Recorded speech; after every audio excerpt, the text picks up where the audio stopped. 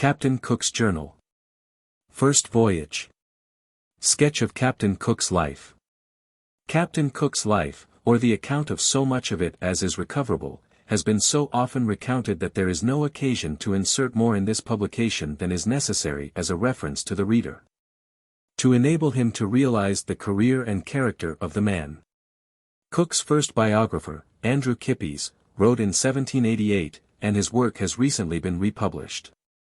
A narrative of the voyage round the world, performed by Captain James Cook, with an account of his life, by A. Kippis, D.D., F.R.S. London, Bickers and Son, 1889. The latest and best life is by Walter Besant, Captain Cook, by Walter Besant, English Men of Action, London, Macmillan and Company, 1890. Whose graceful pen has given us a fascinating, interesting, and, as far as is possible, complete picture of this great Englishman. Many details of Cook's private life are lost, but enough has been collected by Mr.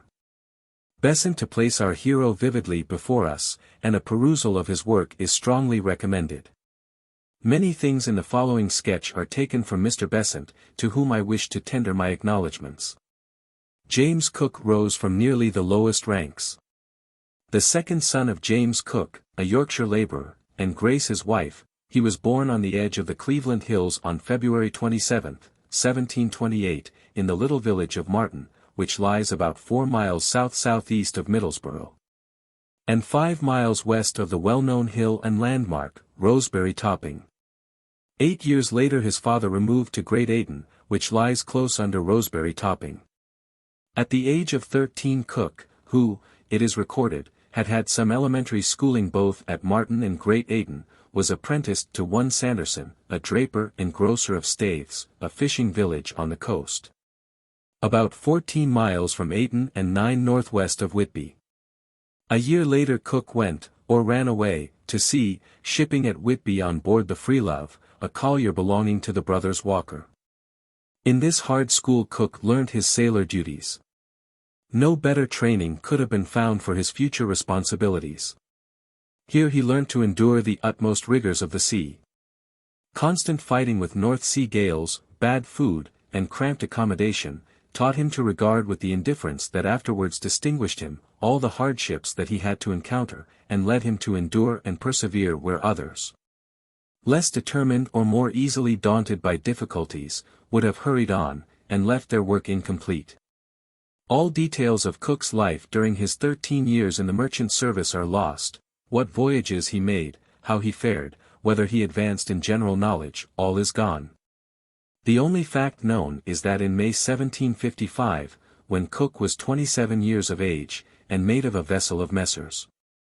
Walker, then in the Thames, he, to avoid the press, then active on account of the outbreak of the war with France, volunteered on board HMS Eagle, of 60 guns, as an able seaman.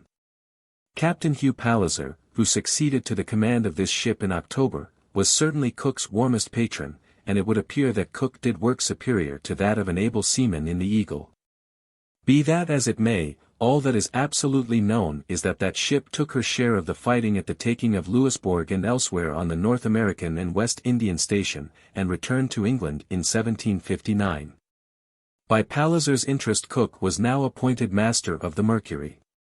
It is therefore evident that his qualifications as a navigator recommended themselves to Palliser. The Mercury went to North America, and here Cook did his first good service recorded, namely, taking soundings in the St. Lawrence, to enable the fleet then attacking Quebec to take up safe positions in covering the army under Wolfe.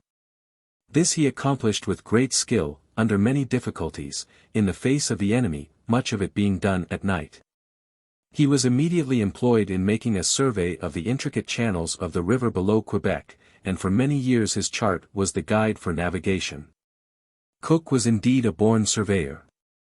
Before his day charts were of the crudest description, and he must have somehow acquired a considerable knowledge of trigonometry, and possessed an intuitive faculty for practically applying it, to enable him to originate, as it may truly be said he did, the art of modern marine surveying.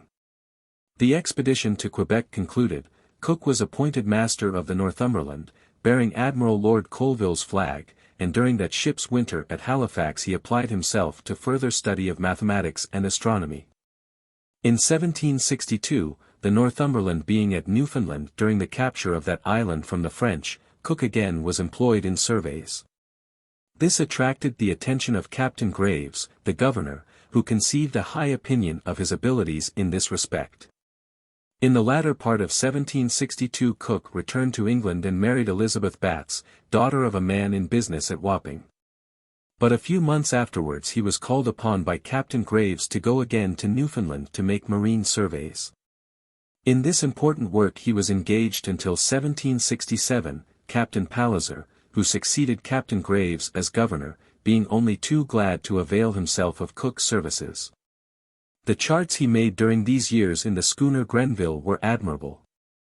The best proof of their excellence is that they are not yet wholly superseded by the more detailed surveys of modern times. Like all first surveys of a practically unknown shore, and especially when that shore abounds in rocks and shoals, and is much indented with bays and creeks, they are imperfect, in the sense of having many omissions.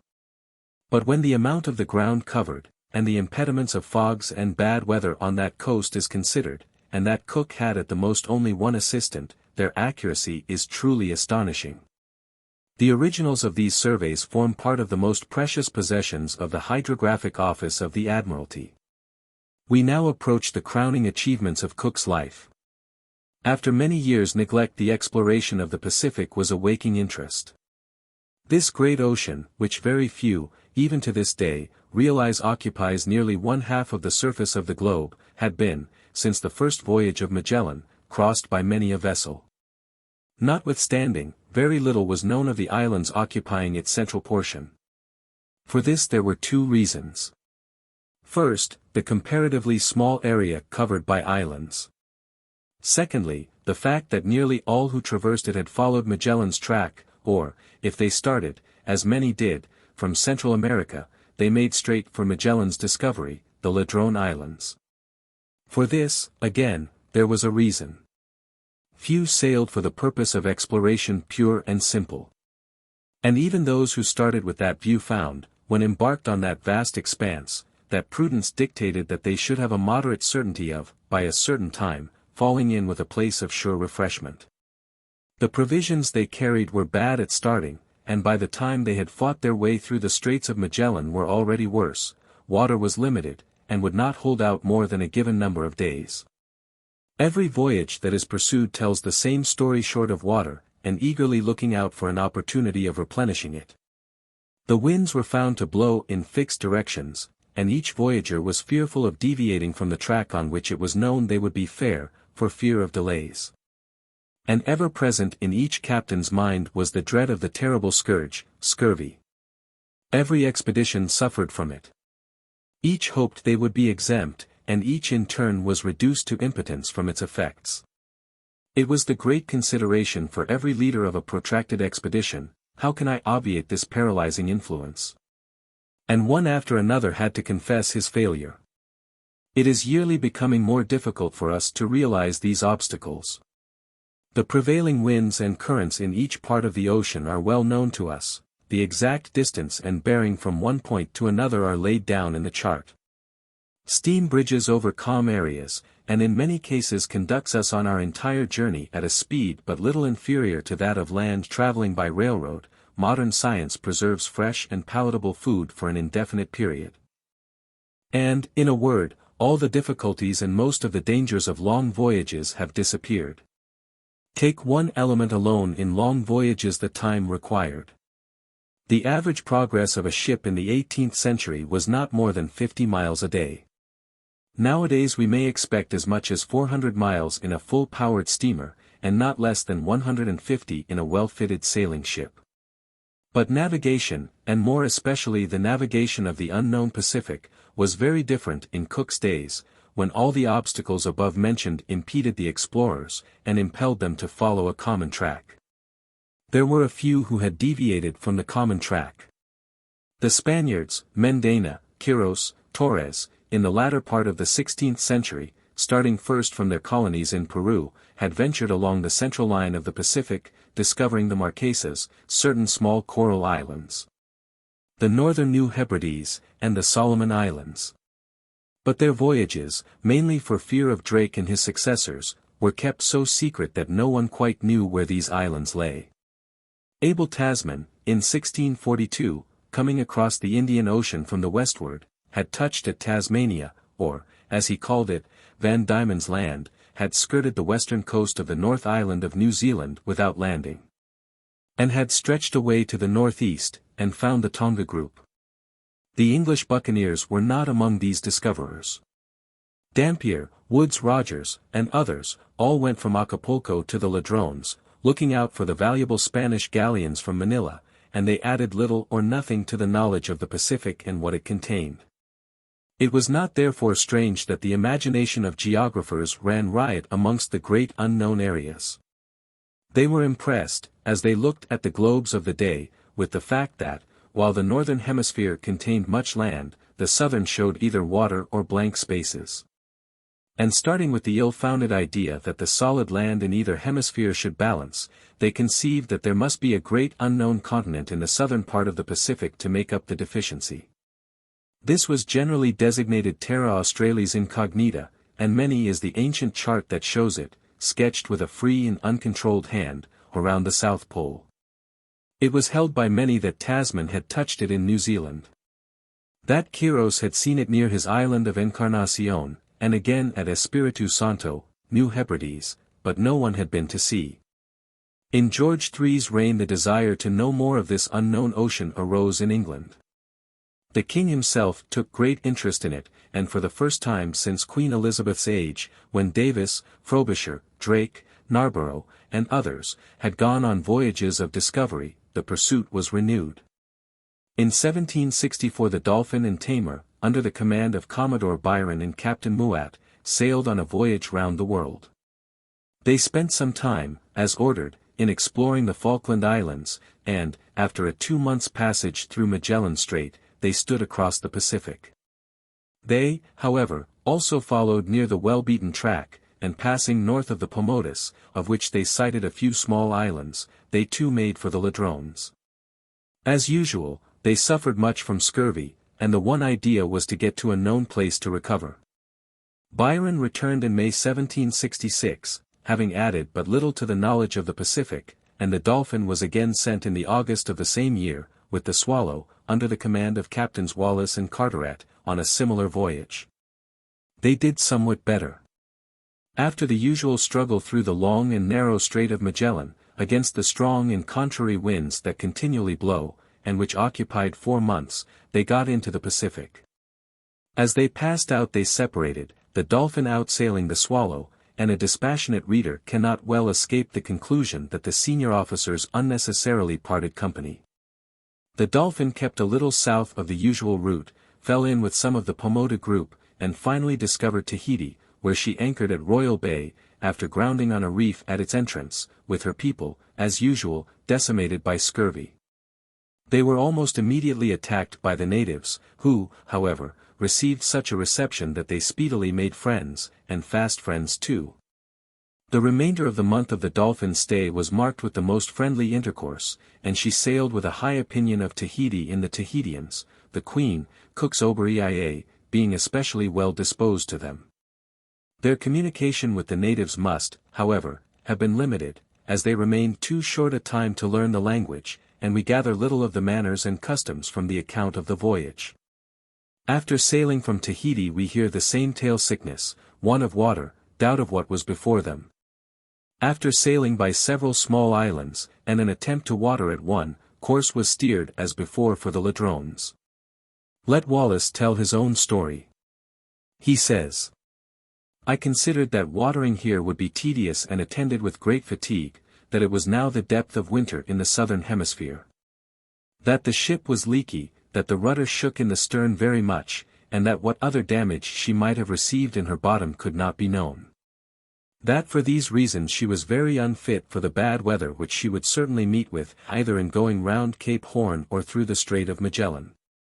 That if she should get safely through the strait or round the Cape, it would be absolutely necessary to refresh in some port, but in that case no port would be in her reach.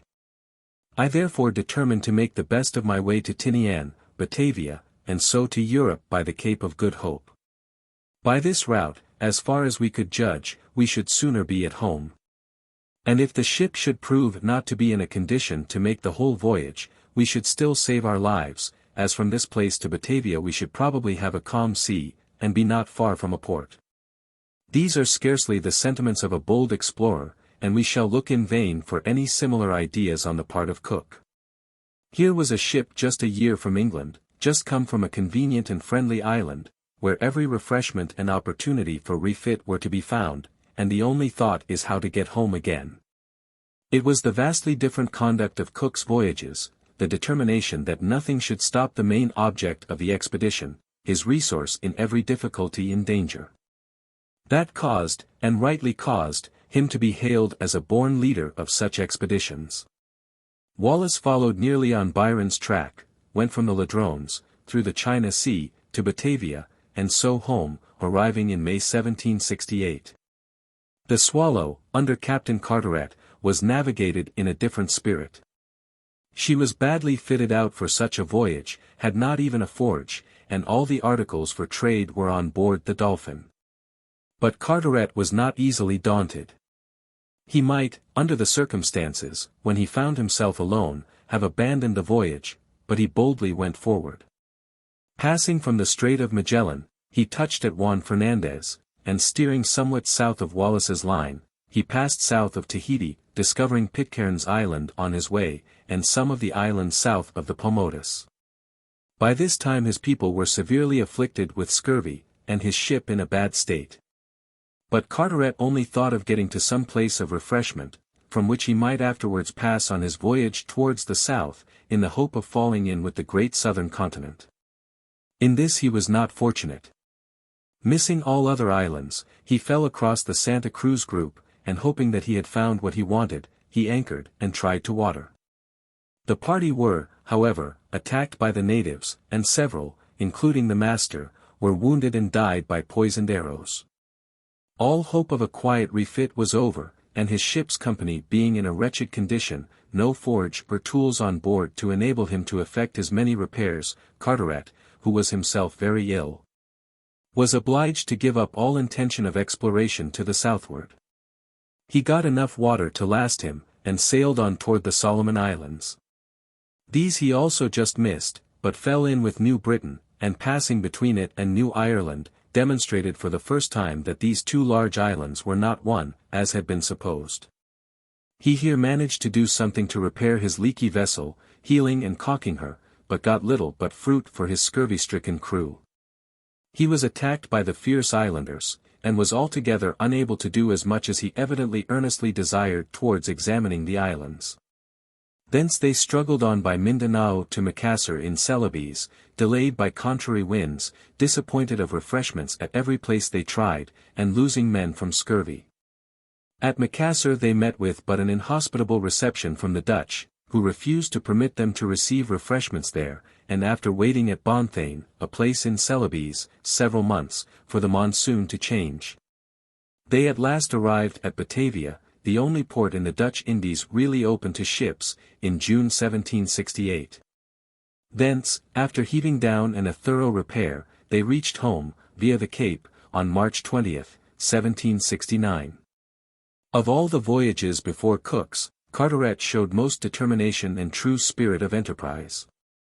And had his ship been better supplied, and more suited to the exigencies of such a long cruise, he would, but for one thing, have accomplished far more. This was the fatal disease, which no captain had as yet succeeded in warding off, and which hampered and defeated the efforts of the most enthusiastic. No man could go beyond a certain point in disregarding the health of his crew. These, then, were the kind of voyages, with their scanty fruits, to which the English people were getting accustomed, and they were not such as to encourage repetition. In all the years that had elapsed since the Spaniards first sailed on the Pacific, but little real knowledge of the lands in it had been gained.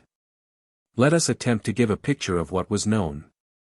The Marquesas and Santa Cruz group were known to exist, but of the Solomons grave doubts were felt, as no man had seen them but Mendana, and they were, if placed on a map at all, shown in very different longitudes. Several voyagers had sighted different members of the extensive Pomoda group, but the varying positions caused great confusion. Tahiti had been found by Wallace. Tasman had laid down the south point of Tasmania, the western coast of the North Island of New Zealand, and the Tonga Islands. Dampier and Carteret had shown that New Britain and New Ireland were separate islands, lying northeast of New Guinea. Quiros had found the northern island of the New Hebrides. But of none of these lands was anything really known. Those who had visited them had merely touched. In no case had they gone round them or ascertained their limits, and their descriptions, founded on brief experience, were bald and much exaggerated. Let us turn to what was unknown. This comprises the whole of the east coast of Australia, or New Holland, and whether it was joined to Tasmania on the south, and New Guinea to the north, the dimensions of New Zealand. New Caledonia and the New Hebrides, with the exception of the fact that the northern island of the latter existed, the Fiji Islands, Sandwich Islands. The Phoenix, Union, Ellis, Gilbert, and Marshall groups, with innumerable small islands scattered here and there, the Cook Islands, and all the Society Islands except Tahiti. The majority of the Pomoda group. The coast of North America north of 45 degrees north was unknown, and there was the great, undefined, and imaginary southern continent to disprove. Whether other voyages of exploration would have been undertaken one cannot say. But in 1768 the Royal Society put in a word.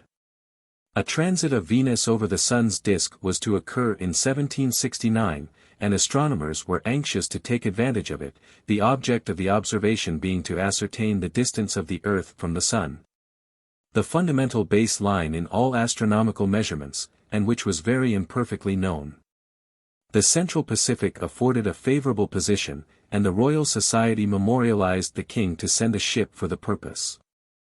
The request was granted, and at first Alexander Dalrymple, who had conducted marine surveys in the East Indies, and was known as a scientific geographer, was selected as observer.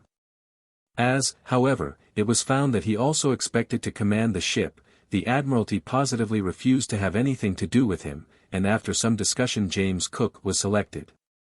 This says volumes for Cook's reputation at the time. To have risen absolutely from the ranks was a great deal, but to be chosen as a master, to command a ship, and undertake a scientific observation of this importance, was a most exceptional occurrence. And speaks well for the judgment of those who had the selection. It seems that Mr. Stevens, the secretary to the Admiralty, had much to do with it. How Stevens had become acquainted with Cook history does not relate, but doubtless his personal visits to the Admiralty in connection with the completion of his charts of Newfoundland, from which he returned every winter, had brought him into contact with the secretary, who had clearly formed a high opinion of him. Cook, we may be sure, jumped at the chance, and his pride must have been great when he found he was to receive a commission as lieutenant. This in itself was a most unusual step. The occasions on which a master had been transferred to the executive line of the Royal Navy were very rare, and many an admiral used his influence in favor of some deserving officer in vain. This was not without good reason, as the whole training of the master of those days was unfavorable to success in command of ships or men. The exception was, however, in this case amply justified. Cook was allowed to choose his vessel, and bearing in mind the dangers of grounding in unknown seas, he pitched upon his old friends, the stoutly built, full-bottomed colliers of the North Sea trade. His ship, the Endeavour, was a Whitby-built vessel of 370 tons, and was known as HM Bark Endeavour, there being another vessel, a cutter, of the same name in the Royal Navy. She was brought to the dockyard at Deptford to fit out. Her appearance was, of course, wholly different from that of a vessel built as a man-of-war, and we shall see that this caused trouble at Rio Janeiro, where the combination of merchant build and officers in uniform in an armed ship aroused suspicions in the mind of the Portuguese viceroy. It is nowhere directly stated whether the Endeavour was sheathed with copper or not. But as Cook in the account of his second voyage expresses himself as adverse to this method of protecting ships' bottoms, and the operation is recorded of heeling and boot topping, which was cleaning and greasing the part of the ship just below waterline, it may be concluded that her sheathing was wood. She proved a most suitable vessel. The log states she was a little crank, but an admirable seaboat. Her rate of sailing was of course, with her build, slow, but her strength and flat bottom stood her in good stead when she made acquaintance with a coral reef. She mounted 10 small carriage guns and 12 swivels. Mr. Banks, a scientific botanist, afterwards well known as Sir Joseph Banks, and for a long time President of the Royal Society, a gentleman of private means, volunteered to accompany Cook, and took with him a staff of his own, of artists and others. He also induced Dr. Solander, a Swedish naturalist, afterwards attached to the British Museum, to accompany him. Mr. Charles Green, one of the assistants at the Royal Observatory at Greenwich, was sent as astronomer. This scientific staff added much to the success of the expedition. Banks and Solander, both men of observation, were able to collect specimens of natural history, and study the manners and customs of the natives with whom they came in contact, which neither the time at Cook's disposal or his training enabled him to undertake. And though the journal of the former has never yet been published, and cannot at the present time be traced, many interesting remarks were extracted by Dr. Hawkesworth from it and went far to make his account of the voyage complete. Mr. Green also demands special notice. One great question of the day amongst seamen and geographers was the discovering of some ready and sure method of ascertaining the longitude. Half the value of the explorations made up to this time had been lost from this want. The recognized means of finding longitude was by the observation of lunars. That is, accurately measuring the angular distance between the centers of the moon and of the sun, or of the moon and some star. The motion of the moon is so rapid that this angular distance changes from second to second, and thereby, by previous astronomical calculation, the time at Greenwich at which its distance from any body is a certain number of degrees can be ascertained and recorded. By well-known calculations the local time at any spot can be obtained, and when this is ascertained, at the precise moment that the angular distance of sun and moon is observed, the difference gives the longitude.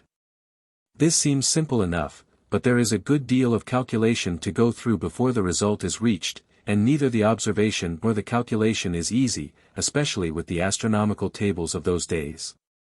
And there were very few sailors who were capable of, or patient enough to make them, nor was the result, as a rule, very accurate. For one thing, the motions of the moon, which are extremely complicated, were not enough known to allow her calculated position in the heavens to be very accurate, and a very small error in this position considerably affects the time, and therefore the longitude. Luckily for Cook, the nautical almanac had just been started, and contained tables of the moon which had not previously been available, and which much lightened the calculations. The great invention of the chronometer, that is, a watch that can be trusted to keep a steady rate for long periods, was at this time completed by Harrison. But very few had been manufactured, and astronomers and sailors were slow to believe in the efficacy of this method of carrying time about with a ship. Thus Cook had no chronometer supplied to him. Green had accompanied Mr. Maskelyne, afterwards Astronomer Royal, to Barbados in 1763 in HMS Princess Louisa, in order to test Harrison's timekeeper, and also a complicated chair, from which it was supposed observations of Jupiter's satellites could be observed on board ship. And as this trial afforded the final triumph of the new method, one would have thought that on a voyage of circumnavigation he would have made every effort to get one of these watches.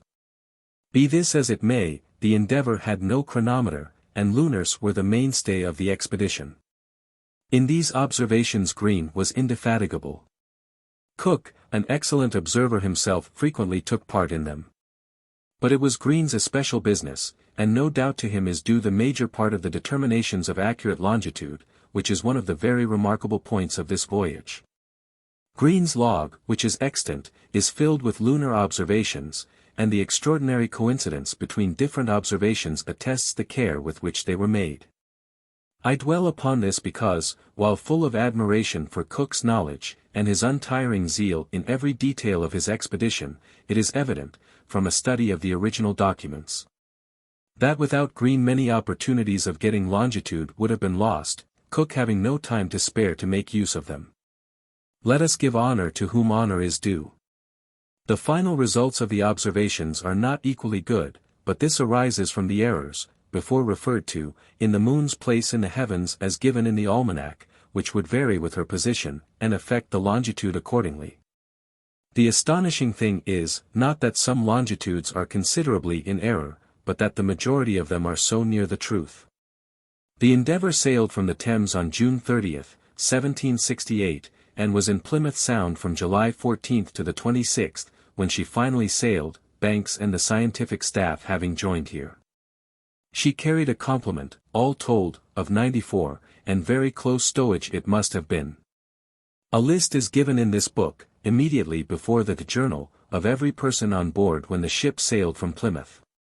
The draught of the ship was 13 feet 6 inches, and her provisions were calculated to last 18 months.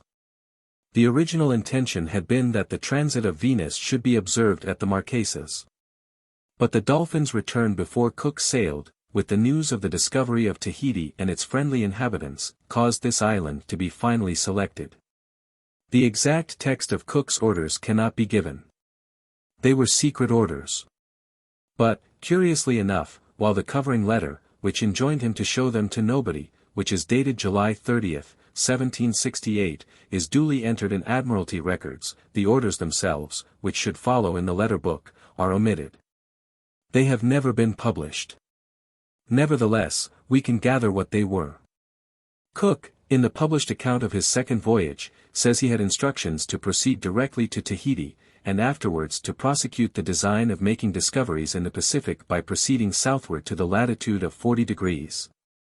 And if he did not find land to continue his voyage to the west till he fell in with New Zealand, which he was directed to explore, and thence to return to England by such route as he should judge most convenient. Precautions against the terrible scourge, scurvy, had not been forgotten. Besides the supply of all antiscorbutics then known, a special letter was written to Cook directing him to take a quantity of malt to sea, for the purpose of being made into wort, as a cure for scorbutic disorders, as recommended by Dr. McBride. The directions for its use were as follows.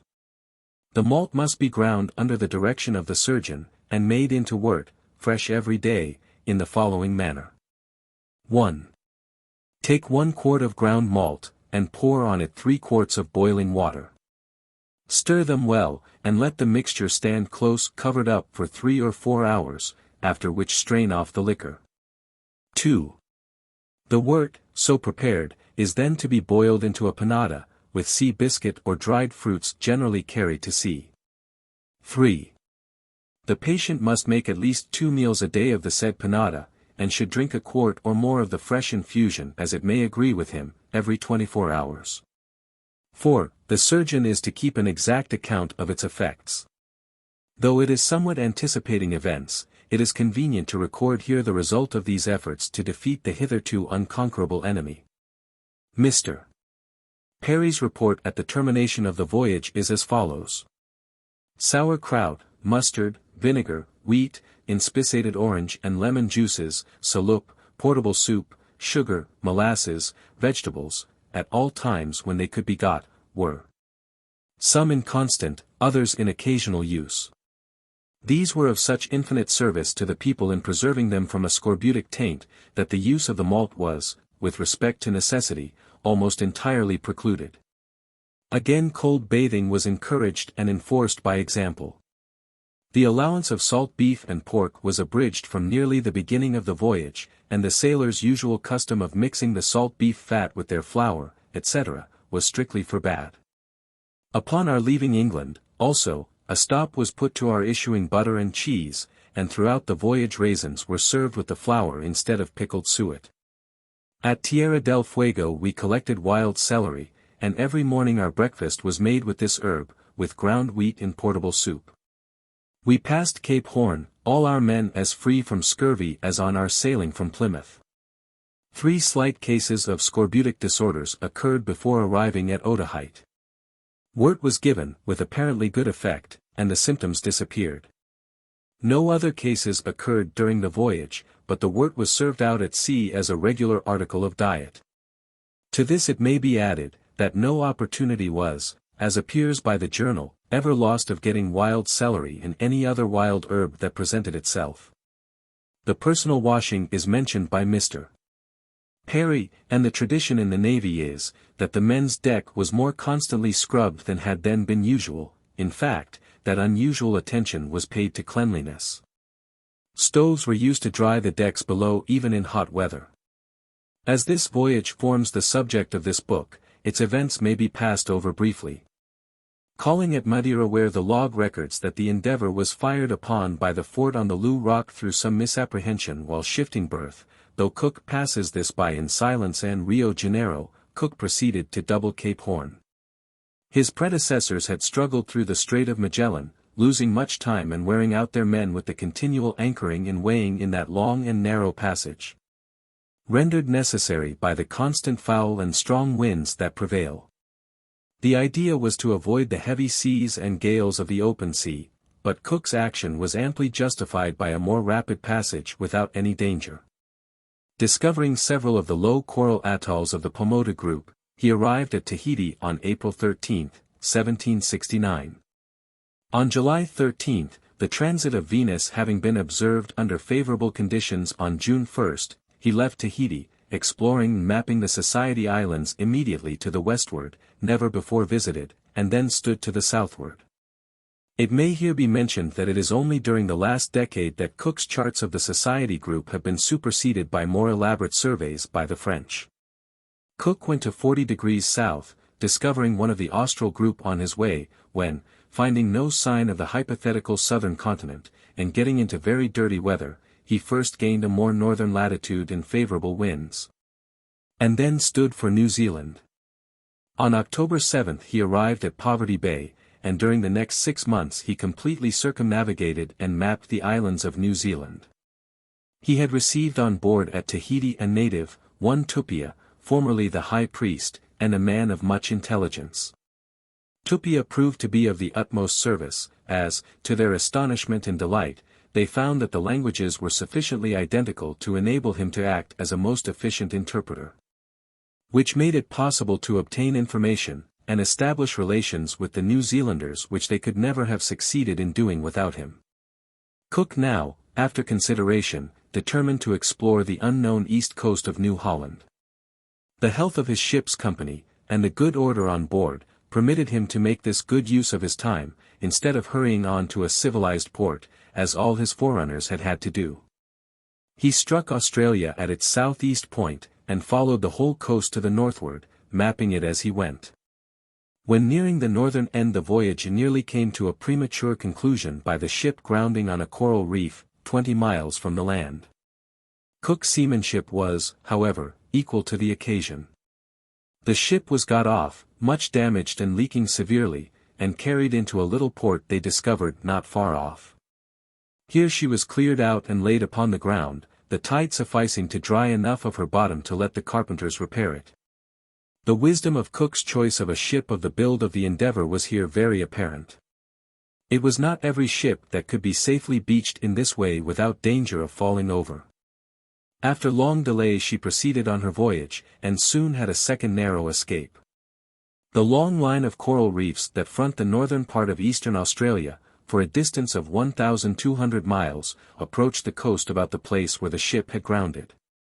The passage between the outer reef and the land is strewn with shoals, and finding his further progress much impeded by them, and fearful of a repetition of his disaster, Cook with some difficulty found a channel to seaward, and gained the open ocean. He was, however, yet determined to follow the land he was exploring, and more especially to solve the great question as to whether Australia was joined to New Guinea or no. And 3 days after his escape from the line of reefs he found himself with a light wind, embayed on the outer side of them, with the reefs close to him, and the ship drifting slowly but surely on them. The heavy swell of the great ocean breaking mountains high on their outer edge. Here again calmness and promptitude saved him, and the ship was pushed through a narrow channel in these terrible reefs into the smooth, though reef-dotted, waters within. No event in the voyage is more dramatically narrated, though without any exaggeration, than this hairbreadth escape. With the caution born of recent dangers, Cook now slowly found his way through the maze of reefs, by a route that no one has again followed, to the northern point of Australia. And was rewarded for his pertinacity by finding the channel now known as Torres Strait, which led him between New Guinea and Australia. Thus far Cook's enthusiasm in adventure and desire to explore had been fully shared by his companions, but it is apparent that at this point they fell short of his high standard.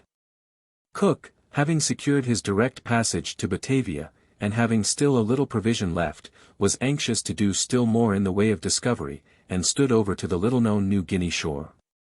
It is evident, however, from Cook's expressions, though he does not complain, that his people were pining for fresh food and civilization. Australia had produced them little but occasional fish and a few turtle.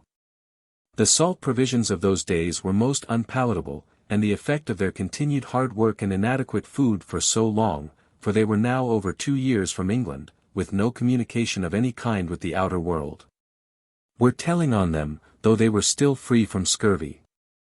Cook, therefore, after landing once in New Guinea, unwillingly turned his ship's head towards Batavia.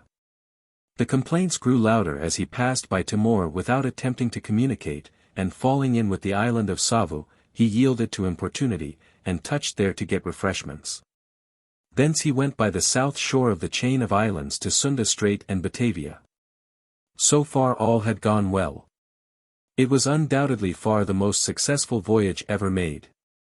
Much had been done more than his orders directed to explore unknown lands, and the dire enemy of seamen, scurvy, had been conquered. But his luck was not to last. It was absolutely necessary to remain some time at Batavia, while the roughly repaired damage to the ship was made good in the Dutch dockyard. 2 months and a half in the sickly climate of Batavia, during a bad time of the year, wrought a sad change in his ship's company. The port they so much desired proved but the door of the grave to many of them, and Cook sailed for England on December 27, 1770, with dysentery pervading the ship. The surgeon had already died of it. So had the poor Tahitian, Tupia, with 2 seamen, and one of Mr. Banks' artists. Worse was, however, to follow. Day by day, as the ship slowly found her way over the Indian Ocean towards the Cape, against the wet and unhealthy northwest monsoon, the sick list grew larger. Man after man succumbed, and before half the distance to Cape Town was traversed 22 more were carried off. Green, the astronomer, 2 more of Banks' staff, 2 midshipmen, the boatswain and carpenter were among the number. The crew was more than decimated. The ship touched at the Cape, and war with France being expected, the Endeavour joined the East India convoy, under HMS Portland, at St. Helena. The heavy sailing, collier-built craft was not, however, when the ships had crossed the line and got upon a wind, able to keep up with them, and she once more found herself alone on her way. 2 more officers, the first lieutenant, Mr. Hicks, and the master, Mr. Molyneux, died after leaving the Cape, but not of dysentery, and the ship finally reached England on June 12, 1771. 94 persons left England in the Endeavour, of whom 54 returned. 38 died on the voyage, out of which number 31 died after reaching Batavia, most of them from fever and dysentery contracted at that place. After paying off in August 1771, the Endeavour was sold in 1775, and for many years sailed as a collier in the North Sea.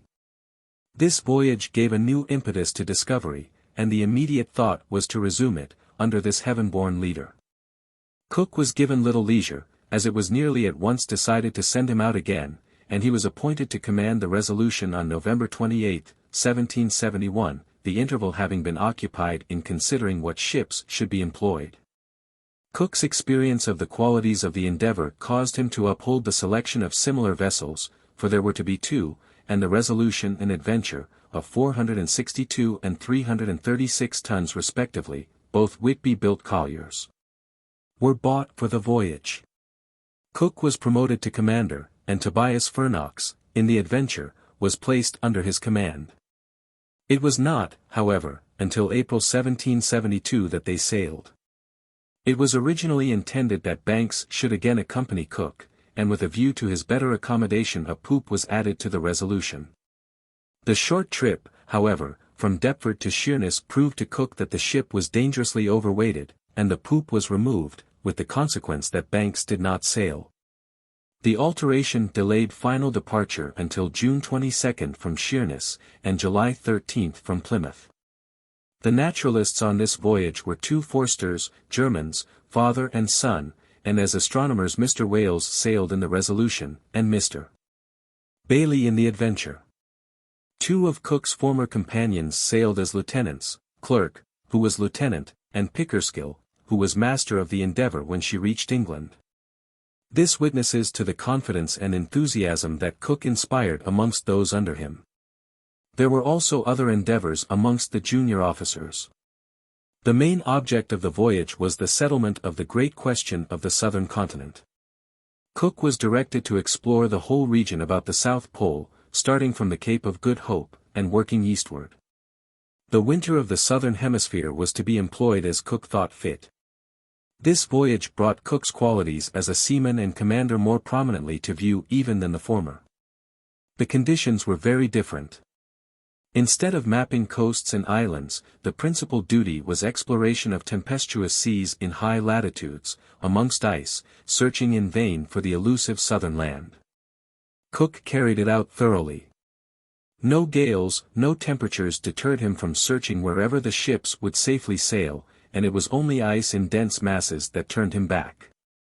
What his people thought of it we do not know, but the Forsters have given a piteous account of the privations and hardships of an exploration that gave them little chance of exercising their special knowledge. Cook was better provided with instruments for the determination of longitude than before, and the ships carried 4 chronometric timekeepers. But the proper method of making use of them was scarcely yet realized, and the course of his voyage did not permit them to be of much service. Mindful of his former success in combating scurvy, and making use of his experience, Cook carried with him all his former antiscorbutics, and redoubled his general precautions as to cleanliness, both of person and ship. The result was complete immunity from more than symptoms of scurvy. He was able to say, when he returned, that no man had died not only of this disease, but of any other, due to the exposures of the voyage. 3 lost by accidents, and 1 from a complaint contracted before leaving England, were the sole losses on a voyage lasting 3 years, and during which the exposure to heat, cold, rain, and all the hardships of a sea life was probably never surpassed. Leaving the Cape on November 22, Cook stood at once to the southward, intending to pass over a spot in latitude 54 degrees south, where in 1739 M. Bouvet sighted land that was generally supposed to be a part of the southern continent, and which he had been especially directed to examine. Gales, however, drove him from his course, and to this day Bouvet's Islands, for Cook proved they could be nothing else, are doubtfully shown upon charts. They were again reported in 1825 by the Sprightly, an English whaler, but Sir James Ross searched for them in 1840 without success.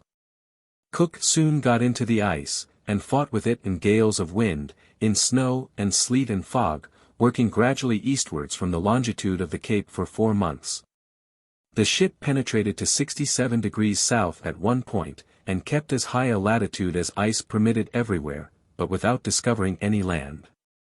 Cook found to his great joy that the ice yielded good fresh water, and replenished his water casks in this manner, without any fear of falling short. With all his power of communicating his enthusiasm to others, it may be doubted if they shared his pleasure at finding that the search in these inclement regions need not be curtailed from lack of this necessary. At last, in the longitude of Tasmania, Cook hauled to the northward, and headed for New Zealand, where, after sailing over 11,000 miles since leaving the Cape without once sighting land, he anchored in Dusky Bay on March 26, 1774. With the Resolution only, the Adventure having parted company in thick weather on February 9. Moving on to Queen Charlotte's Sound, his old anchorage at the north end of Middle Island, he found the Adventure there on May 18. Captain Furneaux had, after vainly searching for his consort, run for Tasmania, and explored the east coast. He did not, however, clear up the point for which he states he visited this coast, namely, whether it joined New Holland or not, as strong winds from the eastward made him fearful of closing what he thought was a deep bay, though really the strait. And he sailed for the rendezvous in New Zealand under the impression that Tasmania and Australia were one. The ships left New Zealand on June 7, 1773, and, after making a wide circuit to the south and east in search of land, arrived at Tahiti on August 16. A good many of the Adventure's people were ill with scurvy, and Cook is much puzzled to know the reason why they were attacked while his own crew were free. He puts it down to the greater trouble he had taken to make all his men use wild celery and other herbs in New Zealand, and no doubt this had its effect. But one cannot but suspect that the constant care on his part to keep the ship clean and sweet below had much to do with it. The Adventure had the same antiscorbutics, and Cook especially mentions that they were in use. But the personal efforts of the captain in the direction of general sanitary precautions were, we know, exercised in one case, while we know nothing of the other. After a month's stay at Tahiti in the Society Islands, where the crews were much benefited by fresh provisions, the ship sailed for the Friendly Islands, never visited since Tasman's time, and touched at Eoa in Tongatabu, or, as Tasman had called them, Middelburg and Amsterdam. These were finally left on October 7 for New Zealand, which was made on the 21st, and from this day to November 2 the time was spent in fruitless endeavors to get into Cook Strait. Gale succeeded gale, no uncommon thing here, and in one of them the Adventure parted company never again to rejoin. Cook anchored in Queen Charlotte's Sound on November 2, and waited until the 25th for his consort in vain. Whilst here they gained further and indisputable proof of the cannibalistic tendencies of the Maoris, some of the natives eating human flesh before them. Cook has been much blamed for permitting this scene, which took place on board. But there had been so much disputing in England as to the possibility of the fact, that he could not resist the opportunity of putting it beyond a doubt. It was, however, to be shortly proved in a much more horrible manner, for the Adventure, which only arrived at Queen Charlotte's Sound after the Resolution left, had a boat's crew attacked, overpowered, and eaten by the natives. The circumstances were never wholly known, as not a man escaped, but the cooked remains were found, the natives decamping as the search party approached. Cook sailed south on November 25, 1773, and was soon again battling with the ice, into which he pushed as far as was safe with as much hardihood as if he had still had the second ship with him. He gained the latitude of 67 degrees south, and worked eastward, searching religiously for land which, needless to say, he never found his ropes frozen, and sails like, as he says, plates of metal. Whatever the feelings of others on board were, Cook never flinched from every effort to get south, penetrating in one place to 71 degrees south, where he was stopped by dense pack, until he found himself nearly in the longitude of Tierra del Fuego. When, satisfied that no southern continent existed in the Pacific, he, on February 6, steered north, to continue exploration in more genial weather and more profitable latitudes. All this time there was no scurvy, and very little sickness of any kind, an indisputable proof of the untiring supervision Cook exercised over the health of his men. The object of his voyage, so far as the southern Pacific was concerned, was now accomplished, and Cook might have rounded Cape Horn, and made for the Cape of Good Hope, completing his tour of the world in southern latitudes. But such was not his idea of his duty. His own nervous words will explain his feelings best. We undoubtedly might have reached the Cape of Good Hope in April, and so have put an end to the expedition so far as related to the finding of a continent, which indeed was the first object of the voyage. But for me at this time to have quitted this southern Pacific Ocean with a good ship expressly sent out on discoveries, a healthy crew, and not in want either of stores or provisions, would have betrayed not only a want of perseverance, but of judgment, in supposing the South Pacific Ocean to be so well explored that nothing remained to be done in it. This, however, was not my opinion. For, although I had proved there was no continent but what must lie far to the south, there remained, nevertheless, room for very large islands in places wholly unexamined. And many of those which were formerly discovered are but imperfectly explored, and their situation as imperfectly known. I was, besides, of opinion that my remaining in this sea some time longer would be productive of improvements in navigation and geography, as well as other sciences. Cook mentions that, on communicating his intentions to his officers, they all heartily concurred. And he adds, under such circumstances it is hardly necessary to say that the seamen were always obedient and alert, and they were so far from wishing the voyage at an end that they rejoiced at the prospect of its being prolonged another year.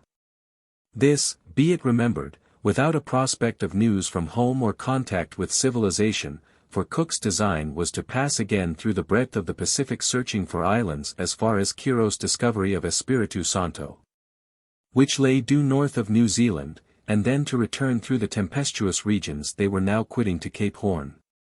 Perhaps the charms of Tahiti reconciled them. This design Cook triumphantly carried out, though shortly after leaving southern latitudes he was so ill of what he describes as a bilious colic, that his life was despaired of. He first searched for, and visited, Davis's discovery of Easter Island, where he examined and described the wonderful colossal, though rude, statues there found. He then went to the Marquesas, a group but little known, where, after the usual attempt of the natives to appropriate sundry articles, and the consequent necessity of firing upon them, peaceful relations were established. And a brisk trade in much-wanted refreshments was set up. This did not last long, however, as the market was spoiled by some red feathers, obtained at the Friendly Islands, being given for a pig, after which nothing would buy provisions but these same red feathers, and these being scarce, trade ceased. Cook therefore sailed once more for Tahiti. On his way he touched at some of the coral atolls of the innumerable Pomoda group, and arrived at Matavai on April 22, again with not a sick man on board. 3 weeks were spent here with much satisfaction to all. Provisions were in plenty, the king and people very friendly, and all went well. The islanders were preparing for an attack on Eimeo, a neighboring island, and a gathering of the fleets gave Cook an opportunity of learning much of their naval power and manner of conducting war. He observed that the general prosperity of Tahiti seemed to be at a much higher point than on his former visit. After another 3 weeks' stay at Huaheina, and Ulidia, also amongst old friends, the Resolution sailed on June 4 to the west. Discovering Palmerston and Savage Islands on the way, she called at Namuka, one of the friendly group, thus extending the knowledge of those islands gained the year before. Thence Cook sailed west, discovering Turtle Island, but just passing out of sight to the southward of the large Fiji group, and thus lost the chance of adding them to his other finds.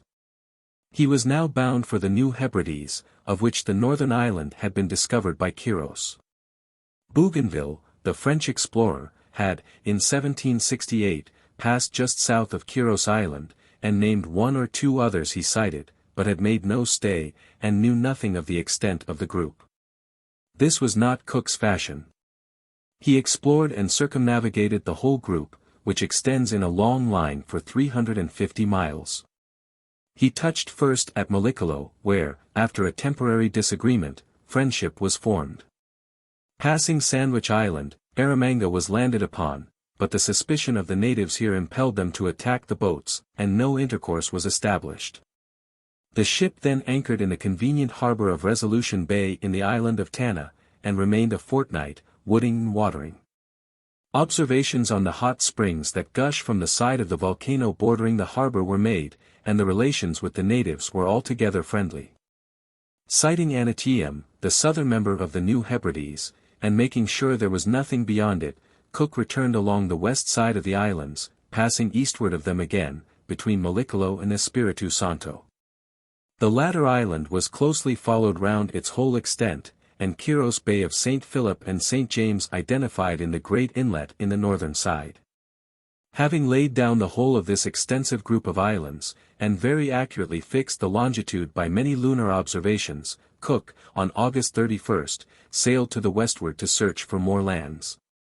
His chart of the New Hebrides is still, for some of the islands, the only one, and wherever superseded by more recent surveys the general accuracy of his work, both in outline and position, is very remarkable. On several occasions up to the present year, 1893, Cook's recorded positions have saved the adoption of so-called amendments reported by passing ships, which would have been anything but amendments in reality. For days after leaving the New Hebrides Cook discovered New Caledonia.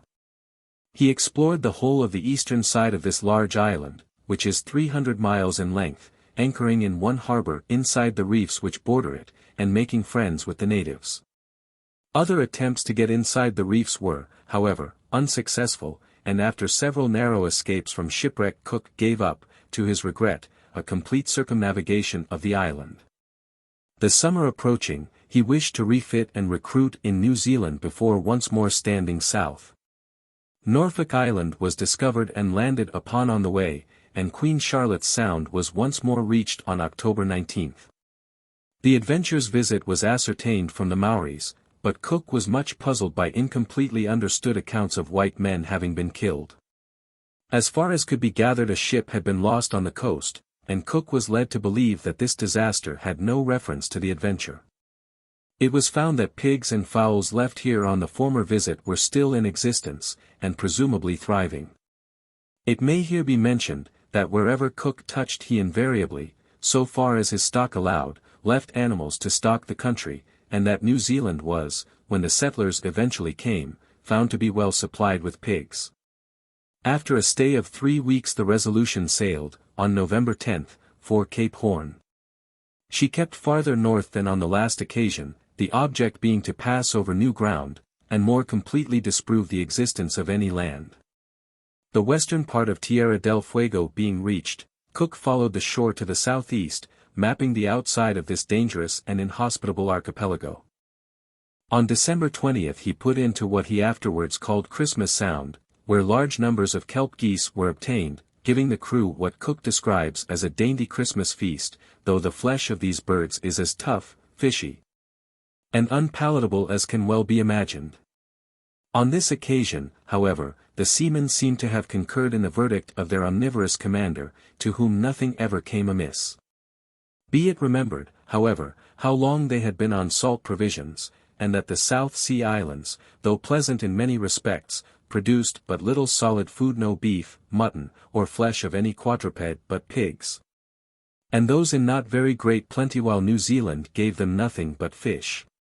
Rounding Cape Horn, he passed through the Strait Le Maire, and followed the north shore of Staten Island, anchoring at one place to obtain seals and birds. Whilst praising the flavor of a young seal cub, Cook is compelled to admit that the flesh of an old sea lion is abominable, a remarkable statement as coming from him. Leaving Staten Island, Cook steered east and discovered South Georgia, named after the king. He followed the north coast of this desolate and ice-clad island, obtaining more refreshment in the shape of seals, penguins, and shags, unpalatable, but welcome food to men who had so long subsisted on bad salt meat. From South Georgia the ship's head was once more turned southwards, and before many days ice was again encountered. In stormy and thick weather the Resolution made her way, disproving the existence of a great tract of land laid down by speculative geographers, until January 31, 1775, when Sandwich Land was discovered in about latitude 60 degrees south. This ice-covered group of islands was sketched under great difficulties from gales, fogs, snow, and numerous icebergs, and Cook then bore away along their parallel, to seek once more for Bouvet's Islands to the eastward. He found nothing, and on February 26 steered for the Cape of Good Hope, even he being glad to leave this trying, tempestuous latitude. On March 23 he anchored in Table Bay, having learnt from some vessels outside of the safe arrival of the Adventure in England the year before, and of her boat's crew having been eaten by the Maoris, which cleared up the mystery of the wrecked ship. The Resolution finally arrived at Spithead on July 29, 1775, after an absence of 3 years and 18 days. Captain Furneaux had, on leaving New Zealand, sailed straight for Cape Horn, the Cape of Good Hope, and England, arriving just a year before the Resolution. Cook speaks most warmly of Captain Furneaux.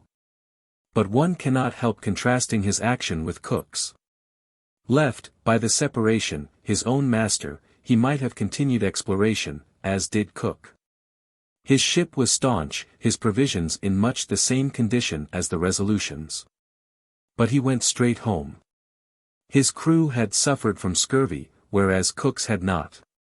But he says not one word of this, nor does he give any reason why he gave up any further thought of the objects of the voyage, except a search for Bouvet's Islands, which he also looked for on his way. It was the indomitable perseverance that led Cook to act so differently that raised his reputation so far above all other leaders. Thus ended this very remarkable voyage.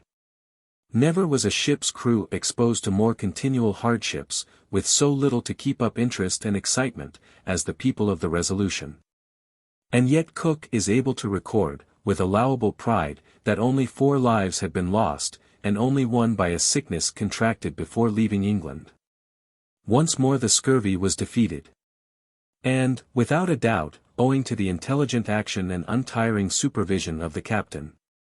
He gives a full description of the measures adopted, and while giving full acknowledgment to the antiscorbutics with which he was supplied, he is of opinion that the general sanitary precautions formed the best prevention. Cleanliness of persons, bedding, clothes, and ship, were continually enforced. All these were foreign to the sailors of the time, and extraordinary it is that it was a man born in the lower rank of life, and brought up in a collier, who had the sense to perceive that in these lay the surest preventives against this paralyzing scourge. Cook was promoted to captain, a proud position for the collier boy, and elected a Fellow of the Royal Society, perhaps even a greater distinction for a man of his bringing up. He contributed papers on his methods of preventing scurvy, and on the tides of the Pacific. He also employed himself in publishing the account of his recent voyage, the only one which he himself edited. He was not, however, long at rest. The Admiralty wished to send an expedition to explore the northwestern coasts of North America, and to examine the Polar Sea from the Bering Straits side, with a view of the discovery of a northwest passage. Cook seems to have volunteered for the command without being actually asked, and, needless to say, was at once accepted. In February he once more received his commission to command the Resolution, this time accompanied by the Discovery, a vessel very similar to the Adventure, his consort during the last voyage. Clerk, a master's mate in the Endeavour, and second lieutenant in the Resolution, was appointed as commander to the Discovery. He, like Cook, was fated not to return from this third journey to the Great Pacific. Others who had sailed with Cook before were ready to accompany him, once more to encounter privations and find new lands. Cook's orders were long and detailed, but were to the effect that he was to proceed by way of the Cape of Good Hope to search in the Indian Ocean for the land recently seen by M. Kerguelen. Thence via Tahiti, on to the coast of North America in about latitude 45 degrees, which he was to follow to latitude 65 degrees, searching especially for any channel which might lead to the northeast. As it was supposed there might be a passage communicating with Hudson's Bay. He was further to look for any passage north of North America to the Atlantic, and to make such other explorations as might seem fit to him. A money reward of £20,000 was also offered in case of success in finding such a passage. Chronometers were again carried, and more confidence in them being felt, more use was made of them. Cook took with him Omai, a young Society Islander, who had induced Captain Furneaux to take him to England, and whom Cook now engaged to return to his native country. The ship sailed on July 11, 1776, and arrived at Table Bay on October 18. Sailing thence on November 30, he passed and roughly mapped Prince Edward's, Marion, and Crozet's Islands, all of which had been discovered by Marion de Fresne. He then struck Kerguelen's Land, spent Christmas Day in one of its harbors, and mapped the eastern side of this large but desolate island. He was unaware that Kerguelen had visited this island a second time, and had gained much more information about it than he did in his first voyage. Cook had taken on board at the Cape as many cattle, horses, bulls, cows, goats, and sheep as he could stow, with a view of landing them at Tahiti or elsewhere. And it is without surprise that we learn that after several weeks in these stormy seas a good many of them had died. When we consider the size of the ships, the wonder is where they found room for these animals. On January 26 the ships arrived in Tasmania, and anchored in Adventure Bay, principally with a view of getting fodder for the remaining cattle. Pigs were left here, according to Cook's usual custom. After 4 days the ship sailed, and arrived in Queen Charlotte Sound, New Zealand, on February 12, 1777. Here Cook learnt the history of the attack on the Adventure's boat's crew from the chief who led it, but made no attempt at reprisals, although urged by many other natives to kill him. He seems to have been guided by the consideration that, as related by the natives, it was a dishonest act of barter on the part of one of the sailors which commenced the disturbance. And that occurring so long before, no good purpose would be served by punishment. It says much for his humane treatment of natives. On leaving this, Cook records that he had at different times left about a dozen pigs in New Zealand. These increased, and stocked the whole island by the time the English settlers arrived. On the way to Tahiti Cook fell across several islands belonging to what was afterwards called after him, the Cook Group. He visited Mangaia, Aishu, Takutia, spelt by Cook Mangia, Watio, and Otakutea, and the Hervey Islands. Relations were established with the natives, and Cook was much interested at finding on Aishu 3 natives of the Society Islands, the survivors of 12, who had been blown away in a canoe, and landed on this island, 500 miles distant. As he remarks, this throws great light on the manner in which the different islands of the Pacific have been peopled. Cook now made up his mind that he was too late to prosecute discovery this year on the American continent, it being well into April, and being anxious to save the remaining cattle that he wished to land at Tahiti, and which had been taken on board especially for this purpose, the island being still far to windward, he bore away for the Friendly Islands for fodder and refreshments. He landed on Palmerston on the Wayan Island discovered last voyage and arrived at Namuka, Cook's Anamuka, on May 1st, with not a sick man in the ships. The ships remained in the friendly group for 2 months and a half, visiting and mapping the different islands, and learning much of the manners of this interesting race, seeing their great concerted dances, and the ceremonies of coming of age of the heir to the throne. Cook here first became acquainted with the mysterious rite of taboo, which was closely connected with his own death. A selection of useful animals, including horses, were left at Tongatabu. While at the Friendly Islands Cook heard of the Fiji group, and saw some of the natives, who had come over in a canoe. The intelligence he was able to gather concerning them was imperfect, and he saw no reason to justify a long detour to leeward to search for them, when his object was to stock the Society Islands with the animals he had. Had he known their size and importance, his course might possibly have been different. As it was, he sailed for Tahiti, and discovering Tubuai, one of the Austral group, on his passage, arrived there on August 13, 1777. 6 weeks were spent here, and the old friendships further cemented. Bulls and cows and other animals were presented to the king. Cook also attended at several ceremonies consequent on war being declared against Aimeo, which included the offering of the dead body of a man, previously killed for the purpose, to the war god. He positively refused to aid in this war, which very shortly came to an end. Aimeo was next visited, and here the theft of a goat, which Cook intended to land at Huahaina, induced him to take severe measures to get it back. Several war canoes and houses were destroyed before it was returned. At Huahaina, Omai was established, with many valuable European articles in his possession. Here again Cook acted with considerable severity in the case of a thief cutting off his ears, and confining him on board. His action has been questioned, but considering his humane character, and the judgment that he always displayed in these questions, we are justified in believing that he had good reason for departing from his ordinary custom of mild treatment of natives. At Ulietea, or Raiatea, next visited, a midshipman and a seaman of the Discovery deserted. Cook took his usual step of confining some natives of importance, and informing their relatives that they would be retained until the deserters were returned. In this case he impounded the king's son and daughter, with the desired effect, as the stragglers were soon brought back from Balabla, whither they had gone. But both Cook and Captain Clerk were nearly captured by the natives when on shore in the interval. It is only surprising that more of Cook's people did not attempt to remain in these pleasant islands. The hardships of the sea press much on certain natures, and the allurements of the easy and careless life of a tropical island offered such a contrast, that it scarcely required the desire of the natives to get white men with their superior knowledge, and above all superior arms, to remain with them, to induce them to desert. This last, however, made desertion more easy, and had not Cook taken strong measures, no doubt the epidemic would have spread. After visiting Bolabla, Cook sailed north, to prosecute the main object of his voyage, the exploration of the northwest coast of America. On December 24 he fell in with Christmas Island, which he so named from the season.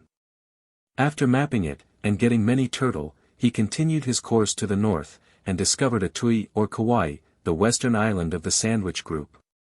Communicating with this island and another, he finally left on February 3, 1778, and on March 7 made the coast of North America, a little south of the Columbia River. Gales ensued, and Cook missed the entrance of Juan de Fuca Strait, making the land again a little north of it. Anchoring first in Nootka Sound in Vancouver Island, though Cook did not know it was an island, the ships continued their exploration to the northwest, skirting the coast as near as stormy weather permitted them, and calling at various places until the northwest extremity of the Alaska Peninsula was reached. In one place, afterwards called Cook's River, it was hoped that the desired passage eastward was found, but it was soon discovered that it was merely an inlet. Passing through the Aleutian chain, east of Unalaska, Cook visited that island, and continued his voyage through the Bering Sea, clinging to the land as much as possible, and finally got into Bering Strait. Here he had both continents in sight, and communicated with both sides. Standing further north, he, in latitude 70 degrees 30 minutes north, came across the icy barrier of the Arctic Sea. After vainly trying for a passage in fog and strong wind, surrounded by loose ice, and after mapping a good deal of the shores on both sides, the ships again turned south at the end of August, exploring as they went first on the Asiatic side, and afterwards on the American, especially examining Norton Sound. In the beginning of October they once more arrived at Unalaska, and the Resolution having sprung a dangerous leak, the opportunity was taken to stop it. On October 26 the ships sailed for the Sandwich Islands, where Cook had determined to winter, for the double purpose of refreshing his crew, gaining more knowledge of the group, and being in a convenient position for resuming his exploration in the spring. The voyage just accomplished was very remarkable, whether for the amount of coast mapped, which extended for between 3,000 and 4,000 miles, or for the determination with which it was prosecuted in tempestuous and thick weather, on a most dangerous and inhospitable coast, part of the time in ice. The crews were perfectly healthy, with no sign of scurvy, and he brought both his ships off without any damage. Maui, another of the Sandwich Group, was made on November 26, and after communicating, the ship stood over to Oahe, Hawaii. Wind was against them, and it was not until January 17 that the two ships, having passed along the north side of the island to the eastward, at last anchored in Kealakekua Bay, on the southwest side. The events which followed the arrival of the ships at Hawaii, which terminated in Captain Cook's death, were not understood at the time, but have been elucidated by the inquiries of the early missionaries, which throw much light upon the beliefs of the islanders.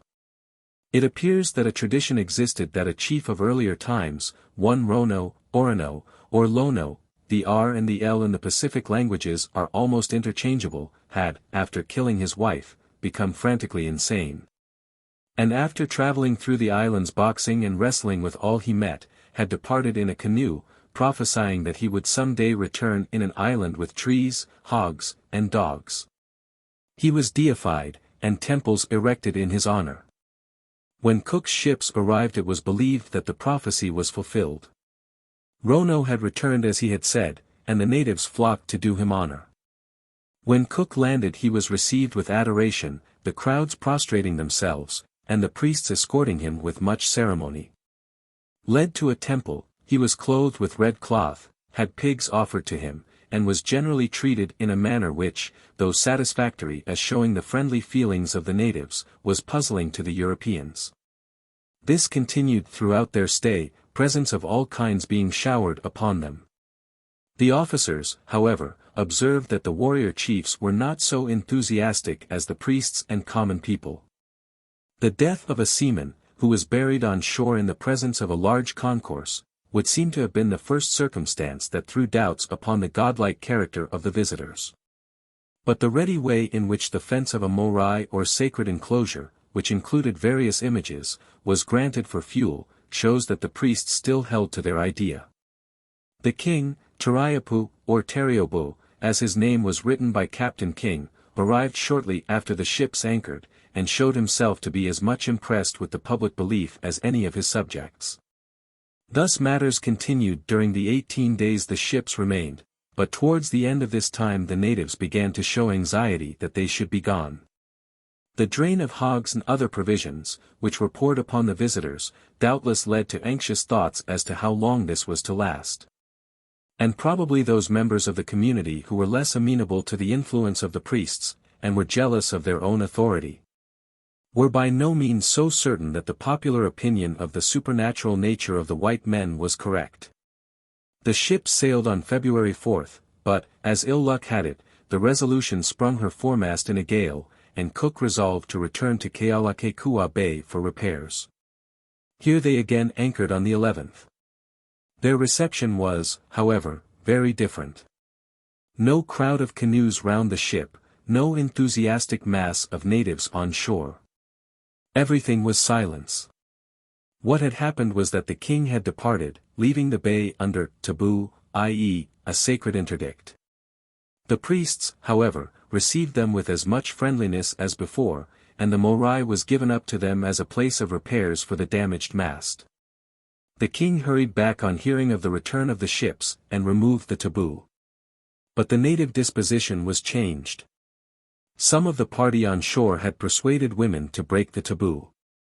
Whether this affected relations is uncertain, but the inhabitants generally exhibited considerable hostility, and headed by some chiefs, showed an inclination to attack a watering party. Thefts followed, and the capture of a canoe as a reprisal caused a scuffle on the beach, in which the Englishmen were worsted by the crowd, though a friendly chief soon restored order. Instructions were now given to the party on shore at the Morai to permit no natives to approach in the night, and a musket was fired at one of them who came near. On the morning of February 14 the Discovery's cutter was found to have been stolen. Cook at once decided to have recourse to his usual practice, and get either the king or some principal chief on board, as a hostage till it was returned. He at the same time gave orders to prevent any canoes from leaving the bay, in order that he might, if necessary, seize them, and sent his boats to carry this out. Guns were fired from the ships at 2 large canoes that attempted to pass. Cook himself landed with a small armed force, and went in search of the king, who at once consented to come on board. The conduct of Tariapu throughout showed that he had perfect confidence in Cook, and was entirely friendly, whether he still believed in the Rono theory or not. While walking down to the boat, the natives, who were momentarily increasing in numbers, implored the king not to go. His wife joined her entreaties. Tariapu hesitated.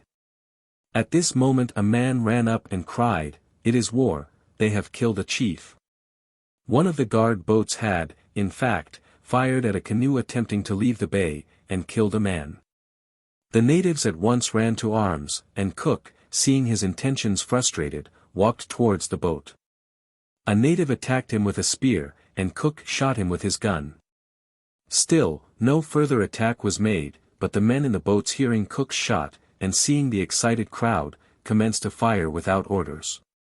Cook still moved to the shore, calling to his men to cease firing, but whilst so doing, and with his back to the exasperated natives, he was stabbed in the back with a dagger, and fell with his face in the water. There was then general confusion. The boats were a little way from the beach, and several of the marines were also killed, before they could reach them. Cook's body was at once dragged off by the natives. The boats returned on board amid general consternation, and it is mentioned that a general silence reigned on board when it was known that their beloved commander had fallen. The party at the Morai were shortly after attacked, but beat off the assailants, and reinforcements were sent from the ships. Lieutenant King, a favorite officer of Cook's, behaved with great discretion, and assisted by some of the priests, made a truce, during which the mast and other articles on shore for repairs were got off. The sailors were mad for reprisals, but Captain Clerk, on whom the command devolved, decided on pacific measures, and every attempt was made to recover Cook's body. All that was obtained, however, were some of his bones, which were brought down with much solemnity by a chief, and delivered wrapped up in new cloth and red feathers. It was known in after years that Cook's body had been instantly cut up. The flesh was burnt, as was the custom with great chiefs, and many of the bones were preserved with great honor in a morai dedicated to Rono. It seems clear that Cook's death was due to a revulsion of feeling on the part of some of the natives, who no longer believed in his divine character, but that many regarded the outrage with horror. When the first Europeans came to reside on the island, and learnt the story from the native side, they found universal regret prevailing at this untoward occurrence. Cook left officers imbued with his own noble sentiments. No general attack was made in revenge for what they saw was the result of misunderstanding, although they were ignorant of the exact circumstances which led, first to the uncommon and extraordinary veneration with which he had been treated, and then to the sudden change in the native behavior. It was found necessary to fire on the natives who prevented the watering party from working, and some of the sailors on this duty burnt some houses. But before the ships left, friendly relations were again established, and many natives visited them. After Cook's remains had been committed to the sea, the prosecution of the voyage was determined upon, although Captain Clerke was in the last stage of consumption, and as soon as the Resolution's mast could be repaired. The two vessels once more departed, on February 22, 1779. Cook's intentions were carried out as if he had still been in command. The remainder of the Sandwich Group was mapped, and the ships proceeded once more to the north. Calling at Petropavlovsk in Avacha Bay, Kamchatka, they again passed through Bering Strait, and sought in vain for a passage either to the northeast or northwest, being everywhere baffled by dense masses of ice. Captain Clerke at last abandoned the struggle, and repassed Bering Strait on his way south on August 1. On August 22 Captain Clerke died. This officer had accompanied Captain Cook in all his voyages, and had also circumnavigated the globe in the Dolphin with Captain Byron before. No man had seen more of the Pacific, and he proved himself, during his short period of command, a worthy successor of Cook. Captain Gore, who had been with Cook on his first voyage, now succeeded, King being put as commander into the Discovery, and the two ships made the best of their way home, via Macau and the Straits of Sunda, arriving at the Nowhere on October 4. 1780, after an absence of 4 years and 2 months. During the whole of this voyage not the slightest symptom of scurvy appeared in either ship, so completely were Cook's precautions successful. Cook had 6 children. 3 died young. Of the others, all boys, the eldest, James, entered the Navy, and lived to be a commander, when, in 1794, he was drowned. The second, Nathaniel, also in the Navy, was lost in a hurricane in 1780. The third died when at Cambridge. They none of them lived to be married, and no descendant of the great navigator has perpetuated his race. Of Cook's private life during his brief intervals at home we know nothing. A man rising from the ranks, and of his reserved character, would have but few friends, when he had such short time to make them in his new sphere. He lived at Mile End when at home, but after his death his widow removed to Clapham, living there for 40 years, at first with her cousin, Isaac Smith, who had served with Cook in the Endeavour and Resolution. She died in 1835, at the great age of 93. Of Cook's character, none could be a better judge than Captain King, who writes as follows, after describing his death. Thus fell our great and excellent commander. After a life of so much distinguished and successful enterprise, his death, as far as regards himself, cannot be considered premature, since he lived to finish the great work for which he seems to have been designed. How sincerely his loss was felt and lamented, by those who had so long found their general security in his skill and conduct, and every consolation in their hardships in his tenderness and humanity. It is neither necessary nor possible for me to describe. The constitution of his body was robust, inured to labor, and capable of undergoing the severest hardships. His stomach bore without difficulty the coarsest and most ungrateful food. Indeed, temperance with him was scarcely a virtue, so great was the indifference with which he submitted to every kind of self-denial. The qualities of his mind were of the same hardy, vigorous kind with those of his body. His understanding was strong and perspicacious. His judgment in whatever related to the service he was engaged in quick and sure. His designs were bold and manly, and both in the conception and in the mode of execution bore evident marks of a great original genius. His courage was cool and determined, and accompanied by an admirable presence of mind in the moment of danger. His manners were plain and unaffected. His temper might, perhaps, have been justly blamed as subject to haughtiness and passion, had not these been disarmed by a disposition the most benevolent and humane. Those intervals of recreation, which sometimes unavoidably occurred, and were looked for by us with a longing that persons who have experienced the fatigues of service will readily excuse, were submitted to by him with a certain impatience whenever they could not be employed in making further provision for the more effectual prosecution of his designs. This is a pretty complete picture, and of a great man, a man who had before him continually his duty, and who had in an eminent degree the capacity to carry it out. Though, under his determination to do this, he drove his people hard. Though he tried them with his irascibility, their conviction of his greatness, their confidence in his leadership and in his justice, led them to love him. He had no sympathy with the ordinary foibles and weaknesses of his men. The charms of Tahiti, the paradise of the sailor, were no charms for him. He hardly notices the attractive ladies of that island. The attractions of the place to him were the abundance of provisions, as a means of fitting his expedition for further exploration and hardship. The strongest proof of his capacity as a commander is the devotion of his officers. Those who know the Navy know how difficult it is for any man who rises from the ranks to be successful in command. But Cook was a gentleman born. He had the intuition of great minds for fitting themselves to every position to which they may rise, and there is never a whisper of disinclination to submit to the rule of the once collier boy, the son of a laborer. His intelligence is remarkably shown in his greatest triumph, the suppression of scurvy. That it should be left to a man of little education to discern the combination of means by which this enemy of long voyages could be conquered, is the most remarkable thing about this remarkable man. He himself notices the disinclination of the sailor to any new article of food, especially when not particularly palatable, but he soon found the means to induce them to understand that their lives greatly depended upon these rather nasty messes. Sauerkraut, the unsavory portable soups of that day, the strange greens that Cook insisted on hunting up at every land he visited, and boiling with their ordinary food, the constant washing between decks, the drying below with stoves, even in the hottest weather, the personal baths, the change of wet clothing, the airing of bedding, were all foreign and repugnant to the notions of the seamen of the day, and it required constant supervision and wise management to enforce the adoption of these odd foods and customs. It is evident that it is to Cook's personal action the success was due. Wallace and Byron had antiscorbutics, but they suffered from scurvy. Furneaux, sailing with Cook in the second voyage, under precisely similar circumstances, suffered from scurvy. It was only in Cook's ships, and in the Discovery, commanded and officered by men who had sailed with Cook, and seen his methods, that exemption occurred.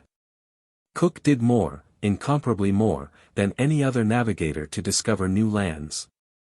This was only accomplished by dint of hard work, and yet his men suffered less than in any ships, British or foreign, or similar expeditions. Though his tracks were in new and unknown waters, we never hear of starvation. He always manages to have an abundant supply of water. The completeness and accuracy of his accounts and charts are no less remarkable. M. de la Pérouse, one of the foremost of the great French navigators, told Captain Phillip, the founder of the colony of New South Wales, that Cook had left him nothing but to admire. This was all but literally true.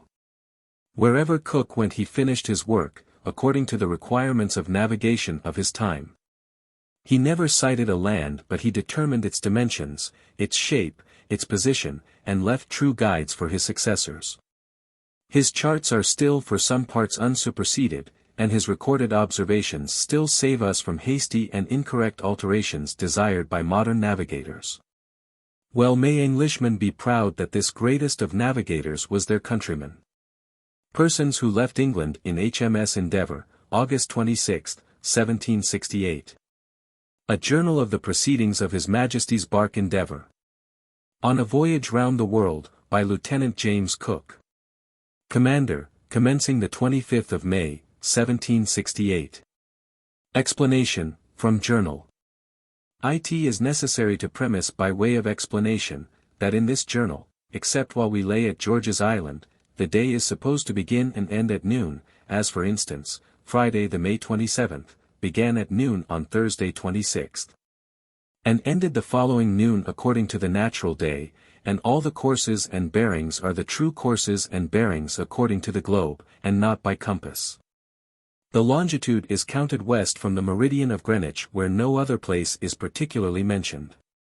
The proportional length of the log line to the half-minute glass, by which the ship's run was measured, is as 30 seconds is to 30 feet. While the ship lay in port or was coasting in sight of land, or sailing in narrow seas, this journal is not kept in the usual form, but the degrees of latitude and longitude the ship passes over are put down at the top of each page. By which together with the notes in the margin an easy reference will be had to the chart. These notes in the margin have not been printed. Ed. Chapter 1. England to Rio Janeiro. Remarkable occurrences on board His Majesty's bark Endeavour. 1768. May to July 1768. River Thames, Friday, May 27th, to Friday, July 29th. Moderate and fair weather, at 11 a.m. hoisted the pendant, and took charge of the ship, agreeable to my commission of the 25th instant, she lying in the basin in Deptford Yard. From this day to the 21st of July we were constantly employed in fitting the ship, taking on board stores and provisions, etc. The same day we sailed from Deptford and anchored in Galleon's Reach, where we remained until the 30th. The transactions of each day, both while we lay here and at Deptford, are inserted in the log book, and as they contain nothing but common occurrences, it was thought not necessary to insert them here. July to August 1768. July 30th to August 7th, Saturday, July 30th, weighed from Galleons, and made sail down the river, the same day anchored at Gravesend, and the next morning weighed from thence, and at noon anchored at the buoy of the Fairway. On Wednesday, 3rd of August, anchored in the Downs in 9 fathoms of water, Deal Castle northwest by west. On Sunday, 7th, I joined the ship, discharged the pilot, and the next day sailed for Plymouth. Monday, 8th. Fresh breezes and cloudy weather the most part of these 24 hours. At 10 a.m. weighed and came to sail, at noon the South Foreland bore northeast 1/2 north, distant 6 or 7 miles. Wind west by north, northwest. Tuesday, 9th. Gentle breezes and cloudy weather. At 7 p.m. the tide being against us, anchored in 13 fathoms of water, Dungeness southwest by west. At 11 a.m. weighed and made sail down channel. At noon, Beachy Head, north by east 1/2 east, distant 6 leagues, latitude observed 50 degrees 30 minutes north. Wind northwest to north. Wednesday, 10th, variable, light airs and clear weather. At 8 p.m. Beachy Head northeast by east, distant 4 leagues, and at 8 a.m. it bore northeast by north, 9 leagues. Found the variation of the compass to be 23 degrees west, at noon the Isle of Wight northwest by north. Wind west by north, northeast by east. Thursday, 11th light airs and clear weather. At 8 p.m. Dunnose north by west 5 leagues, and at 4 a.m. it bore north-northeast 1/2 east, distant 5 leagues. Wind variable. Wednesday, 12th light airs and calms all these 24 hours. At noon the Bill of Portland bore northwest 1/2 west, distant 3 leagues. Latitude observed 50 degrees 24 minutes north. Wind easterly. Thursday, 13th, ditto weather. At noon the start point west 7 or 8 miles. Latitude observed 50 degrees 12 minutes north, which must be the latitude of the start, as it bore west. This is correct. Wind variable. Sunday, 14th, fine breezes and clear weather. At January 2 past 8 p.m. Anchored in the entrance of Plymouth Sound in 9 fathoms water. At 4 a.m. weighed and worked into proper anchoring ground, and anchored in 6 fathoms, the Mewstone southeast, Mount Batten north-northeast 1/2 east, and Drake's Island north by west. Dispatched an express to London for Mr. Banks and Dr. Solander to join the ship, their servants and baggage being already on board. Wind northeasterly. Monday, 15th. First and latter parts moderate breezes and fair. Middle squally, with heavy showers of rain. I this day received an order to augment the ship's company to 85 men, which before was but 70. Received on board fresh beef for the ship's company. Wind southwest to southeast. Tuesday, 16th.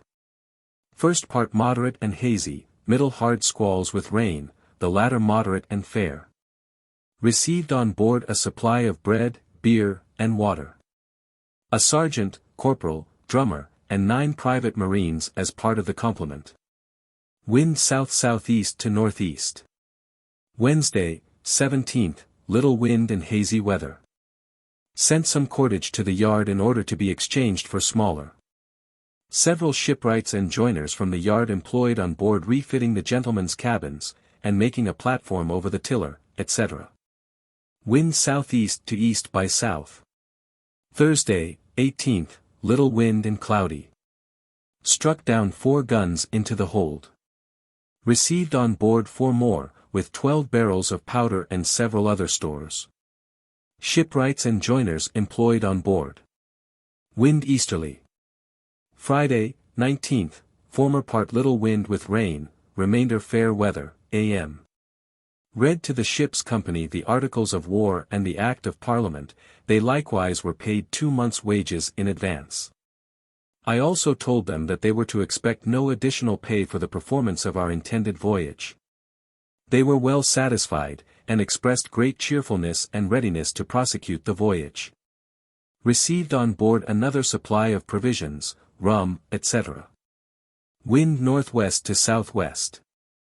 Saturday, 20th. First part little wind with rain. Remainder fresh gales and thick rainy weather. Employed making ready for sea. Wind west-southwest.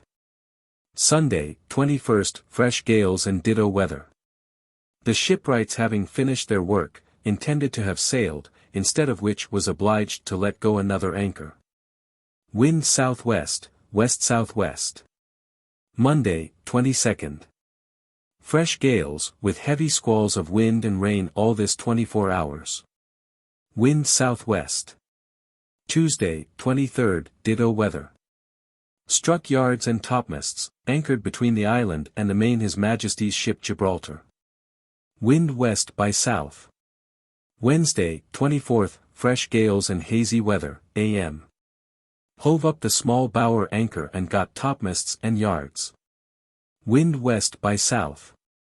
Thursday, 25th, moderate and cloudy weather, a.m. received on board a supply of beer and water, and returned all our empty casks. Loosed the topsails as a signal for sailing. Wind west, north by west, northwest by west. Sailed from Plymouth. Friday, 26th. First part fresh breezes and cloudy, remainder little wind and clear. At 2 p.m. Got under sail and put to sea, having on board 94 persons, including officers, seamen, gentlemen, and their servants, near 18 months' provisions, 10 carriage guns, 12 swivels, with good store of ammunition and stores of all kinds. At 8 the Dodman point west-northwest, distant 4 or 5 leagues, at 6 a.m. the Lizard bore west-northwest 1/2 west, 5 or 6 leagues distant. At noon sounded and had 50 fathoms, grey sand with small stones and broken shells. Wind north by west, northwest, west by south, course south 21 degrees east, distance 23 miles, latitude 49 degrees 30 minutes north, longitude 5 degrees 52 minutes west. At noon, Lizard north 21 degrees west distant 23 miles. Saturday, 27th. First part light airs and clear weather, remainder fresh breezes and cloudy. Berthed the ship's company, mustered the chests and stove all that were unnecessary. Wind northwest, northeast, southeast, course southwest, distance 77 miles. Latitude 48 degrees 42 minutes north, longitude 6 degrees 49 minutes west, at noon, lizard north 29 degrees east, 80 miles.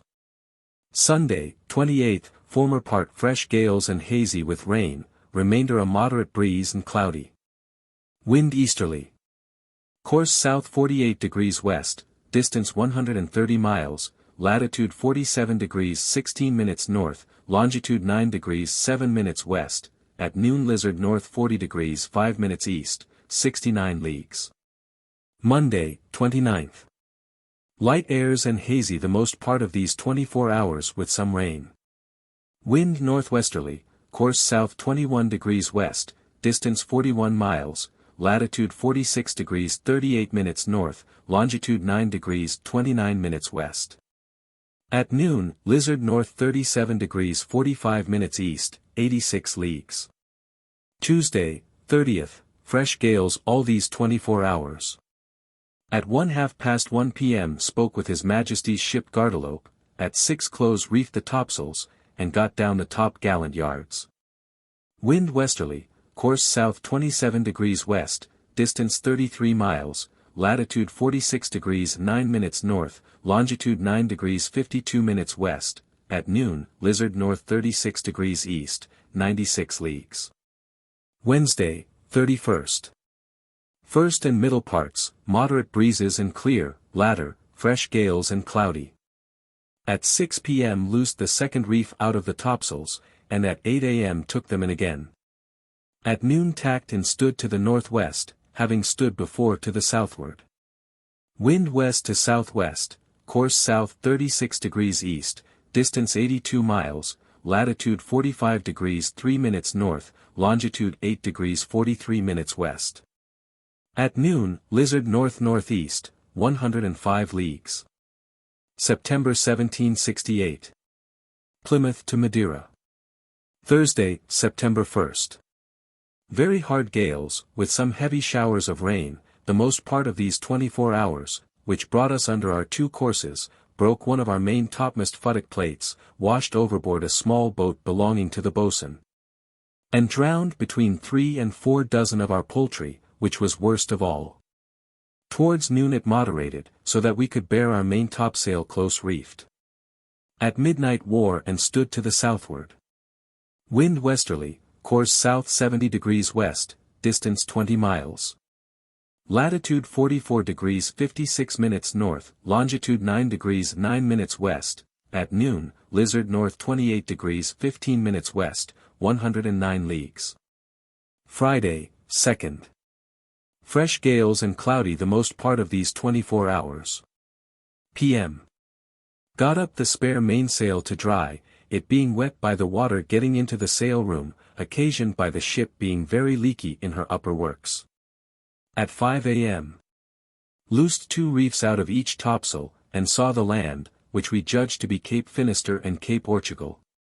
At 10 tacked, being about 4 miles offshore and stood to the northwest, at noon, Cape Ortugal bore east by south, distance about 8 leagues.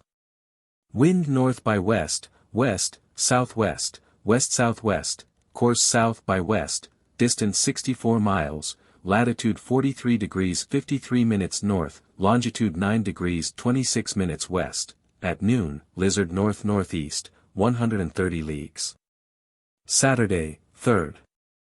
First part little wind and hazy, with rain, remainder strong gales with hard squalls, which brought us under our close reefed topsails, and obliged us to strike t'gallant yards.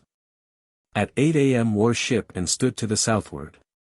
Wind southwest and west, course south 68 degrees 45 minutes west, distance 44 miles, latitude 44 degrees 9 minutes north, longitude 10 degrees 20 minutes west, at noon, lizard north 29.5 degrees east, 138 leagues. Sunday, 4th. For part fresh gales and clear, remainder light airs and calm. At 6 a.m. Cape Finisterre bore south by west 1/2 west, distance 10 or 11 leagues. Loosed all the reefs out of the topsails, and got t'gallant yards across. Wind westerly, calm. At noon, island of Sisarga, near Corunna. East-southeast 3 leagues. Monday, 5th light breezes and calm all these 24 hours. At 2 p.m.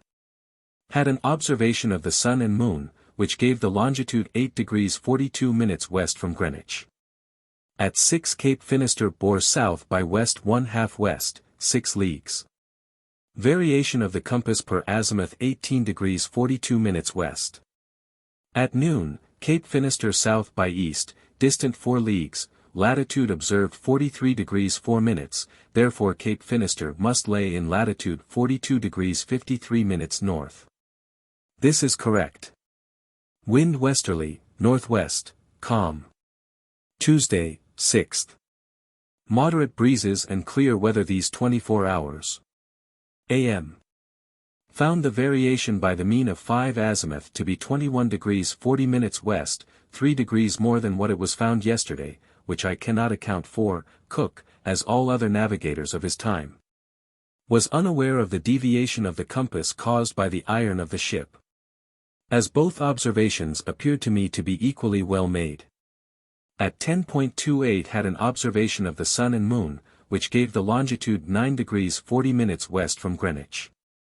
By this observation Cape Finisterre must lay in 8 degrees 52 minutes, and by that made yesterday in 8 degrees 40 minutes. The mean of the two is 8 degrees 46 minutes west of Greenwich. The longitude of the Cape, the correct longitude is 9 degrees 15 minutes west, its latitude being 42 degrees 53 minutes north. Wind northwest, course south 42 degrees west. Distance 70 miles, latitude 42 degrees 1 minute north, longitude 9 degrees 50 minutes west, at noon, Cape Finisterre north 42 degrees east, 70 miles. Wednesday, 7th, moderate breezes and clear weather. Found the variation to be 21 degrees 4 minutes west. Wind west-northwest, course south by west, distance 92 miles, latitude 40 degrees 29 minutes north, longitude 10 degrees 11 minutes west, at noon, Cape Finisterre north 13 degrees east, 49 leagues. Thursday, 8th, fresh gales and cloudy weather. AM passed by 2 sail, which were standing to the northeast. Wind west-northwest to west by south, course south 4 degrees east, distance 111 miles. Latitude 38 degrees 33 minutes north, longitude 10 degrees west, at noon, Cape Finisterre north 12 degrees east, 88 leagues. Friday, 9th. First part fresh gales, remainder moderate breezes and fine, clear weather. Set up the topmast rigging, and found the variation to be 19 degrees 50 minutes west. Wind west by north to northeast, course south 40 degrees west, distance 116 miles, latitude 37 degrees 4 minutes north, longitude 11 degrees 33 minutes west. At noon, Cape Finisterre north 20 degrees east, 124 leagues. Saturday, 10th. A steady, fresh breeze and fine clear weather. Found the variation of the compass by the evening and morning amplitude and by 2 azimuth to be 20 degrees 59 minutes west. Wind northeast by east, course south 36 minutes west, distance 130 miles, latitude 35 degrees 20 minutes north, longitude 13 degrees 28 minutes west, at noon, Cape Finisterre north 24 degrees east, 166 leagues. Sunday, 11th. The same winds and weather continue. Found the variation to be this evening 18 degrees 54 minutes, and in the morning 17 degrees 58 minutes west, they both being the mean result of several good observations. Wind northeast by east, north by east. Course south 32 degrees west, distance 94 miles, latitude 34 degrees 1 minute north, longitude 14 degrees 29 minutes west, at noon, Cape Finisterre north 26.5 degrees east, 198 leagues. Monday, 12th, moderate breezes and fine clear weather. At 6 a.m., the island of Porto Santo bore northwest by west, distance 9 or 10 leagues. Hauled the wind to the westward at noon, the deserters extending from west-southwest to southwest by south, the body of Madeira west 1/2 south, and Porto Santo north-northwest 1/2 west. Wind north-northwest, course south 40 degrees west. Distance 102 miles, latitude 32 degrees 43 minutes north, longitude 15 degrees 53 minutes west. Tuesday, 13th, fresh breezes and clear weather. At 8 p.m. anchored in Funchal Road in 22 fathoms. Found here His Majesty's ship Rose and several merchants' vessels. In the morning new berthed the ship, and moored with the stream anchor, half a cable on the best bower and a hawser and a half on the stream wind northwest. Moored in Funchal Road, Madeira, Wednesday, 14th. First part fine, clear weather, remainder cloudy, with squalls from the land, attended with showers of rain. In the night the bend of the hawsers of the stream anchor slipped owing to the carelessness of the person who made it fast. In the morning hove up the anchor in the boat and carried it out to the southward. In heaving the anchor out of the boat Mr. Weir, master's mate, was carried overboard by the buoy rope and to the bottom with the anchor. Hove up the anchor by the ship as soon as possible, and found his body entangled in the buoy rope. Moored the ship with the 2 bowers in 22 fathoms water, the Loo Rock west and the Brazen Head east. Sailed His Majesty's ship Rose. The boats employed carrying the casks ashore for wine, and the caulkers caulking the ship's sides. Wind easterly. Thursday, 15th, squalls of wind from the land, with rain the most part of these 24 hours. Received on board fresh beef and greens for the ship's company, and sent on shore all our casks for wine and water, having a shore boat employed for that purpose. Wind northeast to southeast. Friday, 16th. The most part fine, clear weather. Punished Henry Stevens, seaman, and Thomas Dunster, marine, with 12 lashes each, for refusing to take their allowance of fresh beef. Employed taking on board wine and water. Wind easterly. Saturday, 17th, little wind, and fine clear weather. Issued to the whole ship's company 20 pounds of onions per man employed as yesterday. Wind westerly. Sunday, 18th, ditto weather. PM received on board 270 pounds of fresh beef, and a live bullock charged 613 pounds. Complete our wine and water, having received of the former 3,032 gallons, of the latter 10 tons. AM unmoored and prepared for sailing. Funchal, in the island of Madeira, by observations made here by Dr. Eberton, FRS. Lies in the latitude of 32 degrees 33 minutes 33 seconds north and longitude west from Greenwich 16 degrees 49 minutes, modern determination is 32 degrees 38 minutes north, 16 degrees 54 minutes west. The variation of the compass 15 degrees 30 minutes west, decreasing as he says, which I much doubt. Cook was right, the variation was increasing, neither does this variation agree with our own observations. The tides flow full, and change north and south, and rise perpendicular 7 feet at spring tides and 4 feet at neap tides. We found the north point of the dipping needle, belonging to the Royal Society, to dip 77 degrees 18 minutes. The refreshments for shipping to be got at this place are wine, water, fruit of several sorts, and onions in plenty, and some sweetmeats, but fresh meat and poultry are very dear, and not to be had at any rate without leave from the governor. Wind southerly, east-southeast, southwest. Sailed from Madeira. Monday, 19th, light breezes and fine clear weather. At midnight sailed from Funchal. At 8 a.m. the high land over it bore north 1/2 east. Unbent the cables, stowed the anchors, and issued to the ship's company 10 pounds of onions per man ship's draught of water, for 14 feet 8 inches, aft 15 feet 1 inch. Wind east-southeast, latitude 31 degrees 43 minutes north. At noon, high land over Funchal north 7 degrees east, 49 miles. Tuesday, 20th, light airs and clear weather. PM took several azimuth, which gave the variation 16 degrees 30 minutes west. Put the ship's company to 3 watches. Wind variable. Course south 21 degrees 30 minutes west, distance 28 miles, latitude 31 degrees 17 minutes, longitude 17 degrees 19 minutes west, at noon, Funchal, Island of Madeira, north 13 degrees east, 76 miles. Wednesday, 21st. First part light airs, remainder fresh breezes and clear weather.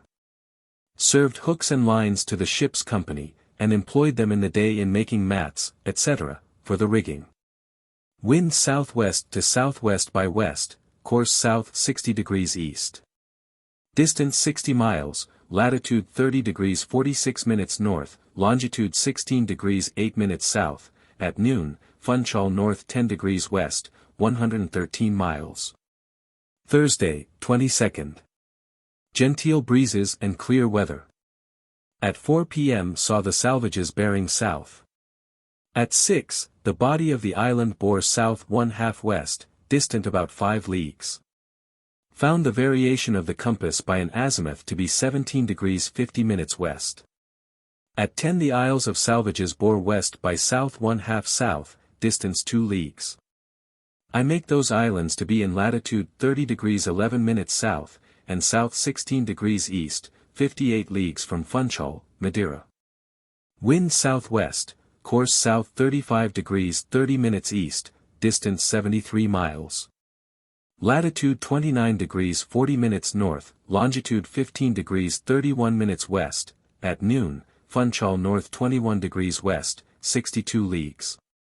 Friday, 23rd light breezes and clear weather. At 6 a.m. Saw the Peak of Tenerife bearing west by south 1/2 south, and the Grand Canaries south 1/2 west. The variation of the compass from 17 degrees 22 minutes to 16 degrees 30 minutes, wind southwest, northeast, course south 26 degrees west. Distance 54 miles, latitude 28 degrees 51 minutes north, longitude 15 degrees 50 minutes west, at noon, Funchal north 12 degrees 45 minutes west, 77 leagues. Saturday, 24th. A fresh breeze and clear weather the most part of these 24 hours. I take this to be the northeast trade we have now got into. At 6 p.m. the northeast end of the island of Tenerife west by north, distance 3 or 4 leagues. Off this northeast point lies some rocks high above the water. The highest is near the point, and very remarkable.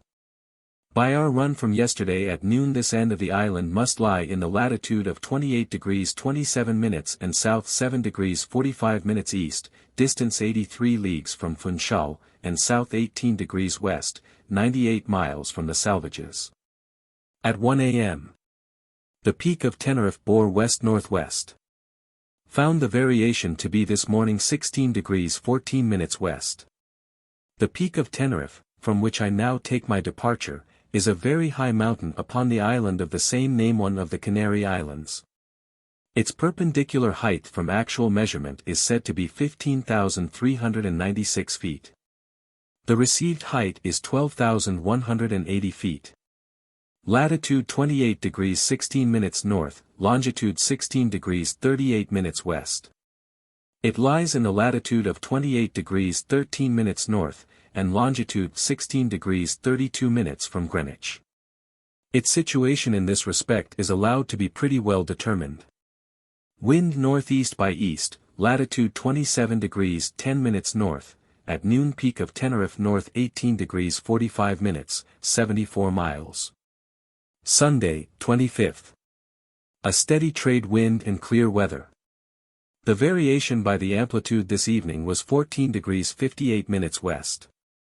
Wind east by north, east-northeast, course south 41 degrees west, distance 126 miles, latitude 25 degrees 36 minutes north. At noon Peak of Tenerife north 33 degrees 15 minutes east, 61 leagues. Monday, 26th, fresh breezes and somewhat hazy.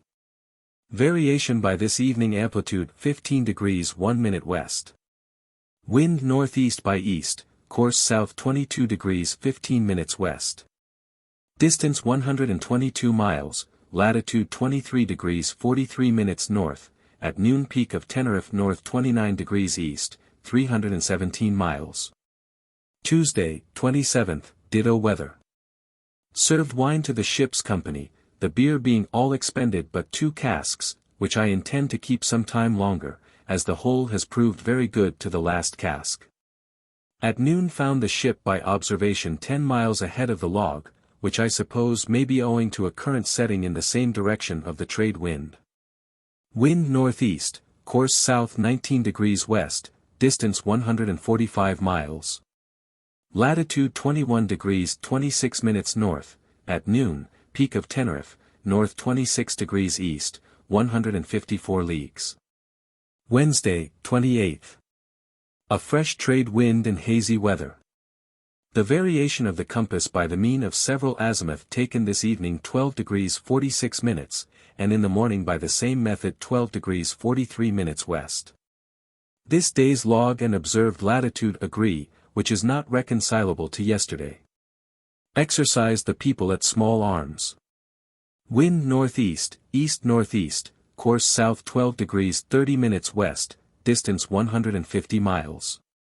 Latitude 18 degrees 59 minutes north, at noon, peak of Tenerife north 23 degrees 15 minutes east, 204 leagues. Thursday, 29th, fresh breezes and hazy weather. The variation 12 degrees 33 minutes west. The observed latitude ahead of that given by the log 10 miles. Wind northeast by north, course south 14 degrees west, distance 90 miles, latitude 17 degrees 32 minutes north, at noon peak of Tenerife, north 33 degrees east, 236 leagues. Off Cape de Verde Islands. Friday, 30th. A steady breeze and pleasant weather. At 6 a.m. saw the island of Bonavista, one of the Cape de Verde Islands, extending from south by east to southwest by south, distance 3 or 4 leagues.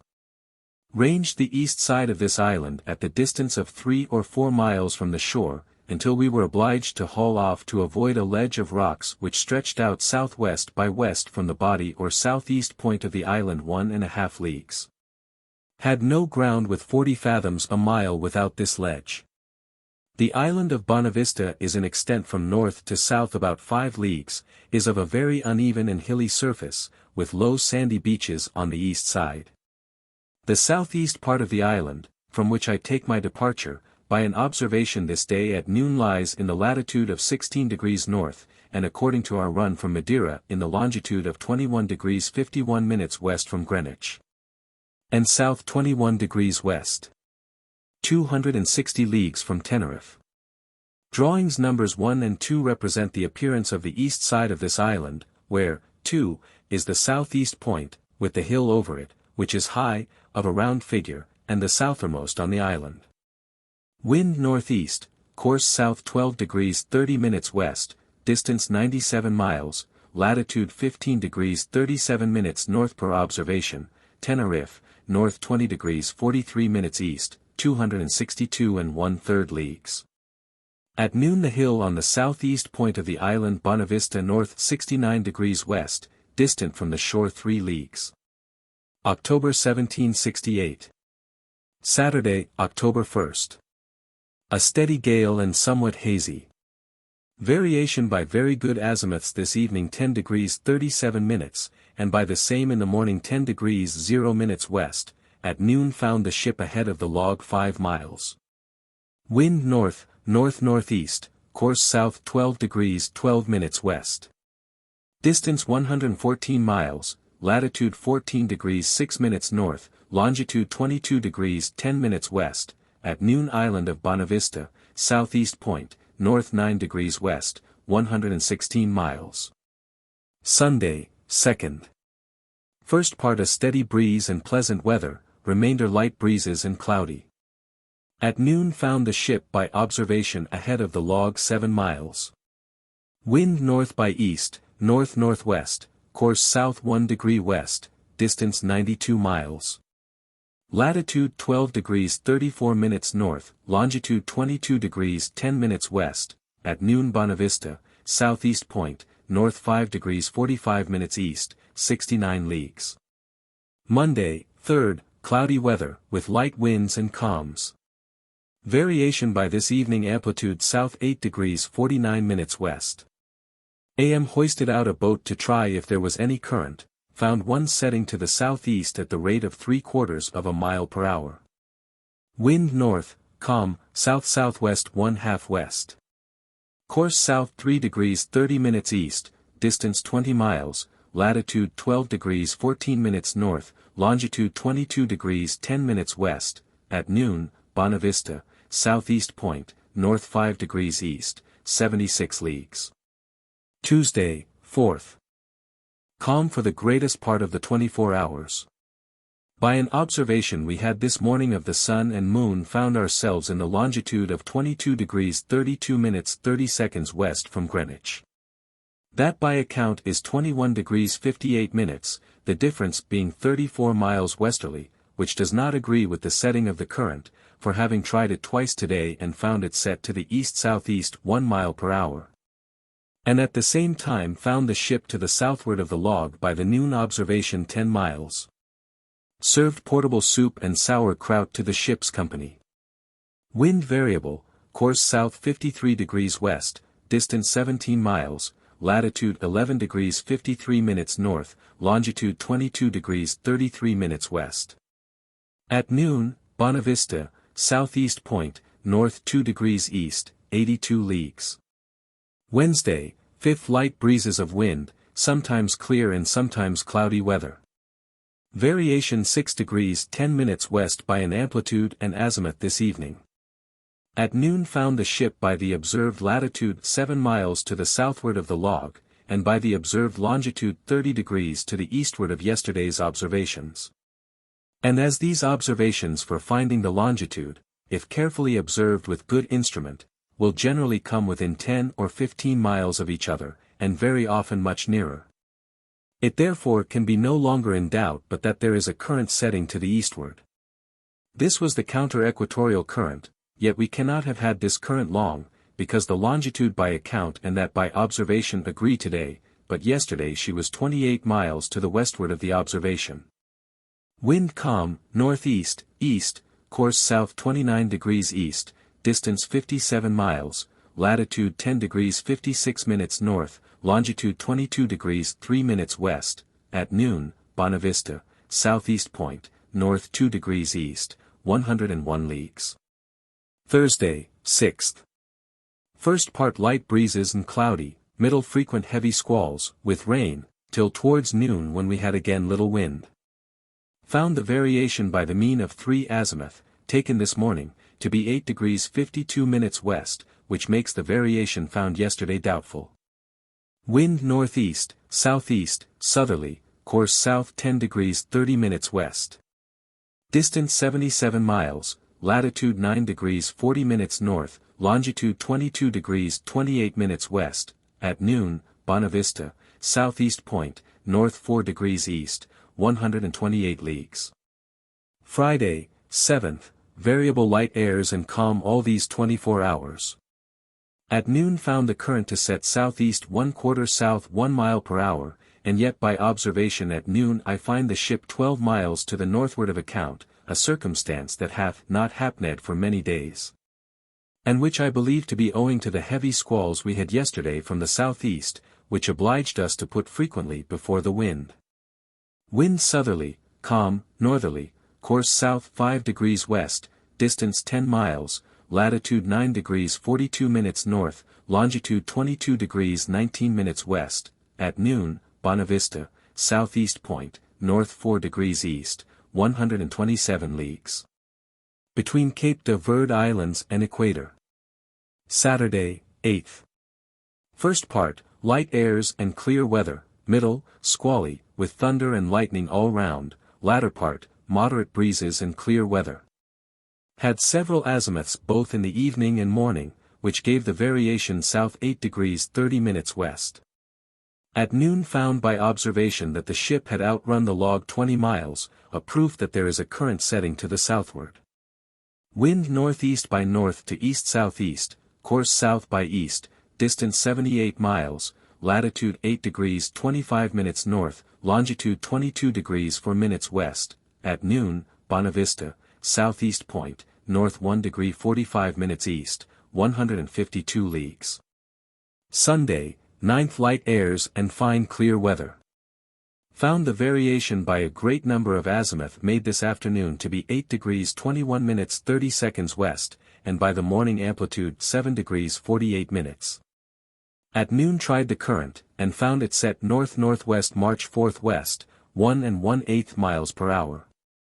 The shifting of the current was conformed by the observed latitude wind east-southeast, course south 16 degrees west, distance 29 miles. Latitude 7 degrees 58 minutes north, longitude 22 degrees 13 minutes west, at noon, Bonavista, southeast point, north 2 degrees 40 minutes, 161 leagues. Monday, 10th. First part, light breezes and clear weather. Middle, squally, with heavy showers of rain, latter, variable, light airs and calm and dark gloomy weather. At 3 p.m. Found the current to set north-northeast 1/4 east, 1 1/4 mile per hour, and at noon found it to set northeast 3/4 north at the same rate, and the variation to be 8 degrees 39 minutes west by the mean of several azimuth. Wind southeast by east, southerly, course south, distance 10 miles, latitude 7 degrees 48 minutes north, longitude 22 degrees 13 minutes west, at noon, Bonavista, southeast point, north 3 degrees east, 164 leagues. Tuesday, 11th. Very variable weather, with frequent squalls, rain, and lightning. By the observed latitude at noon I find the ship hath only made 22 miles southing since the last observation 2 days ago, whereas the log gives 55 miles, a proof that there is a current setting to the northward. Wind southeast. Course south 52 degrees west, distance 18 miles, latitude 7 degrees 36 minutes north, longitude 22 degrees 8 minutes west, at noon, Bonavista, southeast point, north 3 degrees east, 168 leagues. Wednesday, 12th. Much the same weather as yesterday the first part, the remainder mostly calm and cloudy weather. AM tried the current and found it set south by west 1/4 west, 1/2 mile per hour, which is not agreeable to yesterday's remark. Wind variable. Course south 33 degrees 30 minutes west, distance 20 miles, latitude 7 degrees 21 minutes north, longitude 22 degrees 39 minutes west, at noon Bonavista north 5 degrees east, 174 leagues. Thursday, 13th. Light airs of wind, with some heavy showers of rain. Variation by azimuth and amplitude this evening 8 degrees 46 minutes west. At noon tried the current, and found it set south march 4th east, 1/3 mile per hour. But finding the observation and log agree, I am inclinable to think it hath had no effect upon the ship. Wind southwest, west-southwest, course south 16 degrees 45 minutes east, distance 21 miles. Latitude 7 degrees 1 minute north, longitude 22 degrees 32 minutes west, at noon, Bonavista, southeast point, north 5 degrees east, 181 leagues. Friday, 14th. Dark, gloomy weather, with much rain, the wind variable from west-southwest to south-southeast, sometimes on one tack and sometimes on the other. Wind west-southwest to south-southeast, course south 5 degrees east, distance 24 miles. Latitude 6 degrees 38 minutes north, longitude 22 degrees 30 minutes west, at noon, Bonavista, southeast point, north 3 degrees 15 minutes, 188 leagues. Saturday, 15th. First part, little wind and cloudy, middle, squally, with rain. Latter part, light airs and clear weather. A little before noon took several observations of the sun and moon, the mean result of which gave the longitude to be 23 degrees 46 minutes west from Greenwich, which is 1 degree 22 minutes more westerly than that by account carried on from the last observation. And the observed latitude is 24 miles more northerly than the log since the last observation 2 days ago, all of which shows that the northwesterly current hath prevailed for this some days past. Wind south-southwest to southeast. Course south 30 degrees east per log, distance 12 miles, latitude 6 degrees 50 minutes north, longitude 22 degrees 23 minutes west per account, 23 degrees 46 minutes per sun and moon, at noon, Bonavista, southeast point, north by east, 187 leagues. Sunday, 16th. First part calm, the remainder gentle breezes and fine, pleasant weather. At 3 hours 30 minutes 39 seconds apparent time PM the observed distance of the sun and moon's nearest limb was 52 degrees 42 minutes 30 seconds. The altitude of the sun's lower limb 32 degrees 39 minutes, the altitude of the moon's lower limb 58 degrees 36 minutes. The longitude of the ship from the aforegoing observations 23 degrees 33 minutes 33 seconds west from Greenwich, differing 13 minutes from those made this morning or yesterday, the ship laying all the time becalmed. Variation of the compass 8 degrees 45 minutes west. Wind southeast, variable, northeast, course south 2 degrees east, distance 72 miles, latitude 5 degrees 38 minutes north, longitude 23 degrees 45 minutes west. At noon, Bonavista, southeast point, north 5 degrees 15 minutes east, 208 leagues. Monday, 17th, variable, light airs and calm clear weather. January 2nd past 1 p.m. Took 2 distances of the sun and moon, the first of which gave the longitude 23 degrees 45 minutes 56 seconds, and the last 23 degrees 44 minutes west, the difference being not quite 2 miles. Which shows how near to one another these observations can be made. Wind south, southeast, variable, course south by west 1/2 west, distance 11 miles, latitude 5 degrees 17 minutes north, longitude 23 degrees 47 minutes west, at noon, Bonavista, southeast point, north 5 degrees 15 minutes east, 212 leagues. Tuesday, 18th. Sometimes little wind, sometimes squally, with rain and lightning. Wind south to east-southeast, course south 48 degrees west, distance 45 miles, latitude 4 degrees 47 minutes north, longitude 24 degrees 23 minutes west. At noon, Bonavista, southeast point, north 12 degrees east, 229 leagues.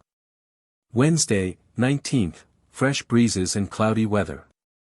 The observed latitude to the northward of that given by the log 9 miles, which I suppose must be owing to a current. Wind south by east to southeast by south, course south 42 degrees west, distance 88 miles, latitude 3 degrees 44 minutes north, longitude 25 degrees 23 minutes west, at noon, Bonavista, southeast point, north 14 degrees east, 253 leagues. Thursday, 20th. A genteel gale and clear weather. At a little before 5 p.m. Had an observation of the sun and moon, which gave the longitude 25 degrees 46 minutes west from Greenwich, which is more westerly than that by account carried on from the last observation. And the observed latitude being again to the northward shows that there must be a current setting between the north and west. Wind south by east to southeast by south, course south 52 degrees west, distance 48 miles. Latitude 3 degrees 16 minutes north, longitude 26 degrees 20 minutes west, at noon, Bonavista, north 18 degrees 30 minutes east, 270 leagues. Crossing equator. Friday, 21st. A moderate breeze, and for the most part clear weather. Longitude per the mean of 2 observations of the sun and moon made at 4 hours 45 minutes and at 4 hours 54 minutes p.m., 26 degrees 33 minutes west. Variation of the compass 4 degrees 7 minutes west, and the observed latitude at noon to the northward of the log 7 miles. Wind southeast to south-southeast, course south 58 degrees west, distance 57 miles. Latitude 2 degrees 46 minutes north, longitude 27 degrees 11 minutes west, at noon, Bonavista southeast point, north 21 degrees east, 281 leagues. Saturday, 22nd. Moderate breezes and fine, pleasant weather. Variation 3 degrees 17 minutes west. Wind southeast by south, course south 43 degrees 15 minutes west, distance 87 miles, latitude 1 degree 40 minutes north, longitude 28 degrees 12 minutes west, at noon, Bonavista, southeast point, north 23 degrees east, 312 leagues. Sunday, 23rd. A moderate, steady breeze and fine clear weather. The ship by observation at noon is 8 miles to the northward of the log. Wind south-southeast, course south, distance 5 miles, latitude 1 degree 40 minutes north, longitude 28 degrees 12 west. At noon, Bonavista, southeast point, north 23 degrees east, 312 leagues. Monday, 24th. First part ditto weather, remainder fresh breezes and cloudy, with some flying showers of rain. Variation per azimuth this morning 3 degrees west. At noon by observation found the ship 11 miles ahead of the log. Wind south by east to southeast by south, course south 49 degrees west, distance 50 miles, latitude 1 degree 7 minutes north, longitude 28 degrees 50 minutes west. At noon, Bonavista, southeast point, north 25 degrees east, 328 leagues. Tuesday, 25th. A genteel breeze and clear weather, with a moist air. Soon after sunrise found the variation of the compass to be 2 degrees 24 minutes west, being the mean result of several very good azimuths. This was just before we crossed the line in the longitude of 29 degrees 29 minutes west from Greenwich. We also tried the dipping needle belonging to the Royal Society, and found the north point to dip 26 degrees below the horizon. But this instrument cannot be used at sea to any great degree of accuracy on account of the motion of the ship, which hinders the needle from resting. However, as the ship was pretty steady, and by means of a swinging table I had made for that purpose, we could be certain of the dip to 2 degrees at most. The observed latitude and that by account nearly agree.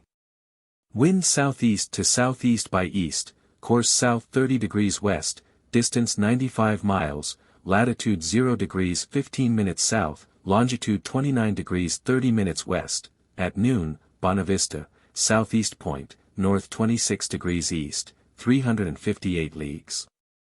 Wednesday, 26th. First part light airs and cloudy weather, the remainder a moderate breeze and cloudy. After we had got an observation, and it was no longer doubted that we were to the southward of the line, the ceremony on this occasion practiced by all nations was not omitted. Every one that could not prove upon the sea chart that he had before crossed the line was either to pay a bottle of rum or be ducked in the sea, which former case was the fate of by far the greatest part on board. And as several of the men chose to be ducked, and the weather was favorable for that purpose, this ceremony was performed on about 20 or 30, to the no small diversion of the rest. Wind southeast to south-southeast, course south 31 degrees west. Distance 77 miles, latitude 1 degree 21 minutes south, longitude 30 degrees 18 minutes west, at noon, Bonavista, southeast point, north 25 degrees 30 minutes east, 385 leagues. Thursday, 27th, fresh gales and close cloudy weather. Variation 2 degrees 48 minutes west. Wind south-southeast to southeast, course south 38 degrees 15 minutes west, distance 79 miles, latitude 2 degrees 23 minutes south, longitude 31 degrees 7 minutes west. At noon, Bonavista, southeast point, north 26 degrees east, 410 leagues. Friday, 28th, fresh breeze and fine clear weather. At a little past 1 a.m. longitude in by the 3 following observations viz.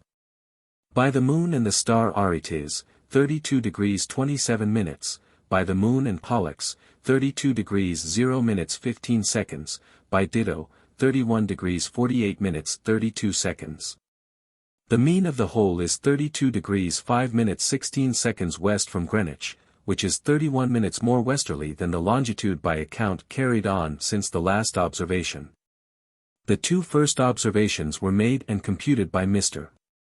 Green, and the last by myself. The star Arites was on one side of the moon and Pollux on the other. This day at noon, being nearly in the latitude of the island Ferdinand Noronha, to the westward of it by some charts and to the eastward by others, was in expectation of seeing it or some of those shoals that are laid down in most charts between it and the main. But we saw neither one nor another. We certainly passed to the eastward of the island, and as to the shoals, I don't think they exist, grounding this my opinion on the journal of some East India ships I have seen who were detained by contrary winds between this island and the main. And being 5 or 6 ships in company, doubtless must have seen some of them did they lay as marked in the charts. There is a very dangerous reef, as Rocas, 80 miles west of Fernando Noronha. The Endeavour passed 60 miles east of latter. Wind southeast to southeast by east, course south 33 degrees west. Distance 93 miles, latitude 3 degrees 41 minutes south, longitude 32 degrees 29 minutes west. Saturday, 29th, fresh breezes and pleasant weather. Variation of the compass 2 degrees 25 minutes west. Wind east-southeast, course south by west. Distance 101 miles, latitude 5 degrees 25 minutes south, longitude 32 degrees 48 seconds west. Sunday, 30th. A steady breeze, and for the most part close cloudy weather. Variation by several azimuths 1 degree 31 minutes west. At noon the observed latitude 7 miles southward of account. Wind east-southeast, course south 3/4 west, distance 107 miles, latitude 7 degrees 8 minutes south, longitude 33 degrees 4 minutes west. Monday, 31st. A fresh breeze and clear weather. Variation 0 degrees 15 minutes west. Observed latitude again to the southward of the log. Wind east to east-southeast, course, south 1/2 west, distance 114 miles, latitude 9 degrees 1 minute south, longitude 33 degrees 16 minutes west. November 1768. Between Equator and Rio. Tuesday, November 1st, moderate breezes, for the most part cloudy. Variation by the mean of several azimuths 0 degrees 58 minutes west in the evening, and in the morning found it to be 0 degrees 18 minutes west. Wind east-southeast, course south 3/4 west, distance 98 miles, latitude 10 degrees 38 minutes south. Wednesday, 2nd. A steady breeze and fine pleasant weather. This afternoon, by the mean of several azimuths and the amplitude, found the variation to be 0 degrees 34 minutes east. From which it appears that about the aforegoing noon we have crossed the line of no variation in the latitude of 10 degrees 38 minutes south, and, according to the following observations, in 32 degrees 0 minutes west longitude from Greenwich.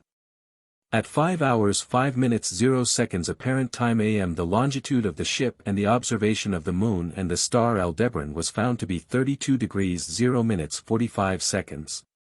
At 8 hours 17 minutes 0 seconds, per sun and moon, 32 degrees 25 minutes 0 seconds, and at 9 hours 0 minutes 16 seconds, 32 degrees 19 minutes 0 seconds. The mean of the three is 32 degrees 14 minutes 55 seconds. And again at 7 hours 12 minutes 52 seconds, per sun and moon, 32 degrees 10 minutes 4 seconds, and at 7 hours 19 minutes 42 seconds, per sun and moon, 32 degrees 15 minutes 20 seconds. The mean of these two is 32 degrees 12 minutes 42 seconds, and the mean of the whole is 32 degrees 13 minutes 43 seconds west from Greenwich, which is less by a whole degree than that by account. Which is a considerable error to be made in 5 days in these low latitudes. One would think from this that we must have had a current setting to the eastward, which is not likely that it should set against the settled trade wind. The 3 first of these observations were made by Mr. Green, and the 2 last by myself. Wind east-southeast, south, course south by west, distance 132 miles, latitude 12 degrees 48 minutes south, longitude 32 degrees 20 minutes west per observation. Thursday, 3rd. A fresh trade wind and fair weather. Variation per azimuth this evening 0 degrees 47 minutes east, and at a little past 9 a.m. longitude in per sun and moon 33 degrees 0 minutes west of Greenwich. Wind east by southeast, course south 15 degrees west, distance 128 miles. Latitude 14 degrees 51 minutes south, longitude 33 degrees 7 minutes west. Friday, 4th. A steady gale and fair weather. P.M. Variation per azimuth 1 degree 29 minutes west, ditto 1 degree 28 minutes west, and by the amplitude 1 degree 12 minutes west, mean 1 degree 23 minutes west, by which it appears that we have again crossed the line of no variation. At January 2nd past 9 a.m. The longitude of the ship, per observation of the sun and moon, 33 degrees 26 minutes 30 seconds. Wind east by south, course south 19 degrees 30 minutes west, distance 125 miles. Latitude 16 degrees 49 minutes south, longitude 33 degrees 37 minutes west. Saturday, 5th, fine pleasant weather.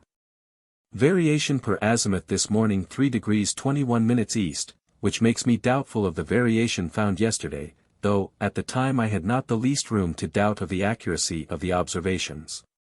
Longitude per observation 34 degrees 43 minutes 30 seconds west. Wind east to northeast, course south 30 degrees 35 minutes west, distance 109 miles, latitude 18 degrees 22 minutes south, longitude 34 degrees 50 minutes west. Sunday, 6th.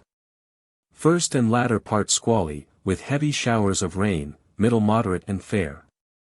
I now determined to put into Rio de Janeiro in preference to any other port in Brazil or Falkland Islands, for at this place I knew we could recruit our stock of provisions, several articles of which I found we should in time be in want of. And at the same time procure livestock and refreshment for the people. And from the reception former ships had met with here I doubted not but we should be well received. Wind north-northeast, variable, south, course south 55 degrees west, distance 74 miles. Latitude 19 degrees 3 minutes south, longitude 35 degrees 50 minutes west. Monday, 7th, moderate breezes and clear weather.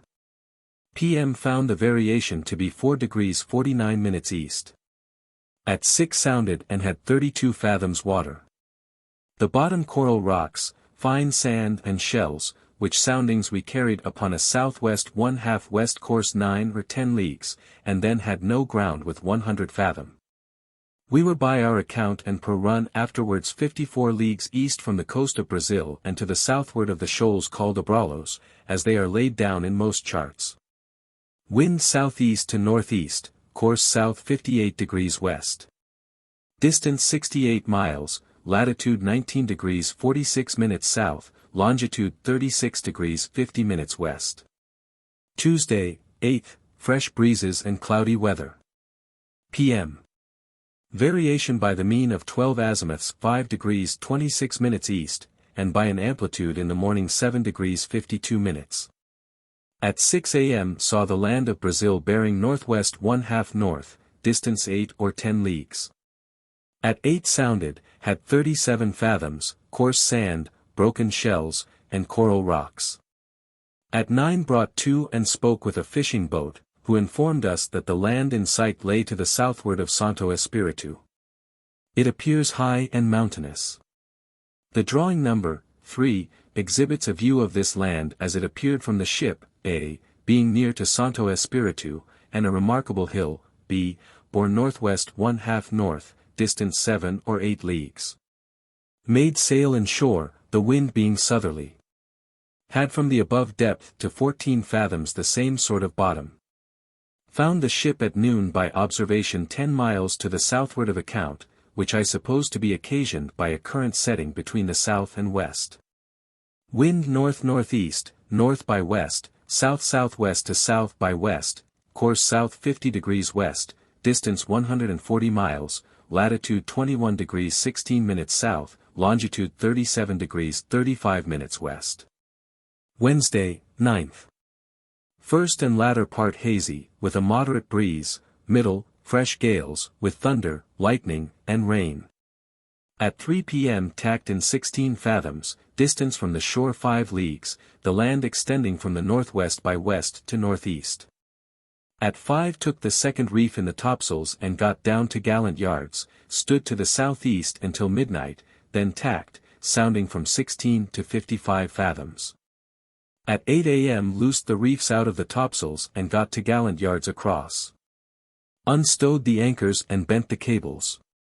At noon latitude observed 21 degrees 29 minutes south, the land extending from southwest by south to north-northwest, distance 4 leagues, soundings from 55 to 10 fathoms. Wind south-southeast, south-southwest, south, course south 62 degrees 15 minutes west, distance 28 miles, latitude 21 degrees 29 minutes south. Nearing Rio Janeiro.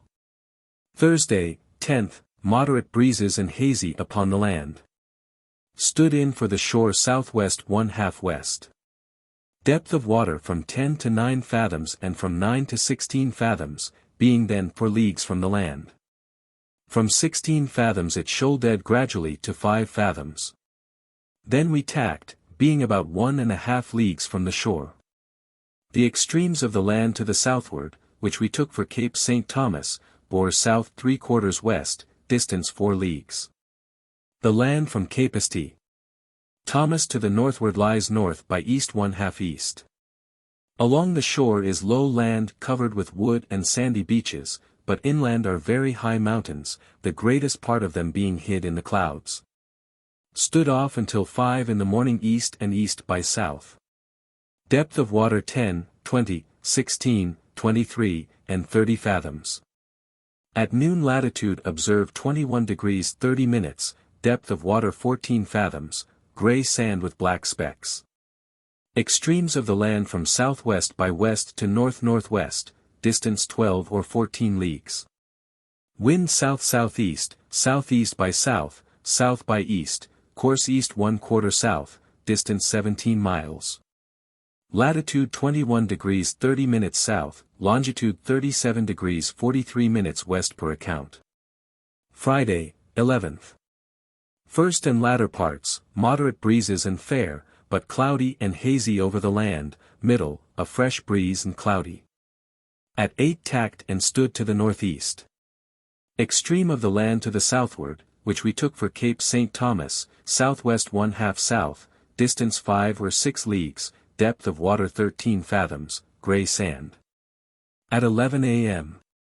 tacked in 14 fathoms and stood to the south-southeast, and at 3 a.m. stood over a shoal or bank of 6 fathoms, afterwards the depth increased to 30 fathoms, at noon in 36 fathoms. Latitude observed 22 degrees 37 minutes south, which is 10 miles to the southward of the log. No land in sight. Wind southeast to east, course south 5 degrees west, distance 67 miles. Latitude 23 degrees 37 minutes south, longitude 37 degrees 49 minutes west. Saturday, 12th, genteel breezes and fine clear weather. At 2 p.m. sounded, but had no ground with 38 fathoms, and soon after sounded and had none at 50 fathoms, from which it appears that we are to the southward of the bank we have been upon this 2 days past.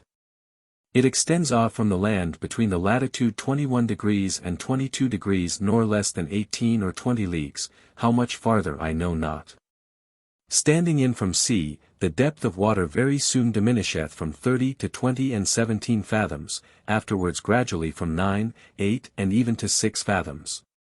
But between this shoal water and the main, which is 6 or 7 leagues, you will have 10, 12 and even 16 fathoms, till you come within 2 or 3 leagues of the shore. The bottom is of various kinds, sometimes coral rocks and broken shells, coarse sand and broken shells, small stones, and at other times fine sand varying at almost every cast of the lead.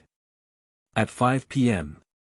saw the land bearing northwest by west 1/2 west, distance 10 or 12 leagues, which proved to be the island of Cape Frio. It appeared in 2 hillocks, and from the deck looked like 2 islands. Took several azimuth of the sun, which gave the variation 6 degrees 40 minutes east. At 8 a.m. the Isle of Cape Frio bore west by north 4 leagues. This island is situated in the latitude of 23 degrees 2 minutes south, and according to our reckoning in the longitude of 38 degrees 45 minutes west from Greenwich. But from many circumstances I have good reason to think that our reckoning is wrong and that it lies in the longitude 41 degrees 10 minutes west. It is not of a large circuit, but tolerable high, with a hollow in the middle, which makes it look like 2 islands when it first makes its appearance out of the water. It lays not far from the main, which with the island forms a right angle, one side trending north and the other west. To the northward of the island and between it and the main there appears to lay several smaller islands near each other. The main land on the sea coast appears to be low, but inland are high mountains. Drawing number 4 exhibits a view of this island and it bore west-northwest, distance 4 leagues. Wind northeast, east-northeast. Course south 60 degrees 30 minutes west, distance 59 miles, latitude 23 degrees 6 minutes south, Isle of Cape Frio north 60 degrees east, 4 leagues. Sunday, 13th. First and latter parts a genteel sea breeze and clear weather, the middle calm. P.M. Standing along shore for Rio de Janeiro observed that the land on the sea coast is high and mountainous, and the shore forms some small bays or coves wherein are sandy beaches. At 8 short Ned sail. The Sugar Loaf Hill at the west entrance to Rio de Janeiro west-northwest, distant 4 or 5 leagues, at the same time was abreast of 2 small rocky islands, that lie about 4 miles from the shore. At 9 a.m. Sprung up a light breeze at southeast, at which time we made sail for the harbor, and sent the pinnace with a lieutenant before us up to the city of Rio de Janeiro, to acquaint the viceroy with the reason that induced us to put in here. Which was to procure water and other refreshments, and to desire the assistance of a pilot to bring us into proper anchoring ground. At noon standing in for the harbor. At Rio Janeiro. Arrival at Rio de Janeiro, Monday, 14th, moderate sea and low breezes and fine pleasant weather. At 5 p.m. Anchored in 5 fathoms just above the Isle of Cobras, which lies before the city of Rio de Janeiro. A little before we anchored the pinnace returned and informed me that the viceroy had thought proper to detain the officer until I went ashore. Soon after we anchored a boat came on board bringing several of the viceroy's officers, who asked many questions in respect to the ship, cargo, from whence she came, number of guns, men, etc., all of which was answered to their satisfaction. They told me it was the custom of the port to detain the first officer that came from any ship on her first arrival until a boat from the viceroy had visited her. That my officer would be sent on board as soon as they got on shore, which was accordingly done. About this time a boat filled with soldiers kept rowing about the ship, which had orders, as I afterwards understood, not to suffer any one of the officers or gentlemen, except myself, to go out of the ship. In the morning I waited upon the viceroy and obtained leave to purchase provisions, refreshments, etc. for the ship, but obliged me to employ a person to buy them for me under a pretence that it was the custom of the place, and he likewise insisted, notwithstanding all I could say to the contrary, on putting a soldier into the boats that brought anything to or from the ship, alleging that it was the orders of his court, and they were such as he could not dispense with, and this indignity I was obliged to submit to. Otherwise I could not have got the supplies I wanted. Being willing, as much as in me lay, to avoid all manner of disputes that might cause the least delay, and at the same time to convince him that we did not come here to trade. As I believe he imagined, for he certainly did not believe a word about our being bound to the southward to observe the transit of Venus, but looked upon it only as an invented story to cover some other design we must be upon. For he could form no other idea of that phenomenon, after I had explained it to him, than the North Star passing through the South Pole. These were his own words. He would not permit the gentleman to reside ashore during our stay here, nor permit Mr. Banks to go into the country to gather plants, etc. But not the least hint was given me at this time that no one of the gentlemen was to come out of the ship but myself, or that I was to be put under a guard when I did come. But this I was soon convinced of after I took my leave of His Excellency and found that an officer was to attend upon me wherever I went, which at first the Viceroy pretended was only meant as a compliment, and to order me all the assistance I wanted. This day the people were employed in unbending the sails, in fitting and rigging the spare topmasts in the room of the others, and getting on shore empty water casks. Tuesday, 15th, fine pleasant weather. Received on board fresh beef and greens for the ship's company, with which they was served every day during our stay here. Got all the empty casks on shore, and set the coopers to work to repair them, heeled and boot-topped the starboard side. Wednesday, 16th, set up the forge to repair the iron work, the people employed in heeling and boot-topping the larboard side, blacking the yards, etc. Thursday, 17th, set some people to repair the sails and the caulkers to caulk the ship. The rest of the people employed in the hold and about the rigging. For 3 days past I have remonstrated to the Viceroy and his officers against his putting a guard into my boat, thinking I could not answer it to the Admiralty that tamely submitting to such a custom, which, when practiced in its full force, must bring disgrace to the British flag. On the other hand, I was loath to enter into disputes, seeing how much I was like to be delayed and embarrassed in getting the supplies I wanted.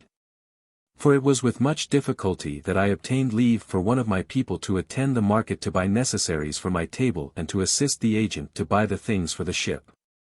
Having gained this point and settled everything with the agent in regard to what was wanting for the ship, I resolved, rather than be made a prisoner in my own boat, not to go any more ashore unless I could do it without having a soldier put into the boat, as had hitherto been done.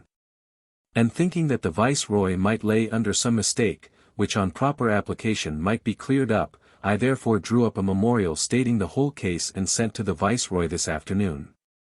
And thus a paper war commenced between me and His Excellency, wherein I had no other advantage than the racking his invention to find reasons for treating us in the manner he did, for he never would relax the least from any one point. Friday, 18th. This day I received an answer to my memorial, wherein he tells me, amongst other things, that if I think it hard submitting to the customs of this port I may leave it when I please.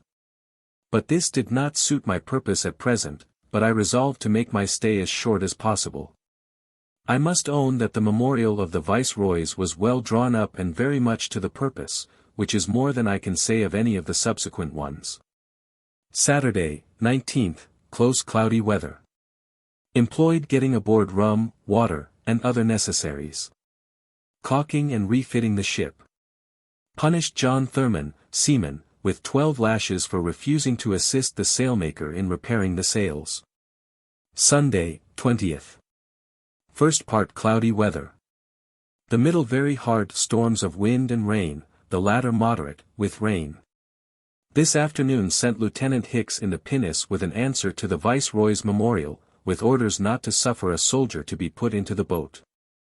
Upon which the guard boat attended him to the landing place and reported it to the Viceroy, who refused to receive the memorial, and ordered Mr. Hicks on board again, but in the meantime they had put a guard into the boat, which Mr. Hicks insisted should be ordered out, that he might return on board in the same manner as he came, without a guard.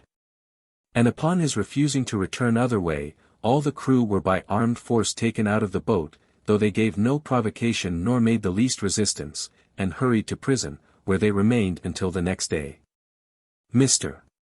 Hicks was then put into one of their boats, and brought on board under the custody of a guard. Immediately upon my hearing of this I wrote to the Viceroy demanding my boat and crew and His Excellency's reason for detaining her, and enclosed the memorial he had before refused to receive. This I sent by a petty officer, as I had never objected against a guard being put into any of my boats wherein was no commissioned officer. He was admitted ashore and delivered the letter, and was told an answer would be sent the next day. This evening, between 8 and 9 o'clock, came on an excessive hard storm of wind and rain, the longboat coming on board the same time with 4 pipes of rum in her. The rope they got hold of broke, and she went adrift. The yawl was immediately sent after her, but the longboat filling with water, they brought her to a grapnel and left her, and the yawl with the people got on board about 3 in the morning. Early this morning I sent to the Viceroy to acquaint him with the loss of our boat, to desire leave and the assistance of a shore boat to look after her, and at the same time to demand the pinnace and her crew. After some time the whole was granted, and we was so fortunate as to find the longboat the same day, and likewise the 4 pipes of rum, but every other thing that was in her was lost. Monday, 21st. This morning I received His Excellency's answer to my last memorial and letter. In his letter he owns there was some indecency in detaining the boat, but lays the blame to my officer, who only executed the orders I gave him with spirit. In one part of his memorial he says that from the build of the ship and other circumstances he doubts that she is the King's. This I thought proper to answer in writing by telling His Excellency that I was ready to produce my commission. Rain the most part of this day. Tuesday, 22nd. Moderate breezes, with frequent showers of rain. Employed getting on board water, provisions, etc. Caulking the ship and repairing the sails. Wednesday, 23rd, fine pleasant weather. Employed as before and setting up the rigging. This day I received from the Viceroy an answer to my last memorial, wherein he still keeps up his doubts that she is not a king's ship, and accuseth my people of smuggling, a thing I am very certain they were not guilty of. And for which His Excellency could produce no proof, notwithstanding many artful means were made use of to tempt such of our people as were admitted ashore to trade by the very officers that were under His Excellency's own roof. I thought it incumbent on me to answer this memorial, in which I desired His Excellency to take into custody any one of my people that should be found trading, even if it amounted to no more than one of the sailors selling his clothes from off his back for a bottle of rum. For what His Excellency called smuggling I was very certain amounted to no more. And even this was only suspicions of my own. Thursday, 24th. This day a Spanish packet, a small brig, from Buenos Aires put in here in her way to Spain. This vessel belonged to His Catholic Majesty, and notwithstanding the Viceroy had all along pretended that the orders he had respecting foreign vessels were general, yet this vessel meet with very different treatment from us. No guard was put over her, and her officers and crew went wherever they pleased. The build and general appearance of the Endeavour not being that of a man-of-war, the Portuguese authorities entertained suspicions regarding her true character, which is not altogether surprising, considering the times. But we can well understand Cook's indignation. Friday, 25th, Saturday, 26th, employed getting on board water as fast as the coopers could set up and repair the casks, setting up the rigging and caulking the ship's sides. Sunday, 27th. Bent the sails and cleaned the ship fore and aft. Monday, 28th, fine pleasant weather. The caulkers having finished the sides, paid them with tar. This day I unexpectedly received an answer from my last memorial, wherein were only a few weak arguments to support His Excellency's suspicions that the ship did not belong to the King, and that my people smuggled. This memorial I answered. Tuesday, 29th, employed lashing the casks that were on the upper deck and between decks and making ready for sea. Wednesday, 30th. Punished Robert Anderson, seaman, and William Judge, marine, with 12 lashes each, the former for leaving his duty ashore and attempting to desert from the ship, and the latter for using abusive language to the officer of the watch, and John Reading. Boatswain's mate, with 12 lashes for not doing his duty in punishing the above 2 men. Sent ashore to the Viceroy for a pilot to carry us to sea, who sent one on board together with a large boat, which I did not want, but it is the custom in this port for the pilots to have such a boat to attend upon the ship they pilot out, and for which you must pay 10 shillings per day, besides the pilot's fees, which is £7 4 shillings sterling. December 1768. Thursday, December 1st. Wind at southeast, which hindered us from sailing as we intended. Received on board a large quantity of fresh beef, greens and yams for the ship's company. Friday, 2nd. This morning sent a packet for the Secretary of the Admiralty on board the Spanish paquet, containing copies of all the memorials and letters that have passed between the Viceroy and me. And likewise another packet containing duplicates thereof I left with the Viceroy to be by him forwarded to Lisbon. At 9 weighed and came to sail and turned down the bay. Peter Flower, seaman, fell overboard, and before any assistance could be given him was drowned. In his room we got a portrait. Saturday, 3rd. First part, moderate breezes at southeast. Remainder, fresh gales at south with rain. At 1 p.m. anchored in 18 fathoms water in the Great Road, see plan. Sunday, 4th, fore and middle parts fresh gales at south-southeast with heavy rain, latter, variable light airs and fair weather. Hoisted in the longboat and secured her. Monday, 5th. First part, little wind and cloudy, middle, thunder, lightning and rain, latter, little wind at southwest and fair. At 4 a.m. weighed and towed down the bay, being calm, with an intent to go to sea, but having 2 shot fired at us from Santa Cruz Fort was obliged to come to an anchor and to send a boat to the fort to know the reason of their firing. Who it seems had no orders to let us pass, without which no ship can go to sea. This surprised me not a little, as I had but this very morning received a very polite letter from the Viceroy, in answer to one I had wrote some days ago, wherein he wishes me a good voyage. I immediately dispatched a petty officer to the Viceroy to know the reason why we was not permitted to pass the fort.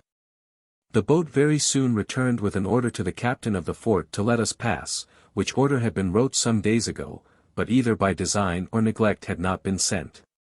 At 11 weighed in order to put to sea, but before we could heave up the anchor, it got hold of a rock, where it held fast in spite of all our endeavors to clear it until the sea breeze set in. Tuesday, 6th. The sea breeze continued all this day. At 2 p.m. the ship tended to the wind, which cleared the anchor.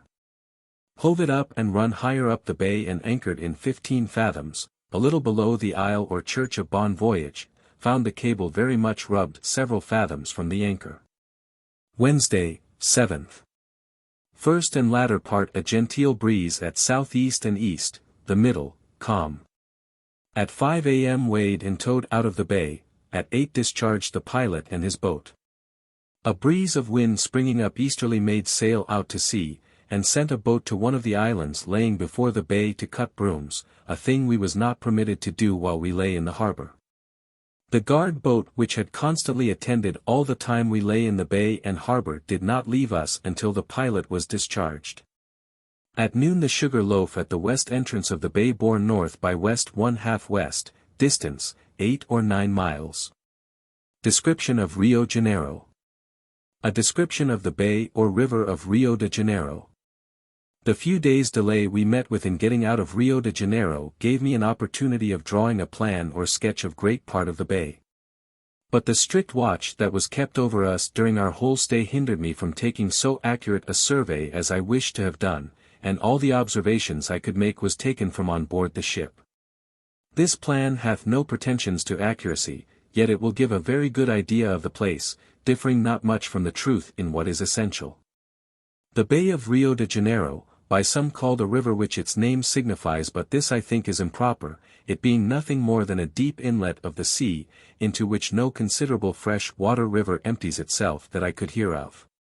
Be this as it will, it is capacious and capable of containing a vast number of shipping where they may ride in perfect security. The entrance is situated west by north 18 leagues from Cape Frio, and may be known by a remarkable hill in the form of a sugar loaf, at the west entrance of the bay. But as all the coast is exceeding high, terminating at the top in peaked hills, it is much better known by the islands laying before it, one of which, called Rodonda, is high and round in form of a haystack, and lies south by west 2½ leagues from the sugar loaf or entrance of the bay.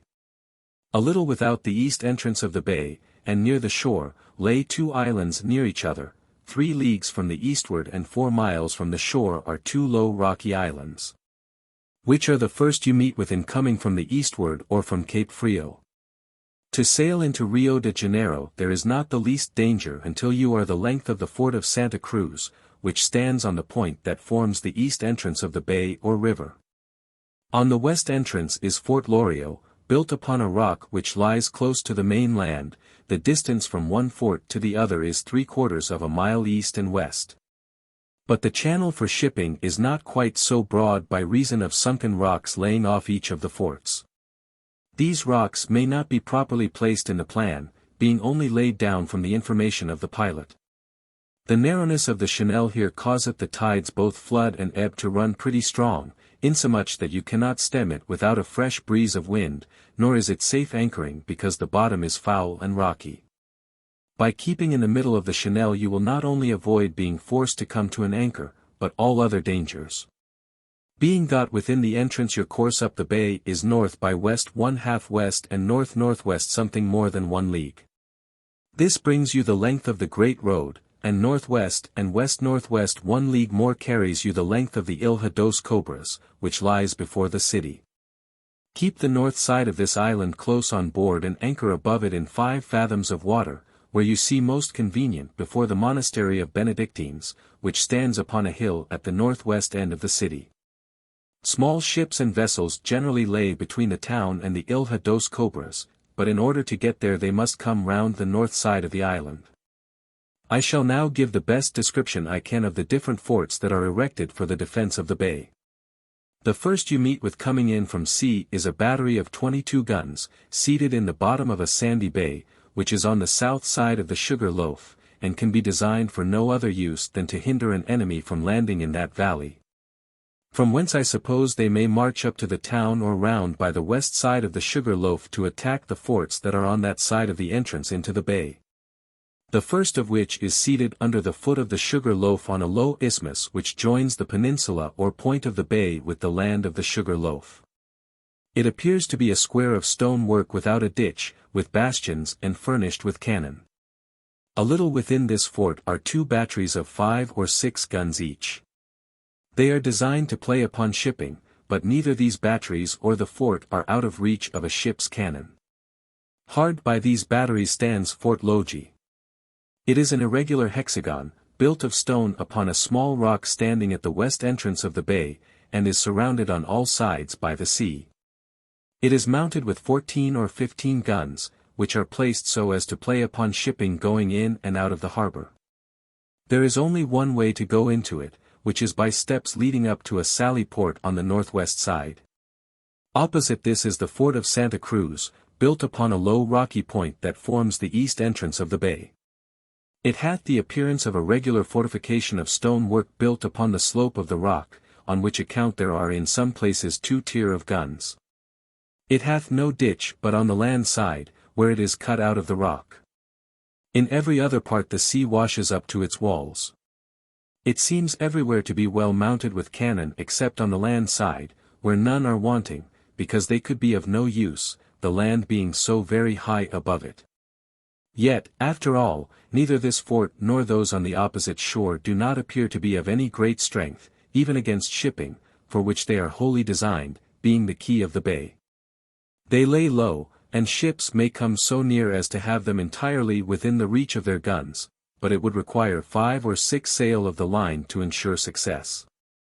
Between 2 and 3 miles within the entrance of the bay, on the west side, is the Isle Borglione, upon the east point of which is erected a battery of stone, and mounted with 17 pieces of cannon. Besides this, on the highest part of the island, is a battery of 6 guns mounted on an open platform. These batteries are designed to play upon shipping in the bay, and seems not ill designed for that purpose. Yet they would be obliged to submit to the attack of shipping or that of a land force, there being nothing to hinder the latter from landing on the island behind the batteries. Opposite to this island, on the low point on the east side of the bay, is the battery of St. Dominica of 7 guns. A little without this battery, on the east side of the bay, is a small but high island, close to the shore, on the top of which is the church of Bon Voyage, about halfway down the cliff. Below the church is a battery of 3 guns. Neither the one nor the other of these batteries are of much consequence. They serve, indeed, to force shipping coming into the bay between 2 fires, and hinder them from anchoring on that side until they are silenced. The next fortification is that on the Ilha dos Cobras, the east point and north side of which consists of a rampart bastion and a parapet faced with stones and mounted with cannon, but no ditch, which is not much wanting. As the works are built on the edge of the rising ground. The other side next the town hath no other enclosure but a plain wall without any guns. It is said that the works on this island are in bad repair, on account of being so extensive that they would take more men to defend them than they could spare, and, placing no dependency on their strength, let them go to decay.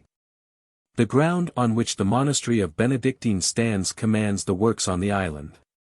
Over the south end of the city stands the castle of Saint Sebastian. It is seated upon a hill, and commands the whole town. And this is all I know of it, only that it is not counted a place of any great strength. For the defense of these forts and the town the King of Portugal maintains 7 regiments of regular troops. Those I saw were well clothed and in good condition. But this, as I was told, was not the case with the whole. Besides these troops are 3 regiments of militia, 2 of horse and 1 of foot. These consist of the principal inhabitants of the place, who serve without pay, muster and exercise in turns 9 months in the year, on which account they rank with the regular troops.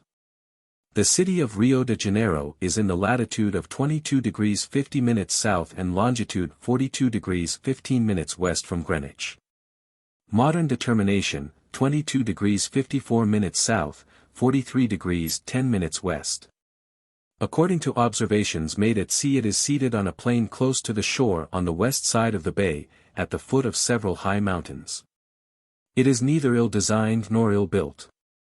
The houses are mostly stone, generally 1 and 2 stories high, with balconies to most of them. The streets are of a convenient breadth, and cross each other at right angles, and the whole city may be about 3 miles in compass. It is governed by a governor appointed by the king. The present governor is Don Anto Mendoias Fasteda, who is no friend to the English. It likewise is the residence of the Viceroy and Captain General of the States of Brazil, who is as absolute as any monarch on earth, and the people to all appearance as much slaves. This city and adjacent parts about the bay are said to contain 100,000 souls, but not above a 20th part are whites. The rest are blacks, many of whom are free, and seem to live in tolerable circumstances. The city of Rio de Janeiro is supplied with water from 2 different parts of the adjacent mountains. That which comes from the southward is conveyed across a deep valley by an aqueduct, which consists of a great number of arches placed in 2 rows, one upon the other. From thence in pipes to a fountain which stands in the middle of the square before the Viceroy's palace. At another part of the city is a reservoir, to which the water is conveyed much in the same manner. From these 2 places, but mostly from the former, the inhabitants fetch all they want, where there is always a sentinel to keep order, and it is likewise here that the ships water. They land their casks upon a smooth sandy beach about 100 yards from the fountain, and upon application to the Viceroy you have a sentinel to look after them and to clear the way for to come to the fountain to fill water. Upon the whole, Rio de Janeiro is not a bad place for ships to put in at that want refreshments, not only because the harbor is safe and commodious, but that provision and all manner of refreshments may be had in tolerable plenty. Bread and flour are, however, scarce and dear, being brought hither from Europe, and are never the better for that passage. In lieu of these are to be had yams and cassada. All sorts of grain, though it may be the produce of this country, is dear. Fresh beef, though bad, is to be had in plenty at about 2 1/4 pence per pound, and jerked beef about the same price. This is cured with salt, and dryd in the shade, the bones being taken out, and the meat cut into large but very thin slices.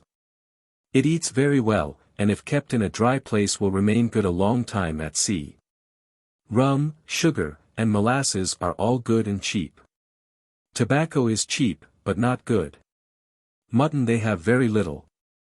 Hogs and all sorts of poultry are to be got, though in no great plenty, and of course rather dear. Garden stuff and fruit in plenty, but none that will keep long at sea except pumpkins. They have a yard for building shipping and a small hulk for heaving down by, there being no other method to come at a ship's bottom, as the tides doth not rise above 6 or 7 feet. At the new and full moon it is high water at that time about 8 o'clock, when the land and sea breezes are regular, but when they are not the course of tides are altered. The sea breeze begins to blow about 10 or 12 o'clock, and continues until sunset, when it dies away and is succeeded by the land breeze, which continues most part of the night. From a little after sunrise until the sea breeze sets in it is generally calm, and is then the oddest and most disagreeable part of the whole day. Chapter 2. Rio Janeiro to Tahiti. Remarkable occurrences from Rio de Janeiro towards Terra del Fuego. December 1768. Rio to Strait Le Maire. Thursday, December 8, fore and middle parts moderate breezes and cloudy, remainder, little wind and clear weather. At 3 p.m. The boat returned from the island, hoisted her in and made sail at 6. The Sugar Loaf at the west entrance of Rio de Janeiro bore north 1/2 east, distance 7 leagues. It lies from the city of Rio de Janeiro, from which I take my departure, southwest 4 miles. Wind east-northeast, northeast, north by east, course south 7 degrees 30 minutes west, distance 85 miles. Latitude 24 degrees 17 minutes south, longitude 42 degrees 29 minutes west. Friday, 9th, genteel light breezes and clear weather. At 3 a.m. the fore-topgallant mast broke short by the cap, the carpenter employed making another. Wind north, northeast, south-southwest, course south 22 degrees east, distance 32 miles, latitude 24 degrees 46 minutes south, longitude 42 degrees 16 minutes west. Saturday, 10th, moderate breezes with some flying showers of rain the first part. Wind southerly, course, southeast 1/2 east, distance 75 miles, latitude 25 degrees 34 minutes south, longitude 41 degrees 12 minutes west. Sunday, 11th, little wind and clear weather the most part of this day. Served slops are materials for making clothes, to the people. Wind southerly, course south 20 degrees east, distance 9 miles, latitude 25 degrees 43 minutes south, longitude 41 degrees 8 minutes west. Monday, 12th. First part, light airs, remainder, genteel breezes and clear weather. Found the variation of the compass by the evening amplitude and an azimuth in the morning to be 8 degrees 30 minutes east, and the observed latitude at noon to be short of that given by the log 10 miles. Exercised the people at great guns and small arms. Wind variable, course south-southwest, distance 34 miles, latitude 26 degrees 14 minutes south, longitude 41 degrees 23 minutes west. Tuesday, 13th. First part gentle breezes and clear, remainder a steady gale. The weather a little hazy. Variation 8 degrees 23 minutes east. Wind northeast and north-northeast, course south 19 degrees 40 minutes west, distance 113 miles. Latitude 28 degrees 0 minutes south, longitude 42 degrees 6 minutes west. Wednesday, 14th. First and latter parts, fresh breezes and cloudy, middle, little wind, with thunder, lightning and rain. The caulkers employed caulking the ship's decks. Wind, northwest, west, south by west, course south 16 degrees east, distance 87 miles, latitude 29 degrees 24 minutes south, longitude 41 degrees 55 minutes west. Thursday, 15th. The first part a fresh gale and dark cloudy weather. Remainder, little wind and clear, a large swell from southwest. Wind southwest by south, south, east-southeast, course south 14 degrees 15 minutes east, distance 45 miles, latitude 30 degrees 8 minutes south, longitude 41 degrees 39 minutes west. Friday, 16th, genteel breezes and clear weather. Variation 9 degrees 36 minutes east. Wind east-northeast, northwest, northeast, course south 32 degrees west, distance 86 miles. Latitude 31 degrees 21 minutes south, longitude 42 degrees 32 minutes west. Saturday, 17th, hazy with frequent showers of rain all the fore and middle part, latter, clear weather with a gentle breeze of wind. Wind, variable from northwest, southwest, to south-southeast, course south 14 degrees west, distance 56 miles, latitude 32 degrees 15 minutes south, longitude 42 degrees 48 minutes west. Sunday, 18th. First part, light winds. Remainder, fresh breezes and clear weather. Variation 11 degrees 3 minutes east. Wind, southeast to northeast. Course south 51 west, distance 43 miles, latitude 32 degrees 42 minutes south, longitude 43 degrees 27 minutes west. Monday, 19th. A steady fresh breeze and fair weather. At 5:30 p.m. longitude in per observation of the sun and moon 43 degrees 38 minutes west from Greenwich. Variation 11 degrees 3 minutes east. The observed latitude exceeds that given by the log 7 miles. Wind northerly, course southwest, distance 116 miles, latitude 34 degrees 4 minutes south, longitude 45 degrees 6 minutes west. Tuesday, 20th. A fresh breeze of wind and hazy. Variation 13 degrees 44 minutes east. Observed latitude exceeds that given by the log 11 miles. Wind north, course southwest 1/4 south, distance 160 miles, latitude 36 degrees 2 minutes south, longitude 47 degrees 14 minutes west. Wednesday, 21st, wind and weather variable. Saw several black sheer waters. Sounded twice this 24 hours but found no ground with 90 fathoms. The observed latitude again ahead of the log 16 miles. Wind variable, course south 42 degrees 45 minutes west, distance 90 miles. Latitude 37 degrees 8 minutes south, longitude 48 degrees 30 minutes west. Thursday, 22nd. Little wind the most part of this day. Variation 15 degrees 30 minutes east. Bent a new suit of sails. Wind southerly, course west, distance 40 miles. Latitude 37 degrees 8 minutes south, longitude 49 degrees 1 minute west. Friday, 23rd, light airs and clear weather. Saw some turtle upon the water but could not catch any. Sounded no ground with 200 fathoms. Variation 15 degrees 40 minutes east. Wind southerly, course north 48 degrees west, distance 33 miles, latitude 36 degrees 46 minutes south, longitude 49 degrees 32 minutes west. Saturday, 24th. First part calm, remainder a genteel breeze and fine clear weather. This night had 2 sets of observations of the moon and the star Aldebaran, which gave the longitude 49 degrees 54 minutes 15 seconds west, the first set gave 49 degrees 55 minutes 15 seconds, and the second 49 degrees 53 minutes 15 seconds. Wind calm, northeasterly, course south 50 degrees west, distance 39 miles, latitude 37 degrees 11 minutes south, longitude 50 degrees 32 minutes west. Sunday, 25th, fresh breezes and fine clear weather. Wind northeast by north to north. Course south 50 degrees west, distance 116 miles, latitude 38 degrees 37 minutes south, longitude 52 degrees 5 minutes west. Monday, 26th. A fresh breeze of wind and cloudy weather, passed by some rock weed. At noon the observed latitude 26 miles to the southward of the log, which I believe is chiefly owing to her being generally steered to the southward of her course.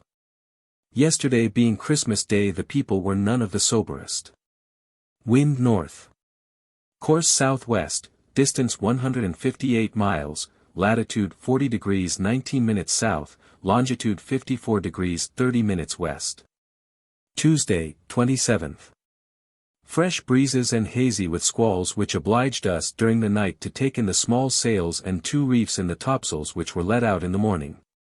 Wind northerly, course south 50 degrees west, distance 123 miles.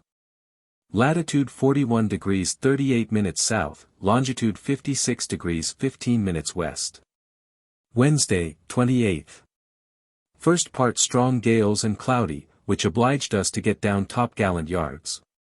At 8 p.m. it blew a storm of wind with rain which brought us under our mainsail with her head to the westward. Sounded 50 fathoms, fine brown sand, at midnight had 40 fathoms, the same bottom. At 4 a.m. had 46 fathoms coral rock. The weather being more moderate, made sail under the courses and set the topsails with 2 reefs in. Wind southeast to south, latitude 40 degrees 49 minutes south, longitude 58 degrees 29 minutes west. Thursday, 29th. First part moderate breezes and cloudy, remainder fresh breezes and clear. PM loosed all the reefs out, and got topgallant yards across. Variation per azimuth 16 degrees 12 minutes, per amplitude 16 degrees 32 minutes. Mean of the 16 degrees 22 minutes east. Between 9 and 10 a.m. took 7 sets of observations between the sun and moon to find the longitude of the ship. Each set consists of 3 observations. The mean of the whole gave 59 degrees 18 minutes 34 seconds west of Greenwich. The result of each set was as follows, viz., first set, 59 degrees 8 minutes, second, 59 degrees 21 minutes, third, 59 degrees 34 minutes, fourth, 59 degrees 17 minutes. Fifth, 59 degrees 11 minutes 45 seconds, sixth, 59 degrees 19 minutes 30 seconds, and the seventh, 59 degrees 20 minutes 45 seconds. The greatest difference between any two viz. The first and third is but 26 minutes, and the mean of these two differ from the mean of the whole only 2 minutes 26 seconds. This shews to what degree of accuracy these observations can be made even by different persons, for 4 of these were made and computed by Mr. Green and the rest by myself. The longitude given by the ship, reckoning from the last observation 5 days ago, differs only 8 miles from the observation, which shews that we have not been in any currents. Soundings from 40 to 47. Wind northeasterly. Course south 46 degrees 30 minutes west, distance 81 miles, latitude 41 degrees 45 minutes south, longitude 59 degrees 37 minutes west. Friday, 30th, little wind, and sometimes calm, the first part clear weather, remainder foggy and hazy. Soundings from 44 to 49 fathoms, grey sandy bottom. Caught both this morning and last night a great number of insects. Some were upon the wing, but the greater part were upon the water, and many of these alive and of such sort as cannot fly far.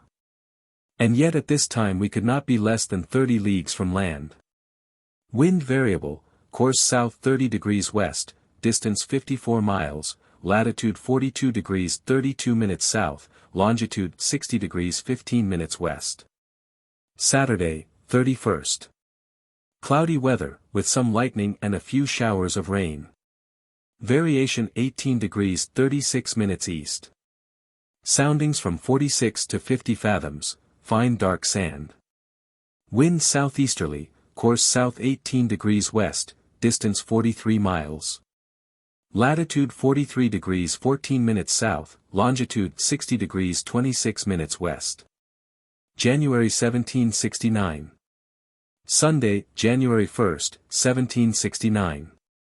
First and latter part, fresh breezes and clear weather, in the middle, light airs and calm. At noon, longitude in per 4 sets of observations between the sun and moon 61 degrees 8 minutes 28 seconds west. The difference between the least and greatest of these sets was 8 minutes, and the mean of 2 differs from the mean of the whole but 32 seconds. The longitude by account carried on from the last observations exactly agree with these observations. Saw a great number of small whales about the ship. Wind south to west-southwest, course south 36 degrees west, distance 39 miles, latitude 43 degrees 35 minutes south, longitude 61 degrees 8 minutes 28 seconds west. Monday, January 2nd. The first part of this day a genteel gale and clear weather, middle, squally, with lightning and rain, and some showers of large hail stones, towards noon a steady fresh breeze and clear weather. At noon longitude in by 3 sets of observations between the sun and moon 61 degrees 7 minutes 45 seconds, which is 43 seconds to the eastward of yesterday's observations. The ship by the log has made 4 minutes east. Wind westerly. Course south 2 degrees east, distance 92 miles, latitude 45 degrees 17 minutes south, longitude 61 degrees 7 minutes 45 seconds west. Tuesday, 3rd, fresh gales and clear weather, under single reef topsails. P.M. Saw some whales and porpoises and small red crawfish, some of which we caught. At noon saw several birds of a light gray color, like pigeons, but smaller. These are of the Mother Carey's kind. Longitude per observation 61 degrees 29 minutes 45 seconds, which is 22 minutes to the westward of yesterday, but the ship hath made 41 minutes, consequently there is an error of 19 minutes. Which is not to be supposed to be in the log in one day's run. But, be it which way it will, it is not great. Wind west, southerly, course south 11 degrees, distance 122 miles, latitude 47 degrees 17 minutes south, longitude 61 degrees 29 minutes 45 seconds west. Modern chart of South Pacific Ocean showing track of HMS Endeavour, 1769 to 1770. Wednesday, 4th. First part, genteel breeze and clear. Latter, fresh gales, with heavy squalls of wind and rain, which brought us under our courses and main topsails close reefed. Soon after noon saw the appearance of land to the eastward, and being in the latitude of Pape's Island, as it is laid down in some charts, imagined it might be it. Pepys Island, placed on charts, from a report by Captain Cowley in 1683, about 230 miles north of Falkland Islands, and long imagined to exist. It was eventually recognized, after the discovery of Cowley's manuscript journal, that Cowley had sighted the Falklands. Bore down to be certain, and at 1/2 past 2 p.m. discovered our mistake, and hauled the wind again. At 6 sounded, and had 72 fathoms black sand and mud. Variation 19 degrees 45 minutes east. Wind west-northwest to southwest by south, course south 30 degrees east, distance 76 miles. Latitude 48 degrees 28 minutes south, longitude 60 degrees 51 minutes west. Nearing Terra del Fuego. Thursday, 5th, 4-part, fresh gales and clear, middle, light airs, remainder, fresh gales and a little hazy. P.M. Found the variation to be 20 degrees 4 minutes east, sounding 75 and 73 fathoms. A great number of waterfowl about the ship. Wind southwest, northeast, north-northeast, course south 28 degrees west, distance 92 miles. Latitude 49 degrees 49 minutes south, longitude 61 degrees 67 minutes west. Friday, 6th, fresh gales, the air very sharp and cold, frequent showers of rain and squalls. Sounding 75 fathoms. Saw some penguins. Gave to each of the people a fear-not jacket and a pair of trousers, after which I never heard one man complain of cold, not but that the weather was cold enough. Wind west, southerly, course south 8 degrees 45 minutes west, distance 92 miles. Latitude 51 degrees 20 minutes south, longitude 62 degrees 19 minutes west. Saturday, 7th. First part, strong gales, with excessive hard squalls, with rain. At 9 p.m. Wore and brought to, her head to the westward under the mainsail, and reefed the foresail for the first time. The storm continued with a little intermission until a little towards noon, when it abated, so we could set the topsails close reefed. Saw many penguins and some seals. Wind southerly, course south 62 degrees east, distance 14 miles, latitude 51 degrees 26 minutes south, longitude 61 degrees 59 minutes west. Sunday, 8th. Wind and weather both variable, but for the most part little wind. P.M. loosed the reef out of the foresail and 2 reefs out of each topsail. A.M. got top-gallant yards across and loosed all the reefs out.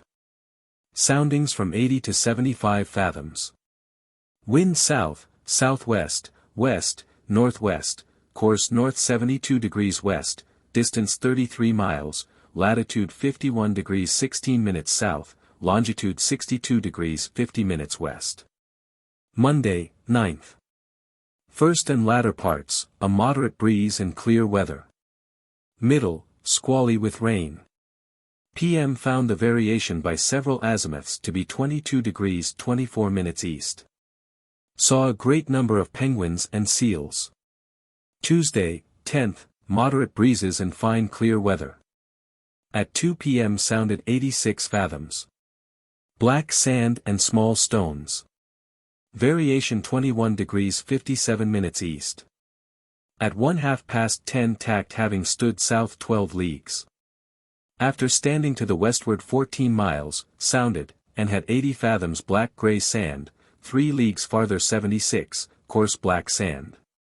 Tacked, and at noon had 70 fathoms black gravel and small stones of different colors.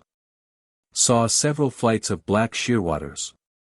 Wind west-southwest, southwest, course south 18 degrees west, distance 38 miles. Latitude 52 degrees 54 minutes south, longitude 63 degrees 10 minutes west. Wednesday, 11th. A steady genteel breeze and clear weather.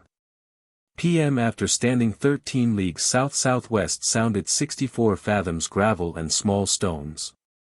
Standing southwest by south 11 leagues farther, had 46 fathoms, the same sort of bottom.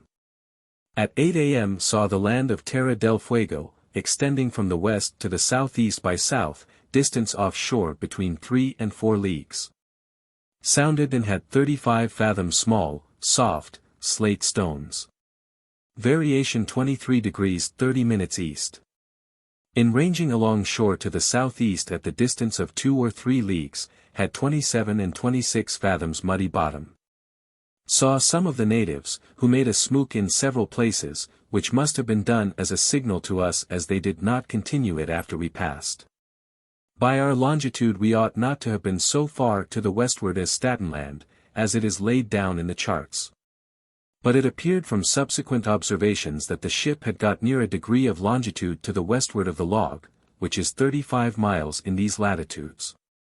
Probably this in part may be owing to a small current setting to the westward, occasioned by the westerly current which comes round Cape Horn and through Strait La Mer, and the indraft of the Straits of Magellan. Wind westerly.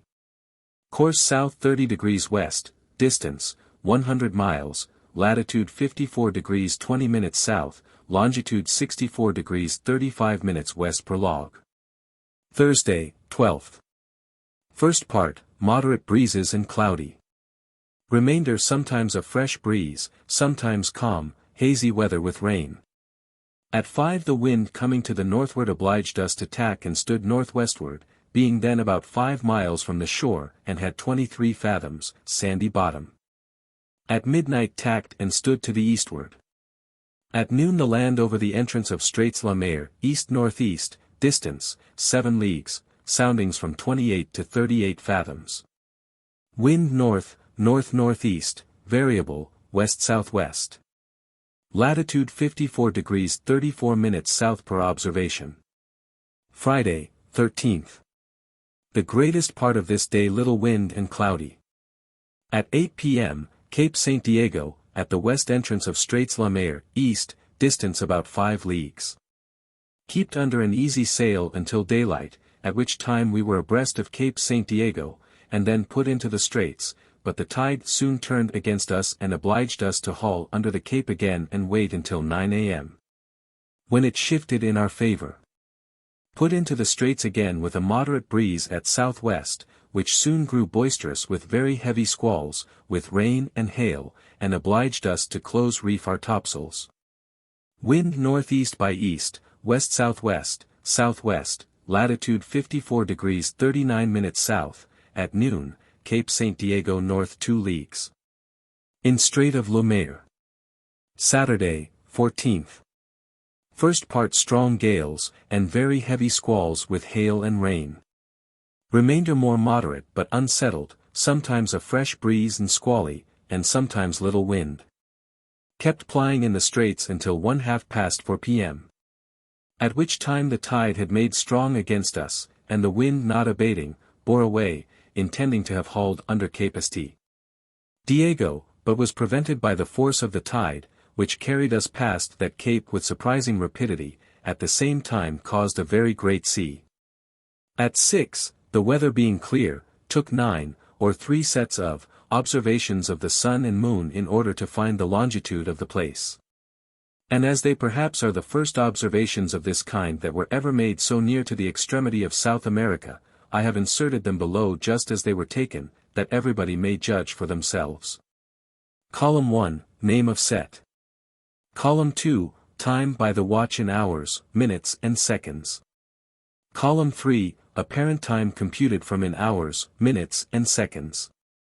Column 4, Observed distance. Sun and moon's nearest limb in degrees, minutes and seconds. Column 5, Observed altitude. Sun's lower limb in degrees, minutes and seconds. Column 6, Observed altitude. Moon's upper limb in degrees, minutes and seconds. Column 7, Correct altitude. Sun's center in degrees, minutes and seconds. Column 8, Correct altitude. Moon's center in degrees, minutes and seconds. Column 9, the longitude resulting from both sets of observations in degrees, minutes and seconds. 8:27:15, 71:26, 0:15:36, 0:24:13, 8:30:30, 71:28, 0:15:11, 0:24:80. 8:32:15, 71:29, 0:14:56, 0:23:57, 25:30:00, 83, 0:45:43, 72:18. First set, 8:30:00, 6:12:53, 71:27:40, 15:14, 20:24:6, 0:15:22:39, 23:43:0, 66:7:45. 8:33:50, 71:30, 0:14:43, 0:23:38:0. 8:35:39, 31, 0:14:25, 0:23:42:0. 8:37:46, 30:30, 14:10, 0:23:32:0. 8:107:15, 91:30, 43:18, 0:23:112:0. Second set, 8:35:45, 6:18:41, 71:30:30, 14:26, 0:23:37, 20:14:34, 0:23:14:0, 66:19:45. 8:39:10, 71:31:30, 13:56, 0:23:26:0. 8:41:20, 32, 0:13:40, 0:23:20:0. 8:43:49, 33, 0:13:18, 0:23:60. 8:124:19, 9:6:30, 114:0, 52:0. Third set, 8:41:26, 6:24:26, 71:32, 10:13:38, 0:23:17, 20:13:46, 0:22:55:0, 66:0:45. NB. The mean of the three sets is 66 degrees 9 minutes 25 seconds, and the mean of Mr. Green's computations from the same observations was 66 degrees 14 minutes 0 seconds, and the mean of his computations and mine will be 66 degrees 11 minutes 32 seconds, and therefore the longitude of Cape St. Diego or the northwest entrance of Strait Le Maire will be 66 degrees 0 minutes 0 seconds west from Greenwich, and its latitude 54 degrees 39 minutes south. Modern determination is 54 degrees 40 minutes south, 65 degrees 8 minutes west. Note, the distance of the sun and moon was taken by Mr. Green alone, my quadrant being out of order. Cape St. Diego bore at this time south by east about 4 leagues distant. At 7:30 tacked and stood to the southeast, Cape St. Diego bearing south by east, distance 5 leagues. At 1 a.m., squally, wore ship, Staten Land extending from north to east. At 4, moderate weather, loosed a reef out of each topsail, the Cape of Good Success west by south, and Cape St. Diego north-northwest, being now in the strait, but the tide turning against us soon carried us out. The violence of the tide of ebb rose such a sea off Cape St. Diego, that it looked as if it was breaking violently on the ledge of rocks, and would be taken for such by any who knowed not the true cause. When the ship was in this torrent she frequently pitched her bowsprit in the water. By noon we got under the land between Cape St. Diego and Cape St. Vincent, where I thought to have anchored, but found the bottom everywhere hard and rocky, the depth of water from 30 to 12 fathoms. Sent the master to examine a small cove which appeared to our view a little to the eastward of Cape St. Vincent. Wind south-southwest and southwest by south. Sunday, 15th. Moderate breezes at south and southeast, and cloudy weather, the greater part of this day. At 2 p.m. The master returned with an account that there was anchorage in 4 fathoms water and a good bottom close to the eastward of the first Black Bluff Point which is on the east side of Cape St. Vincent, at the very entrance of the cove we saw from the ship, which I named Vincent Bay. Before this anchoring ground lay several rocky ledges covered with seaweed. On these ledges I was informed was not less than 8 or 9 fathoms, but in standing in with the ship the first we came upon had only 4 fathoms upon it. I therefore thought that anchoring here would be attended with some risk, and that it would be better to endeavour to find some port in the strait, and there complete our wood and water. However, I sent an officer with a boat on shore to attend to Mr. Banks and people who was very desirous of being on shore at any rate, while I kept plying as near the shore as possible with the ship. At 9 they returned on board bringing with them several plants, flowers, etc., most of them unknown in Europe, and in that alone consisted their whole value. They saw none of the natives, but meet with several of their old huts. Hoisted the boat in and made sail into the straits and at 3 a.m. anchored in 12.5 fathoms water, the bottom coral rocks, before a small cove which we took for Port Maurice, and near 1/2 a mile from the shore Cape St.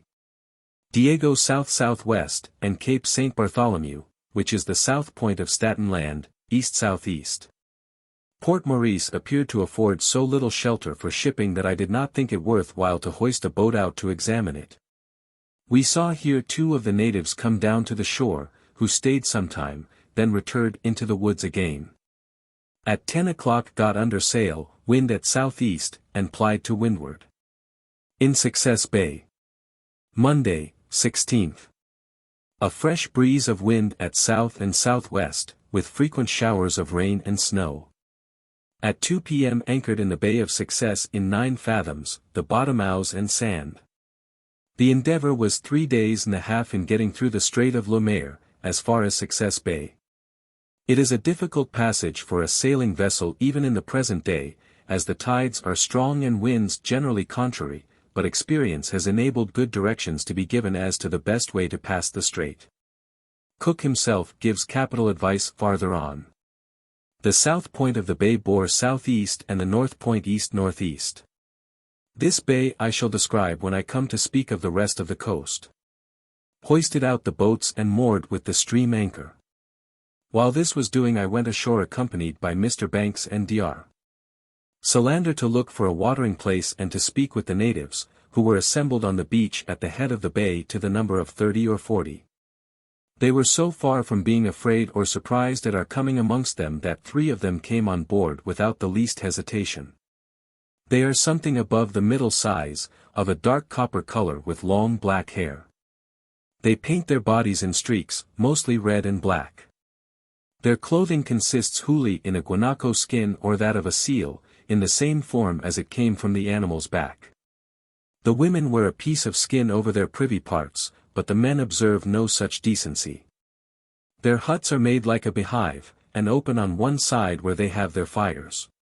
They are made of small sticks and covered with branches of trees, long grass, etc., in such a manner that they are neither proof against wind, hail, rain or snow, a sufficient proof that these people must be a very hardy race.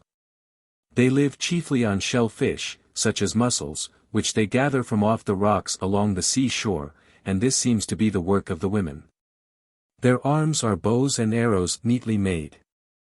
Their arrows are bearded, some with glass and others with fine flint. Several pieces of the former we saw amongst them with other European things, such as rings, buttons, cloth, canvas, etc.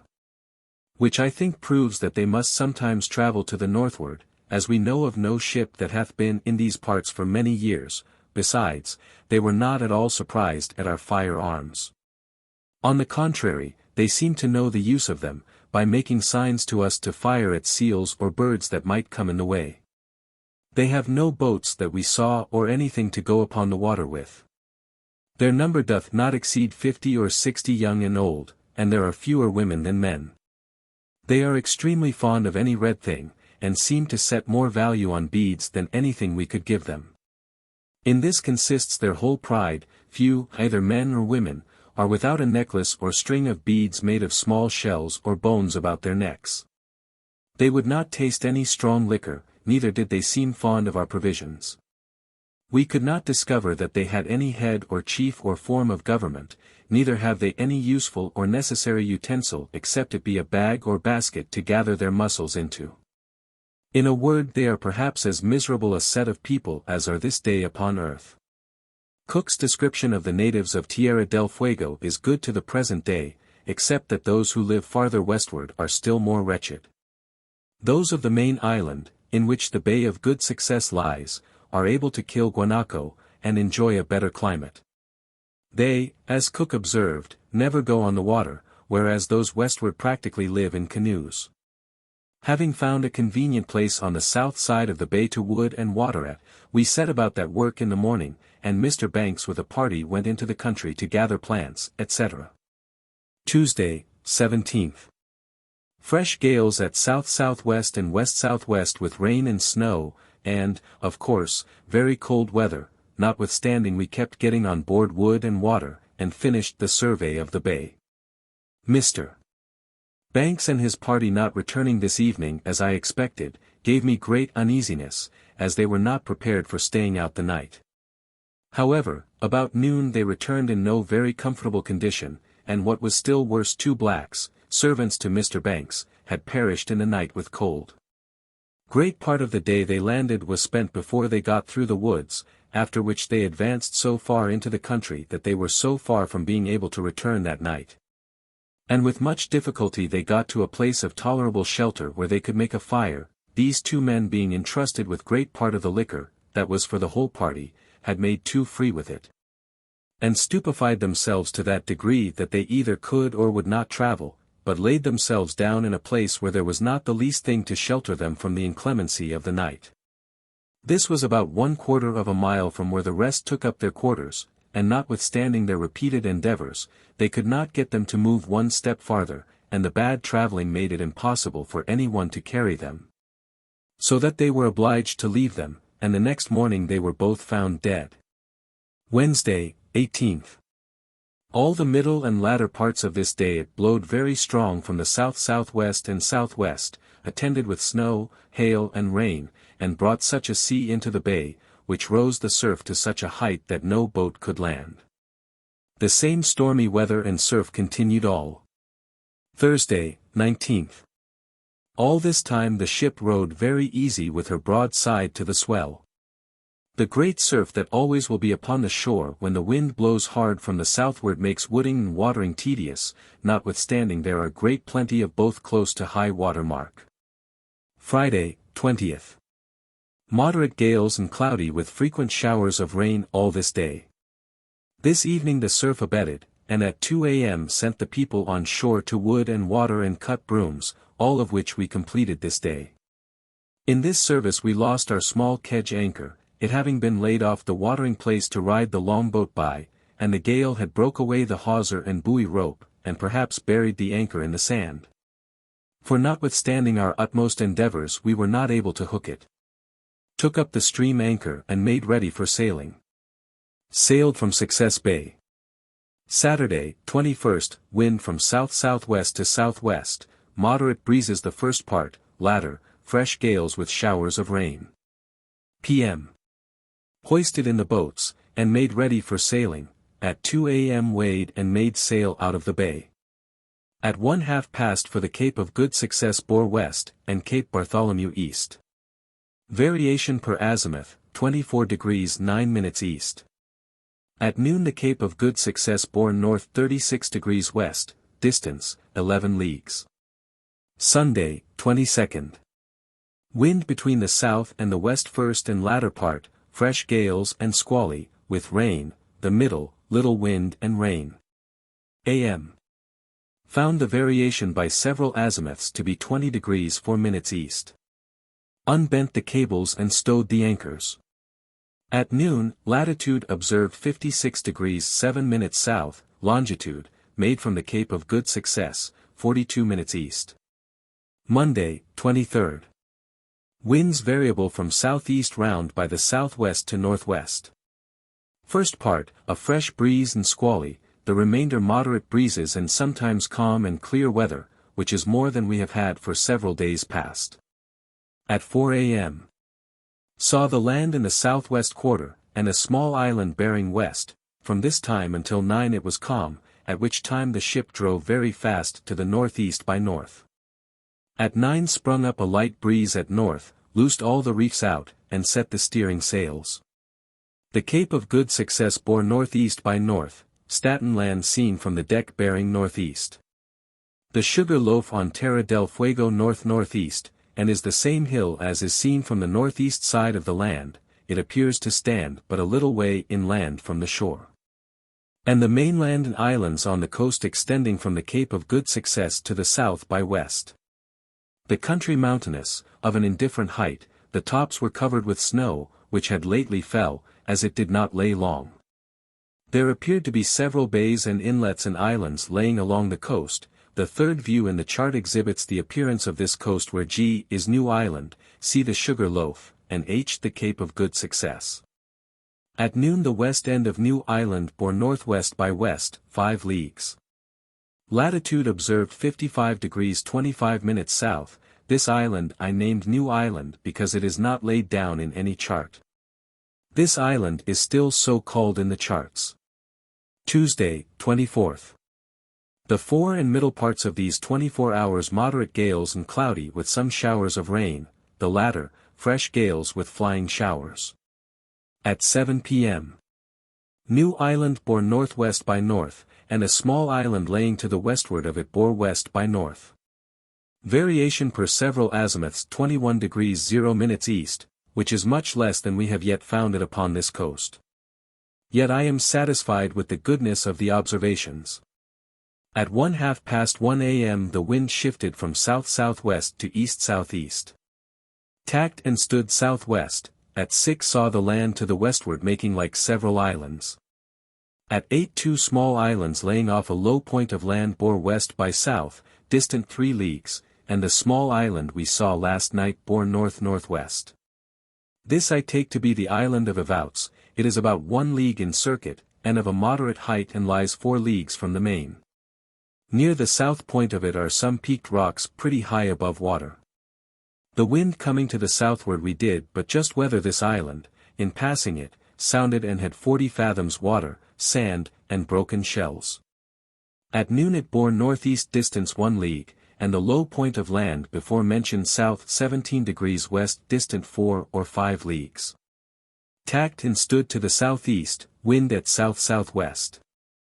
From this low point the land trends to the northwest, about 4 leagues, where it ends in a low point round which to the westward appears to be a deep bay, unless this land should prove to be an island or islands, which is most likely. It rises into high craggy hills, and the shore seems to form several bays. If so, they must afford good shelter for shipping against southerly and westerly winds. Off Cape Horn. Wednesday, 25th. Winds from the south to the west-northwest, the first part fresh gales and squally with some rain, middle, little wind with hail and rain, latter, fresh gales and hazy, with showers of rain. At 8 p.m. The island of Avouts northwest, distant 3 or 4 miles. Variation, per morning amplitude 21 degrees 16 minutes east. At 8 a.m. The southernmost low point of land seen yesterday bore south 74 degrees west, and a remarkable peaked hill to the southward of its southwest. And soon after we discovered that the land which we took yesterday to be a part of the main or an island, was 3 islands, which I take to be hermits. At noon the south point of the southermost island bore northwest by west distant 3 leagues, having then 58 fathoms pebble stones. This point is pretty high and consists of peaked craggy rocks, and not far from it lay several others high above water. It lies in the latitude of 55 degrees 53 minutes south and southwest 26 leagues from Straits La Mer, and by some on board thought to be Cape Horn. But I was of another opinion, and with good reason, because we saw land to the southward of it about 3 or 4 leagues. It appeared not unlike an island with a very high round hummock upon it. This I believed to be Cape Horn, for after we had stood about 3 leagues the weather cleared up for about a quarter of an hour, which gave us a sight of the land bearing west-southwest, but we could see no land to the southward or westward of it. And therefore conclude that it must be the Cape, but whether it be an island of itself, a part of the southermost of Hermit's Islands, or a part of Terra del Fuego, I am not able to determine. However, this is of very little consequence to navigation. I only wish to be certain whether or no it was the southermost land on or near to Terra del Fuego. But the thick foggy weather and the westerly winds which carried us from the land prevented me from satisfying my curiosity in this point, but from its latitude and the reasons before given I think it must, and if so it must be Cape Horn. And lies in the latitude of 55 degrees 53 minutes south and longitude 68 degrees 13 minutes west from the meridian of Greenwich. No doubt this was Cape Horn, but it lies in 55 degrees 58 minutes south, 67 degrees 16 minutes west. Being the mean result of several observations of the sun and moon made the day after we left the land, and which agreed with those made at Straits Le Maire, allowing for the distance between one place and the other. Which I found means very accurately to determine. As we are now about taking our departure from the land, which we are not likely to fall in with again, I shall give a more full description of such parts of the coasts of Terra del Fuego as hath fallen under my inspection. We fell in with this coast 21 leagues to the westward of Straits Le Maire, and ranged the coast from thence to the strait within 2 or 3 leagues of the land, and had soundings all the way from 40 to 20 fathoms, a gravelly and sandy bottom. The land near the shore is in general low but hilly, the face of the country appears green and woody, but inland are craggy mountains. They appeared to be of no great height, nor were they covered with snow. The most remarkable land on Terra del Fuego is a high mountain in form of a sugar loaf, situated not far from the sea on the southwest side of the land, and 3 hills called the 3 Brothers. They lay near the shore and 9 miles to the westward of Cape St. Diego, which is a low point that forms the northwest entrance of Strait Le Maire, and are contiguous to each other. The sugar loaf lies from these hills south-southwest, and when it was in this situation the appearances of the land is represented in the first view in the chart. But it must be observed that from this point of view the 3 Brothers appear far more conspicuous than from any other. These landmarks are by some voyagers thought very necessary to know Strait Le Maire by, but whoever coasts Terra del Fuego within sight of land cannot possibly miss the strait, it being of itself so very conspicuous. And Staten Land, which forms the east side, is still more so from its very rugged appearance. 1 league and a half to the westward of Cape St. Diego lies Cape St. Vincent. Between these 2 capes lies Vincent's Bay, now called Thetis Bay. It is a very poor anchorage. A small cove wherein is wood and water, and before which a ship might anchor with a southerly or southwest wind, but the ground is none of the best, unless you go into the very mouth of the cove, which is on the east side of the first bluff point from Cape St. Vincent, where there is anchorage in 4 fathoms, a sandy bottom.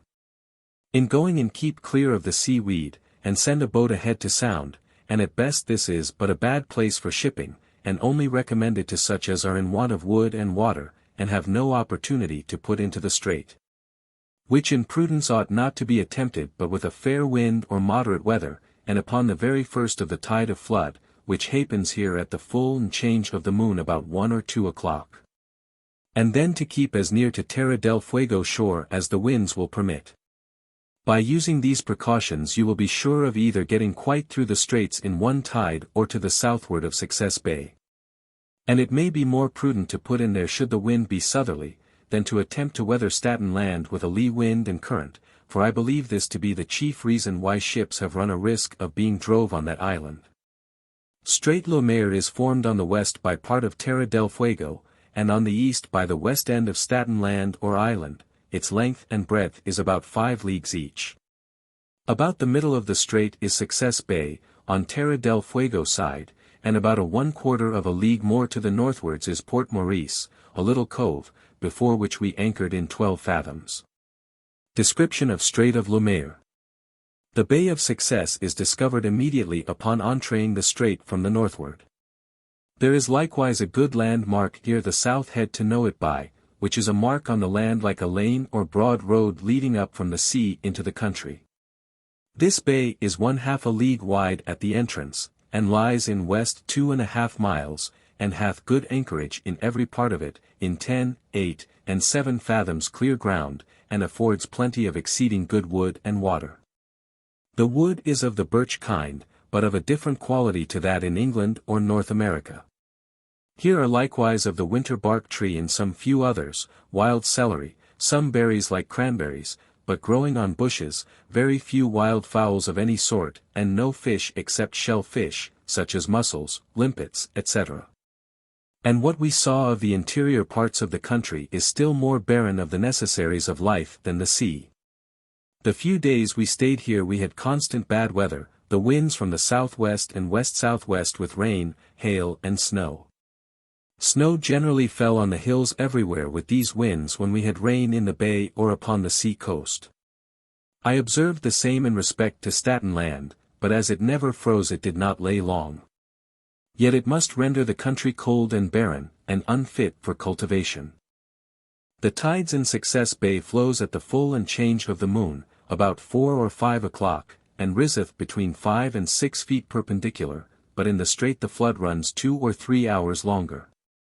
And there the ebb or southerly current runs near double the strength of the flood or northerly current. Staten Island lies nearest east and west, and from what I could see and judge of it may be about 12 leagues in length and 5 in breadth. On the north side are the appearances of bays or harbors, and the land is not destitute of wood and verdure, nor covered with snow any more than Terra del Fuego. On the southwest side of the Cape of Good Success, which forms the southwest entrance of Strait Le Maire, and is known by some rocks off it, lies Valentine's Bay, the entrance of which we only saw. From this bay the land trends to the west-southwest. For 20 or 30 leagues it appears high and mountainous, and forms several bays and inlets southwest 1/2 south 14 leagues from the Cape of Good Success, and 2 or 3 leagues from the shore lies New Island. It is 2 leagues in length, northeast and southwest, the northeast end is terminated by a remarkable hillock. Southwest 7 leagues from New Island lies the Isle of Outs, and south, a little westerly from this island, lies Barnevelds, 2 small flat islands close to each other. They are partly environed with rocks of different height above water, and lay southwest 24 leagues from Strait Le Maire. From Barnevelds Island to the southeast point of Hermit's Island is southwest by south, distance 3 leagues. These islands lay southeast and northwest, and are pretty high, and will, from most points of view, be taken for one island or a part of the main. From the southeast point of Hermit's Isles to Cape Horn, the course is southwest by south, distance 3 leagues. The appearance of this cape and Hermit's Islands is represented in the last view in the chart which I have drawn of this coast from our first making the land unto Cape Horn, in which is included Strait Le Maire and part of Staten Land. In this chart I have laid down no land nor figured out any shore, but what I saw myself, and thus far the chart may be depended upon. The bays and inlets are left void, the openings of which we only see from the ship. It cannot be doubted but what there is anchorage, wood and water in those bays, and it must have been in some of them that the Dutch squadron commanded by Hermits put into in the year 1624. It was the Vice Admiral Chappenham, of this squadron, who first discovered that the land of Cape Horn was consisted of a number of islands, but the account they have given of those parts is very short and imperfect. And that of Schouten and Le Maire still worse, that it is no wonder that the charts hitherto published should be found incorrect, not only in laying down the land, but in the latitude and longitude of the places they contain. But I can now venture to assert that the longitude of few parts of the world are better ascertained than that of Strait Le Maire and Cape Horn, being determined by several observations of the sun and moon made both by myself and Mr. Green, the astronomer. We found the variation of the compass on this coast to be from 23 to 25 degrees east, except near Barnevelt's Islands and Cape Horn, where we found it less and unsettled. It is likely that it is here disturbed by the land, as the Dutch squadron before mentioned found in this very place all their compasses to differ from each other. The declination of the south point of the dipping needle when set up ashore in Success Bay was 68 degrees 15 minutes below the horizon. Between Strait Le Maire and Cape Horn we found a current setting generally pretty strong to the northeast when we were in with the shore, but when 15 or 20 leagues off we were not sensible of any remarkable occurrences in January 1769. South Seas. Off Cape Horn. Thursday, 26th, fresh gales and thick hazy weather, with small rain. At 2 p.m., the weather clearing up a little, saw Cape Horn bearing west-southwest, distance about 6 leagues, and from which I take my departure. Its latitude and longitude have before been taken notice of. Wind southwest by west to west-northwest, course south 15 degrees west, distance, 63 miles, latitude 56 degrees 57 minutes south, longitude 68 degrees 13 minutes west. At noon, Cape Horn north, 58 miles. Friday, 27th. First part, moderate breezes and thick hazy weather, the middle, fair and cloudy, and the latter, fresh gales with some rain. At 8 a.m. took 2 sets of observations of the sun and moon. The first gave 68 degrees 15 minutes, the second, 68 degrees 9 minutes, the mean of the two is 68 degrees 12 minutes west. The longitude of the ship at noon by these observations is 68 degrees 42 minutes less 14 minutes, the longitude made from Cape Horn, equal to 68 degrees 28 minutes, the longitude of Cape Horn according to the observation. A great many large albatrosses about the ship. Wind, southwest, west and north, course, south and west, distance, 32 miles, latitude 57 degrees 2 minutes south, longitude 68 degrees 27 minutes west. Saturday, 28th. Fresh gales the most part of this day, first and middle parts cloudy, latter, clear with a sharp cold air. At 2 p.m. saw the land, bearing north, distant about 8 leagues. It made in 2 hummocks, and appeared to be an island, which I take to be the Isle of Diego Ramirez. It lays in the latitude of 56 degrees 38 minutes south and longitude 68 degrees 47 minutes west from Greenwich. Diego Ramirez is in 56 degrees 31 minutes south, 68 degrees 43 minutes west. Found the variation this evening to be 22 degrees east. A.M. Had 3 sets of observations of the sun and moon, which gave the longitude 69 degrees 7 minutes 15 seconds west. The longitude of the ship at noon by the observation is 69 degrees 24 minutes, from which take 1 degree 48 minutes, the longitude made from Cape Horn, the remainder is 67 degrees 36 minutes, the longitude of the Cape, which is 52 minutes less than the result of yesterday's observations. This was the best observation. This difference may arise partly from the observations and partly from the ship's runs. The mean of the two gives 68 degrees 2 minutes and 68 degrees 24 minutes, the longitude of the Cape from the observations taken at Strait Maire 136 degrees 26 minutes/2 equals 68 degrees 13 minutes west from Greenwich. The longitude of Cape Horn being deduced from no less than 24 observations taken at no very great distance from the Cape, and on both sides of it, and when the sun was both to the east and west of the moon. For in this case the errors arising from the observations are most likely to correct one another. Wind, north and west by north to northwest by west, course, south 39 degrees west, distance, 80 miles. Latitude 58 degrees 4 minutes south, longitude 70 degrees 1 minute west. Sunday, 29th. First and latter parts, fresh gales and squally, with flying showers of rain and hail. The middle, strong gales with heavy squalls and showers of rain. At 8 p.m. Took second reef topsails. At 6 a.m. close reefed the fore topsails and took in the mizzen topsail, and at 10 set it again and let the reef out of the fore topsails. Wind, west northerly, course southwest, distance, 79 miles. Latitude 59 degrees 0 minutes south, longitude 72 degrees 48 minutes west. Monday, 30th, forepart, fresh gales and squally with hail and rain, remainder moderate and cloudy. At 6 a.m. Loosed the second reef out of the topsails and set topgallant sails. At 11 longitude per 3 sets of observations of the sun and moon, first set 73 degrees 38 minutes 15 seconds, second set 73 degrees 25 minutes 45 seconds. And third, 73 degrees 19 minutes 30 seconds, the mean of the whole is 73 degrees 27 minutes 50 seconds west and 35 minutes less than the longitude by dead reckoning, which is only 6 leagues in this latitude, and therefore not worth taking notice of. Latitude per observation 60 degrees 4 minutes south. Wind west by north and west-northwest, course, south 33 degrees west, distance, 76 miles, latitude 60 degrees 4 minutes south, longitude 74 degrees 10 minutes west. Tuesday, 31st. First part moderate and cloudy, with some rain, in the night, little wind and calm, towards noon, fresh gales and cloudy. Between 7 and 8 p.m. Being then in the latitude of 60 degrees 10 minutes, which was the farthest south we were, and in the longitude of 74 degrees 30 minutes found the variation of the compass by the mean of azimuth to be 27 degrees 9 minutes east. At 3 a.m.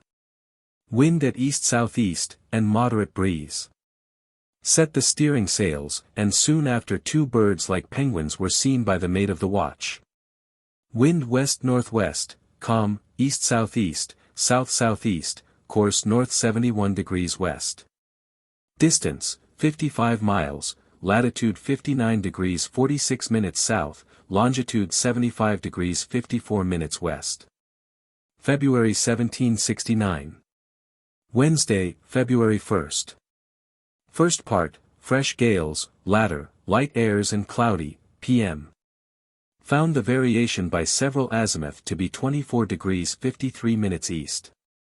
At noon sounded, but had no ground with 240 fathoms of line, hoisted a boat out to try if there was any current, but found none.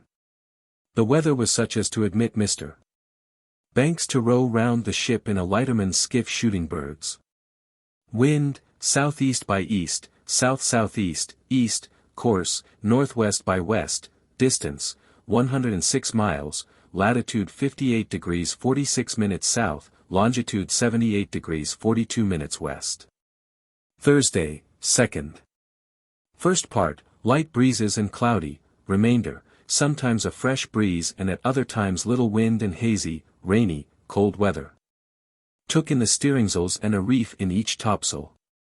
Wind variable, north-northwest, southwest and south, course, west by north, distance, 82 miles, latitude 58 degrees 30 minutes south, longitude 80 degrees 58 minutes west. Friday, 3rd. Calm and light airs, and for the most part cloudy and sometimes drizzling rain. Variation 24 degrees 4 minutes east. Wind, west by north, northwest by west, course south 82 west, distance 30 miles. Latitude 58 degrees 33 minutes south, longitude 81 degrees 55 minutes west. Saturday, 4th, fore and middle parts, little wind and dark cloudy weather, latter, fresh gales and cloudy with some rain. p.m. Had a boat out and shot several sorts of birds, one of which was an albatross as large as a goose, whose wings when extended measured 10 feet 2 inches, this was grey, but there are of them all white except the very tip end of their wings. Another sort, in size between an albatross and a large gull, of a grey colour, with a white spot above their tail about the breadth of one's hand, and several other sorts. Wind westerly, course north 13 degrees west, distance 48 miles. Latitude 57 degrees 45 minutes south, longitude 82 degrees 16 minutes west. Sunday, 5th, fresh gales with heavy squalls the first part, remainder, little wind and cloudy. Very cold weather. Wind, west-southwest, west by north and southwest by west, course north, distance 49 miles, latitude 56 degrees 46 minutes south, longitude 82 degrees 16 minutes west. Monday, 6th. A moderate breeze of wind with some flying showers of hail and rain, close upon a wind all this day. Wind southwest by west to west by north, course north 1/4 east, distance 86 miles. Latitude 55 degrees 20 minutes south, longitude 82 degrees 23 minutes west. Tuesday, 7th. A fresh breeze and dark cloudy weather, with some showers of rain. The wind, varying from west to north by west, obliged us to tack several times.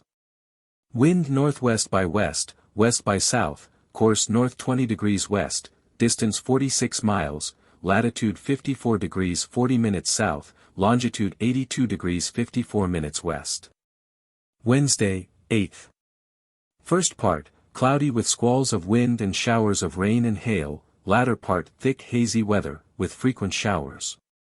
Wind, westerly, south by west, course north 14 degrees 43 minutes west, distance 58 miles.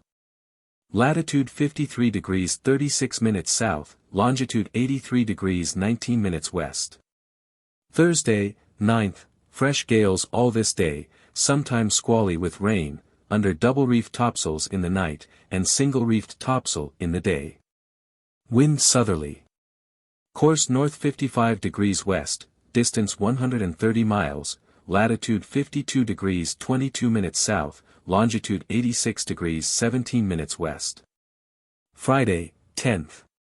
The former part of this day had fresh breezes and dark cloudy weather. In the night hard squalls with rain, and afterwards hazy, rainy weather. Wind westerly, course north 22 degrees west, distance 67 miles, latitude 51 degrees 16 minutes south, longitude 86 degrees 37 minutes west. Saturday, 11th.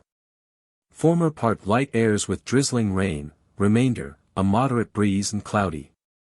Wind, variable, southerly, course, north 54 degrees west, distance 36 miles, latitude 50 degrees 55 minutes south, longitude 87 degrees 24 minutes west. Sunday, 12th. First and middle parts, fresh gales and cloudy, latter, little wind and clear. Having for some time past generally found the ship by observation to the northward of the log, which is not owing to a current as I at first imagined, but to a wrong division of the log line, being 2½ feet in each knot, but this is now rectified. Wind southwest by south, course north 48 degrees west, distance 113 miles, latitude 49 degrees 41 minutes south, longitude 89 degrees 36 minutes west. Monday, 13th. The first part of these 24 hours, moderate breezes and cloudy. Remainder, fresh gales and cloudy. P.M. saw a great many albatrosses and other birds about the ship, some were all white and about the size of teal. Took several observations of the sun and moon, the result of which gave 90 degrees 13 minutes west longitude from Greenwich. The variation of the compass by the mean of several azimuths 17 degrees east. The longitude by account is less than that by observation, 37 minutes, which is about 20 miles in these high latitudes, and nearly equal to the error of the log line before mentioned. This near agreement of the two longitudes proves to a demonstration that we have had no western current since we left the land. Wind west, northerly, course north 75 degrees west, distance 35 miles. Latitude 49 degrees 35 minutes, longitude 90 degrees 37 minutes. Remarks on passage round Cape Horn. From the foregoing observations it will appear that we are now advanced about 12 degrees to the westward of the Strait of Magellan, and 3½ degrees to the northward of it, having been 33, NB 23 days only from Success Bay. Days in doubling Cape Horn or the land of Terra del Fuego, and arriving into the degree of latitude and longitude we are now in, and without being brought once under our close reefed topsails since we left Strait Le Maire. A circumstance that perhaps never happened before to any ship in those seas so much dreaded for hard gales of wind. In so much that the doubling of Cape Horn is thought by some to be a mighty thing, and others to this day prefer the Straits of Magellan. As I have never been in those straits, I can only form my judgment on a careful comparison of the different ships' journals that have passed them, and those that have sailed round Cape Horn. Particularly the Dolphin's 2 last voyages and this of ours, being made at the same season of the year, when one may reasonably expect the same winds to prevail. The Dolphin in her last voyage was 3 months in getting through the straits, not reckoning the time she lay in Port Famine. And I am firmly persuaded from the winds we have had, that had we come by that passage we should not have been in these seas, besides the fatiguing of our people, the damage we must have done to our anchors, cables, sails, and rigging. None of which have suffered in our passage round Cape Horn. From what I have said it will appear that I am no advocate for the Straits of Magellan, but it should be expected that I should say something of Strait Le Maire, through which we passed. And this is the more incumbent on me as it was by choice and contrary to the advice given by Mr. Walter, the ingenious author of Lord Anson's Voyage, who advised all ships not to go through this strait but to go to the eastward of Staten Land. And likewise to stand to the southward as far as 61 or 62 degrees south before any endeavor is made to get to the westward. With respect to the passing of Strait Le Maire or going round Staten Land, I look upon of little consequence, and either one or the other to be pursued according to circumstances. For if you happen to fall in with the land to the westward of the strait, and the winds favourable for going through, it certainly must be a piece of folly to lose time in going round Staten Land. For by paying a little attention to the directions I have already given no ill consequences can attend. But on the contrary, if you should fall in with the land to the eastward of the straits or the wind should prove boisterous, or unfavourable, in any of these cases the going to the eastward of Staten Land is the most advisable. And next, as to running into the latitude of 61 or 62 degrees south before any endeavour is made to get to the westward, is what I think no man will ever do that can avoid it. For it cannot be supposed that anyone will steer south merely to get into a high latitude, when at the same time he can steer west, for it is not southing but westing that is wanting.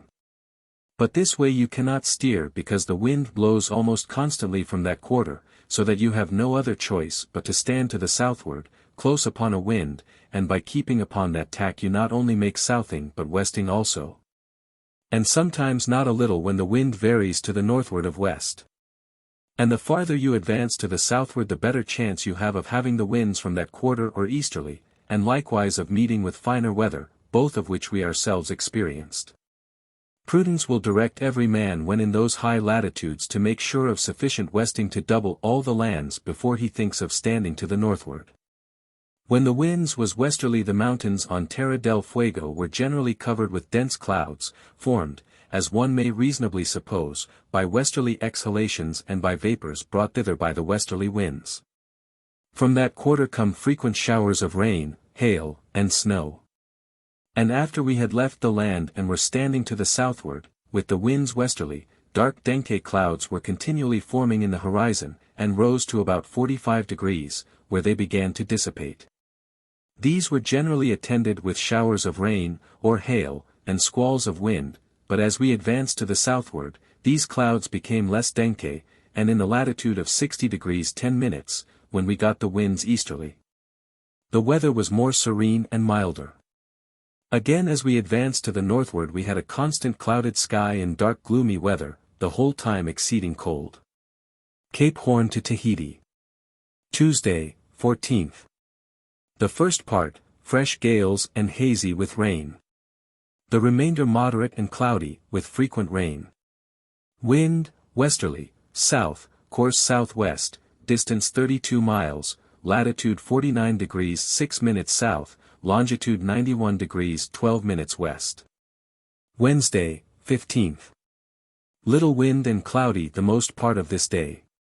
Variation per azimuth in the evening 12 degrees east, and in the morning both by an amplitude and an azimuth 11 degrees east. AM shifted the mainsail, mizzen, fore, and main topsail. Wind, south-southwest, southwest, west by north, course north 46 degrees west, distance 86 miles, latitude 48 degrees 27 minutes south, longitude 92 degrees 5 minutes west. Thursday, 16th. The first part of this day had fresh gales and cloudy. In the night thick hazy weather with heavy squalls of wind and rain, which obliged us to close reef our topsails. In the morning and all the forenoon had strong gales and cloudy weather, and very heavy seas from the south-southwest, one of which broke upon the quarter and carried away the driver boom. Wind northwest, west, and south. Course north 74 degrees west, distance 97 miles, latitude 48 degrees 0 minutes south, longitude 94 degrees 25 minutes west. Friday, 17th, strong gales and cloudy the most part of this day. Split the main topsail and unbent it, and bent another. Wind south-southwest, course northwest by west 1/2 west, distance 132 miles, latitude 46 degrees 48 minutes south, longitude 97 degrees 17 minutes west. Saturday, 18th, fresh gales all this day. The weather variable, sometimes fair and cloudy, other times hazy, with drizzling rain. Saw some birds nearly as big as albatrosses, they were all black, with yellow beaks. Wind southwest by west, course north 32 degrees 30 minutes west. Distance 140 miles, latitude 44 degrees 50 minutes south, longitude 99 degrees 7 minutes west. Sunday, 19th. First part, fresh gales and hazy, the middle part, hazy, with drizzling rain. The latter, gentle breezes and fine clear weather, yet the air is still cold. Wind southwest by west to west by south, course north-northwest 3/4 west, distance 103 miles.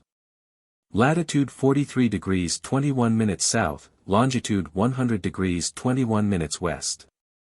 Monday, 20th, moderate breezes and fine weather the greater part of this day, and the sea very smooth. Found by repeated trials that the south point of the dipping needle dipped 65 degrees 52 minutes below the horizon. Wind westerly, course south 65 degrees west, distance 58 miles. Latitude 43 degrees 46 minutes south, longitude 101 degrees 34 minutes west. Tuesday, 21st, fresh breezes and pretty clear weather. Variation 6 degrees 30 minutes east. Wind northwest, course south 62 degrees west, distance 115 miles. Latitude 44 degrees 39 minutes south, longitude 103 degrees 54 minutes west. Wednesday, 22nd. Hazy, rainy weather the most part of this day. Wind northwesterly, course south 86 degrees west, distance 91 miles.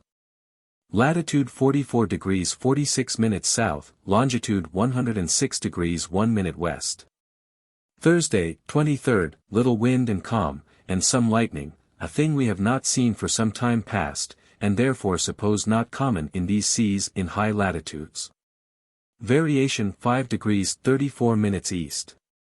Wind northwest, calm, course north 30 degrees east, distance 13 miles, latitude 44 degrees 35 minutes south, longitude 105 degrees 52 minutes west. Friday, 24th. First part, calm, middle, light breezes. Latter, fresh breezes and hazy. PM had several azimuths, all of which gave the variation less than 4 degrees east, but they were a little doubtful on account of the rolling of the ship. What winds we have had this day hath been from the eastward, and are the first we have had from that quarter since we left the latitude 58 degrees 46 minutes. Wind calm, east-northeast and east-southeast, course north 42 degrees 45 minutes west. Distance 79 miles, latitude 43 degrees 37 minutes south, longitude 107 degrees 6 minutes west.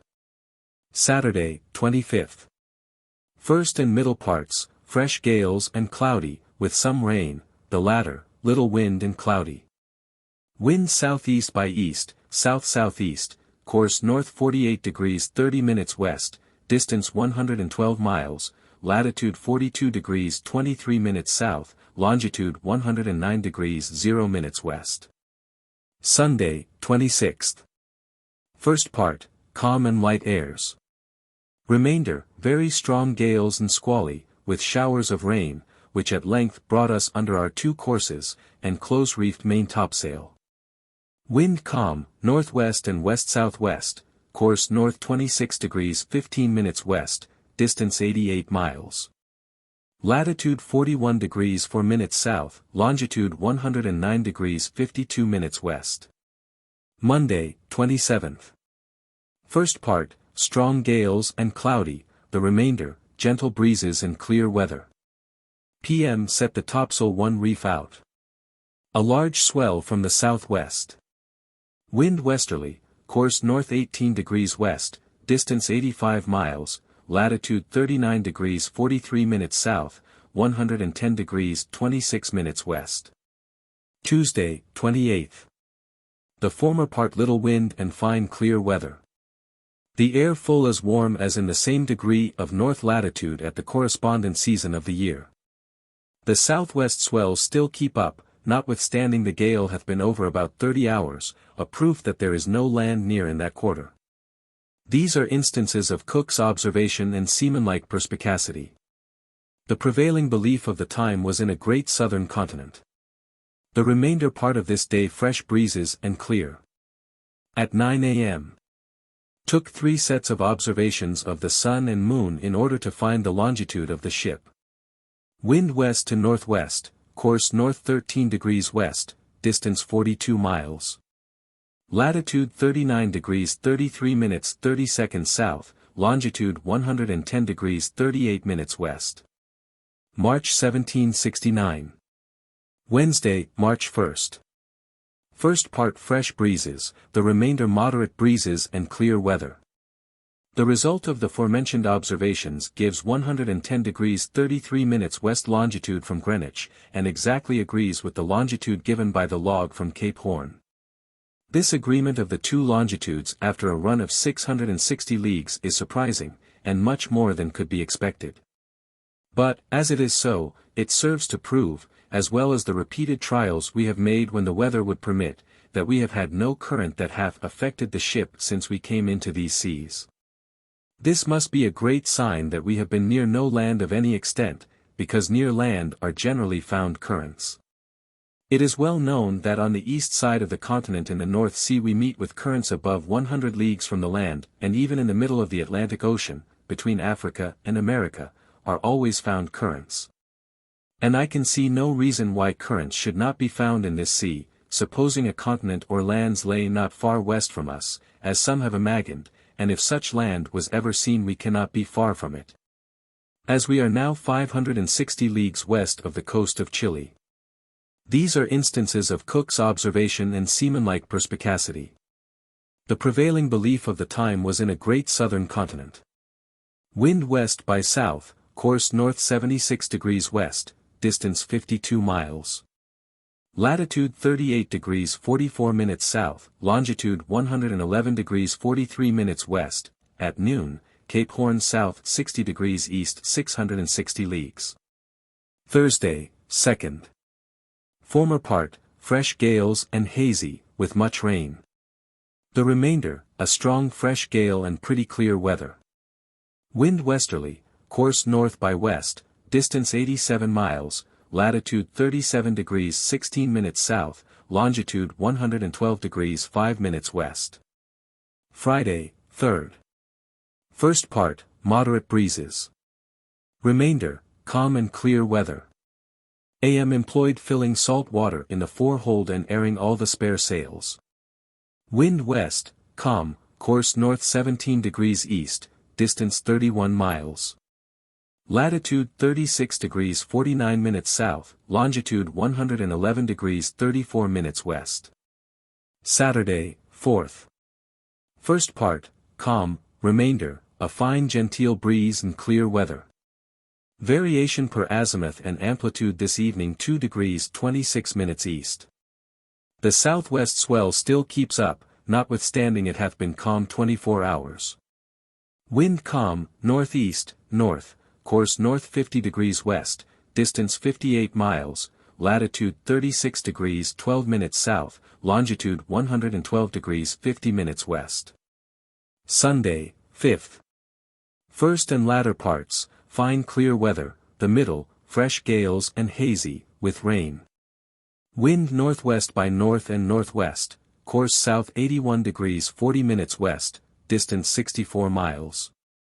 Latitude 36 degrees 21 minutes south, longitude 114 degrees 9 minutes west. Monday, 6th, moderate breezes and tolerable clear weather all this day. The wind a little variable, which caused us to tack several times. Wind northwest by north to west-northwest, course south 57 degrees west, distance 20 miles, latitude 36 degrees 32 minutes south, longitude 114 degrees 30 minutes west. Tuesday, 7th. A moderate steady breeze and clear weather. Wind northwest. Course south 64 degrees 15 minutes west, distance 83 miles, latitude 37 degrees 8 minutes south, longitude 116 degrees 8 minutes west. Wednesday, 8th.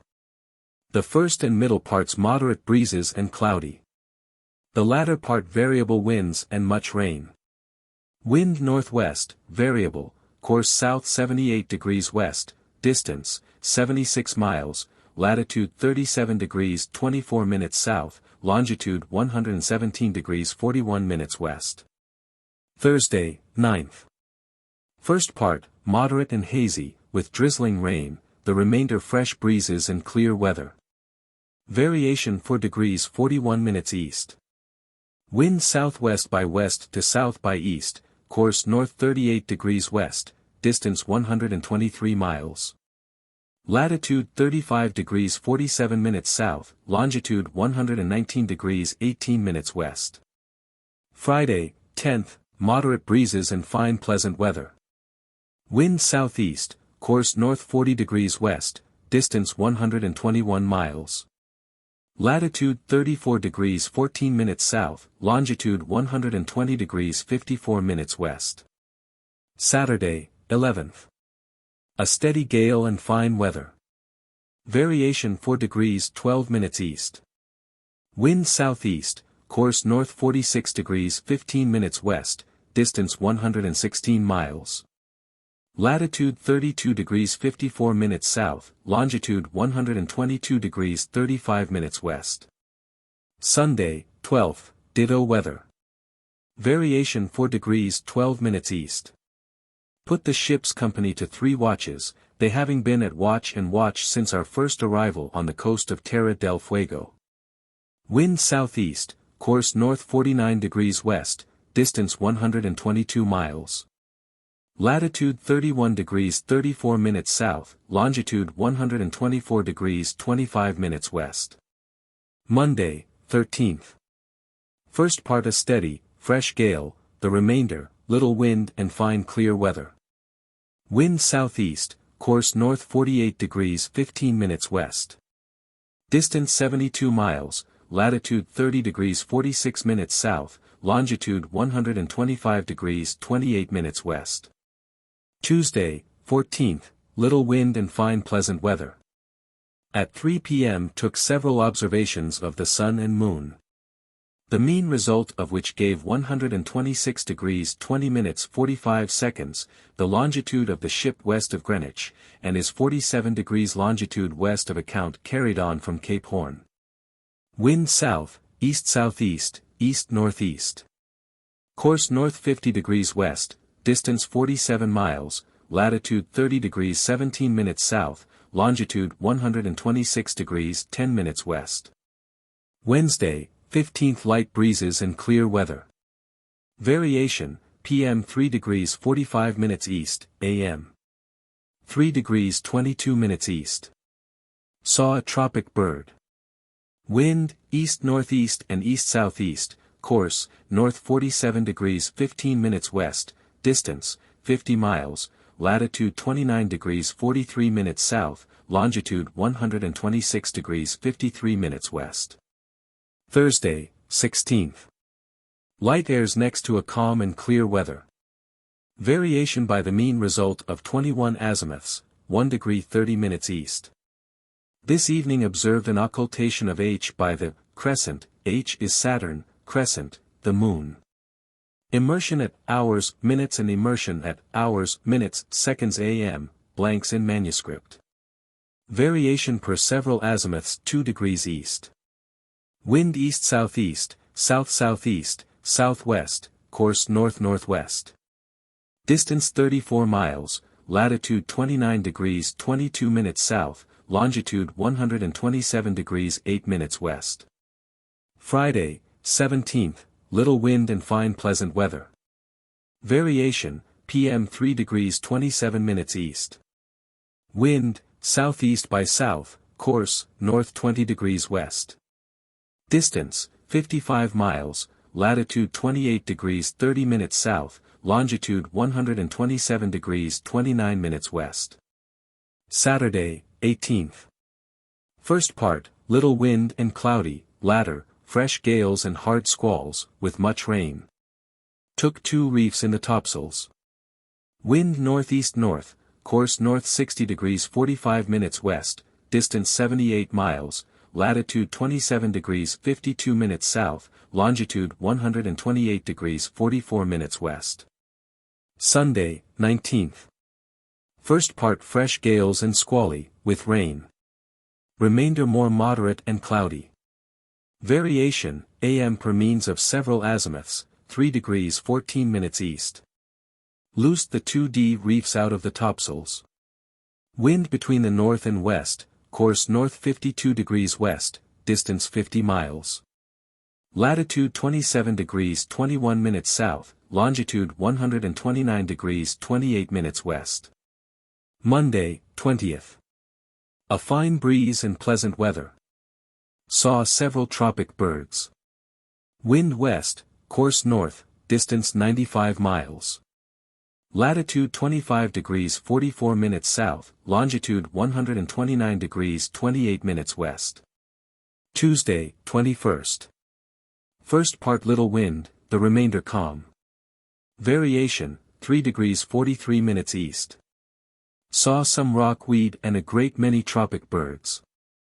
Wind west by north, calm, course north, distance 23 miles, latitude 25 degrees 21 minutes south, longitude 129 degrees 28 minutes west. Wednesday, 22nd. First part calm, in the night squally, with rain. AM a fresh breeze and cloudy.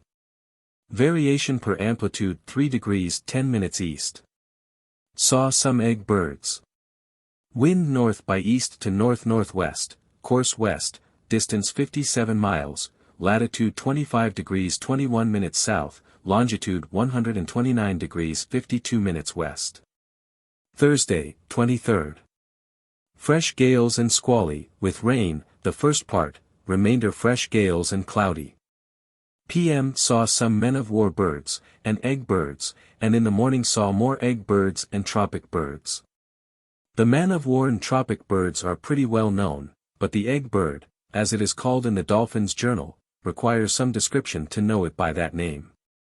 It is a small slender bird of the gull kind, and all white, and not much unlike the small white gulls we have in England, only not so big. Terns. There are also birds in Newfoundland called steerings that are of the same shape and bigness, only they are of a grayish color. These birds were called by the dolphin egg birds on account of their being like those known by that name by sailors in the Gulf of Florida. Neither they nor the man-of-war birds are ever reckoned to go very far from land. Wind north by west to west by north, course north 13 degrees west, distance 49 miles, latitude 24 degrees 43 minutes south, longitude 130 degrees 8 minutes west. Passing low archipelago. Friday, 24th. Fresh gales and cloudy, with some rain in the forepart of this day. All the forepart of these 24 hours the sea was smooth, but at 12 at night it was more so, and about 3 in the morning one of the people saw, or thought he saw, a log of wood pass the ship. This made us think that we were near some land, the Endeavour was now passing to the northward of the easternmost islands of the Pomotu or Low Archipelago, though out of sight of them. But at daylight we saw not the least appearance of any, and I did not think myself at liberty to spend time in searching for what I was not sure to find, although I thought myself not far from those islands discovered by Quiros in 1606. And very probably we were not, from the birds, etc., we have seen for these 2 or 3 days past. Wind west-northwest to northwest, course northeast by north 1/4 east, distance 99 miles. Latitude 22 degrees 23 minutes south, longitude 129 degrees 2 minutes west. Saturday, 25th. First part dark cloudy weather, with rain and a fresh breeze of wind, remainder fair and cloudy. Wind northwest by north, to west by north. Course northeast 1/2 north, distance 95 miles, latitude 22 degrees 11 minutes south, longitude 127 degrees 55 minutes west. Sunday, 26th, squally weather, with rain. At 5 p.m. Saw some seaweed pass the ship, and at 7 William Greenslade, Marine, either by accident or design, went overboard and was drowned. The following circumstances makes it appear as though it was done designedly. He had been sentinel at the steerage door between 12 and 4 o'clock, where he had taken part of a seal skin put under his charge, and which was found upon him. The other marines thought themselves hurt by one of their party committing a crime of this nature, and he being a raw young fellow, and, as very probable, made him resolve upon committing this rash action. For the sergeant not being willing that it should pass over unknown to me, was about 7 o'clock going to bring him aft and have it inquired into, when he gave him the slip between decks, and was seen to go upon the forecastle. And from that time was seen no more. I was neither made acquainted with the theft or the circumstances attending it, until the man was gone. Wind, northwest to west, longitude 127 degrees 43 minutes west. Monday, 27th, variable winds and weather, with frequent showers of rain. At noon saw a bird like a gannet.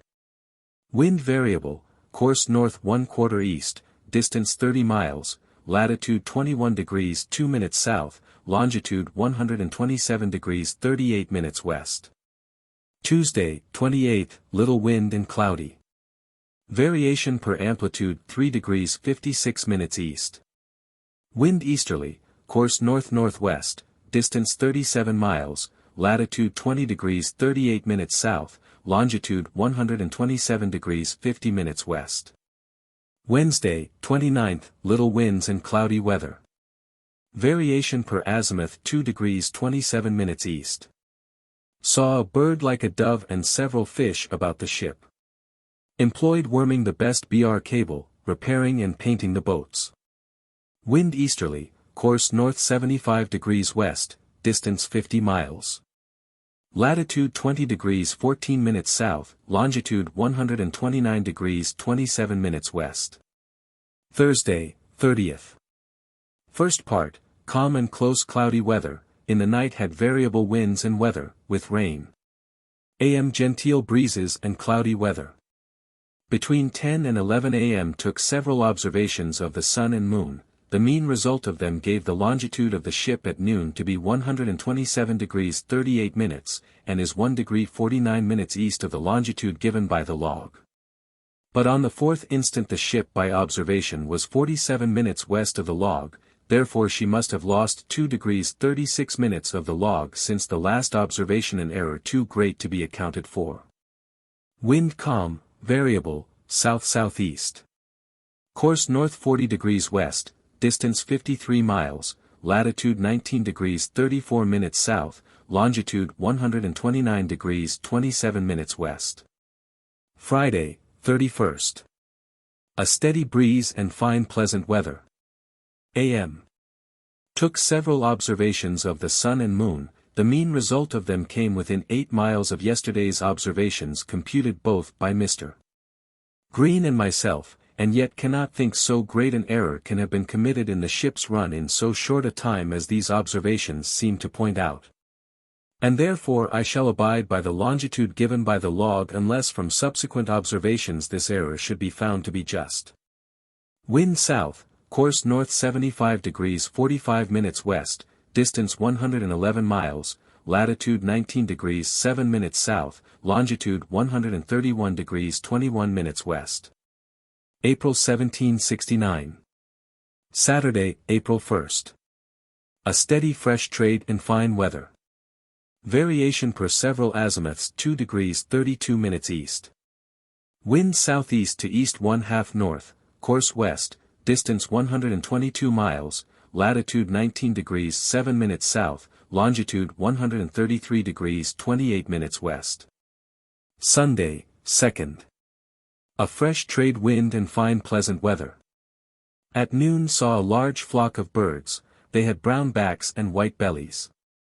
They fly and make a noise like steerings, and are shaped like them, only something larger. Saw likewise some black shearwaters and several man-of-war birds. Wind east, course north 86 degrees 30 minutes west, distance 118 miles, latitude 19 degrees 0 minutes south, longitude 135 degrees 33 minutes west. Monday, 3rd. First and latter parts a steady fresh breeze and cloudy, the middle, sometimes squally with rain, at other times little wind. PM saw 2 birds like albatrosses, they were all white except the tip of their wings and tails. Wind east. Course north 82 degrees 45 minutes west, distance 110 miles, latitude 18 degrees 46 minutes south, longitude 137 degrees 29 minutes west. Tuesday, 4th. A steady fresh trade and clear weather. At 10:30 a.m. Saw land bearing south, distance 3 or 4 leagues. Hauled up for it, and soon found it to be an island of about 2 leagues in circuit and of an oval form, with a lagoon in the middle, for which I named it Lagoon Island. The border of land circumscribing this lagoon is in many places very low and narrow, particularly on the south side, where it is mostly a beach or reef of rocks. It is the same on the north side in 3 places, and these disjoins the firm land and make it appear like so many islands covered with wood. On the west end of the island is a large tree which looks like a large tower, and about the middle of the island are 2 cocoa nut trees that appears above all the other wood, which as we approached the island looked very much like a flag. We approached the north side of this island within a mile, and found no bottom with 130 fathoms of line, nor did there appear to be anchorage about it. We saw several of the inhabitants, the most of them men, and these marched along the shore abreast of the ships with long clubs in their hands as though they meant to oppose our landing. They were all naked except their privy parts, and were of a dark copper color with long black hair, but upon our leaving the island some of them were seen to put on a covering, and 1 or 2 we saw in the skirts of the wood was clothed in white. These we supposed to be women. This island lies in the latitude of 18 degrees 47 minutes and longitude 139 degrees 28 minutes west from the meridian of Greenwich. This island is Vahitahi, one of the Pomotu or Low Archipelago. Variation 2 degrees 54 minutes east.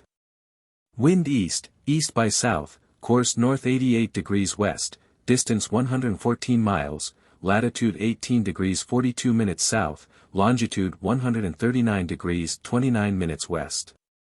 Wednesday, 5th. A fresh steady gale and fine weather. At 1 p.m. made sail to the westward, and at 3:30 saw land to the northwest, which we got up with at sunset and proved to be a low woody island of a circular form, and not much above a mile in compass. This island I called from Cap, Akiaki. It is inhabited. It lies in the latitude of 18 degrees 35 minutes south and in the longitude of 139 degrees 48 minutes west from Greenwich, and north 62 degrees west, 7 leagues from Lagoon Island. We saw no inhabitants, nor the appearance of any, and yet we were within 1/2 mile of the shore. I observed by the shore that it was near low water, and at Lagoon Island I observed that it was either high water or else there was no ebbing and flowing of the sea. From these circumstances I infer that a south by east or south moon makes high water. Here we caught a king fish, being the first fish we have got in these seas. Wind east, course north 77 degrees 30 minutes west, distance 79 miles. Latitude 18 degrees 25 minutes south, longitude 140 degrees 51 minutes west. Thursday, 6th. A fresh trade and fine pleasant weather. At 3 p.m. saw land to the westward, which proved to be an island of about 12 or 15 leagues in compass. Is very low and entirely drowned in the middle, forming there a large lake, into which there appeared to be no inlet. The border of land and reef surrounding this lake like a wall appeared to be of a bow-like figure, for which reason I named it Bow Island. The south side, along which we sailed, was one continued low narrow beach or reef like a causeway for 4 leagues and upwards, and lies east by north and west by south. The east and west ends and north side of this island are wooded in groves, and the firm land appeared disjoined and like a number of islands, and very probably is so. The northwest parts of the island we only saw across the lake, and not very distinct on account of its great extent, and night coming on before we had run the whole length of the island. This description must be imperfect, and the whole island may form a different figure to what I have here described. How? It is a large atoll, 30 miles in length. Cook only saw a portion of it. The east end lies in the latitude of 18 degrees 23 minutes south, and longitude 141 degrees 12 minutes west from Greenwich. Variation 5 degrees 38 minutes east. This island is inhabited. We not only saw smoke in different parts, but people also. At noon saw land to the westward. Wind east, course north 85 degrees west, distance 94 miles, latitude 18 degrees 19 minutes south, longitude 142 degrees 29 minutes west. Friday, 7th, fresh gales and cloudy. At January 2nd past 2 p.m. Got up with the east end of the land seen yesterday at noon, and which proved to be an assemblage of islands joined together by reef, and extending themselves northwest by north and southeast by south in 8 or 9 leagues and of various breadths. But there appeared to be a total separation in the middle by a channel of half a mile broad, and on this account they are called the 2 groups. Maricah and Ravahere. 2 atolls close together. The southeasternmost of them lies in the latitude of 18 degrees 12 minutes and longitude of 142 degrees 42 minutes west from Greenwich, and west 1/2 north distant 25 leagues from the west end of Bow Island. We ranged along the southwest side of this island, and hauled into a bay which lies to the northwest of the southermost point of them, and where there appeared to be anchorage and the sea was smooth and not much surf on the shore. But we found no ground with 100 fathoms 3/4 of a mile from the shore, and nearer we did not go. Here several of the inhabitants assembled together with their canoes, with a design, as we thought, to come off to us, as they hauled one of them over the reef seemingly for that purpose. But after waiting near 1/2 an hour, and they not attempting to come, we bore away and made sail, and presently the canoe put off after us, but, as we did not stop, they soon went back again. They were in all respects like those we had seen on Lagoon Island, and armed with clubs and long pikes like them. At 6:30 a.m. saw a small island to the northward, hauled our wind for it, and soon got close in with it. It is about 3 or 4 miles in circuit, and very low, with a pond in the middle. There is some wood upon it, but no inhabitants but birds, and for this reason is called Bird Island. Raitaru. It lies in the latitude 17 degrees 48 minutes and longitude 143 degrees 35 minutes west, and west 1/2 north 10 leagues from the west end of the 2 groups. The birds we saw were men-of-war birds and several other sorts. Wind east. Course north 66 degrees west, distance 66 miles, latitude 17 degrees 48 minutes south, longitude 143 degrees 31 minutes west. Saturday, 8th, fresh trade and pleasant weather, but about noon had a few flying showers of rain. Variation 6 degrees 32 minutes east. Wind east by south and east, course north 87 degrees west, distance 100 miles, latitude 17 degrees 43 minutes south, longitude 145 degrees 16 minutes west. Sunday, 9th. A steady fresh gale and pleasant weather. At 2 p.m. saw land to the northward, hauled up for it, and found it to be a double range of low woody islands joined together by reefs, by which means they make one island in form of an ellipsis or oval, in the middle of which is a salt water lake. The small islands and reef circumscribes or bounds this lake like a chain, it is therefore called Chain Island. Anna. It is in length, northwest and southeast, about 5 leagues, and in breadth about 5 miles. The middle of it lies in the latitude of 17 degrees 23 minutes south, and longitude 145 degrees 54 minutes west, and west by north 45 leagues from Bird Island. Variation per several azimuths 4 degrees 54 minutes east. Wind east by north to north by east, course west, northerly, distance 81 miles, latitude 17 degrees 42 minutes south, longitude 146 degrees 40 minutes west. Monday, 10th, p.m. Moderate breezes and cloudy. In the night, dark, cloudy, unsettled weather, with very much thunder, lightning, and rain. A.m. little wind and fair. P.m. variation per several azimuths 5 degrees 41 minutes east. At 8 a.m. saw Osnaburg Island, Mighty, the easternmost of the Society Islands, which are all high, and a great contrast to the low coral atolls of the Pomotis. So called by Captain Wallis, the first discoverer, bearing northwest by west, distance 4 or 5 leagues. It is a high round island, and appears to be not above a league in circuit, and when it bears as above it looks like a high crowned hat, but when it bears north the top is more like the roof of a house. It lies in the latitude of 17 degrees 48 minutes south and longitude 148 degrees 10 minutes west, and west by south, 44 leagues, from Chain Island. Wind north-northwest, variable, northwest by north, course south 13 degrees west. Distance 67 miles, latitude 18 degrees 00 minutes south, longitude 147 degrees 47 minutes west, at noon, Osnaburg Island north by west 1/2 west, 5 leagues. Arrive at Tahiti. Tuesday, 11th. First part, little wind and cloudy.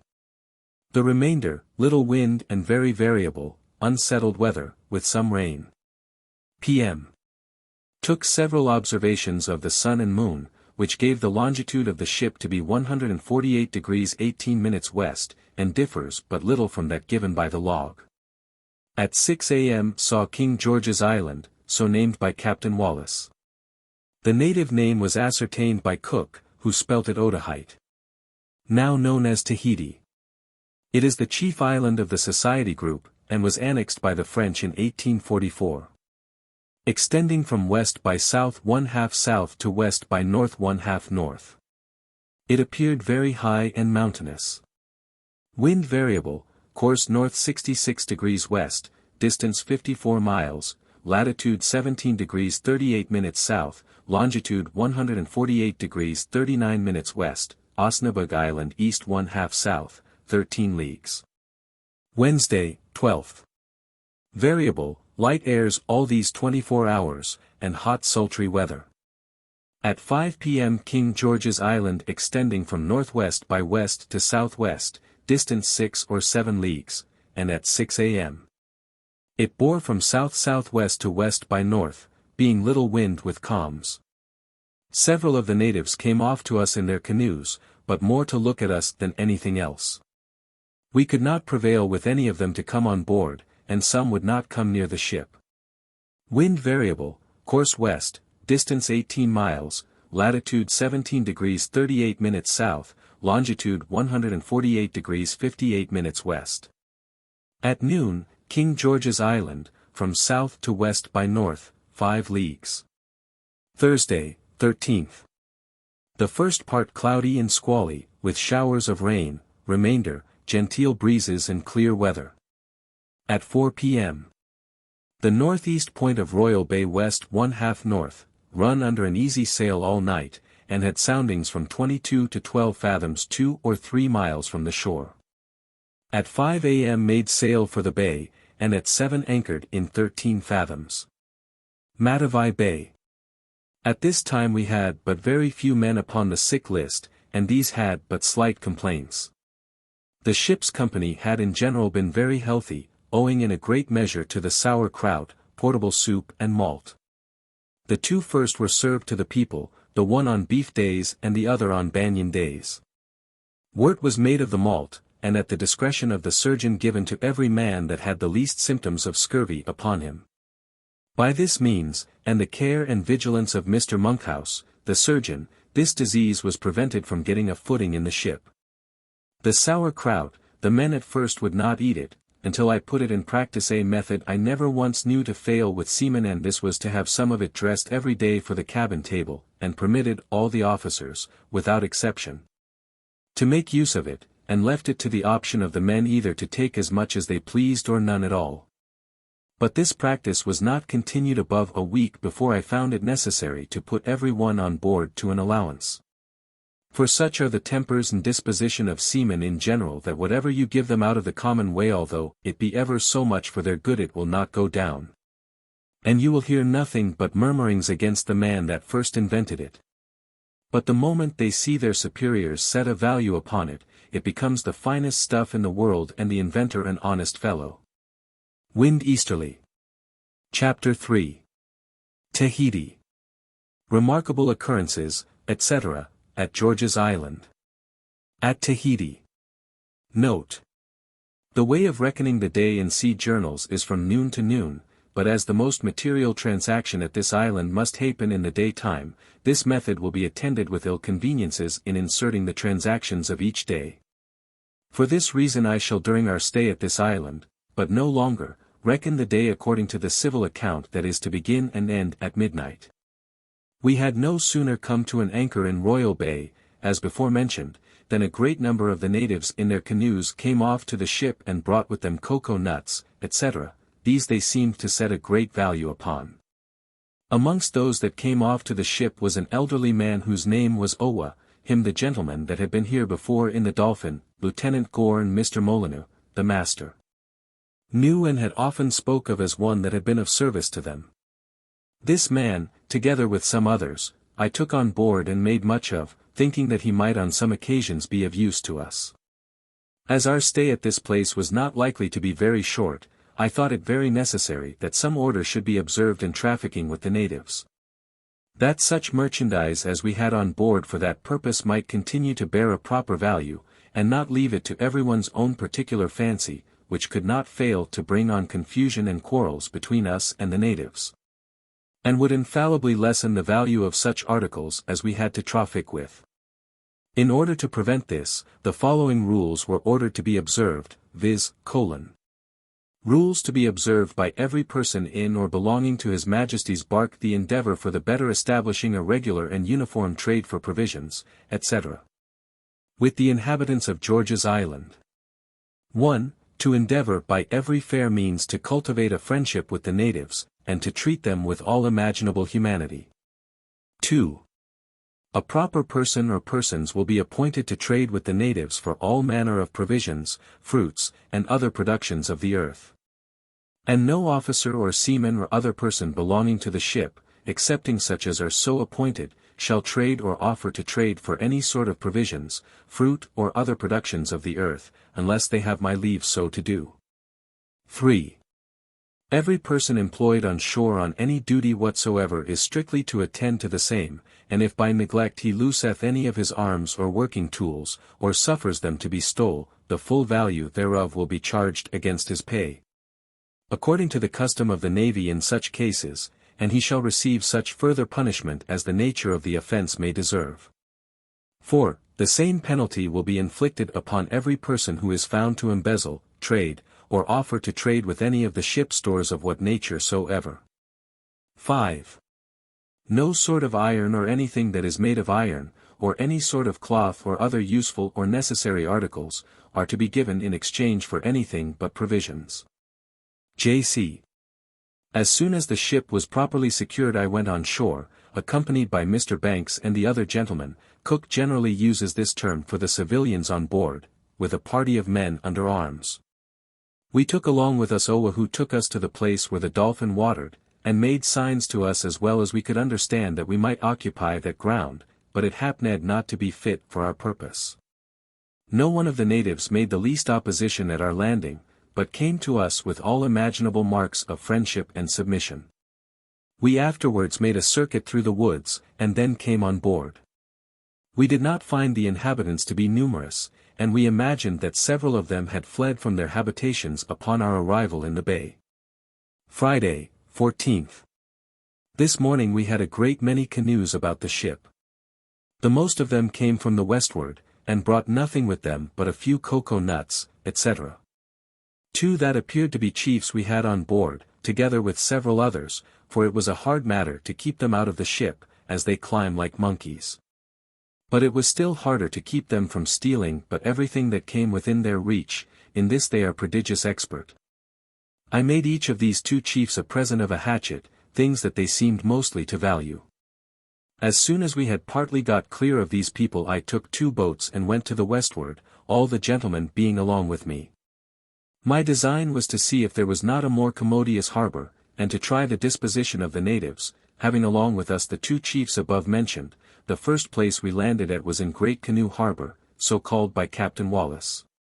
Here the natives flocked about us in great numbers, and in as friendly a manner as we could wish, only that they showed a great inclination to pick our pockets. We were conducted to a chief, who for distinction's sake we called Hercules.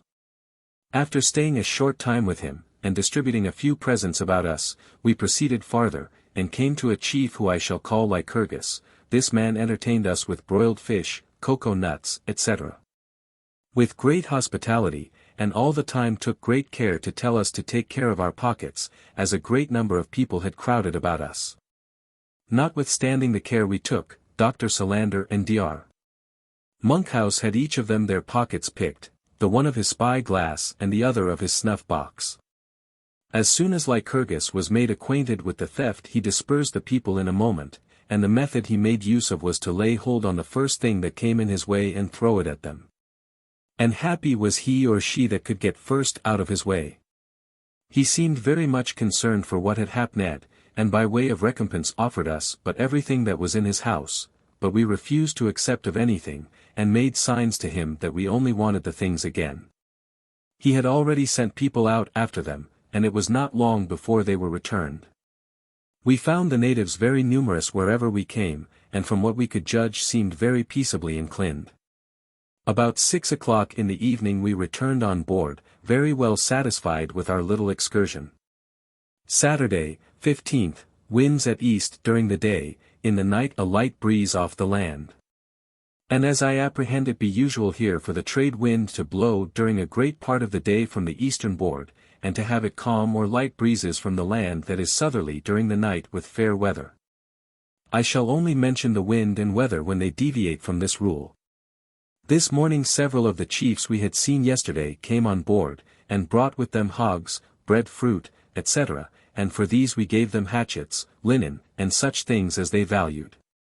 Having not met with yesterday a more convenient situation for every purpose we wanted than the place we now are, I therefore, without delay, resolved to pitch upon some spot upon the northeast point of the bay, properly situated for observing the transit of Venus, and at the same time under the command of the ship's guns, and there to throw up a small fort for our defense.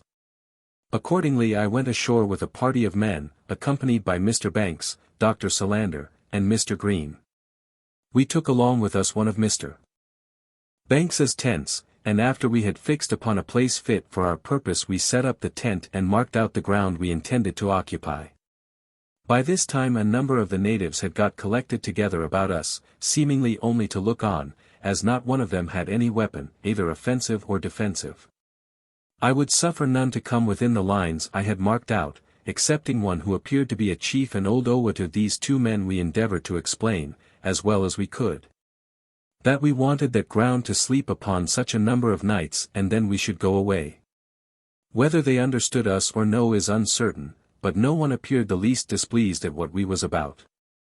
Indeed the ground we had fixed upon was of no use to them, being part of the sandy beach upon the shore of the bay, and not near to any of their habitations. It being too late in the day to do anything more, a party with a petty officer was left to guard the tent, while we with another party took a walk into the woods, and with us most of the natives. We had but just crossed the river when Mr.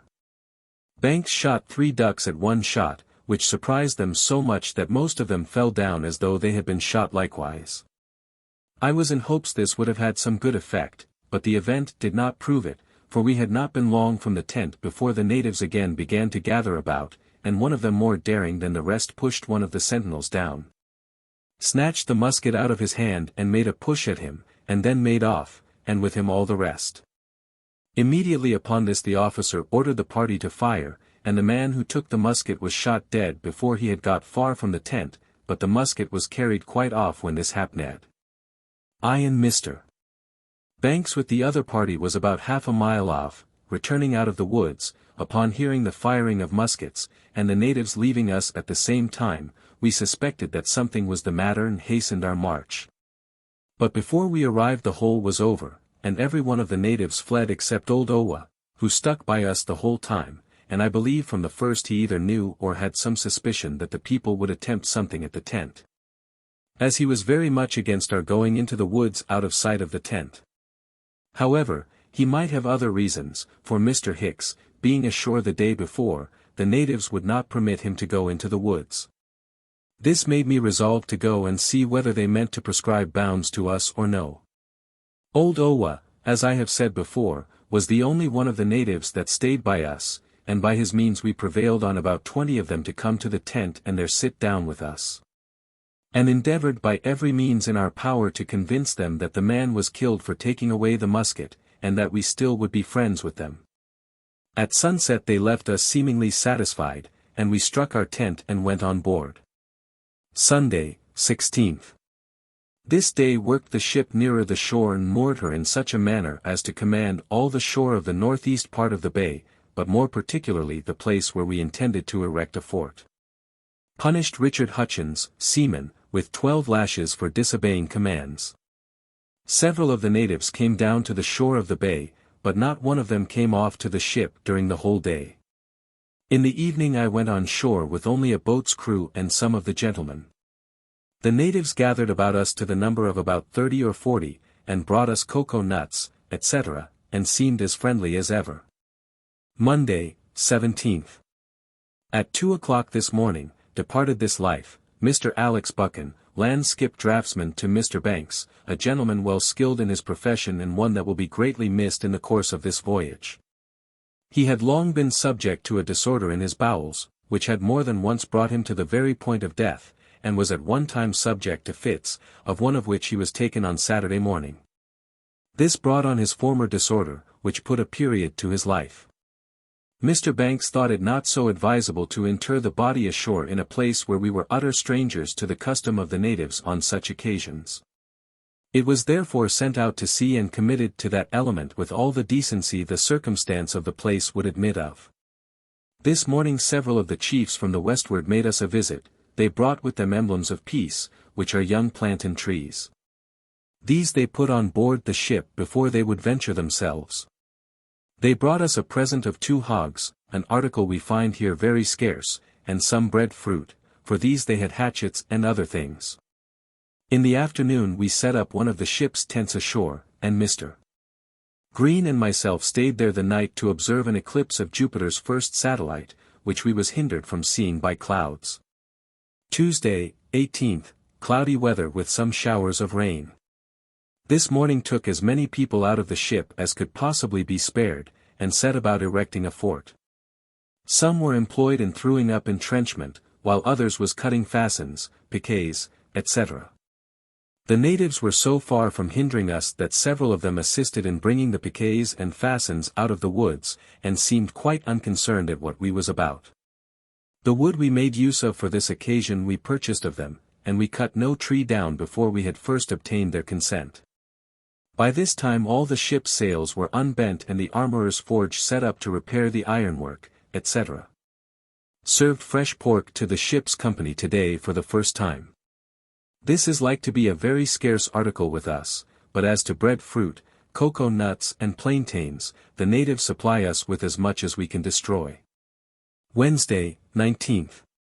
This morning Lycurgus, whose real name is Tuburotomata, came with his family from the westward in order, from what we could understand, to live near us. He brought with him the cover of a house, with several other materials for building one. We intend to requite the confidence this man seems to put in us by treating him with all imaginable kindness. Got on shore some empty casks, which we placed in a double row along the bank of the river, by way of a breastwork on that side. Thursday, 20th, wind at southeast and squally, with rain. All hands employed on shore, and nothing remarkable, excepting a hog weighing about 90 pounds was brought alongside the ship for sale, but those who brought it would not part with it for anything we could offer them but a carpenter's broad axe. And this was what we could not part with. They carried it away. Thus we see those very people who but 2 years ago preferred a spike nail to an axe of any sort, have so far learnt the use of them that they will not part with a pig of 10 or 12 pounds weight for anything under a hatchet. And even those of an inferior or small sort are of no great esteem with them, and small nails such as 10 penny, 20 penny, or any under 40 penny, are of no value at all. But beads, particularly white cut glass beads, are much valued by them. Mr. Banks and Dr. Solander lays ashore tonight for the first time, their marquees being set up within the walls of the fort and fit for their reception. Friday, 21st. Got the copper oven ashore and fixed it in the bank of the breastwork. Yesterday, as Mr. Green and Dr. Monkhouse were taking a walk, they happened to meet with the body of the man we had shot, as the natives made them fully understand. The manner in which the body was interred being a little extraordinary. I went today, with some others, to see it. Close by the house wherein he resided when living was built a small shed, but whether for the purpose or no I cannot say, for it was in all respects like some of the sheds or houses they live in. This shed was about 14 or 16 feet long, 10 or 12 broad, and of a proportionable height. One end was wholly open, the other end and 2 sides was partly enclosed with a kind of wickered work. In this shed lay the core, upon a bier or frame of wood, with a matted bottom, like a cot frame used at sea, and supported by 4 posts about 5 feet from the ground. The body was covered with a mat, and over that a white cloth. Alongside of the body lay a wooden club, one of their weapons of war. The head of the core lay next the close end of the shed, and at this end lay 2 cocoa-nut shells, such as they sometimes use to carry water in. At the other end of the shed was a bunch of green leaves, with some dried twigs tied all together and stuck in the ground, and a stone lying by them as big as a cocoa-nut. Near to these lay a young plantain tree, such as they use as emblems of peace, and by it lay a stone axe. At the open end of the shed was stuck upright in the ground the stem of a plantain tree about 5 feet high, on the top of which stood a cocoa-nut shell full of fresh water, and on the side of the post hung a small bag, wherein was a few pieces of bread fruit roasted ready for eating. Some of the pieces were fresh and others stale. The natives did not seem to like that we should go near the body, and stood at a little distance themselves while we examined these matters, and appeared to be pleased when we came away. It certainly was no very agreeable place, for it stunk intolerably, and yet it was not above 10 yards from the huts wherein several of the living resided. The first day we landed we saw the skeleton of a human being laying in this manner under a shade that was just big enough to cover it, and some days after that, when some of the gentlemen went with a design to examine it more narrowly, it was gone. It was at this time thought that this manner of interring their dead was not common to all ranks of people, as this was the first we had seen except the skeleton just mentioned, but various were the opinions concerning the provisions, etc. laid about the dead. Upon the whole, it should seem that these people not only believe in a supreme being, but in a future state also, and this must be meant either as an offering to some deity or for the use of the dead in the other world. But this latter is not very probable, as there appeared to be no priestcraft in the thing, for whatever provisions were put there it appeared very plain to us that there it remained until it consumed away of itself. It is most likely that we shall see more of this before we leave the island, but if it is a religious ceremony we may not be able to understand it, for the mysteries of most religions are very dark and not easily understood, even by those who profess them. Saturday, 22nd, to Thursday, 27th. Nothing worthy of note happened. The people were continually at work upon the fort. Near the site of this fort is still a tamarind tree, planted by Captain Cook. All visitors to Tahiti go to see Cook's tamarind, and the natives were so far reconciled to us that they rather assisted us than not. This day we mounted 6 swivels at the fort, which was now nearly finished. This struck the natives with some fear, and some fishermen who lived upon the point moved farther off, and old Owa told us by signs that after 4 days we should fire great guns from the ship. There were some other circumstances cooperated with this man's prophecy, whether an opinion hath prevailed amongst them that after that time we intend to fire upon them, or that they intend to attack us. We know not. The first we do not intend unless the latter takes place, which is highly improbable. Friday, 28th. This morning a great number of the natives came to us in their canoes from different parts of the island, several of whom we had not seen before. One of these was the woman called by the dolphins the Queen of this island. She first went to Mr. Banks's tent at the fort, where she was not known, till the master, happening to go ashore, who knew her, and brought her on board with 2 men and several women, who seemed to be all of her family. I made them all some presents or other, but to Abaria, for that is this woman's name, I gave several things, in return for which, as soon as I went on shore with her, she gave me a hog and several bunches of plantains. These she caused to be carried from her canoes up to the fort in a kind of procession, she and I bringing up the rear. This woman is about 40 years of age, and, like most of the other women, very masculine. She is head or chief of her own family or tribe, but to all appearance hath no authority over the rest of the inhabitants, whatever she might have when the dolphin was here. Hercules, whose real name is Tutaha, is, to all appearance, the chief man of the island, and hath generally visited us twice a week since we have been here, and came always attended by a number of canoes and people. And at those times we were sure to have a supply, more or less, of everything the island afforded, both from himself and from those that came with him, and it is a chance thing that we get a hog at any other time.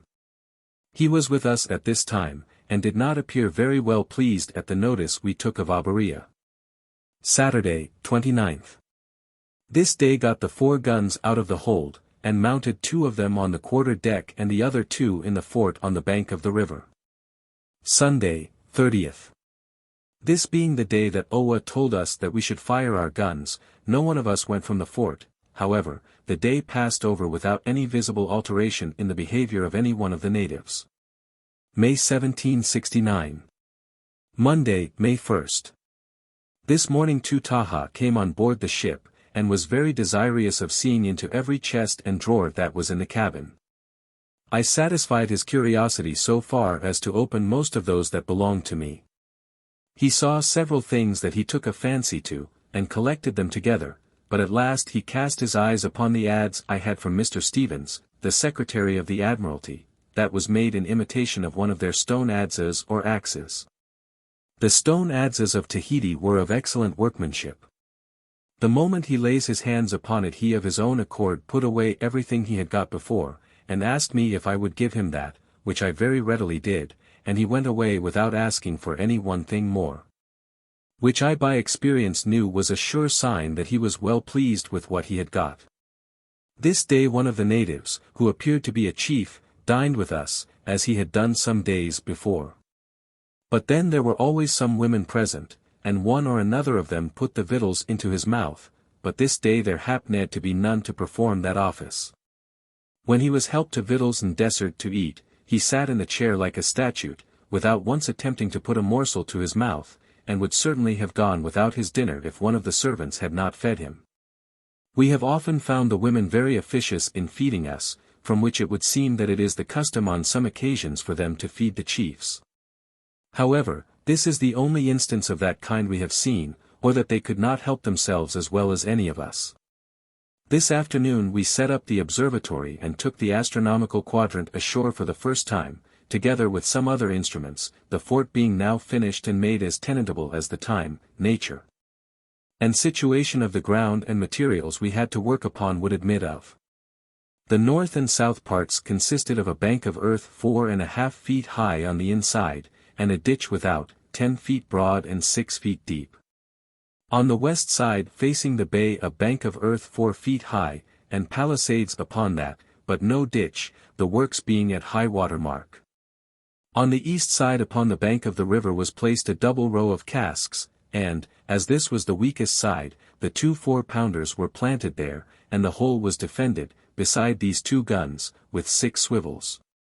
And generally about 45 men with small arms, including the officers and gentlemen who resided ashore. I now thought myself perfectly secure from anything these people would attempt. Tuesday, 2nd. This morning, about 9 o'clock, when Mr. Green and I went to set up the quadrant, it was not to be found. It had never been taken out of the packing case, which was about 18 inches square, since it came from Mr. Bird, the maker. And the whole was pretty heavy, so that it was a matter of astonishment to us all how it could be taken away, as a sentinel stood the whole night within 5 yards of the door of the tent, where it was put, together with several other instruments. But none of them was missing but this. However, it was not long before we got information that one of the natives had taken it away and carried it to the eastward. Immediately a resolution was taken to detain all the large canoes that were in the bay, and to seize upon Tutaha and some others of the principal people, and keep them in custody until the quadrant was produced. But this last we did not think proper immediately to put in execution, as we had only Abaria in our power, and the detaining of her by force would have alarmed all the rest. In the meantime, Mr. Banks, who is always very alert upon all occasions wherein the natives are concerned, and Mr. Green went into the woods to inquire of Tuburetomata which way and where the quadrant was gone. I very soon was informed that these 3 was gone to the eastward in quest of it, and some time after I followed myself with a small party of men. But before I went away I gave orders that if Tutaha came either to the ship or the fort he was not to be detained, for I found he had no hand in taking away the quadrant, and that there was almost a certainty of getting it again. I met Mr. Banks and Mr. Green about 4 miles from the fort, returning with the quadrant. This was about sunset, and we all got back to the fort about 8 o'clock, where I found Tutaha in custody, and a number of the natives crowding about the gate of the fort. My going into the woods with a party of armed men so alarmed the natives that in the evening they began to move off with their effects, and a double canoe putting off from the bottom of the bay was observed by the ship, and a boat sent after her. In this canoe happened to be Tutaha, and as soon as our boat came up with her, he and all the people that were in the canoe jumped overboard, and he only was taken up and brought on board the ship, together with the canoe. The rest were permitted to swim to the shore. From the ship Tutaha was sent to the fort, where Mr. Hicks thought proper to detain him until I returned. The scene between Tuburetomata and Tutaha, when the former came into the fort and found the latter in custody, was really moving. They wept over each other for some time. As for Tutaha, he was so far prepossessed with the thought that he was to be killed that he could not be made sensible to the contrary till he was carried out of the fort to the people, many of whom expressed their joy by embracing him. And, after all, he would not go away until he had given us 2 hogs, notwithstanding we did all in our power to hinder him, for it is very certain that the treatment he had met with from us did not merit such a reward. However, we had it in our power to make him a present of equal value whenever we pleased. Wednesday, 3rd. Very early this morning Tutaha sent for the canoe we had detained yesterday, and in the afternoon sent a man for an axe and a shirt in return for the hogs he gave us last night. But as this man told us that Tutaha would not come near us himself in less than 10 days, we thought proper not to send them, to try if he would not come himself for them sooner. Thursday, 4th. Some people came to the fort today from York Island. One of them gave us an account of 22 islands lying in this neighborhood. Set up the 2 clocks, one in the tent wherein Mr. Green and I lay, and the other in the observatory. This evening Tutaha sent a man again for the axe and shirt, and we sent him word by the same man that Mr. Banks and I would come and see him tomorrow and bring them along with us, for it now became necessary that we should take some steps to reconcile this man to us in order to procure a sufficient supply of breadfruit and cocoa nuts, which we have not had for these 2 days past, owing, as we apprehend, to Tutaha not being reconciled to us, or otherwise the people take this method to shew their resentment of the treatment their chief meet with. Friday, 5th. Early this morning Tutaha sent some of his people to put us in mind of our promise, and these seemed very uneasy until we set out, which Mr. Banks, Dr. Solander, and myself did about 10 o'clock in the pinnace, having one of these men with us. As soon as we came to Apera, the place where Tutaha resided, we saw a great number of people at the landing place near his house. One among them, who had a large turban about his head, and a long white stick in his hand, drove the others from the landing place by beating them with his stick, and throwing stones at them, and at the same time directed us whereabouts to land. After we had landed he conducted us to the chief, but in this there was no order, everyone crowded upon us crying out, "Tayo Tutaha," this Tutaha was our friend. We found the chief sitting in the shade under a large tree, with a circle of old men round him. He made us sit down by him, and immediately asked for the axe. I then gave him one, together with an upper garment made of broad cloth after their fashion, and a shirt. The garment he put on, but the shirt he gave to the man who first received us at landing, who was now seated by us, and the chief seemed desirous that we should take particular notice of him.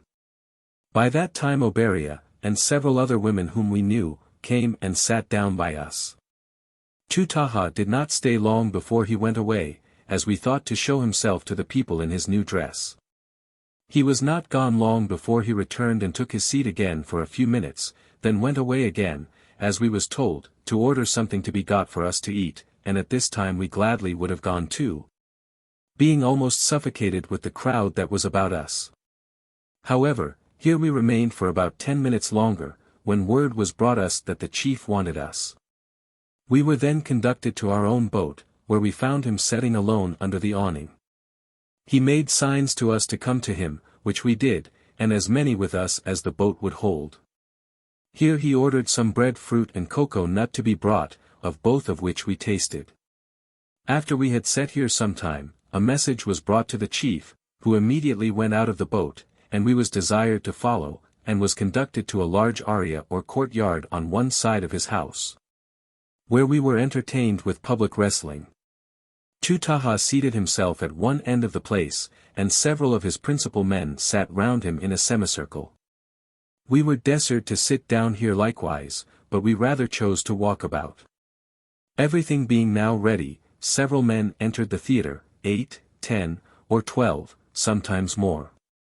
These walked about in a stooping posture, with their left hand upon their right breast, and with their right hand open struck with a smack their left arm and forearm. In this manner they walked about until one challenged another, which was done by motion and gesture, without speaking one word. The two antagonists would then meet and endeavor to seize each other by the thighs, but if that failed they would seize each other by the hair of the head or wherever they could, and then wrestle together until by main strength the one or the other was thrown on his back. This was always, except once, followed by 3 huzzas from some old men who sat in the house, and at the same time another company of men would dance for about a minute. The wrestlers all the time continuing their game without taking the least notice of anything else. The only dexterity the wrestlers seemed to make use of was in first seizing each other, for after they had closed it was all decided by main strength. It would sometimes happen that neither the one nor the other could throw his antagonist. In this case they would either part by mutual consent or were parted by others. The conqueror never exulted over the conquered, neither did the conquered ever repine at his ill luck, but the whole was carried on with great good humor. There were present, young and old, near 500 people. The women do not seem to partake of this diversion, only some few of the principal ones were present, and that appeared to be owing to us being there. After this was over we were given to understand that we were to go to dinner, and were desired to follow Tutaha, who led us into our own boat, and soon after came a small pig ready roasted, with some bread fruit and cocoa nuts. Here we thought we were to have dined, but Tutaha, after waiting about 10 minutes, made signs to us to put off the boat and go aboard, which we did, and bring him and Tuburatamada along with us. As soon as we got on board we all dined on the cheer the chief had provided. We soon found the good effects of having made friends with this man, for it was no sooner known to the natives that he was on board the ship than they brought bread, fruit, cocoa nuts, etc., to the fort. Saturday, 6th, Sunday, 7th. Nothing remarkable, only that the natives supply us with as much bread, fruits and cocoa nuts as we can destroy. Monday, 8th. Early this morning the master went to the eastward in the pinnace to try if he could procure some hogs and fowls from that quarter, but he returned in the evening without success. He saw but very few, and those the inhabitants pretended belonged to Tutaha. So great is this man's influence or authority over them that they dare part with nothing without his consent, or otherwise they use his name to excuse themselves from parting with the few they have. For it is very certain these things are in no great plenty with them. Tuesday, 9th, Wednesday, 10th, Thursday, 11th. Nothing remarkable happened for these 3 days. Abaria, the dolphin's queen, made us a visit for the first time since the quadrant was stolen. She introduced herself with a small pig, for which she had a hatchet, and as soon as she got it she lugged out a broken axe, and several pieces of old iron. These, I believe, she must have had from the dolphin. The axe she wanted to be mended, and axes made of the old iron. I obliged her in the first, but excused myself in the latter, since the natives had seen the forge at work. They have frequently brought pieces of iron to be made into one sort of tool or other, which hath generally been done whenever it did not hinder our own work, being willing to oblige them in everything in my power. These pieces of old iron the natives must have got from the Dolphin, as we know of no other ship being here. M. de Bougainville, in the French ships La Boudeuse and La Toile, had visited Tahiti the year before, after its discovery by the Dolphin. He was unfortunate in his choice of anchorage, and his ships lost anchors and got into various difficulties. The crews were also much afflicted with scurvy, and very probable some from us, for there is no species of theft they will not commit to get this article, and I may say the same of the common seamen when in these parts. Friday, 12th.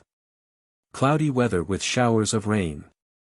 This morning a man and 2 young women, with some others, came to the fort, whom we had not seen before, and as their manner of introducing themselves was a little uncommon, I shall insert it. Mr. Banks was as usual at the gate of the fort trading with the people, when he was told that some strangers were coming, and therefore stood to receive them. The company had with them about 12 young plantain trees, and some other small plants. These they laid down about 20 feet from Mr. Banks. The people then made a lane between him and them. When this was done the man, who appeared to be only a servant to the 2 women, brought the young plantains singly, together with some of the other plants, and gave them to Mr. Banks, and at the delivery of each pronounced a short sentence which we understood not. After he had thus disposed of all his plantain trees, he took several pieces of cloth and spread them on the ground. One of the young women then stepped upon the cloth, and with as much innocency as one could possibly conceive, exposed herself, entirely naked, from the waist downwards. In this manner she turned herself once or twice round, I am not certain which, then stepped off the cloth, and dropped down her clothes. More cloth was then spread upon the former, and she again performed the same ceremony. The cloth was then rolled up and given to Mr. Banks, and the 2 young women went and embraced him, which ended the ceremony. Saturday, 13th. Nothing worthy of note happened during the day. In the night one of the natives attempted to get into the fort by climbing over the wall, but, being discovered by the sentinel, he made off. The iron and iron tools daily in use at the armorer's forge are temptations that these people cannot possibly withstand. Sunday, 14th. This day we performed divine service in one of the tents in the fort, where several of the natives attended and behaved with great decency the whole time. This day closed with an odd scene at the gate of the fort, where a young fellow above 6 feet high made love to a little girl about 10 or 12 years of age publicly before several of our people and a number of the natives. What makes me mention this is because it appeared to be done according to custom, for there were several women present, particularly Auberier and several others of the better sort. And these were so far from showing the least disapprobation that they instructed the girl how she should act her part, who, young as she was, did not seem to want it. Monday, 15th, winds variable and cloudy weather. Last night one of our water casks was taken away from the outside of the fort, where they stood full of water. In the morning there was not one of the natives but what knew it was gone. Yet, contrary to what we had always met with on these occasions, not one of them would give us any information about it, and I thought it of too little consequence to take any methods to oblige them. In the evening Tuburatamata and his wife, and a man belonging to Tutaha, would needs lay all night by the casks to prevent any more from being taken away. But, as we had placed a sentinel there, this care of theirs became unnecessary, and they were prevailed upon to go home, but before they went away they made signs to the sentinel to keep his eyes open. From this it should seem that they knew that an attempt would be made in the night to take away more, which would have been done had not the sentinel prevented it. Tuesday, 16th, winds westerly. The morning cloudy, with heavy showers of rain. The remainder of the day fair weather. From this day nothing remarkable happened until Monday, 22nd, which was ushered in with thick cloudy weather, and excessive hard showers of rain and very much thunder and lightning, which continued the greater part of the day. Tuesday, 23rd. Wind southerly and fair weather in the forenoon, but in the afternoon showers. We have had a scarcity of all sorts of fruit for these 2 days past, which we imagine to be owing to the wet weather. Wednesday, 24th, fine clear weather all this day. Having found the long boat leaky for these few days past, we hauled her ashore today to stop the leaks, when, to our great surprise, we found her bottom so much eaten by the worms that it was necessary to give her a new one. And all the carpenters were immediately set to work upon her. Thursday, 25th. Most part of these 24 hours cloudy, with frequent showers of rain. Friday, 26th. Some flying showers again. This morning we hauled the pinnace ashore to examine her bottom, and had the satisfaction to find that not one worm had touched it, notwithstanding she hath been in the water nearly as long as the long boat. This must be owing to the white lead with which her bottom is painted, the long boats being paid with varnish of pine, for no other reason can be assigned why the one should be preserved and the other destroyed. When they are both built on the same sort of wood and have been in equal use.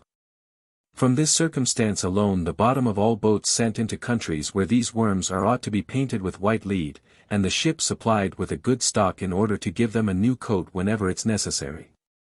By this means they would be preserved free from these destructive vermin. The long boat's bottom being so much destroyed appeared a little extraordinary, as the Dolphin's launch was in the water at this very place full as long, and no such thing happened to her, as the officers that were in the Dolphin say. Saturday, 27th, winds variable and fair weather. Sunday, 28th, wind southerly in clear weather. This morning myself, Mr. Banks, and Dr. Solander set out in the pinnace to pay Tutaha a visit, who had moved from Apara to the southwest part of the island. What induced us to make him this visit was a message we had received from him some days ago importing that if we would go to him he would give us several hogs. We had no great faith in this, yet we were resolved to try, and set out accordingly. It was night before we reached the place where he was, and, as we had left the boat about halfway behind us, we were obliged to take up our quarters with him for the night. The chief received us in a friendly manner, and a pig was ordered to be killed and dressed for supper, but we saved his life for the present, thinking it would do us more service in another place, and we supped on fruit and what else we could get. Here was, along with the chief, Oberie and many more that we knowed. They all seemed to be travelers like ourselves, for neither the canoes they had along with them, nor the houses where they were sufficient to contain the one half of them. We were in all 6 of us, and after supper began to look out for lodgings. Mr. Banks went to one place, Dr. Solander to another, while I and the other 3 went to a third.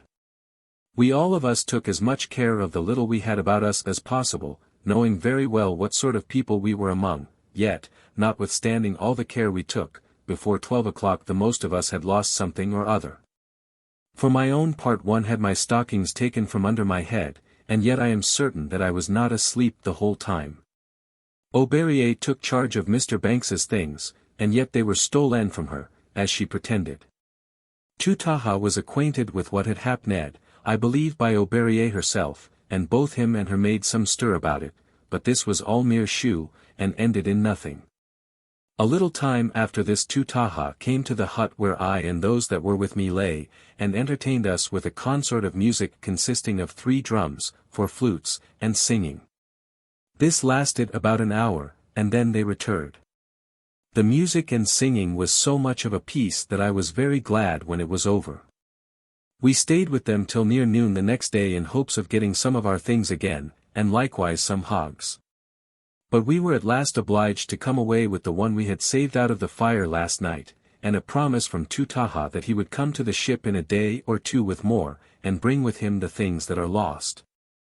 A promise we had no reason to expect he would fulfill.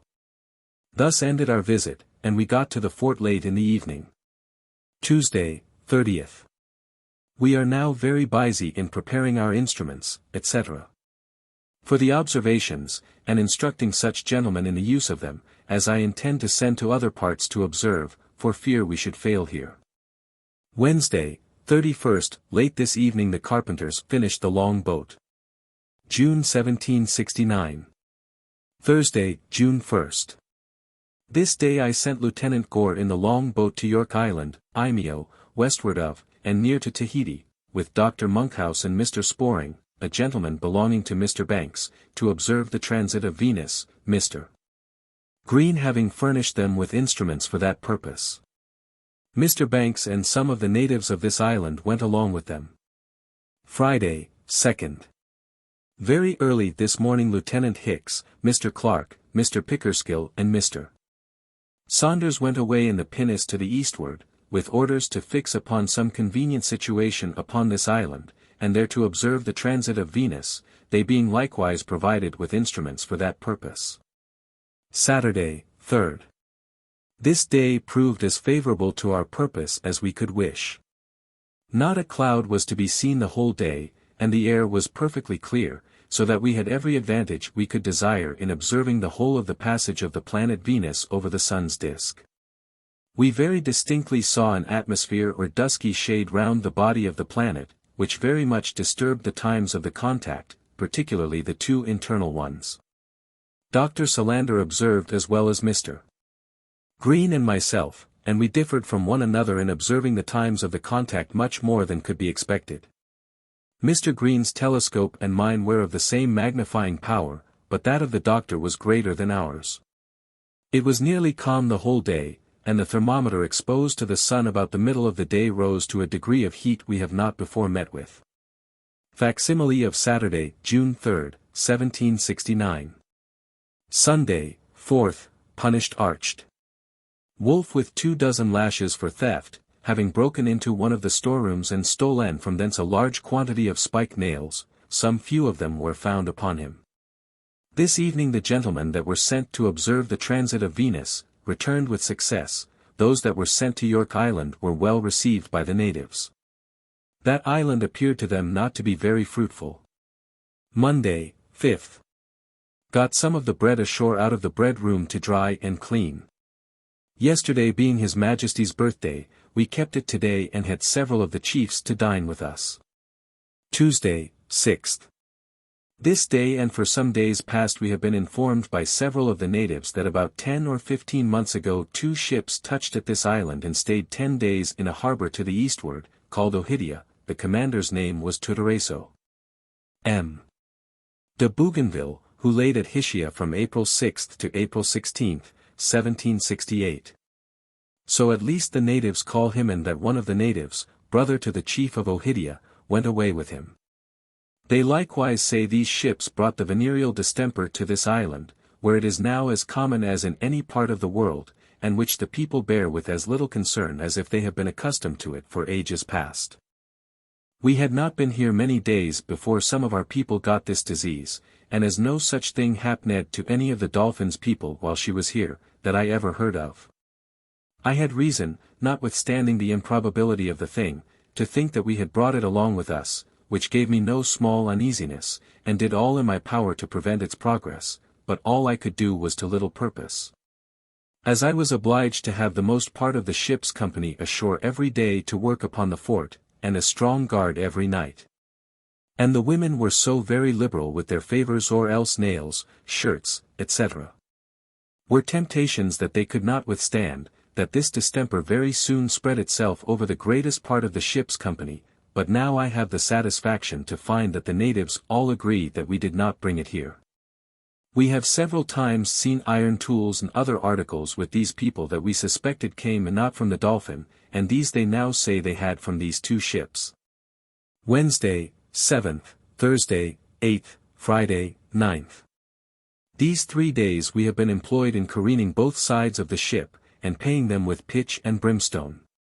We found her bottom in good order, and that the worm had not got into it. Saturday, 10th. Wind variable, with very much rain all day and last night. Sunday, 11th, cloudy, with rain last night and this morning, the remainder of the day fair weather. This day Mr. Banks and I took Tuburetomata on board the ship and shewed him the print containing the colours worn by the ships of different nations. And very soon made him understand that we wanted to know which of them was worn by the ships that were at Ohidia. He at once pitched upon the Spanish flag and would by no means admit of any other. This, together with several articles we have lately seen amongst these people, such as jackets, shirts, etc., usually worn by Spanish seamen, proves beyond doubt that they must have been ships of that nation, and come from some port on the coast of South America. This was of course a mistake, as the ships were French. Monday, 12th. Yesterday complaint was made to me by some of the natives that John Thurman and James Nicholson, seamen, had taken by force from them several bows and arrows and plaited hair. And the fact being proved upon them, they were this day punished with 24 lashes each. Tuesday, 13th. Some showers of rain last night, but fair weather the most part of the day. Tutaha, whom we have not seen for some time past, paid us a visit today. He brought with him a hog and some bread fruit, for which he was well paid. Wednesday, 14th. Between 2 and 4 o'clock this morning, one of the natives stole out of the fort an iron rake, made use of for the oven. It happened to be set up against the wall, and by that means was visible from the outside, and had been seen by them in the evening, as a man had been seen lurking about the fort some hours before the thing was missed. I was informed by some others of the natives that he watched an opportunity when the sentinel's back was turned, he hooked it with a long crooked stick, and haled it over the wall. When I came to be informed of this theft in the morning, I resolved to recover it by some means or other, and accordingly went and took possession of all the canoes of any value I could meet with, and brought them into the river behind the fort to the number of 22. And told the natives then present, most of them being the owners of the canoes, that unless the principal things they had stolen from us were restored, I would burn them every one, not that I ever intended to put this in execution. And yet I was very much displeased with them, as they were daily committing, or attempting to commit, one theft or other, when at the same time contrary to the opinion of everybody, I would not suffer them to be furred upon. For this would have been putting it in the power of the sentinels to have furred upon them upon the most slittest occasions, as I had before experienced. And I have a great objection to firing with powder only amongst people who know not the difference, for by this they would learn to despise firearms and think their own arms superior. And if ever such an opinion prevailed, they would certainly attack you, the event of which might prove as unfavorable to you as them. About noon the rake was restored us, when they wanted to have their canoes again, but now, as I had them in my possession, I was resolved to try if they would not redeem them by restoring what they had stolen from us before. The principal things which we had lost was the marine musket, a pair of pistols belonging to Mr. Banks, a sword belonging to one of the petty officers, and a water cask, with some other articles not worth mentioning. Some said that these things were not in the island, others that Tutaha had them, and those of Tutaha's friends laid the whole to Oberea, and I believe the whole was between these two persons. Thursday, 15th.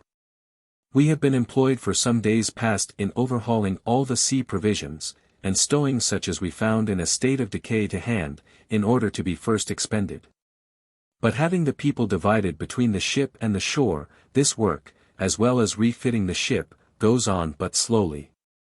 Friday, 16th, Saturday, 17th, variable winds, with showers of rain and cloudy weather. Sunday, 18th. Variable winds and clear weather. This night was observed the moon totally eclipsed. Monday, 19th, punished James Tunley with 12 lashes for taking rum out of the cask on the quarter-deck. Tuesday, 20th. Got all the powder ashore to air, all of which we found in a bad condition, and the gunner informs me that it was very little better when it came first on board. Last night Auberier made us a visit, whom we have not seen for some time. We were told of her coming, and that she would bring with her some of the stolen things, which we gave credit to because we knowed several of them were in her possession. But we were surprised to find this woman put herself wholly in our power, and not bring with her one article of what we had lost. The excuse she made was that her gallant, a man that used to be along with her, did steal them, and she had beat him and turned him away, but she was so sensible of her own guilt that she was ready to drop down through fear. And yet she had resolution enough to insist upon sleeping in Mr. Banks's tent all night, and was with difficulty prevailed upon to go to her canoe, although no one took the least notice of her. In the morning she brought her canoe, with everything she had, to the gate of the fort, after which we could not help admiring her for her courage and the confidence she seemed to place in us. And thought that we could do no less than to receive her into favor, and accept the present she had brought us, which consisted of a hog, a dog, some bread, fruit and plantains. We refused to accept of the dog, as being an animal we had no use for, at which she seemed a little surprised, and told us it was very good eating, and we very soon had an opportunity to find that it was so, for Mr.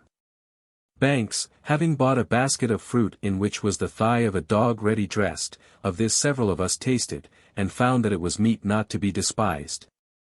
And therefore took Auberier's dog and had him immediately dressed by some of the natives in the following manner. They first made a hole in the ground about a foot deep, in which they made a fire and heated some small stones.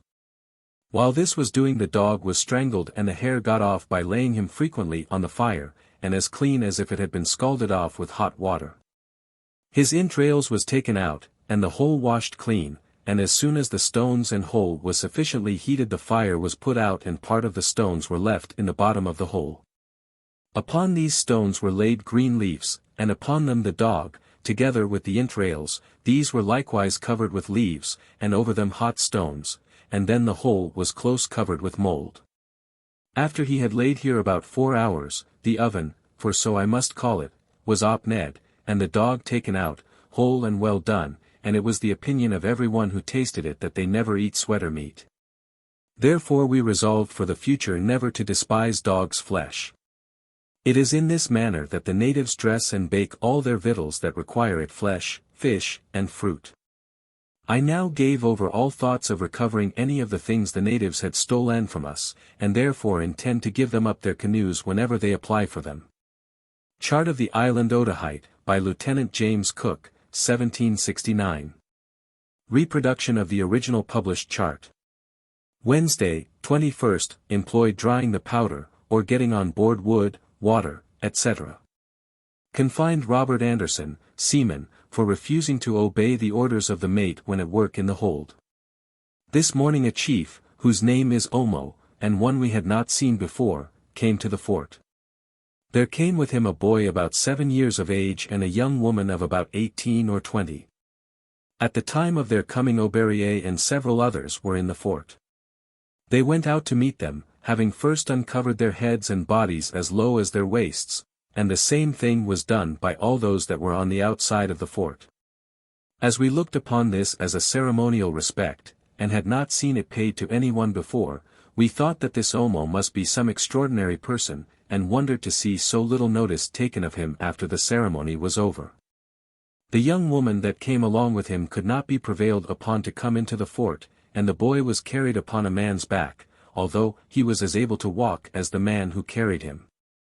This lead us to inquire who they were. And we was informed that the boy was heir apparent to the sovereignty of the island, and the young woman was his sister, and as such the respect was paid them which was due to no one else except the Oridahai, which was not to Taha. From what we could learn, but some other person who we had not seen, or like to do, for they say that he is no friend of ours, and therefore will not come near us. The young boy above mentioned is son to Omo by Auberier, but Omo and Auberier do not at this time live together as man and wife, he not being able to endure with her troublesome disposition. I mention this because it shows that separation in the marriage state is not unknown to these people. See notes on Tahiti below. Thursday, 22nd. This morning I released Robert Anderson from confinement at the intercession of the Master and a promise of behaving better for the future. Friday, 23rd. This morning Emmanuel Pereira, a Portug, was missing, and I had some reason to think that he was gone with an intent to stay here. It was not long before I was informed that he was at Apara with Tutaha. The man who gave us this information was one of Tutaha's servants. He was offered a hatchet if he would go to Apara and bring him to us. This was perhaps the very thing he came for he immediately set out and returned with the man in the evening.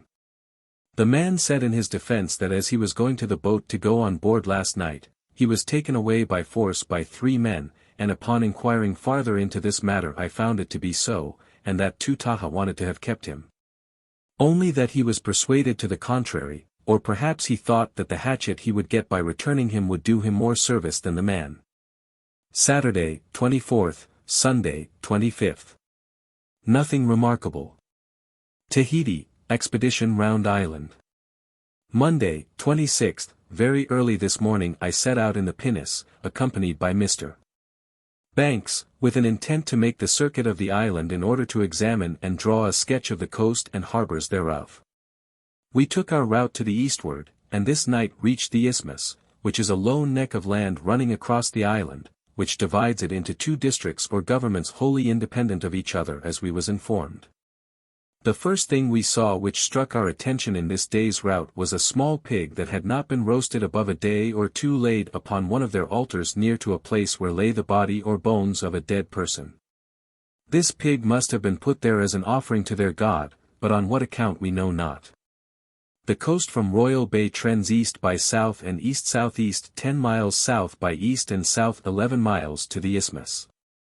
In the first direction the shore is mostly open to the sea, but in the last it is covered by reefs of rocks. These form several good harbors, wherein are safe anchorage for shipping in 16, 18, 20, and 24 fathoms, with other conveniences. It was in one of these harbors the Spanish ships before mentioned lay. The natives shewed us the place where they pitched their tent and the brook they watered at, otherways there was not the least signs of shipping having been there. Tuesday, 27th, winds easterly in fine weather. It was late last night before we reached the isthmus. And all the observations I could make this morning was that it appeared to be a marshy flat of about 2 miles in extent across which the natives haul their canoes partly by land and partly by water. From the isthmus the land trends east-southerly near 3 leagues, to the southeast point of the great bay which lies before the isthmus. On the west side of this point is a bay called Ohaitapipa, which is in many respects similar to Royal Bay, and is situated in every bit as fertile and populous part of the island. There are other places formed by the reefs that lay along the shore between this and the isthmus, where shipping can lay in perfect security. The land then trends southeast and south to the southeast part of the island, which is near 3 leagues, and covered all the way by a reef of rocks, but no harbor. We took up our quarters at the east part of the island, being conducted thither by a young chief we had often seen on board the ship, and the next morning proceeded round the southeast point of the island, part of which is not covered by any reef, but lies wholly open to the sea, and here the hills rise directly from the shore. At the southernmost part of the island the shore is again covered by a reef, and there forms a very good harbor, and the land about it very fertile. At this place we saw a goose and a turkey left at Royal Bay by the Dolphin. They were in possession of a chief who came along with us in the boat, and remained with us the remainder of the day, and conducted us over the shoals we here meet with. And for this piece of service we lent him a cloak to sleep in the night, but we had not been laid down above 10 minutes before he thought proper to move off with it, but both Mr. Banks and I pursued him so close that he was obliged to relinquish his prize, and we saw no more of him. When we returned to our lodging we found the house, in which were not less than 200 or 300 people when we went away, entirely deserted, so that we had one of the largest and best houses on the island wholly to ourselves. But when they found that we meant them no harm, the chief and his wife with some others came and slept by us the remainder of the night. This place is situated on the southwest side of Taiarapu, the southeast district of the island, and about 5 miles southeast from the isthmus. Here is a large, safe and commodious harbor, inferior to none on the whole island, and the land about it rich in produce. We found that the people of this district had had little or no communication with us, yet we was everywhere well received by them. We found all this part of the island very fertile and the natives numerous, and had a great many large double canoes built and ornamented uniformly. They were all hallied ashore, and appeared to be going to decay for want of use. Their mories or burial places stood generally upon these points of land that projected into the sea, and were both better built and ornamented than those about Royal Bay Tutahas excepted. In general this district appeared to be in a more flourishing state than the other, although it is not above 1/4 part as big and cannot contain nothing near the number of inhabitants. Thursday, 29th, squally weather with showers of rain. This morning we left Tiarabu and entered upon that of Apuriano, the northwest district of the island. The first thing we met with worthy of note was at one of their mories, where lay the skull bones of 26 hogs and 6 dogs. These all lay near to and under one of their altars. These animals must have been offered as a sacrifice to their gods either all at once or at different times, but on what account we could not learn. The next day we met with an effigy or figure of a man made of basket work and covered with white and black feathers placed in such order as to represent the color of their hair and skins when tattooed or painted. It was 7½ feet high and the whole made in due proportion. On its head were 4 knobs not unlike the stumps of large horns, 3 stood in front and 1 behind.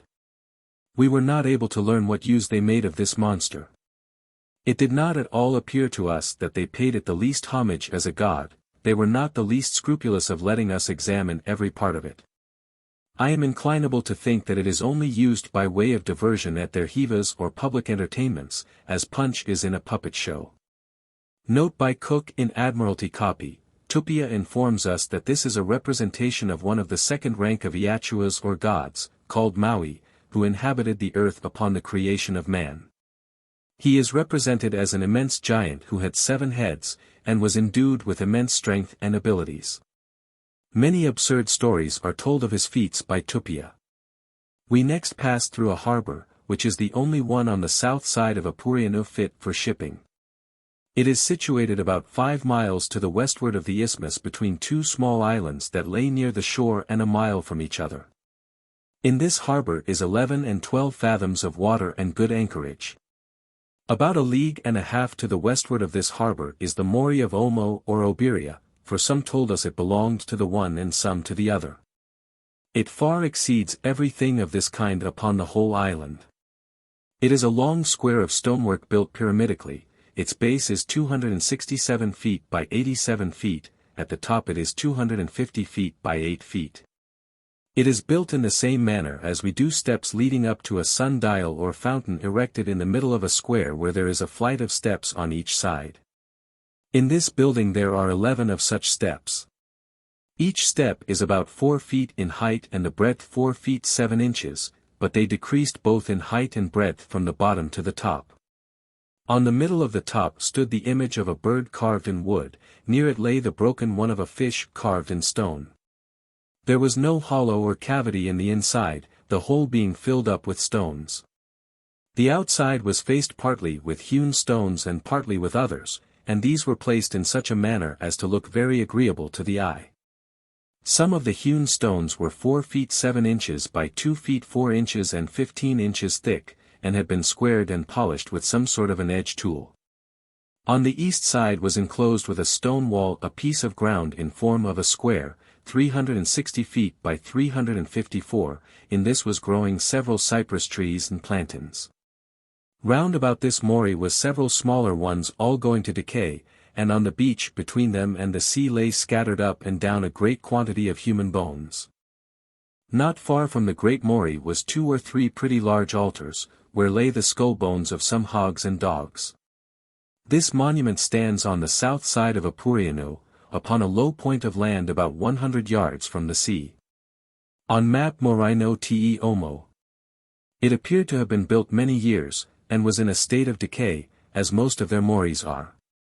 From this it would seem that this island hath been in a more flourishing state than it is at present, or that religious customs are, like most other nations, by these people less observed. We took up our quarters near this Mori for the night, and early in the morning proceeded on our route, and without meeting with anything remarkable, got on board the ship on Saturday, the 1st of July, having made the circuit of the whole island, which I estimated at something more than 30 leagues. A remarkably close estimate. The plan or sketch which I have drawn, although it cannot be very accurate, yet it will be found sufficient to point out the situation of the different bays and harbors and the true figure of the island, and I believe is without any material error. For the first 2 or 3 days we was out upon this excursion we laboured under some difficulty for want of provisions, particularly bread, an article we took but little of, with us not doubting that we should get bread fruit more than sufficient for a boat's crew at every place we went to, but, on the contrary, we found the season for that fruit wholly over, and not one to be seen on the trees, and all other fruit and roots were scarce. The natives live now on sour paste, which is made from bread fruit and some bread fruit and plantains that they get from the mountains where the season is later, and on a nut not unlike a chestnut, which are now in perfection. But all these articles are at present very scarce, and therefore it is no wonder that the natives have not supplied us with these things of late. At Tahiti. Upon my return to the ship I found that the provisions had been all examined and the water got on board, amounting to 65 tons. I now determined to get everything off from the shore and leave the place as soon as possible. The getting the several articles on board, and scraping and paying the ship's side, took us up the following week without anything remarkable happening until July 1769. At Tahiti. Sunday, July 9th. When, sometime in the middle watch, Clement Webb and Samuel Gibson, both marines and young men, found means to get away from the fort, which was now no hard matter to do, and in the morning were not to be found. As it was known to everybody that all hands were to go on board on the Monday morning, and that the ship would sail in a day or two, there was reason to think that these 2 men intended to stay behind. However, I was willing to stay 1 day to see if they would return before I took any step to find them. Monday, 10th. The 2 marines not returning this morning, I began to inquire after them, and was informed by some of the natives that they were gone to the mountains, and that they had got each of them a wife and would not return. But at the same time no one would give us any certain intelligence where they were, upon which a resolution was taken to seize upon as many of the chiefs as we could. This was thought to be the readiest method to induce the other natives to produce the 2 men. We had in our custody Oberea, Tuburatamata, and 2 other chiefs, but that I knowed Tutaha would have more weight with the natives than all these put together, I dispatched Lieutenant Hicks away in the pinnace to the place where Tutaha was, to endeavour to decoy him into the boat and bring him on board, which Mr. Hicks performed without the least disturbance.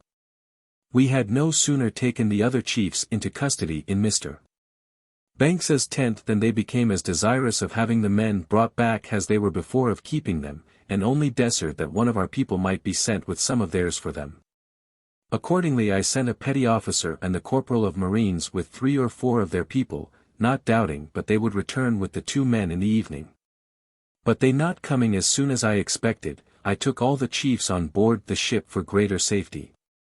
About 9 o'clock in the evening Webb, the marine, was brought in by some of the natives and sent on board. He informed me that the petty officer and corporal that had been sent in quest of them were disarmed and seized upon by the natives, and that Gibson was with them. Immediately upon getting this information I dispatched Mr. Hicks away in the long boat with a strong party of men to rescue them, but before he went Tutaha and the other chiefs was made to understand that they must send some of their people with Mr.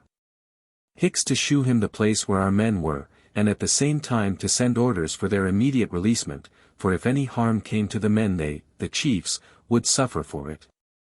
And I believe at this time they wished as much to see the men return in safety as I did, for the guides conducted Mr. Hicks to the place before daylight, and he recovered the men without the least opposition, and returned with them about 7 o'clock in the morning of Tuesday, 11th. I then told the chiefs that there remained nothing more to be done to regain their liberty but to deliver up the arms the people had taken from the petty officer and corporal, and these were brought on board in less than half an hour. And then I sent them all on shore. They made but a short stay with our people there before they went away, and most of the natives with them, but they first wanted to give us 4 hogs. These we refused to accept of them, as they would take nothing in return. Thus we are likely to leave these people in disgust with our behavior towards them, owing wholly to the folly of 2 of our men, for it does not appear that the natives had any hand in enticing them away, and therefore were not the first aggressors. However, it is very certain that had we not taken this step we never should have recovered them. The petty officer whom I sent in quest of the deserters told me that the natives would give him no intelligence where they were, nor those that went along with him, but, on the contrary, grew very troublesome, and, as they were returning in the evening, they were suddenly seized upon by a number of armed men that had hid themselves in the wood for that purpose. This was after Tutaha had been seized upon by us, so that they did this by way of retaliation in order to recover their chief, but this method did not meet with the approbation of them all. A great many condemned these proceedings, and were for having them set at liberty, while others were for keeping them until Tutaha was released. The dispute went so far that they came from words to blows, and our people were several times very near being set at liberty, but at last the party for keeping them prevailed, but, as they had still some friends, no insult was offered them. A little while after they brought Webb and Gibson, the 2 deserters, to them as prisoners likewise, but at last they agreed that Webb should be sent to inform us where the others were. When I came to examine these 2 men touching the reasons that induced them to go away, it appeared that an acquaintance they had contracted with 2 girls, and to whom they had strongly attached themselves, was the sole reason of their attempting to stay behind. Yesterday we weighed the small bower anchor, the stock of which was so much eaten by the worms as to break in heaving up, and today we hove up the best bower, and found the stock in the very same condition. This day we got everything off from the shore, and tonight everybody lays on board. Wednesday, 12th. The carpenter employed in stocking the anchors and the seamen in getting the ship ready for sea. This morning we found the staves of the cask the natives stole from us some time ago laying at the watering place, but they had been sensible enough to keep the iron hoops, and only return what to them was of no use. Sail from Tahiti. Thursday, 13th, winds easterly, a light breeze. This morning we was visited by O'Berrier and several others of our acquaintance, a thing we did not expect after what had happened but 2 days ago, but this was in some measures owing to Mr. Banks, Dar. Solander, and myself going to Apara last night, where we so far convinced them of our friendly disposition that several of them were in tears at our coming away. Between 11 and 12 o'clock we got under sail, and took our final leave of these people, after a stay of just 3 months, the most part of which time we have been upon good terms with them. Some few differences have now and then happened owing partly to the want of rightly understanding each other, and partly to their natural thievish disposition, which we could not at all times bear with or guard against. But these have been attended with no ill consequence to either side except the first, in which one of them was killed, and this I was very sorry for. Because from what had happened to them by the Dolphin I thought it would have been no hard matter to have got and keep a footing with them without bloodshed. For some time before we left this island several of the natives were daily offering themselves to go away with us. And as it was thought they must be of use to us in our future discoveries we resolved to bring away one whose name is Tupia, a chief and a priest. This man had been with us most part of the time we had been upon the island, which gave us an opportunity to know something of him. We found him to be a very intelligent person, and to know more of the geography of the islands situated in these seas, their produce, and the religion, laws, and customs of the inhabitants, than any one we had met with. And was the likeliest person to answer our purpose. For these reasons, and at the request of Mr. Banks, I received him on board, together with a young boy, his servant. For the first 2 months we were at this island the natives supplied us with as much bread fruit, cocoa nuts, etc. as we could well dispense with, and now and then a few hogs, but of these hardly sufficient to give the ship's company 1 and sometimes 2 fresh meals a week. As to fowls, I did not see above 3 dozen upon the whole island, and fish they seldom would part with, but during the last month we got little refreshment of any sort. The detaining of their canoes broke off trade at that time, and it never after was begun again with any spirit.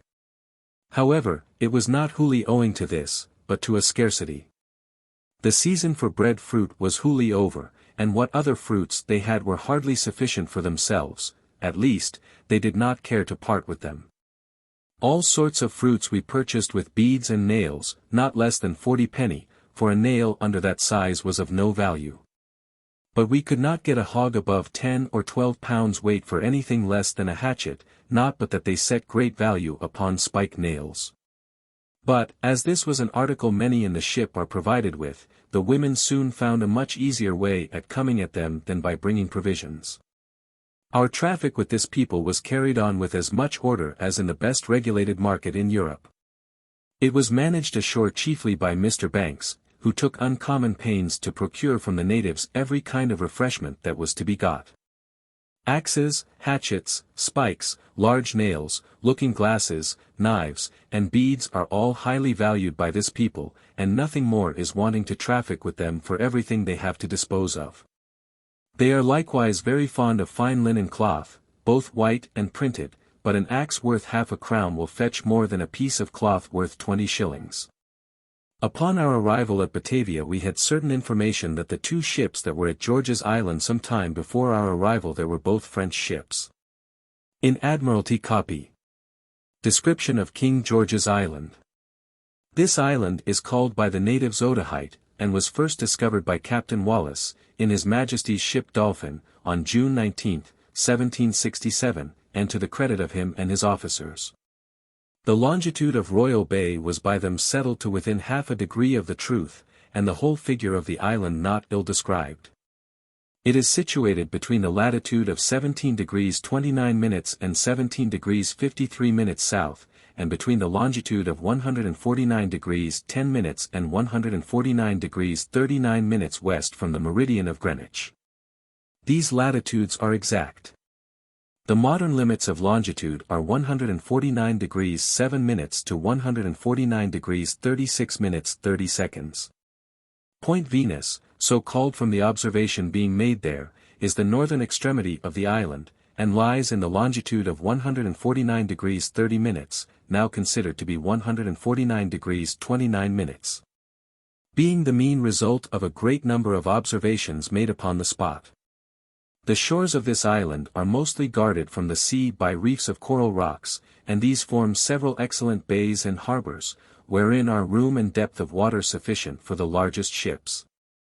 Royal Bay, called by the natives Matavai, in which we lay, and the Dolphin before us, is not inferior to any on the island, both in point of conveniency and situation. It may easily be known by a prodigious high mountain in the middle of the island, which bears due south from Point Venus, which is the eastern point of the bay. To sail into it either keep the west point of the reefs which lies before Point Venus close on board, or give it a berth of near half a mile in order to avoid a small shoal of coral rocks, whereon is but 2½ fathoms of water. The best anchoring is on the eastern side of the bay in 16 or 14 fathoms of water, Owsey bottom. The shore of the bay is all a fine sandy beach, behind which runs a river of fresh water, so that any number of ships might water here without discommoding one another. The only wood for fuel upon the whole island is fruit trees, and these must be purchased of the natives, if you mean to keep on good terms with them. There are some harbors to the westward of this bay that have not been mentioned, but as they lay contiguous to it, and are to be found in the plan, the description of them is unnecessary. The land of this island, except what is immediately bordering upon the sea coast, is of a very uneven surface, and rises in ridges which run up into the middle of the island, and there form mountains that are of a height sufficient to be seen at the distance of 20 leagues. Between the foot of the ridges and the sea is a border of low land surrounding the whole island, except in a few places where the ridge rises directly from the sea. This low land is of various breadths, but nowhere exceeds 1.5 miles. The soil is rich and fertile, being for the most part well stocked with fruit trees and small plantations. and well watered by a number of small rivulets of excellent water which come from the adjacent hills. It is upon this low land that the greatest part of the inhabitants live, not in towns or villages, but dispersed everywhere round the whole island. The tops of most of the ridges and mountains are barren and, as it were, burnt up with the sun, yet many parts of some of them are not without their produce, and many of the valleys are fertile and inhabited. Produce of Tahiti. Of the produce. The produce of this island is breadfruit, cocoa nuts, bananos, plantains, a fruit like an apple, sweet potatoes, yams, a fruit known by the name of eeg malo, and rekned most delicious, sugar cane which the inhabitants eat raw. A root of the salep kind, called by the inhabitants pea, the root also of a plant called ether, and a fruit in a pod like a kidney bean, which when roasted eats like a chestnut, and is called a he. The fruit of a tree which they call wara, something like a pine-apple, the fruit of a tree called by them nano, the roots of a fern and the roots of a plant called thive. All these articles the earth almost spontaneously produces, or, at least, they are raised with very little labor. In the article of food these people may almost be said to be exempt from the curse of our forefathers, scarcely can it be said that they earn their bread with the sweat of their brow. Benevolent nature hath not only supplied them with necessaries, but with abundance of superfluities. The sea coast supplies them with vast variety of most excellent fish, but these they get not without some trouble and perseverance. Fish seems to be one of their greatest luxuries, and they eat it either raw or dressed and seem to relish it one way as well as the other. Not only fish but almost everything that comes out of the sea is eaten and esteemed by these people. Shellfish, lobsters, crabs, and even sea insects, and what is commonly called blubbers of many kinds, conduce to their support. For tame animals they have hogs, fowls, and dogs, the latter of which we learned to eat from them, and few were there of us but what allowed that a South Sea dog was next to an English lamb. One thing in their favor is that they live entirely upon vegetables, probably our dogs would not eat half so well. Little can be said in favor of their fowls, but their pork is most excellent, they have no beasts of prey of any sort, and wild fowls are scarce and confined to a few species. When any of the chiefs kill a hog it seems to be almost equally divided among all his dependents, and as these are generally very numerous, it is but a little that come to each person's share, so that their chief food is vegetables. And of these they eat a large quantity. Cookery seems to have been but little studied here. They have only two methods of applying fire broiling and baking, as we called it. The method this is done I have before described, and I am of opinion that victuals dressed this way are more juicy and more equally done than by any of our methods, large fish in particular, breadfruit, bananos. Plantains cooked this way eat like boiled potatoes, and was much used by us by way of bread whenever we could get them.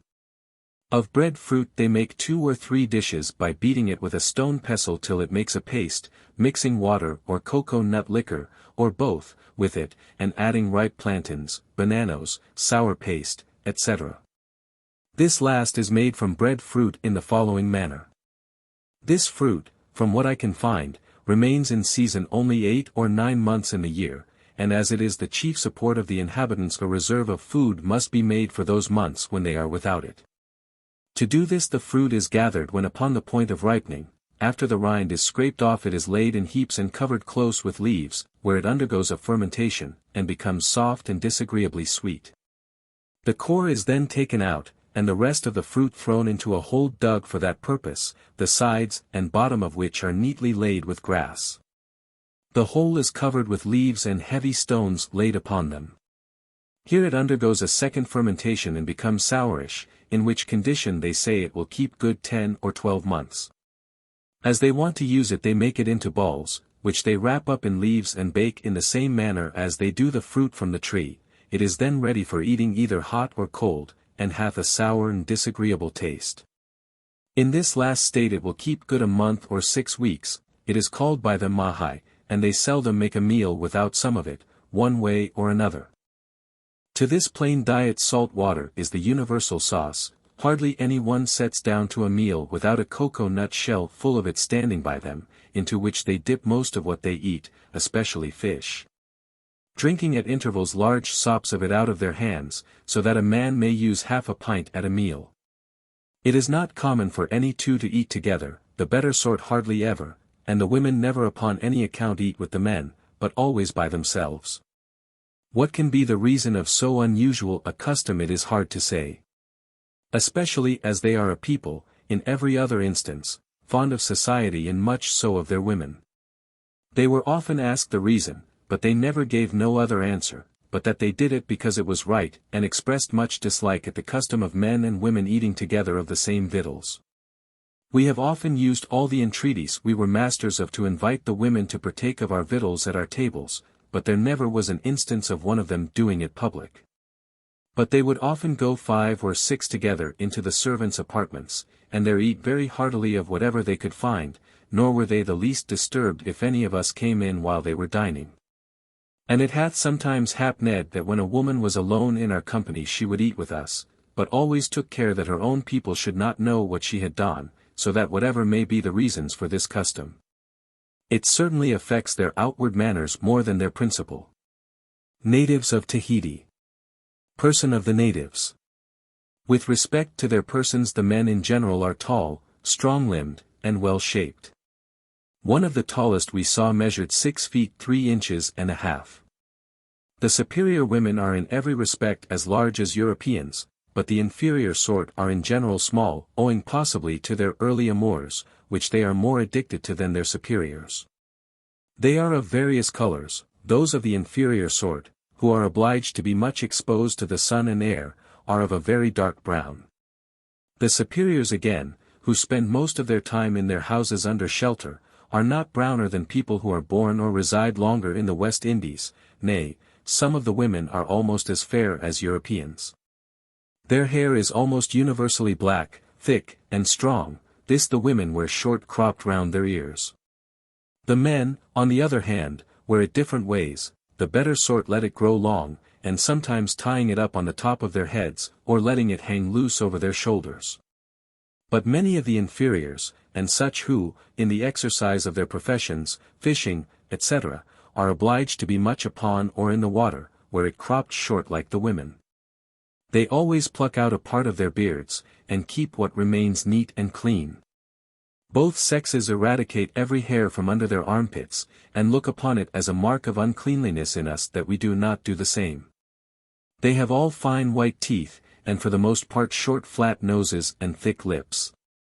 Yet their features are agreeable, and their gait graceful, and their behavior to strangers and to each other is open, affable, and courteous, and, from all I could see, free from treachery, only that they are thieves to a man, and would steal but everything that came in their way, and that with such dexterity as would shame the most noted pickpocket in Europe.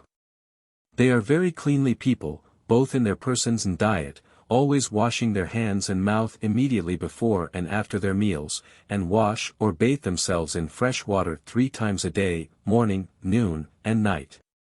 The only disagreeable thing about them is the oil with which they anoint their heads, mano, as they call it. This is made of coconut oil, in which some sweet herbs or flowers are infused. The oil is generally very rancid, which makes the wearer of it smell not very agreeable. Other voyagers have, on the contrary, described the odor of this sweetened oil as agreeable. Another custom they have that is disagreeable to Europeans, which is eating lice, a pretty good stock of which they generally carry about them. However, this custom is not universal. For I seldom saw it done but among children and common people, and I am persuaded that had they the means they would keep themselves as free from lice as we do, but the want of combs in a hot climate makes this hardly possible. There are some very fine men upon this island whose skins are whiter than any Europeans, but of a dead color, like that of the nose of a white horse. Their eyes, eyebrows, hair and beards are also white. Their bodice were covered, more or less, with a kind of white down. Their skins are spotted, some parts being much whiter than others. They are short-sighted, with their eyes ofttimes full of rheum, and always looked unwholesome, and have neither the spirit or the activity of the other natives. I did not see above 3 or 4 upon the whole island, and these were old men. So that I concluded that this difference of color, etc., was accidental, and did not run in families, for if it did they must have been more numerous. The inhabitants of this island are troubled with a sort of leprosy, or scab all over their bodice. I have seen men, women, and children, but not many, who have had this distemper to that degree as not to be able to walk.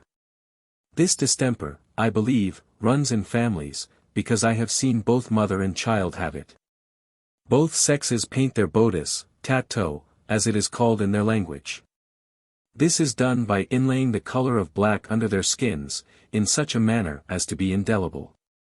Some have ill-designed figures of men, birds, or dogs. The women generally have this figure Z simply on every joint of their fingers and toes, the men have it likewise, and both have other different figures, such as circles, crescents, etc., which they have on their arms and legs. In short, they are so various in the application of these figures that both the quantity and situation of them seem to depend entirely upon the humor of each individual, yet all agree in having their buttocks covered with a deep black.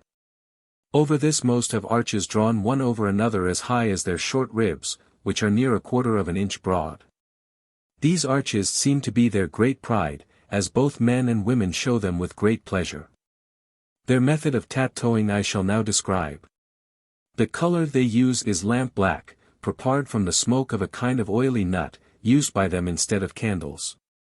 The instrument for pricking it under the skin is made of very thin flat pieces of bone or shell, from 1/4 of an inch to 1.5 inches broad, according to the purpose it is to be used for, and about 1.5 inches long. One end is cut into sharp teeth, and the other fastened to a handle. The teeth are dipped into black liquor, and then drove, by quick, sharp blows struck upon the handle with a stick for that purpose, into the skin so deep that every stroke is followed with a small quantity of blood. The part so marked remains sore for some days before it heals. As this is a painful operation, especially the tattooing their buttocks, it is performed but once in their lifetimes, it is never done until they are 12 or 14 years of age. Clothing of Tahitians. Their clothing is either of cloth or matting of several different sorts. The dress of both men and women are much the same, which is a piece of cloth or matting wrapped 2 or 3 times round their waist, and hangs down below their knees, both behind and before, like a petticoat. Another piece, or sometimes 2 or 3, about 2 yards or 2.5 yards long, with a hole in the middle, through which they put their heads. This hangs over their shoulders down behind and before, and is tied round their waist with a long piece of thin cloth, and being open at the sides gives free liberty to their arms. This is the common dress of all ranks of people, and there are few without such a one except the children, who go quite naked, the boys until they are 6 or 7 years of age, and the girls until 3 or 4. At these ages they begin to cover what nature teaches them to hide. Besides the dress I have mentioned some of the better sort, such as can afford it, but more especially the women, will one way or other wrap round them several pieces of cloth, each 8 or 10 yards long and 2 or 3 broad. So much that I have often wondered how they could bear it in so hot a climate. Again, on the other hand, many of the inferior sort during the heat of the day, go almost naked, the women wearing nothing but the petticoat aforementioned, and sometimes hardly that. The men wear a piece of cloth like a sack, which goes between their thighs, and brought up before and behind, and then wrapped round their waist.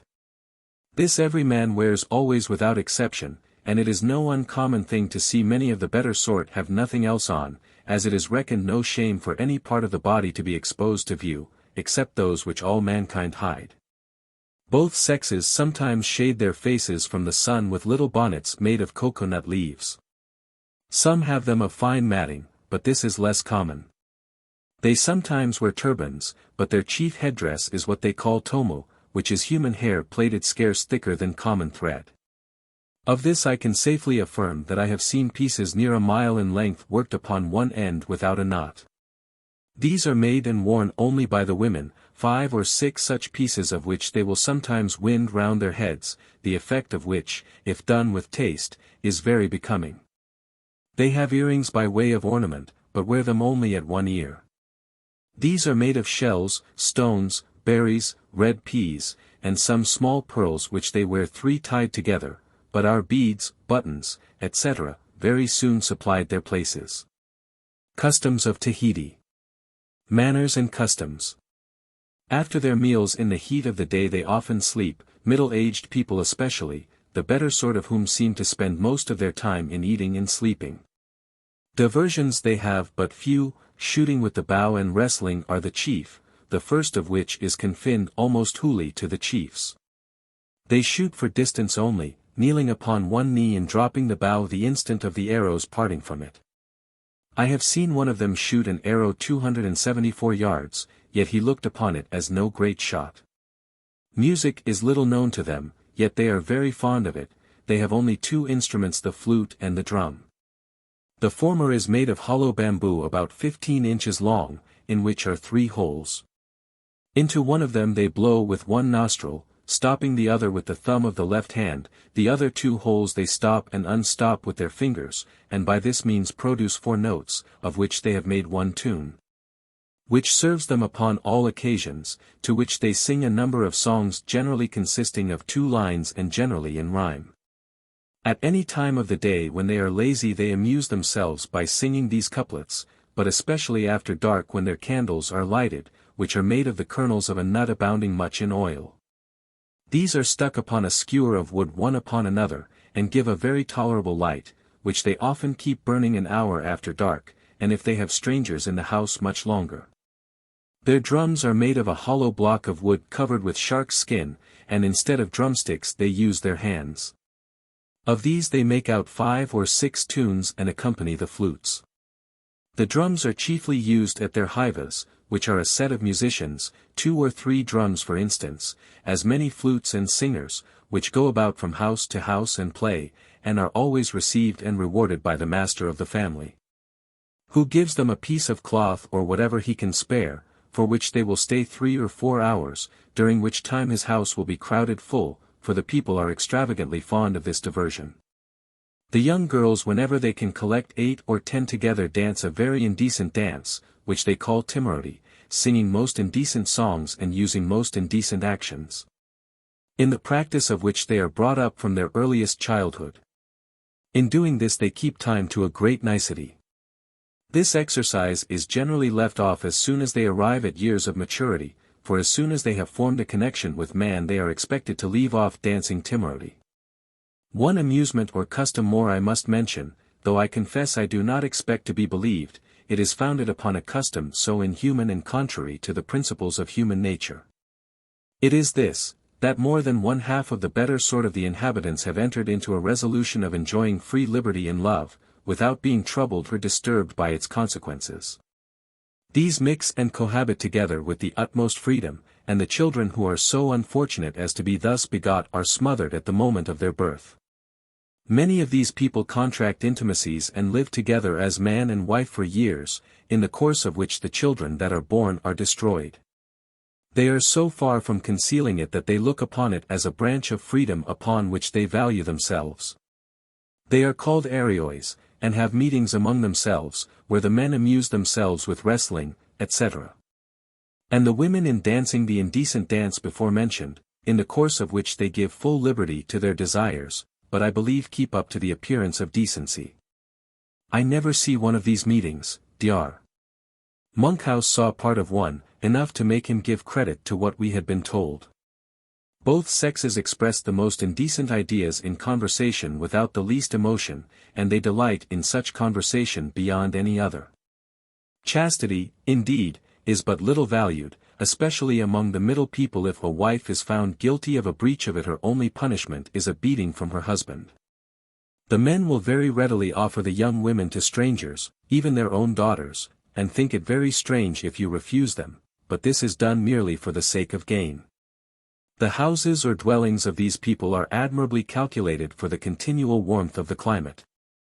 They do not build them in towns or villages, but separate each from the other, and always in the woods, and are without walls, so that the air, cooled by the shade of the trees, has free access in whatever direction it happens to blow. No country can boast of more delightful walks than this. The whole plains where the natives reside are covered with groves of breadfruit and cocoa-nut trees, without underwood, and intersected in all directions by the paths which go from house to house.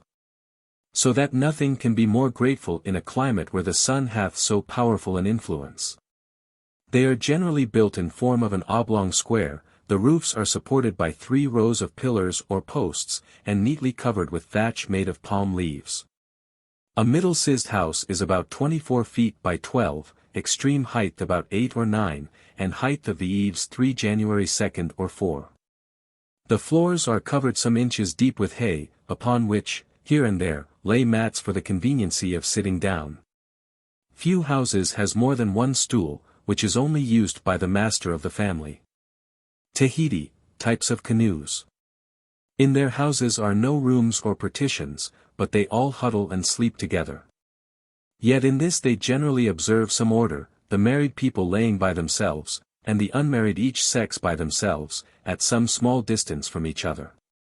Many of the ears or chiefs are more private, having small movable houses in which they sleep, man and wife, which, when they go by water from place to place, are tied upon their canoes. These have walls made of coconut leaves, etc. I have said that the houses are without walls, but this is only to be understood in general, for many of them are walled with wickering, but not so close but to admit a free circulation of air. The mats which serve them to sit upon in the daytime are also their beds in the night, and the clothes they wear in the day serve for covering, a little wood stool, block of wood, or bundle of cloth for a pillow. Besides these common houses there are others much larger, 200 feet long and upwards, 30 broad, and 20 in height.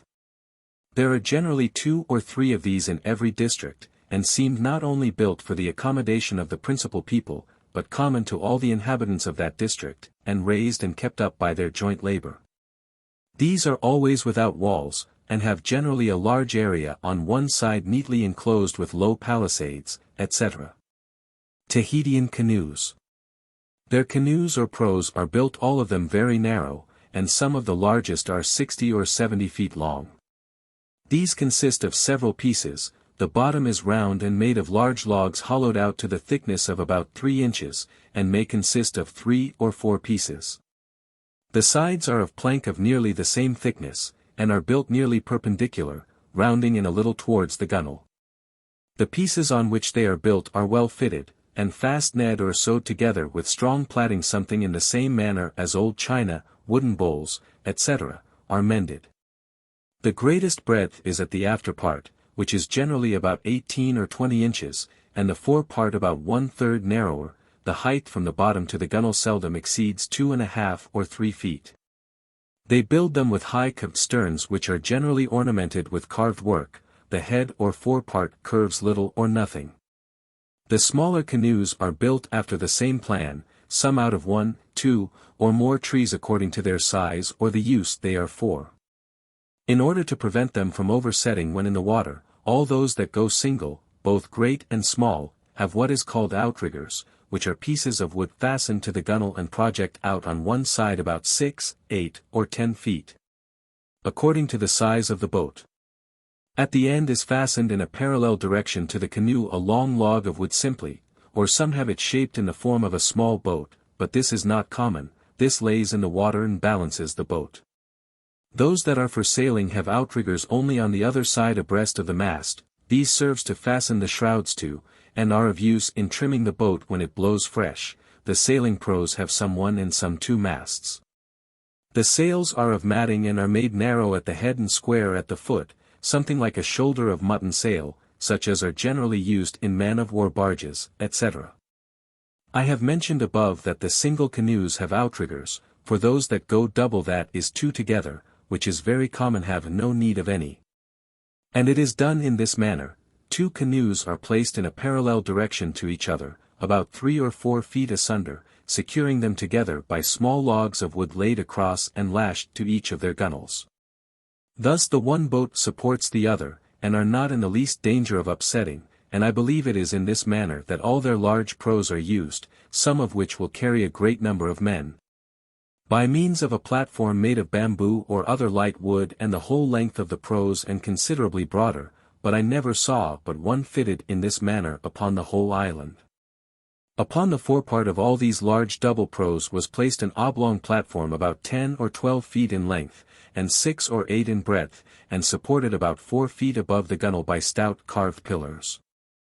The use of these platforms, as we were told, are for the club men to stand and fight upon in time of battle, for the large canoes, from what I could learn, are built most, if not wholly, for war.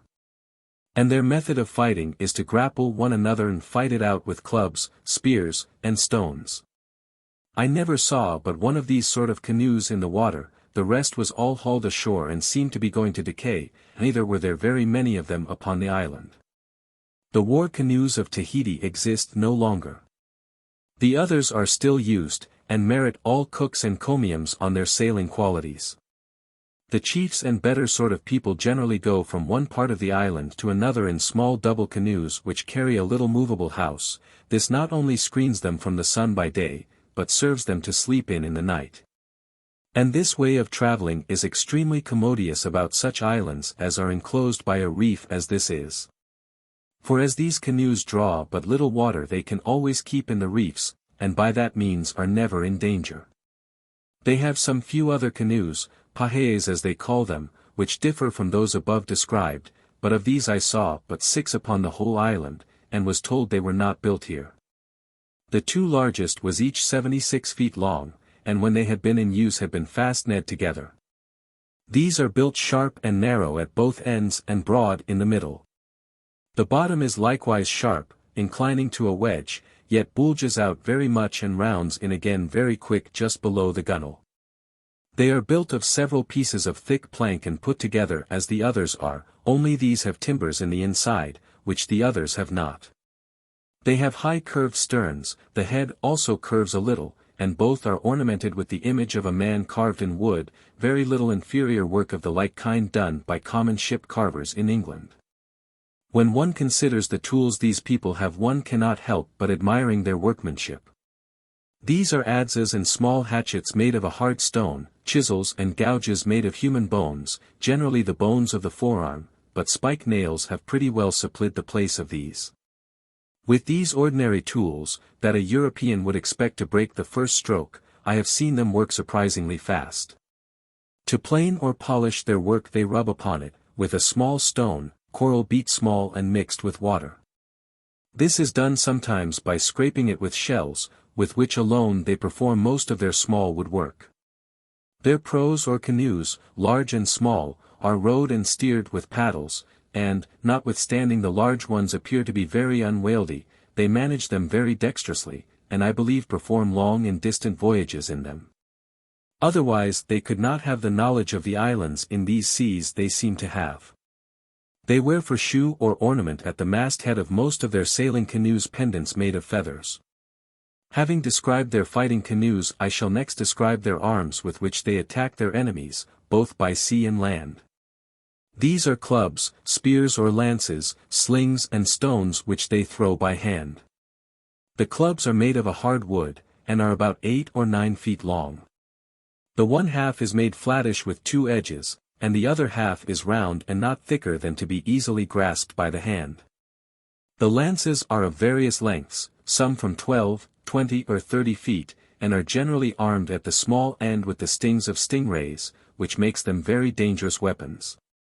Although these people have bows and arrows and those none of the worst, we are told that they never use them in their wars, which doubtless is very extraordinary and not easily accounted for. They have very curious breastplates, made of small wickers, pieces of matting, etc., and neatly covered with shark's teeth, pearl oyster shells, bird's feathers, and dog's hair. Thus much for their arms, etc.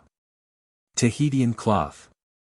I shall now describe their way of making cloth, which, in my opinion, is the only curious manufacture they have. All their cloth is, I believe, made from the bark of trees. The finest is made from a plant which they cultivate for no other purpose. Brucinitia papyrifera.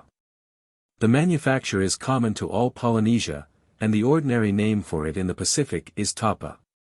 The Tahitians, however, called it ahu. Dar. Solander thinks it is the same plant the bark of which the Chinese make paper of. They let this plant grow till it is about 6 or 8 feet high, the stem is then about as thick as one's thumb or thicker. After this they cut it down and lay it a certain time in water. This makes the bark strip off easy, the outside of which is scraped off with a rough shell.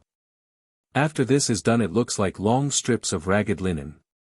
These they lay together, by means of a fine paste made of some sort of a root, to the breadth of a yard more or less, and in length 6, 8, or 10 yards or more according to the use it is for. After it is thus put together it is beat out to its proper breadth and fineness, upon a long square piece of wood, with wooden beaters, the cloth being kept wet all the time. The beaters are made of hard wood with 4 square sides, are about 3 or 4 inches broad and cut into grooves of different fineness. This makes the cloth look at first sight as if it was wove with thread, but I believe the principal use of the grooves is to facilitate the beating it out, in the doing of which they often beat holes in it, or one place thinner than another. But this is easily repaired by pasting on small bits, and this they do in such a manner that the cloth is not the least injured. The finest sort when bleached is very white and comes nearest to fine cotton. Thick cloth, especially fine, is made by pasting 2 or more thicknesses of thin cloth, made for that purpose, together. Coarse thick cloth and ordinary thin cloth is made of the bark of breadfruit trees, and I think I have been told that it is sometimes made from the bark of other trees. The making of cloth is wholly the work of the women, in which all ranks are employed. Their common colors are red, brown and yellow, with which they dye some pieces just as their fancy leads them. Besides cloth they make several different sorts of matting, both better and finer than any we have in Europe. The stuff they make it on is the produce of the palm tree. This island produceth 2 or 3 sorts of plants, of which they make the rope they use in rigging their canoes, etc., the finest sort, such as fishing lines, seine twine, etc., is made of the bark of a tree, and some from the kind of silk grass. Their fishing lines and seines are in point of goodness preferable to any of ours. Their fishing hooks are very curiously made of tortoise, pearl oyster shells, etc. They have a sort of seine that is made of coarse broad grass like flags. These are twisted and tied together in a loose manner until the whole is as thick as a large sack, and 60 or 80 fathoms long. This they haul in shoal smooth water. Its own weight keeps it so close to the ground that hardly the smallest fish can escape out. I have before mentioned that the island is divided into 2 districts or kingdoms, which are frequently at war with each other, as happened about 12 months ago, and each of these are again divided into smaller districts, wenuas as they call them. Over each of the kingdoms is an irdehi, or head, whom we call a king, and in the wenuas are ears, or chiefs. The king's power seems to be but very little. He may be reverenced as a father, but he is neither feared nor respected as a monarch, and the same may be said of the other chiefs. However, they have a preeminence over the rest of the people, who pay them a kind of a voluntary obedience. Upon the whole, these people seem to enjoy liberty in its fullest extent. Every man seems to be the sole judge of his own actions and to know no punishment but death, and this perhaps is never inflicted but upon a public enemy. There are 3 ranks of men and women: first, the ears, or chiefs; second, the manahunas, or middling sort; and lastly, the tutas, which comprehend all the lower class, and are by far the most numerous. These seem to live in some sort dependent on the ears, who, together with the manahunas, own most, if not all the land. This is hereditary in their families, and the moment the heir is born he succeeds the father, both in title and estate. At least to the name, for it's most likely that the latter must have the power during his son or daughter's minority. Note by Cook. Upon our arrival at Batavia, we were informed the 2 French ships, commanded by the Messieurs Bougainville, touched at that place in their way home from the South Seas 2 years ago. We were here told many circumstances of these 2 ships, all tending to prove that they were the same ships that were at George's Island, which we judged were Spaniards, being led into this mistake by the Spanish iron, etc. We saw among the natives, which is easy accounted for we are told that while Bougainville in the frigate was delivering up that part of Falkland Islands possessed by the French, to the Spaniards. The store ship was trading with the Spaniards in the River Plate, where it is very probable she disposed of all her European goods, and purchased others to trade with the islands in the South Seas. To confirm these last circumstances, we were told that when they arrived at Batavia, the frigate had on board a great quantity of Spanish dollars. Religion of Tahiti.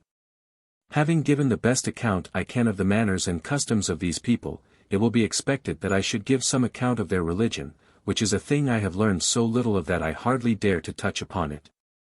And should have passed it over in silence, was it not my duty as well as inclination to insert in this journal every and the least knowledge I may obtain of a people, who for many centuries have been shut up from almost every other part of the world.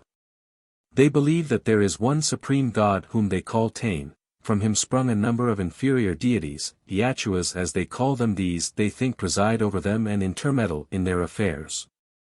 To these they offer oblations such as hogs, dogs, fish, fruit, etc., and invoke them on some particular occasions, as in time of real or apparent danger, the setting out of a long voyage, sicknesses, etc. But the ceremony made use of on these occasions I know not. The Moris, which we at first thought were burying places, are wholly built for places of worship, and for the performing of religious ceremonies in. Cook did not apparently learn anything in this voyage of the human sacrifices offered in the Moray on many occasions, such as before war, at the coronation of the king, etc. The Tahitians were, however, never guilty of cannibalism. The viands are laid upon altars erected 8, 12, or 12 feet high, by stout posts, and the table of the altar on which the viands lay, is generally made of palm leaves. They are not always in the Moris, but very often at some distance from them. Their Moris, as well as the tombs of the dead, they seem to hold sacred, and the women never enter the former, whatever they may do the latter.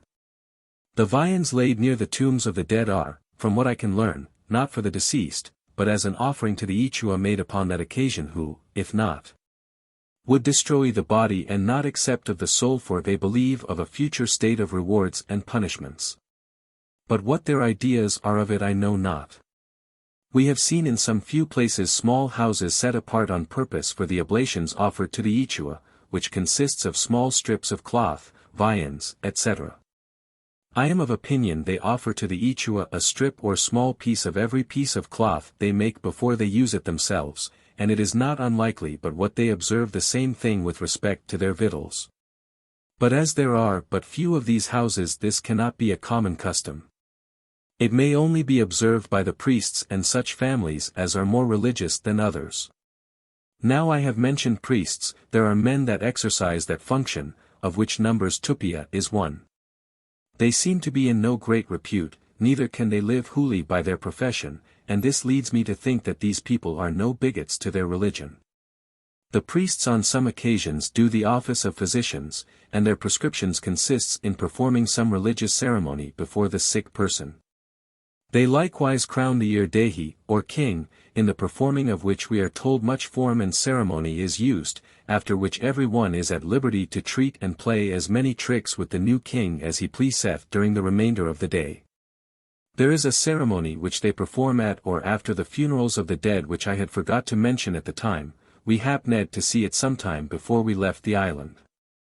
An old woman, a relation of Tuburatamadas, happened to die and was interred in the usual manner. For several successive evenings after, one of her relations dressed himself in a very odd dress, which I cannot tell how to describe or to convey a better idea of it than to suppose a man dressed with plumes of feathers. Something in the same manner as those worn by coaches, hearses, horses, etc. At the funerals in London. It was very neatly made up of black or brown and white cloth, black and white feathers, and pearl oyster shells.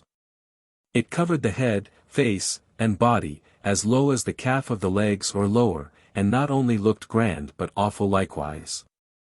The man thus equipped, and attended by 2 or 3 more men and women with their faces and bodice besmeared with soot, and a club in their hands, would about sunset take a compass of near a mile running here and there.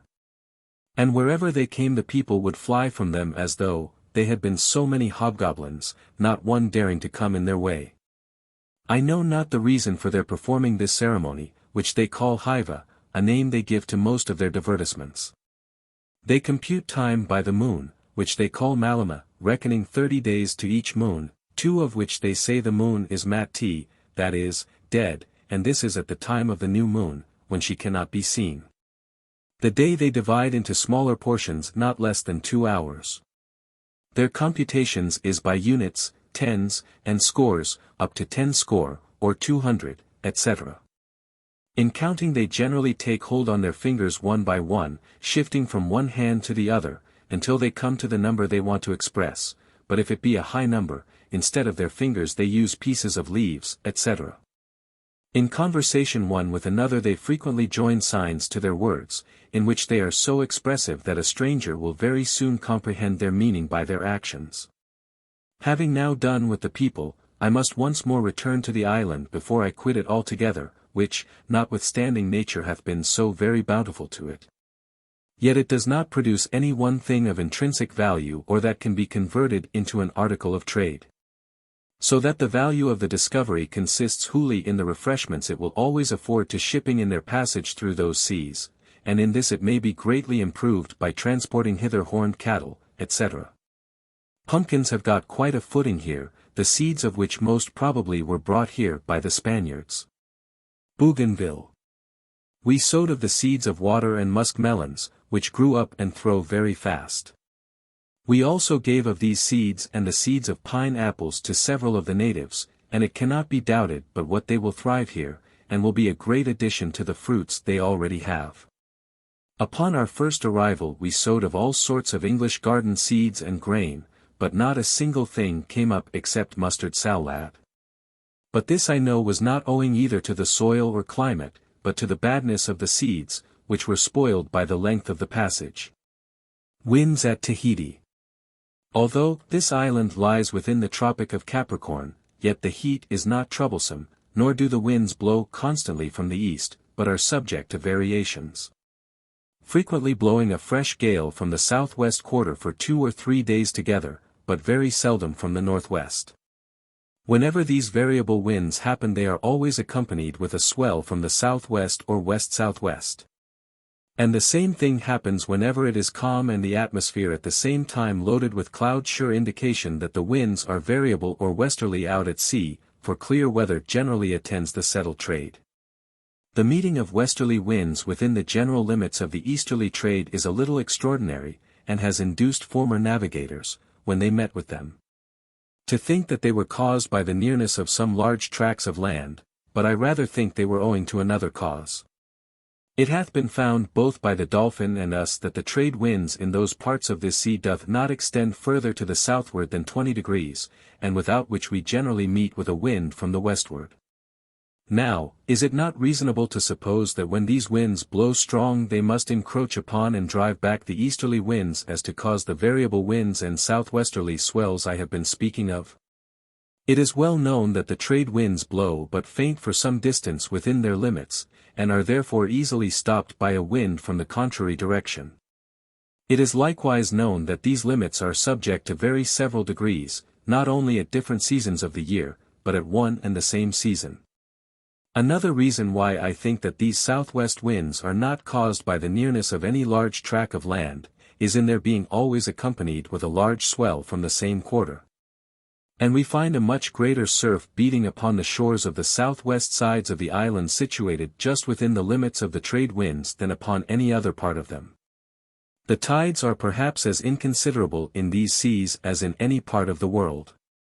A south or south by west moon makes high water in Royal Bay, but the water does not rise upon a perpendicular above 10 or 12 inches, except on some very extraordinary occasions. The variation of the compass I found to be 4 degrees 46 minutes easterly, this being the mean result of a great number of trials made by 4, of drive.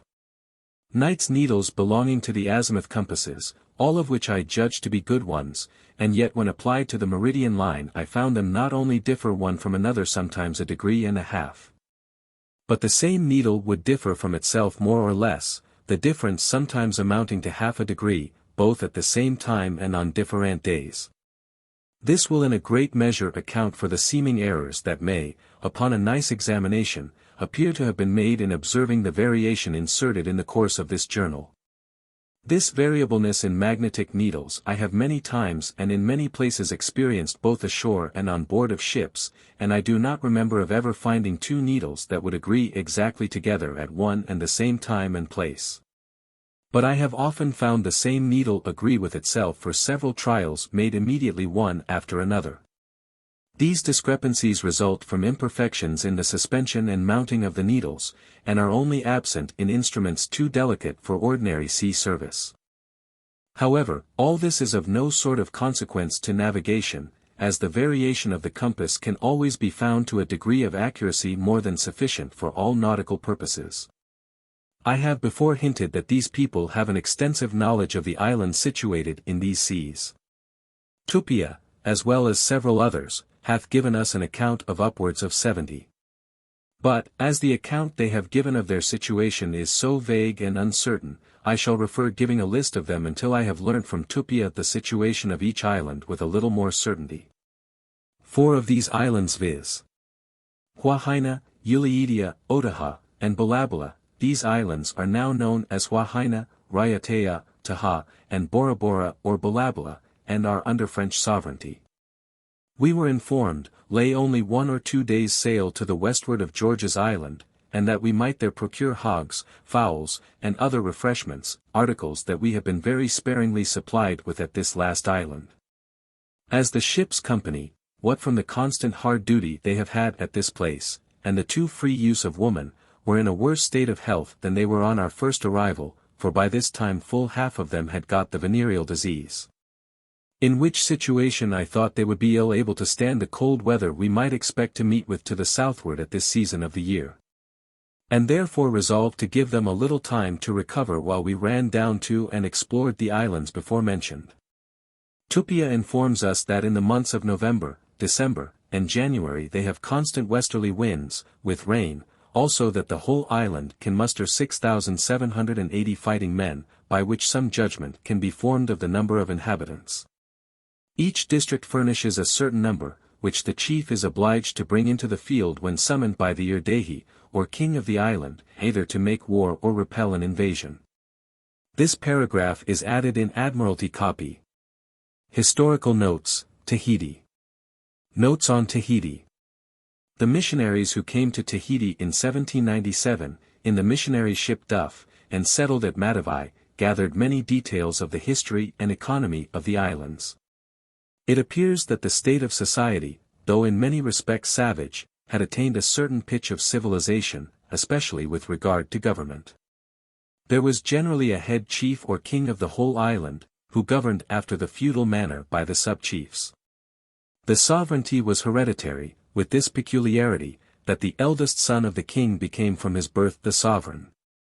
The father governed henceforth as regent until the son was of an age to take the reins in his own hands, when the father retired. This was the idea. But, as may be imagined, it led to various complications and difficulties, and wars between the different parts of the island and the different chiefs were frequent. When Wallace discovered the island, in June 1767, Amo was king, or Ariirahi, called by Cook Irdehi, Berea, Cook's Oberia, being his wife. The latter seems to have been a woman of much character, and to have practically governed the island. The two were separated, inasmuch that they had mutually contracted other alliances, but, according to the custom of the country, without affecting their friendship. On Wallace's appearance the warlike Tahitians at once attacked the Dolphin, but were easily defeated, and the guns and small arms with which they then for the first time made acquaintance had such an effect upon them that they speedily made peace, and recognized the superiority of Europeans. The defeat had, however, a great effect on the prestige of Amo, whose authority rapidly diminished. Tutaha, Amo's brother, and chief of the district of Matavai, where the Dolphin anchored, was much enriched by her visit, and became a greater man in the eyes of his compatriots. Bougainville also touched at Tutaha's district. And although his 2 ships only remained 10 days, it was long enough to furnish this chief with many more valuable and coveted articles. In about December 1768, or 6 months before Cook's visit, war broke out in the island, and Amo was totally defeated by the chief who governed the eastern peninsula. Cook saw at Papera, on the south side of the main island, the relics of this battle in the shape of many human bones. Tutaha, who had joined in the war against his brother, became regent for the son, Pomer, of another brother, Hawai'i, and was therefore the principal man in the island when Cook appeared. Notwithstanding, when Amo, whom Cook calls Omo, came to visit the Europeans on June 21, bringing his young son, Tema, with him, the latter was carried on men's shoulders, which was one of the ceremonial observances due to the Otu, or young king, and the natives present recognized his royal character by uncovering their shoulders. Tupia, or Tupaya, who left the island with Cook, was the chief priest of the island, and had been living with Berea, but having shortly before conspired to kill Tutaha, it is probable that he felt his life was unsafe in the island. Frequent wars raged in the island for many years after Cook's first visit. Tutaha was killed in one of these, and when Cook again arrived, in 1773, Pomer was king, though Cook only knew him by his title of Otu, which he apparently still retained, though there was no regent. In 1789 Captain Bligh called at Tahiti in the Bounty, to export young breadfruit trees to the West Indies. The delights of Tahiti probably had their part in bringing about the well-known mutiny a few days after the ship left. And on the return of the Bounty with her crew of mutineers, 16 of them remained on the island. These men took a leading part in the continual dissensions in the island, until, in 1791, they were carried off by the Pandora, sent with the object of capturing the mutineers. English missionaries came to Tahiti in 1797. But after 12 years' residence, during which they made no progress, and were constantly in danger from the frequent wars, they retreated to Sydney, in New South Wales, leaving 2 only of their number in Hawai'i and Eimeo, 2 of the Society Islands. 2 years later, on the invitation of Pomer II, who was, however, then expelled from Tahiti and living in Eimeo, some of them returned, and Pomer became the first convert. Christianity rapidly spread, and in 1815, Pomer having returned to Tahiti, he and his Christian followers were attacked. The battle ended in the complete victory of Pomer, and for the first time in the sanguinary history of the island no butchery of the vanquished followed, nor any devastation of the country. The principal idols were destroyed. And whether in consequence of the surprise the natives felt at finding that no retribution followed this sacrilege, or from gratitude at the clemency of the victors, opposition to the new religion ceased, the whole island soon became Christian. And the customs of the inhabitants were much changed. In 1827 the British government declined to accede to a request to throw its protectorate over Tahiti. In 1836 2 French priests came to the island with the avowed intention of proselytizing. They were expelled. And after several visits of French men of war, who came to obtain redress for this act, and an assurance of free entrance for French subjects, the island was taken possession of by a French squadron in 1843, and Queen Pomer, daughter of Pomer II, was de facto deposed. The island has been ever since under the dominion of France. Tahiti is now in a flourishing condition, and exports a considerable quantity of cotton, coconuts, and vanilla. The majority of the natives still profess the Protestant religion. Papeete, a little westward of Matavai, is now the principal port and town of the island, the harbour possessing some advantages over the latter. The Tahitians are marvellously fond of singing and dancing, and still retain their primitive and exceedingly free manners, and the custom of decorating themselves with flowers. The beauty of the island, with its neighboring western group, is probably unsurpassed, and, considering all the circumstances, it says much for the discipline of the Endeavour that only 2 of her crew attempted to remain in what seemed a paradise. Cook's efforts to make his men deal properly with the natives are well illustrated by the following extract from Mr. Molyneux's log, of the April 29. The incident is not mentioned by Cook. Punished high. Jeffs, seaman, with a dozen lashes for ill behavior on shore. He had been rude to a man's wife yesterday, of which the Indian complained, and Jeffs was confined immediately the captain had the fact plainly proved, and next morning the captain invited the offended parties on board, who were ignorant of his intentions. All hands being called, and the prisoner brought aft, the captain explained the nature of his crime in the most lively manner, and made a very pathetic speech to the ship's company during his punishment. The woman was in the greatest agonies, and strongly interceded for him. The man's name was Tuburi and his wife's name Tamide. I remember them both last voyage. I should have mentioned Tuburi being sorry to see Jeffs punished. It is evident, from what Cook himself tells us, above, and from what is now well known of the laxity of Tahitian morals, that this punishment would seem excessive to the natives, and especially to the women, who were accustomed themselves to bear whatever blame was bestowed. Note. For full description of original Tahitian manners and customs, see Polynesian Researches, by W. Ellis, London, H. G. Bone, 1853, Isles Tahiti, Parim, Vincendindamulan Edichas Disgras, Paris, 1844. Chapter 4. Tahiti to New Zealand. Remarkable Occurrences at Sea. July 1769. Friday, July 14, gentle breezes at northeast and clear weather. I have before made mention of our departure from Royal Bay on the preceding forenoon, and likewise that I had determined to run down to Huahaina and Uliidia, Raiatea, before we stood to the southward. But having discovered, from the hills of George's Island, an island laying to the northward, we first stood that way to take a nearer view of it. This island is called Tetharoa. Tetiaroa. It lies north 1/2 west, distant 8 leagues from Point Venus, and is a small, low, uninhabited island, frequented by the people of George's Island for fish, with which it is said to abound. At 6 a.m. the westernmost part of York Island bore southeast 1/2 south and the body of George's Island east 1/2 south.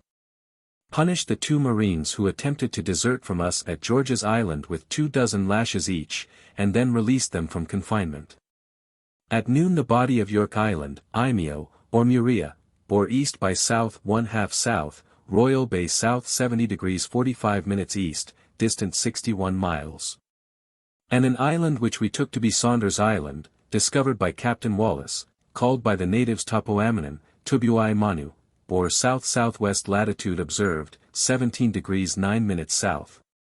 Saw land bearing northwest 1/2 west, which Tupia calls the island of Huahaina. Chart of the Society Isles, discovered by Lieutenant James Cook, 1769. Reproduction of the original published chart.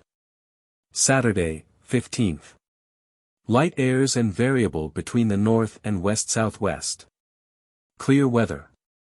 At 6 p.m. York Island bore southeast, and Huahaina west-northwest, and at 7 a.m. it bore west. Latitude observed at noon 16 degrees 50 minutes south. Royal Bay south 37 degrees 30 minutes east, distant 22 leagues. At Huahaina. Sunday, 16th, winds at south and south-southeast. A gentle breeze, with some few showers of rain. At 6 p.m. the island of Huahaina west 1/2 south, distant 7 or 8 leagues.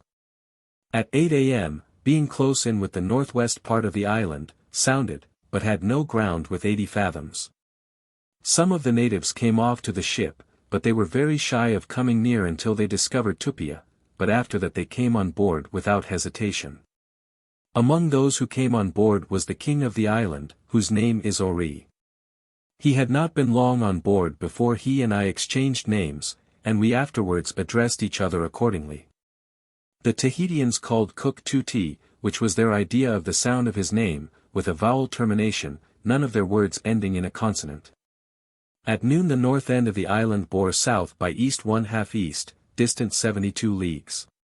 Latitude observed, 16 degrees 40 minutes south. 3 other islands in sight, namely, Uliidia, Otaha, and Bolabala, Taha and Bora Bora, so called by the natives. Monday, 17th, wind southerly, fine pleasant weather. At 3 p.m. anchored in a small harbor on the west side of the island called by the natives Our, in 18 fathoms water, clear ground, and secure from all winds. Soon after, I went on shore, accompanied by Mr. Banks, Dr. Solander, and Dr. Monkhouse, Tupia, the king of the island, and some others of the natives, who had been on board since the morning. The moment we landed, Tupia stripped himself as low as his waist, and desired Mr. Monkhouse to do the same.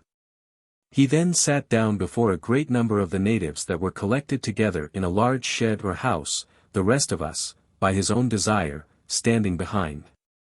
He then begun a long speech or prayer, which lasted near a quarter of an hour, and in the course of this speech presented to the people 2 handkerchiefs, a black silk neckcloth, some beads, and 2 very small bunches of feathers. These things he had before provided for that purpose. At the same time 2 chiefs spoke on the other side in answer to Tupia, as I suppose, in behalf of the people, and presented us with some young plantains plants, and 2 small bunches of feathers.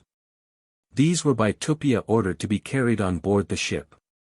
After the peace was thus concluded and ratified, every one was at liberty to go where he pleased, and the first thing Tupia did was to go and pay his oblations at one of the mories. This seemed to be a common ceremony with this people, and I suppose always performed upon landing on each other's territories in a peaceable manner. It further appeared that the things which Tupia gave away was for the god of this people, as they gave us a hog and some coconuts for our god, and thus they have certainly drawn us in to commit sacrilege. For the hog hath already received sentence of death, and is to be dissected tomorrow. A.M. I set about surveying the island, and Dr. Monkhouse, with some hands, went ashore to trade with the natives, while the long boat was employed completing our water. Tuesday, 18th, gentle breezes at south and south-southwest.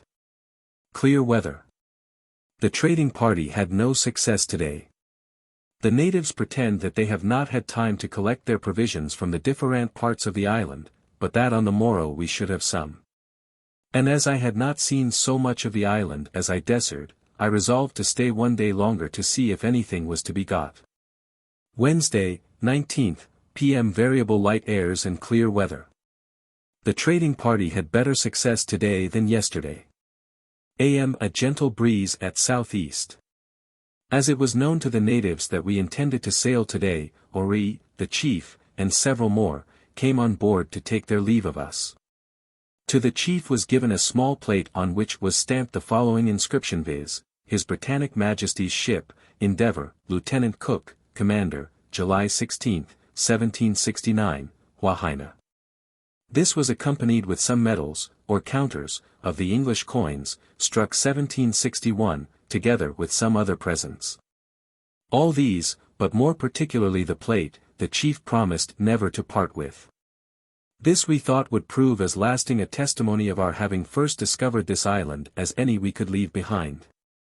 After this was done they were dismissed, and we began to prepare to leave the place. But as that falls out on the following day, I shall conclude this with a description of the island, which is situated in the latitude of 16 degrees 43 minutes south, and longitude 150 degrees 52 minutes west from Greenwich and north 58 degrees west. Distance, 31 leagues, from King George's Island, or Otaheite. It is about 7 leagues in compass, and of a hilly and uneven surface. It hath a safe and commodious harbour, which lies on the west side, under the northernmost high land and within the north end of the reef which lays along that side of the island. Into this harbour are 2 inlets or openings in the reef, about 1½ miles from each other. The southernmost is the broadest, on the south side of which is a very small sandy island. This harbour is called by the natives Ower. The produce of this island is in all respects the same as King George's Island, and the manner and customs of the inhabitants much the same, only that they are not addicted to stealing. And with respect to colour they are rather fairer than the natives of George's Island, and the whole more uniformly of one colour. At Raiatea. Thursday, 20th, moderate breezes at east and east-northeast. Fair weather. At January 2nd past 2 p.m. Weighed and made sail for the island of Uliidia, which lies southwest by west, distant 7 or 8 leagues from Hawai'i. At 6:30 we were within 3 leagues of it, then shortened sail and stood off and on all night, and at daylight made sail and shore, and soon after discovered an opening in the reef that lies along this side of the island, within which, Tupia said, was a good harbour. Upon this I hoisted out the pinnace, and sent the master in to examine it, who soon made the signal for the ship to follow. Accordingly we stood in and anchored in 22 fathoms, soft ground. Soon after we anchored some of the natives came on board the ship with very little invitation. Friday, 21st, winds variable, and dark, cloudy weather, with frequent showers of rain. At 1 p.m. I landed in company with Mr. Banks and the other gentlemen. The first thing done was the performing of Tupia's ceremony in all respects as at Hawai'i. I then hoisted an English jack, and took possession of the island and those adjacent in the name of His Britannic Majesty, calling them by the same names as the natives do. A.M. Sent the master in the long boat to examine the coast of the south part of the island, and one of the mates in the yawl to sound the harbour where the ship lay, while I was employed in the pinnace surveying the northern part of the island, and Mr. Monkhouse went ashore to trade with the natives for such refreshments as were to be got. Saturday, 22nd. P.M. The wind variable with showers of rain. A.M. Strong gales at south and hazy with rain, and which continued the most part of Sunday, 23rd, in so much that I did not think it safe to break the ship loose and put to sea as I intended. Monday, 24th. Winds variable from south-southeast to northeast. At 8 a.m. got under sail and plied to the northward within the reef, in order to go out at the northern channel, it being the broadest. But being little wind and meeting with shoals we had not before discovered, we turned down but slowly. Tuesday, 25th.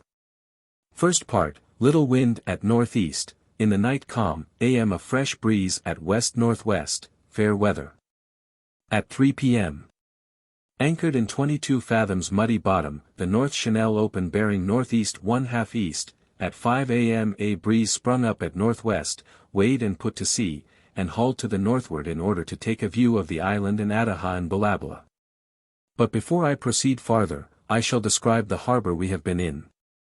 It has no particular name, but extends the whole of the eastern side of Raiatea. This harbour, taken in its greatest extent, is capable of holding any number of shipping in perfect security, as it extends almost the whole length of this side of the island, and is defended from the sea by a reef of coral rocks. The southernmost opening, Tiva Moa Pass.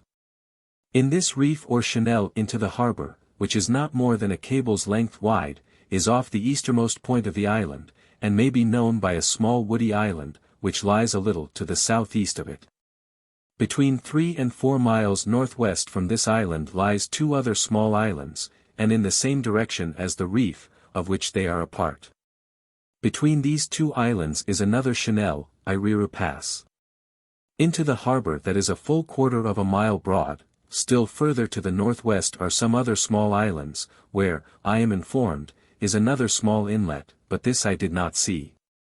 But, as to the other 2, we entered the harbour by the one and came out by the other. The principal refreshments we have got here consists in plantains, cocoa nuts, some yams and a few hogs and fowls.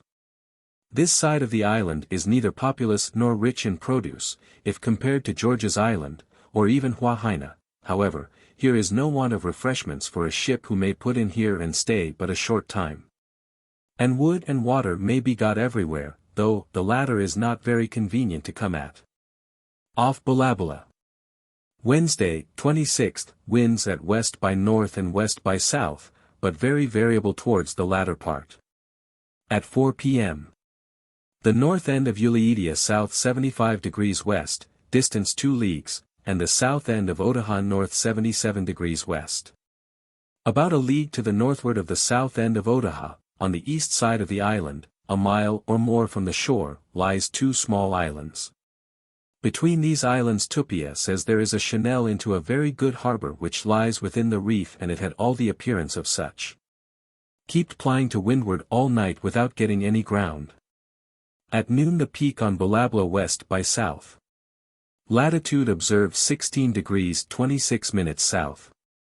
Thursday, 27th, variable light airs of wind in the southwest quarter, and fair weather. Seeing that there is a broad channel between Otaha and Balabla, I intend to go through that way and not run to the northward of all, but as the wind is right an end, and very variable withal, we get little or no ground. Between 5 and 6 o'clock p.m., as we were standing to the northward, we discovered a small low island lying north by west or north-northwest distant 4 or 5 leagues from Balabala. This island is called Tupai. Tupia says it produces nothing but a few cocoa nuts, that there are only 3 families live upon it, but that the people from these islands resort thither to catch fish. At noon the peak of Balabala bore north 25 degrees west, and the north end of Otaha north 80 degrees west, distant 3 leagues. Latitude observed 16 degrees 38 minutes south. Friday, 28th. Little wind and variable between the southwest and northwest. At 6 a.m., being near the entrance of the harbor which lies on the east side of Otaha before mentioned, Hameen Bay. And finding that it might be examined without losing time, I sent away the master in the long boat, with orders to sound the harbor. And if the wind did not shift in our favor to land upon the island and to traffic with the natives for such refreshments as were to be got. Mr. Banks and Dr. Solander went along with him. Saturday, 29th, little wind and variable. Kept plying on and off this day, waiting for the return of the long boat. At 5:30 not seeing anything of her, fired a gun for her to return, and as soon as it was dark hoisted a light. At 8:30 heard the report of a musket, which we answered with a gun. And soon after the boat came on board with 3 small hogs, a few fowls, and a large quantity of plantains, and some yams.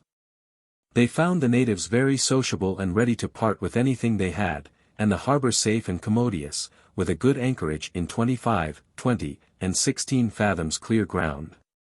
As soon as the boat was hoisted in we made sail to the northward, and at 8 o'clock a.m. were close under the peak of Balabala, but as we could not weather the island, we tacked and stood off until near noon, then tacked again and stood to the southwest. At noon the peak of Balabala bore south 75 degrees west. We were then distant from the shore under it 2 or 3 miles, and from the peak about 5 miles. Latitude observed 16 degrees 29 minutes south. Sunday, 30th, wind in the southeast quarter. At first a gentle breeze, but afterwards fresh Ned upon us. P.M.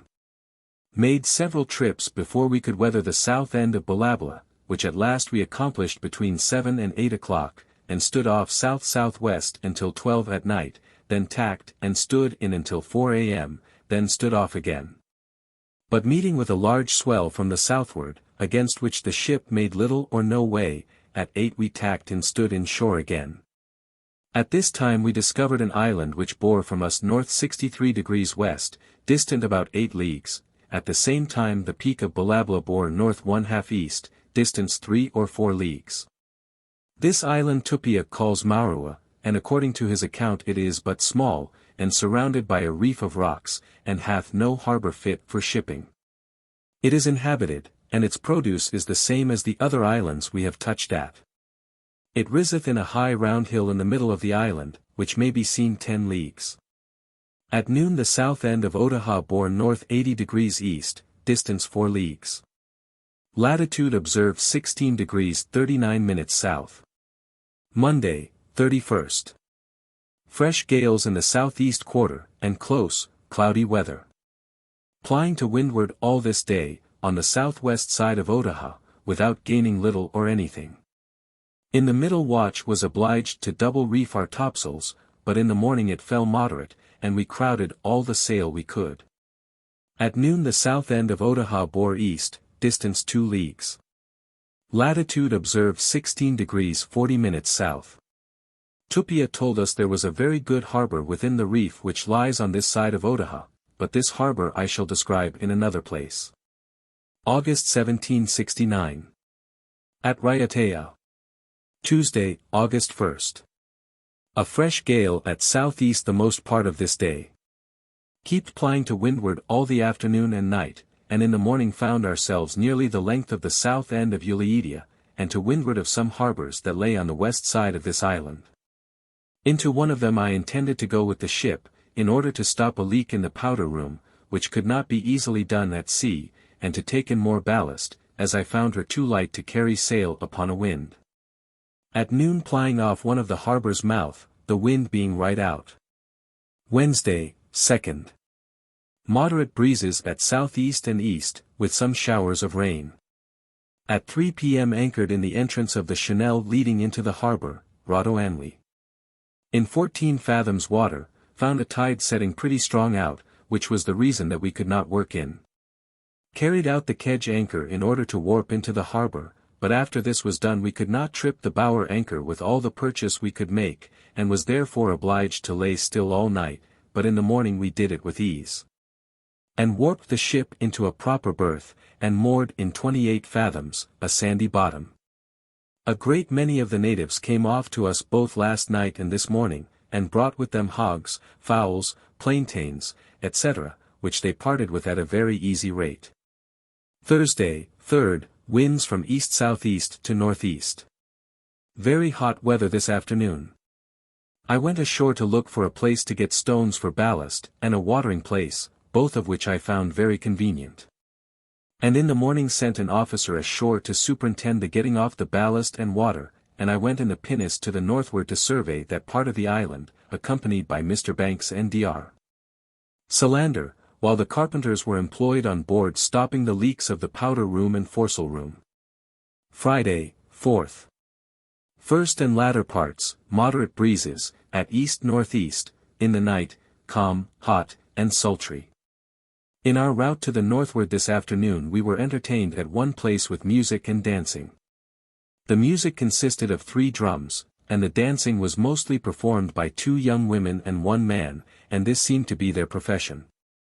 The dress of the women was such as we had not seen before, it was neat, decent, and well chose, and in many respects not much unlike a European dress. Only their arms, necks, and shoulders were bare, and their headdress was the tamo stuck with flowers. They made very little use of their feet and legs in dancing, but one part or another of their bodies were in continual motion and in various postures, as standing, setting, and upon their hands and knees, making strange contortions. Their arms, hands, and fingers they moved with great agility and in a very extraordinary manner, and although they were very exact in observing the same motion in all their movements, yet neither their music or dancing were at all calculated to please a European. There were likewise some men, who acted a kind of a farce. But this was so short that we could gather nothing from it, only that it shewed that these people have a notion of dramatic performances, and some of our gentlemen saw them act a farce the next day, wherein was 4 acts. And it seemed to them to represent a war between the Balabla men and those of Ulidia, wherein the former triumphed over the latter. But what might help them to draw this conclusion was the knowing that such a thing has not long ago happened between these 2 people, and that the Balabla men at present possess most of the lands on this island. This is their grand dramatic hiva, and I believe is occasionally performed in all the islands. Upon my return to the ship in the evening I found that they had got on board 20 tons of ballast, and this I thought would be sufficient. In the morning we sent all our water casks on shore, and got them all off full by noon. This morning I received a present from a Puni, the Irdehi of Balabla, who at this time was upon this island. It consisted of 3 hogs, some pieces of cloth, plantains, cocoa nuts, etc. These were sent by his servants, and I was told that he would come the next day himself. Saturday, 5th. This evening we bought as much fish as the whole ship's company could destroy while good. In the morning I sent the master to the north end of the island with the long boat to traffic with the natives for provisions, as they did not bring it to the ship, as they had hitherto done, and myself, accompanied by Mr. Banks and Dr. Solander, went in the pinnace to the southern part of the island, partly on the same account and partly to examine that part of the island. In our route we passed through 2 harbors equally as good as the one in which the ship lays, but the country about them is poorer and but thinly inhabited, and we got no one thing worth bringing home with us, but the master succeeded something better. Sunday, 6th, variable light airs and fair weather. A.M. I sent the master again to the northward to procure refreshments, who returned not unsuccessful. Apuni, the chief, sent some of his people this morning to me to get something in return for the present he sent the other day. He not choosing, as I suppose, to trust himself on board, or perhaps he thought the persons he sent, who were 3 very pretty young girls, would succeed better than he should do. Be this as it may, they went away very well satisfied with what they got, although I believe that they were disappointed in some things. Monday, 7th, variable light airs. P.M. Some showers of rain. Being desirous to see King Apuni, we made a party this afternoon and I went ashore for that purpose, carrying along with us a small present. Upon our landing he did not receive us setting, as all the other chiefs had hitherto done, or in any manner of form. This we attributed to his stupidity, for such he appeared to be. However, he gave me a hog in return for the present I made him, and this was paying us full as great a compliment. Before we took our leave we let him know that we should go to Otaha in the morning in our boats, and would be glad to have him along with us, and he accordingly promised to accompany us thither. Accordingly, very early in the morning, I set out with both pinnace and long boat for Otaha, and some of the gentlemen along with me, and in our way called upon Apuni, who was in his canoe ready to set out. As soon as we landed on Otaha I made him a present of an axe. This I thought would induce him to encourage his subjects to bring us such provisions as we wanted, but I believe we had already got all they intended us, for after staying with him until noon we were obliged to go away without getting any one thing. Tuesday, 8th. After leaving Apuni we proceeded towards the north point of the island, and in our way picked up 6 hogs, as many fowls, and some plantains and yams. And I had an opportunity to view and draw a sketch of the harbour which lies on this side of the island, and which was the only thing that induced me to make this excursion. After it was dark we met with the longboat, which I had in the morning dispatched to another part of the island, and we now made the best of our way to the ship and got on board about 10 at night. The carpenter having finished stopping the leaks about the powder room and sail room I now intend to sail as soon as ever the wind will permit us to get out of the harbour. Wednesday, 9th, p.m. had a light breeze of wind at north. In the night had much rain. A.m. little wind and variable, with some showers of rain. At 11 a.m. a breeze of wind sprung up at east, which carried us out of the harbour, and as soon as the boats were hoisted and made sail to the southward. Since we have been about these islands we have expended but little of our sea provisions, and have at this last place been very plentifully supplied with hogs, fowls, plantains, and yams. Which will be of very great use to us in case we should not discover any lands in our route to the southward, the way I now intend to steer. Description of Society Islands. Description of the islands, Uliidia, Otaha and Bulabula. So called by the natives, and it was not thought advisable to give them any other names. But these 3, with Huahaina, Tuabai, and Maurua, as they lay contiguous to one another, I have named Society Isles. They are situated between the latitude of 16 degrees 10 minutes and 16 degrees 55 minutes south and between the longitude 151 degrees 00 minutes and 151 degrees 42 minutes west from the meridian of Greenwich. Uliidia and Otaha lay close to each other, and are both enclosed within a reef of coral rocks, and although the distance between the one and the other is near 2 miles, yet there is no passage for shipping. By means of this reef are formed several excellent harbours. The entrance into them are but narrow, but when a ship is once in nothing can hurt her. Those on the east side have been already described. On the west side of Uliidia, which is the largest island of the 2, are 3, the northernmost of which, called Oroadnu, Rotoanui. We lay in, the Chanel leading in is a 1/4 of a mile wide and lies between 2 low sandy islands, which are the northernmost small islands on this side. You have good anchorage between or just within the 2 islands in 28 fathoms soft ground. This harbour, though but small, yet it is preferable to any on the island, on account of the easy getting of fresh water, and being seated in the most fertile part of the island. The other 2 harbours lay to the southward of this, and not far from the south end of the island. In both of them are good anchorage in 10, 12, and 14 fathoms water. They are readily known by 3 small woody islands that lay at their entrance. The southermost harbour lies within and to the southward of the southermost island. And the other lies between the northernmost. There are more harbours at the south end of this island, as I am informed, but these were not examined by us.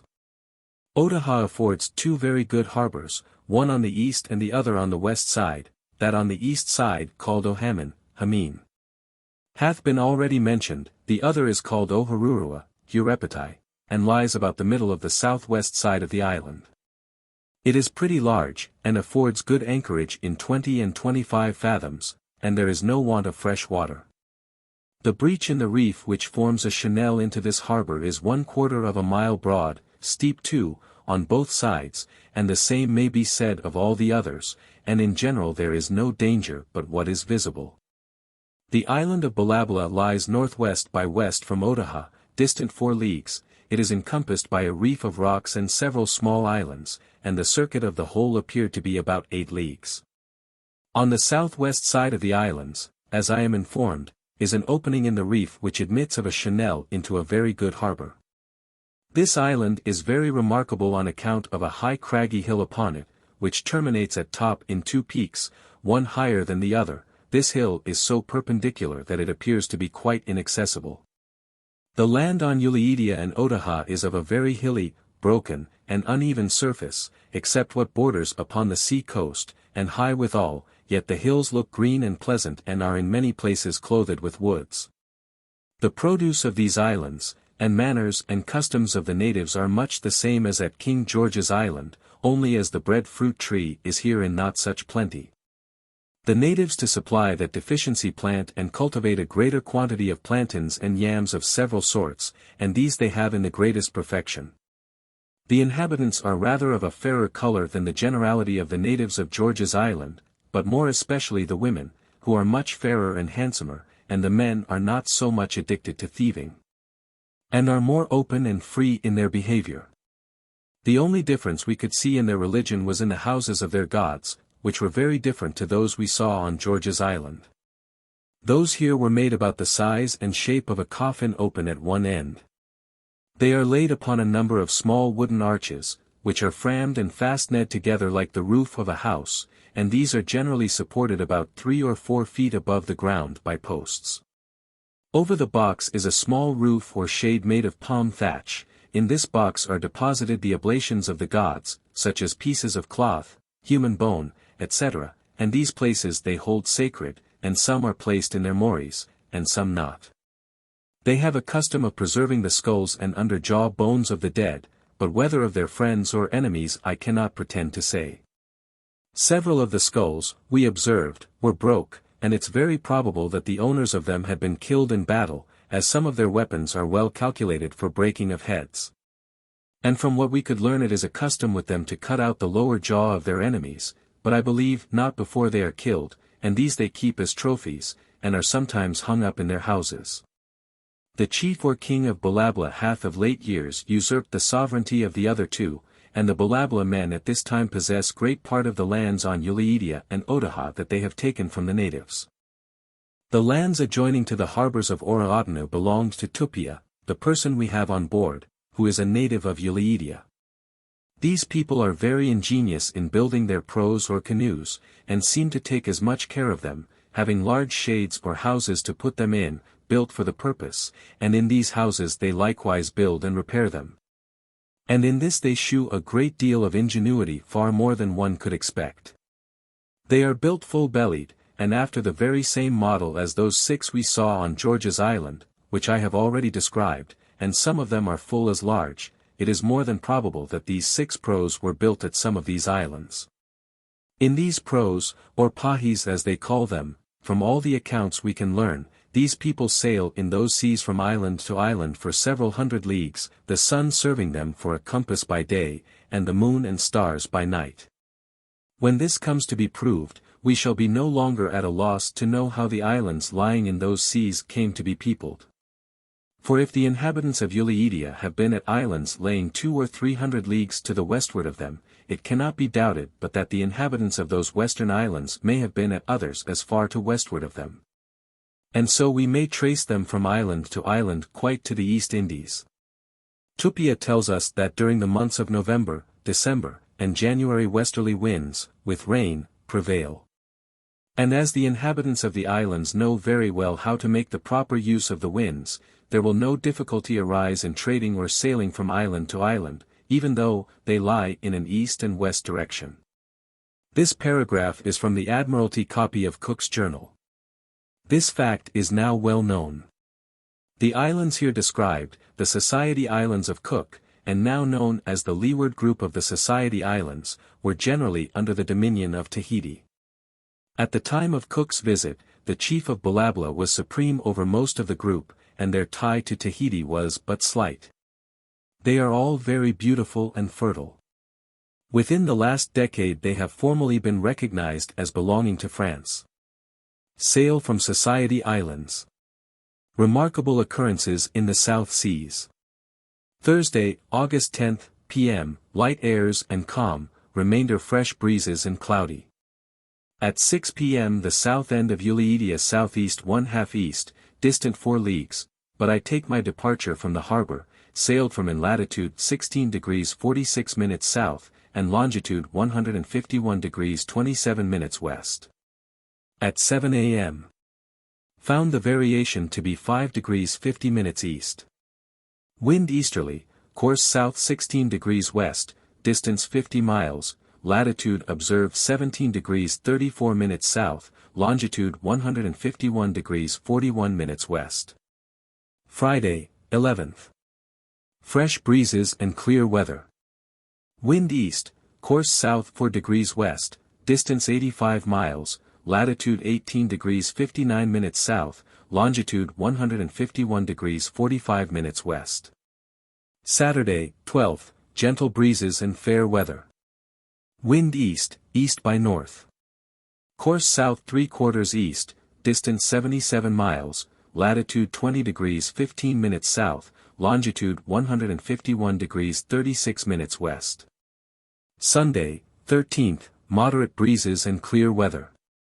Variation 5 degrees 40 minutes east. Wind east by north.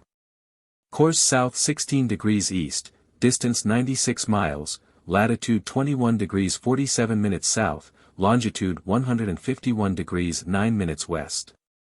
Monday, 14th, fresh breezes and fair weather. At 2 p.m. saw land bearing southeast, which Tupia calls the island of Ohitaroa. Rurutu, one of the Tubuai or Austral group. They are now under French protectorate.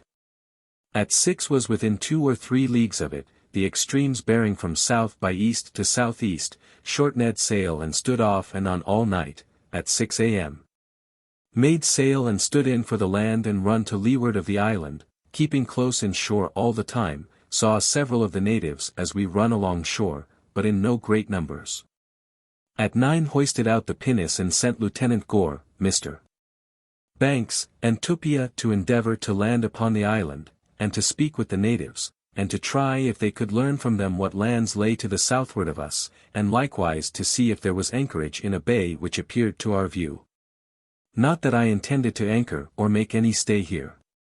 Wind north-northeast, latitude 22 degrees 26 minutes south, longitude 150 degrees 55 minutes west, at noon, Ohitaroa east 2 leagues. Tuesday, 15th, fresh breezes and fair weather. At 2 p.m. the pinnace returned on board without landing, not but what it was practicable, but they did not think it altogether safe with only one boat, as it would have been attended with some danger on account of the surf and rocks upon the shore. The natives were armed, and showed no signs either of fear or friendship. Some of them came off to the boat in a canoe, and had some nails and beads given them. But with these they were not satisfied, thinking they had a right to everything in the boat, and at last grew so troublesome that in order to get clear of them our people were obliged to fire some muskets, but with no intent to hurt any of them. However, it so happened that one man was slightly wounded in the head. The firing had the desired effect, and they thought fit to retire. After this, as the boat lay near the shore, some of them waded off to her, and brought with them some trifles which they parted with for small nails, etc. They seemed desirous that our people should land, but this was looked upon as a piece of policy in them to get the whole boat's crew in their power. However, this was not attempted, as I had given orders to run no risk. The bay they went into, which lies on the west side of the island, had in it 25 fathoms water, but the bottom was very foul and rocky. We had now made the circuit of the island, which did not appear to the best advantage, and found that there was neither a harbor or safe anchorage about it. And therefore I thought the landing upon it would be attended with no advantage either to ourselves or any future navigators. And from the hostile and thievish disposition of the natives it appeared that we could have no friendly intercourse with them until they had felt the smart of our firearms, a thing that would have been very unjustifiable in me at this time. We therefore hoisted in the boat, and made sail to the southward of the Austral group. This island is situated in the latitude of 22 degrees 27 minutes south, and in the longitude of 150 degrees 47 minutes west from the meridian of Greenwich. Latitude is correct. Longitude 151 degrees 20 minutes west. It is 13 miles in circuit, and tolerably high. It appears to be neither populous nor fertile.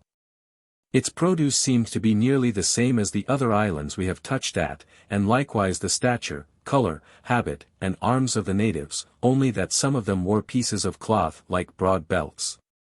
Different both in shape and color to anything of the kind we had seen before, and their arms, and in general everything they had about them, much neater made, and shewed great proofs of an ingenious fancy.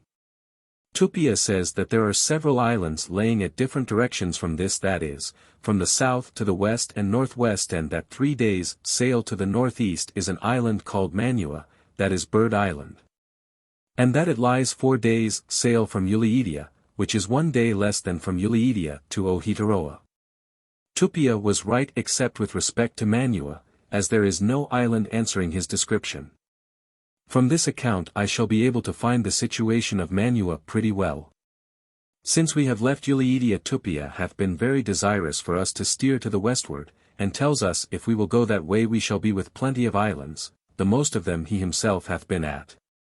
And from the description he gives of 2 of them they must be those discovered by Captain Wallace, and by him called Boscawen and Keppel's Islands, and those do not lay less than 400 leagues to the westward of Ulidia. He says that they are 10 or 12 days in going thither, and 30 or more in coming back, and that their pahis, that is their large prose, sails much faster than this ship. All this I believe to be true, and therefore they may with ease sail 40 leagues a day or more. The farthest island to the southward that Tupia hath been at, or knows anything of, lies but 2 days' sail from Ohitaroa, and is called Mutu, Tubuai, but he says that his father once told him that there was islands to the southward of it. But we cannot find that he either knows or ever heard of a continent or large tract of land.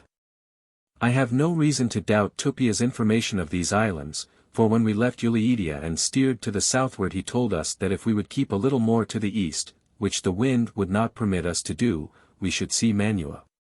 But as we then steered we should see Ohitaroa, which happened accordingly. If we meet with the islands to the southward he speaks of, it's well, but if not, I shall spend no more time searching for them, being now fully resolved to stand directly to the southward in search of a continent. Wind northerly. Course south 1/2 east, distance 94 miles, latitude 24 degrees 1 minute south, longitude 150 degrees 37 minutes west, at noon, Ohitaroa north 1/2 west, 31 leagues, variation 6 degrees 7 minutes east.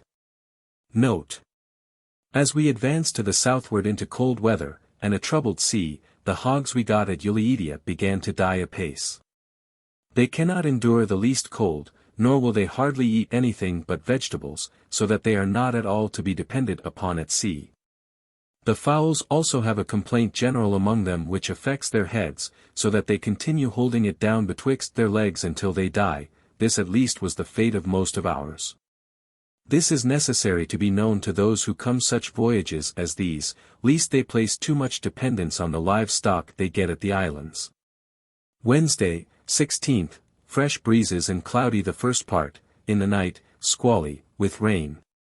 Remainder, moderate and fair weather.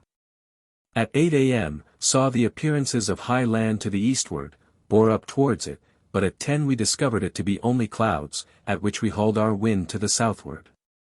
At noon found the ship by observation 21 miles to the northward of the log, which may in some measure be owing to a southwest swell we have had all the last 24 hours. Wind north by west, west, west by south, course south 15 degrees east. Distance 62 miles, latitude 25 degrees 00 minutes south, longitude 150 degrees 19 minutes west. Thursday, 17th. A gentle breeze with some flying showers of rain. Had a large swell from the southwest all this day, much larger than yesterday, and this must be the reason why the observed latitude differed from the log again today 16 miles. Wind west by south to southwest by south, course south-southeast. Distance 76 miles, latitude 26 degrees 10 minutes south, longitude 149 degrees 46 minutes west. Friday, 18th. The first part calm, remainder light breezes and clear. Variation per amplitude in the evening 8 degrees 8 minutes east. In the morning 7 degrees 56 minutes east. Carpenters employed repairing the boats. The southwest swell still continues, but not so much as yesterday, and the observed latitude and log agrees. Wind calm, north, course south 18 degrees east. Distance 38 miles, latitude 26 degrees 48 minutes south, longitude 149 degrees 42 minutes west. Saturday, 19th. Little wind with much rain in the night, the southwest swell still continues, from which I conclude that there is no land near us in that quarter. Wind northwest, course southeast by south, distance 62 miles, latitude 27 degrees 40 minutes south. Longitude 149 degrees 6 minutes west. Sunday, 20th, little wind all this day. Saw a large albatross. Wind northwest, course southeast by south, distance 57 miles, latitude 28 degrees 24 minutes south, longitude 148 degrees 25 minutes west. Monday, 21st, fresh gales and hazy weather. Saw 2 pintado birds, the first I have seen this voyage. They are larger than a pigeon and checkered black and white over their backs and wings, with white bellies, black heads, and the end of their tails black. Cape pigeons, Daption capensis. Wind north-northwest, course south by east. Distance 80 miles, latitude 29 degrees 44 minutes south, longitude 148 degrees 22 minutes west. Society Islands to New Zealand. Tuesday, 22nd. First part strong gales with much rain, thunder, and lightning, remainder moderate and fair weather. About noon saw some rockweed, an albatross, and some smaller sea birds. Wind north by west, southwest by west, course south 14 degrees east, distance 81 miles, latitude 31 degrees 3 minutes south, longitude 148 degrees 00 minutes west. Wednesday, 23rd, little wind for the most part, and pretty clear weather. In the night had some showers of rain. Saw a grampus, and several pintado birds. Wind southwest to west-southwest, course south-southeast, distance 68 miles. Latitude 31 degrees 6 minutes south, longitude 147 degrees 29 minutes west. Thursday, 24th. The first part light airs and calm, middle, moderate breezes and cloudy, latter part very squally with rain. A.M. Variation per azimuth 7 degrees 18 minutes east. At noon took in the topsails and got down to gallant yards. Saw a water spout in the northwest.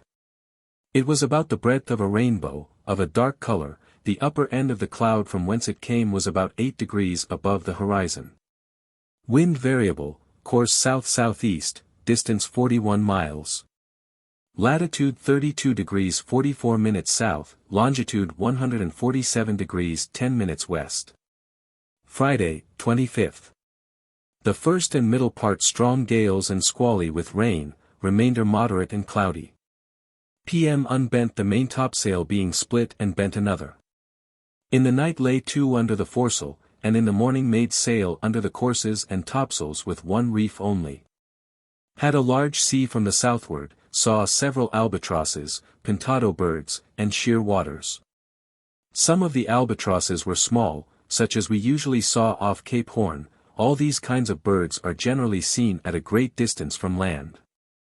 Wind, southerly, course northwest, distance 26 miles, latitude 32 degrees 26 minutes south. Longitude 147 degrees 32 minutes west. Saturday, 26th, moderate and cloudy weather, a swell from the southwest.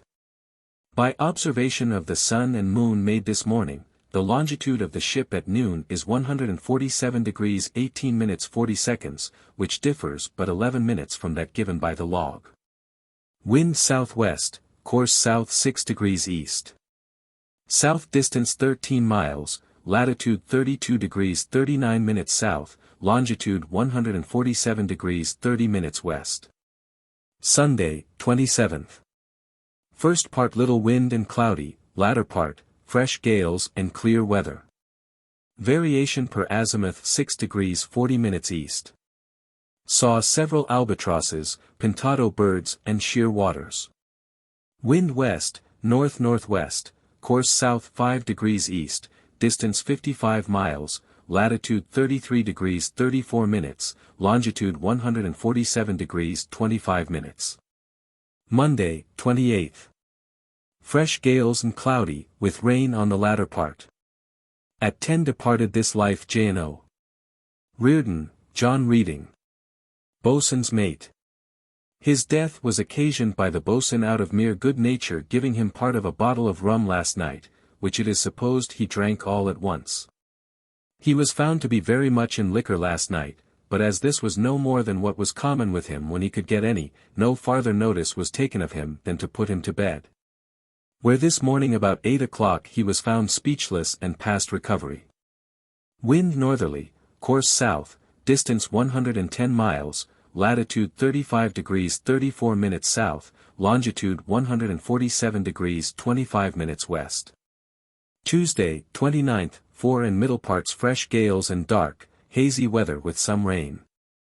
At 5 a.m. Saw a comet in the north. Wind northwest to southwest, course south 1/4 east, distance 96 miles, latitude 37 degrees 0 minutes south, longitude 147 degrees 21 minutes west. Wednesday, 30th, fresh breeze and fair weather. At 1 a.m. Saw the comet a little above the horizon in the east. It passed the meridian about 4:30, the tail of the comet subtended an angle of 42 degrees. At 8 a.m. variation per azimuth 7 degrees 9 minutes east. Bent another suit of sails. Saw a piece of rock weed, some pintado birds and sheer waters and a green bird something smaller than a dove, but it was not near enough to distinguish whether it was a sea or land bird. It was only seen by one person, and he probably was mistaken in the color. A swell from the southwest, wind westerly, course south 3/4 east, distance 81 miles, latitude 38 degrees 20 minutes south, longitude 147 degrees 6 minutes west. Thursday, 31st. The first part a fresh breeze and cloudy. At 6 p.m. hauled the wind to the southwest and close reefed the topsails. At 1 a.m. being very squally with rain, took in the topsails and brought 2 under the mainsail. At 6 made sail under the courses. Saw some seaweed, sounded, but had no ground at 65 fathoms of line. Some albatrosses, sheer waters, and a great many pintado birds about the ship with some hundreds of birds that were smaller than pigeons, their backs were grey, their bellies white, and the ends of their tails black. And have a blackish line along the upper parts of the wings from the tip of one to the other.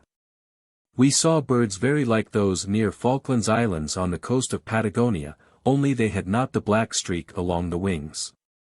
They fly low like sheer waters or mother Caris birds, and are perhaps of the same tribe, for distinction's sake I shall call them doves. Probably petrels of the genus Prion. Wind westerly, course south 4 degrees 15 minutes east. Distance 68 miles, latitude 39 degrees 28 minutes south, longitude 147 degrees 0 minutes west. September 1769. Friday, September 1st, very strong gales and heavy squalls with rain, at 6 p.m. brought to under the mainsail.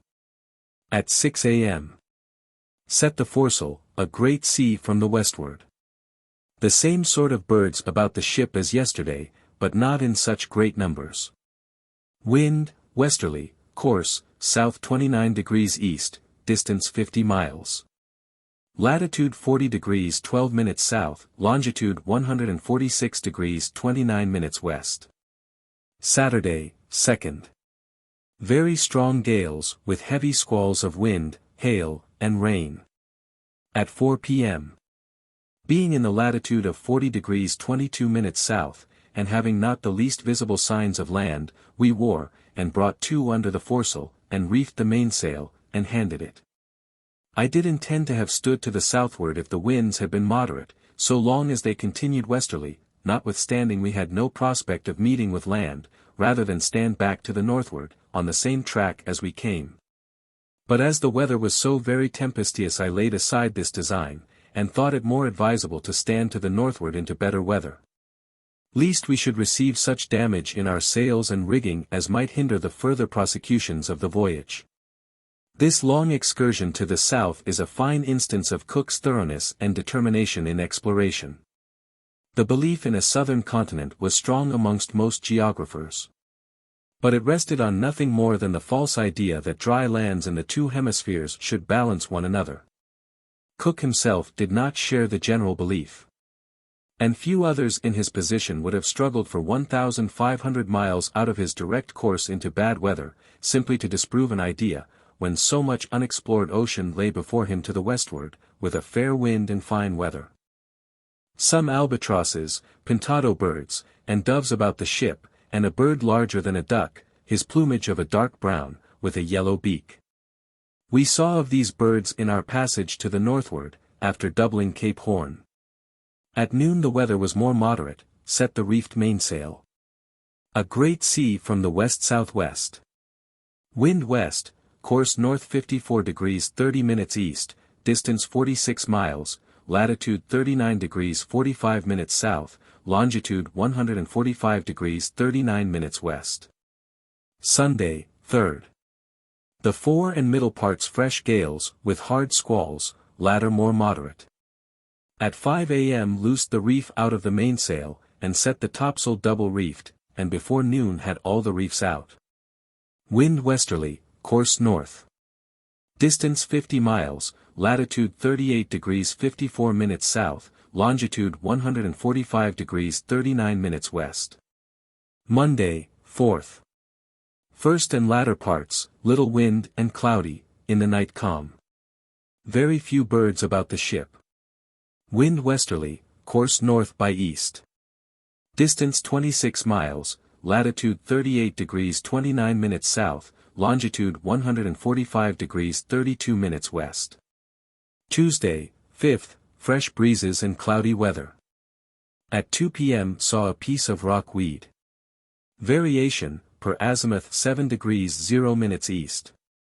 Wind west to northwest, course north 32 west, distance 44 miles, latitude 37 degrees 52 minutes south, longitude 146 degrees 2 minutes west.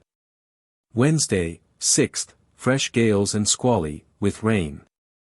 At noon saw a bird which was all white, except the tip of each wing. It was nearly as big as an albatross. We saw two of these birds in latitude 19 degrees before we arrived at George's Island. Wind westerly, course south 87 degrees 30 minutes west.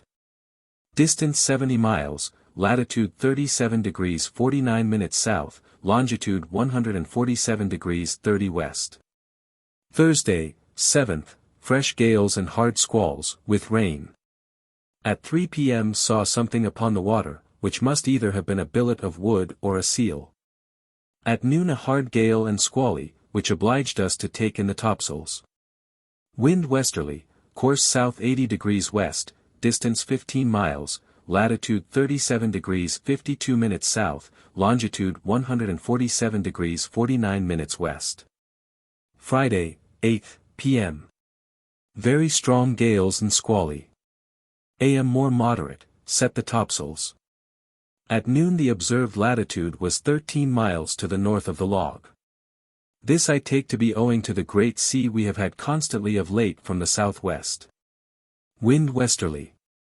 Course north 1/4 east, distance 76 miles, latitude 36 degrees 36 minutes south, longitude 147 degrees 40 minutes west. Saturday, 9th, moderate breezes and dark, cloudy weather, sometimes hazy, with drizzling rain. Wind southeast.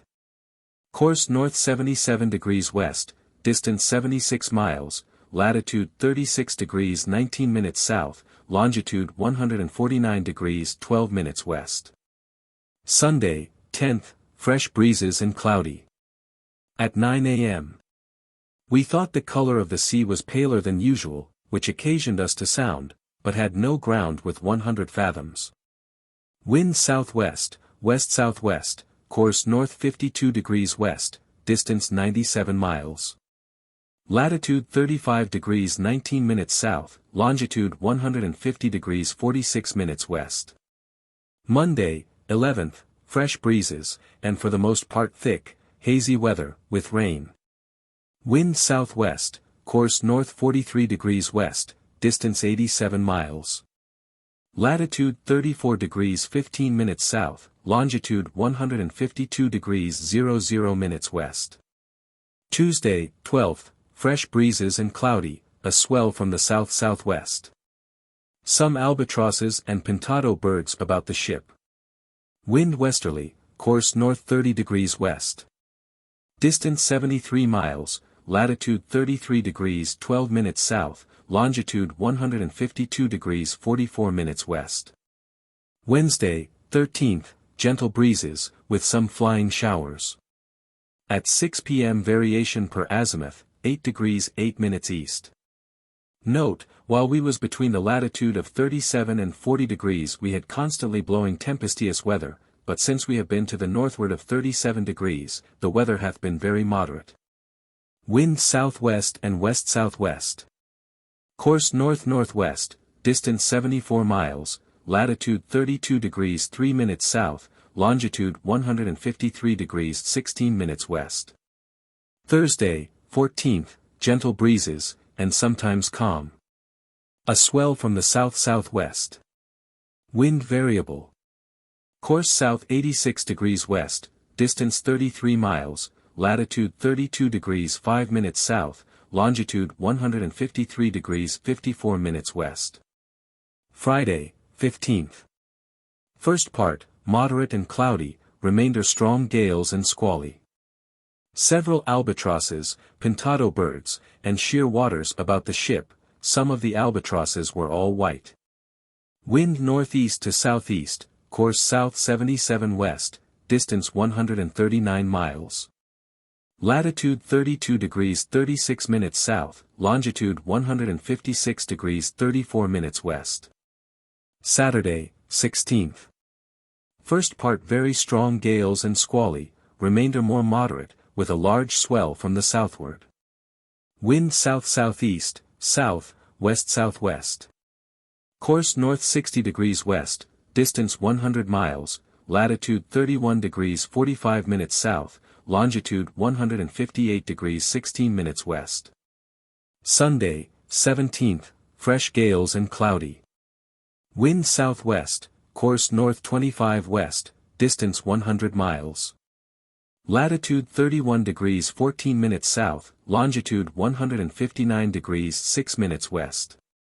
Monday, 18th, moderate gales and cloudy, with a swell from the southward. Wind westerly, course north by west 1/2 west, distance 78 miles. Latitude 29 degrees 00 minutes south, longitude 159 degrees 32 minutes west. Tuesday, 19th, variable, light airs and calm. Variation per amplitude at sunset, 8 degrees 36 minutes east, per azimuth in the morning, 8 degrees 29 minutes east. Mean, 8 degrees 32.5 minutes east. A large hollow swell from the southward.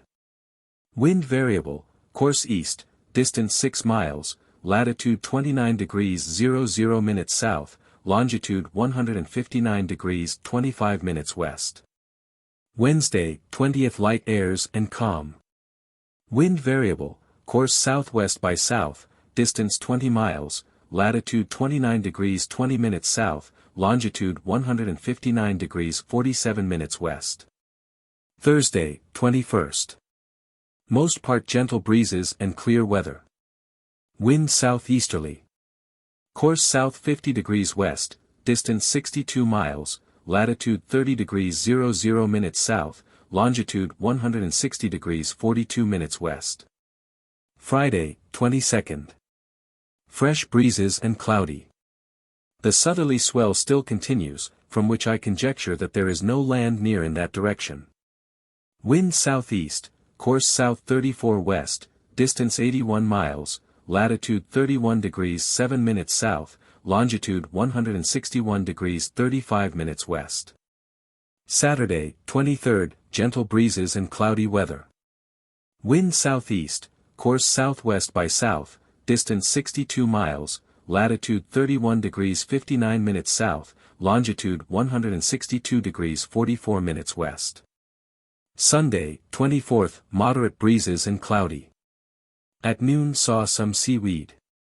The southerly swell is now quite gone down. Wind southeast to northeast, course south 35 west, distance 97 miles, latitude 33 degrees 18 minutes south, longitude 162 degrees 51 minutes west. Monday, 25th, ditto weather.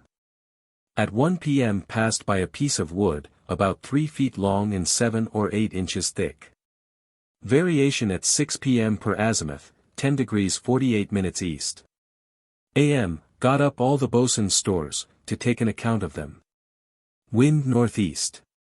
Course south 43½ west, distance 103 miles, latitude 34 degrees 30 minutes south, longitude 165 degrees 10 minutes west. Tuesday, 26th, fresh breezes and fair weather. Wind north-northeast, course southwest, distance 136 miles. Latitude 36 degrees 9 minutes south, longitude 167 degrees 14 minutes west. Wednesday, 27th, very strong gales and hazy, with rain the first and middle part, latter, moderate and clear weather. In the evening took in the topsails and mainsail, and lay to with her head to the westward under the foresail. During the night, at 4 a.m., made sail. Saw several pieces of seaweed at different times this 24 hours. Wind north by east, westerly. Course south 28 west, distance 95 miles, latitude 37 degrees 33 minutes south, longitude 168 degrees 10 minutes west. Thursday, 28th. First and middle parts, fresh gales and cloudy, latter part, very strong gales and squally. At 4 p.m. Saw a seal asleep upon the water, and some weed. A.m. saw several bunches of seaweed and a few albatrosses and sheer waters. Wind westerly, course south 21 degrees west, distance 92 miles. Latitude 38 degrees 59 minutes south, longitude 169 degrees 5 minutes west. Friday, 29th. The first part strong gales and squally, remainder a fresh breeze and settled weather. At 1 p.m. was obliged to take in the topsails, but set them again at 4. At 11 a.m. saw a bird something like a snipe, only it had a short bill, it had the appearance of a land bird. Several albatrosses, pintado birds, and sheer waters about the ship, and a number of doves. Of these we have seen more or less ever since the 31st of last month, the day we first saw them.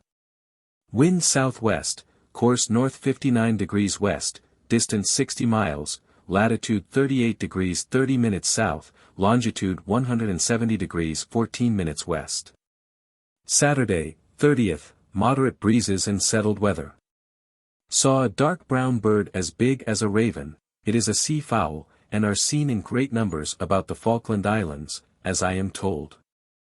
We likewise saw several pieces of seaweed. Wind southeasterly, course north 87.5 west, distance 90 miles, latitude 38 degrees 26 minutes south, longitude 172 degrees 20 minutes west. October 1769. Sunday, October 1st, little wind in the daytime and calm in the night. At 8 a.m. Sounded, no ground with 120 fathoms of line. Saw an immense number of birds, the most of them were doves, saw likewise a seal asleep upon the water, which we at first took for a crooked billet. These creatures, as they lay upon the water, hold their fins up in a very odd manner, and very different to any I have seen before. We generally reckon that seals never go out of soundings or far from land, but the few we have seen in this sea is certainly an exception to that rule. However, one would think that we were not far from some land, from the pieces of rockweed we see daily floating upon the water. Today we took up a small piece of stick, but to all appearance it had been a long time at sea.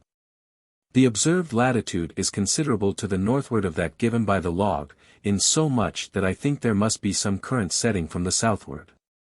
Wind south to west by north, course north 16 degrees west, distance 43 miles. Latitude 37 degrees 45 minutes south, longitude 172 degrees 36 minutes west. Monday, 2nd. Little wind. At 3 p.m. hoisted out a boat to try the current, but found none. Saw several grampuses. A.M. had a boat in the water, and Mr. Banks shot an albatross which measured 10 feet 8 inches from the tip of wing to the other. He likewise shot 2 birds that were very much like ducks, excepting their head and bill, their plumage were dark brown. We first saw some of these birds in the latitude of 40 degrees south, after our first coming into those seas. Wind west-southwest, southwest, course north-northwest, distance 35 miles. Latitude 37 degrees 10 minutes south, longitude 172 degrees 54 minutes west. Tuesday, 3rd, little wind and sometimes calm. AM variation per azimuth 13 degrees 22 minutes east. Saw some fish like a skipjack, and a small sort that appeared very transparent.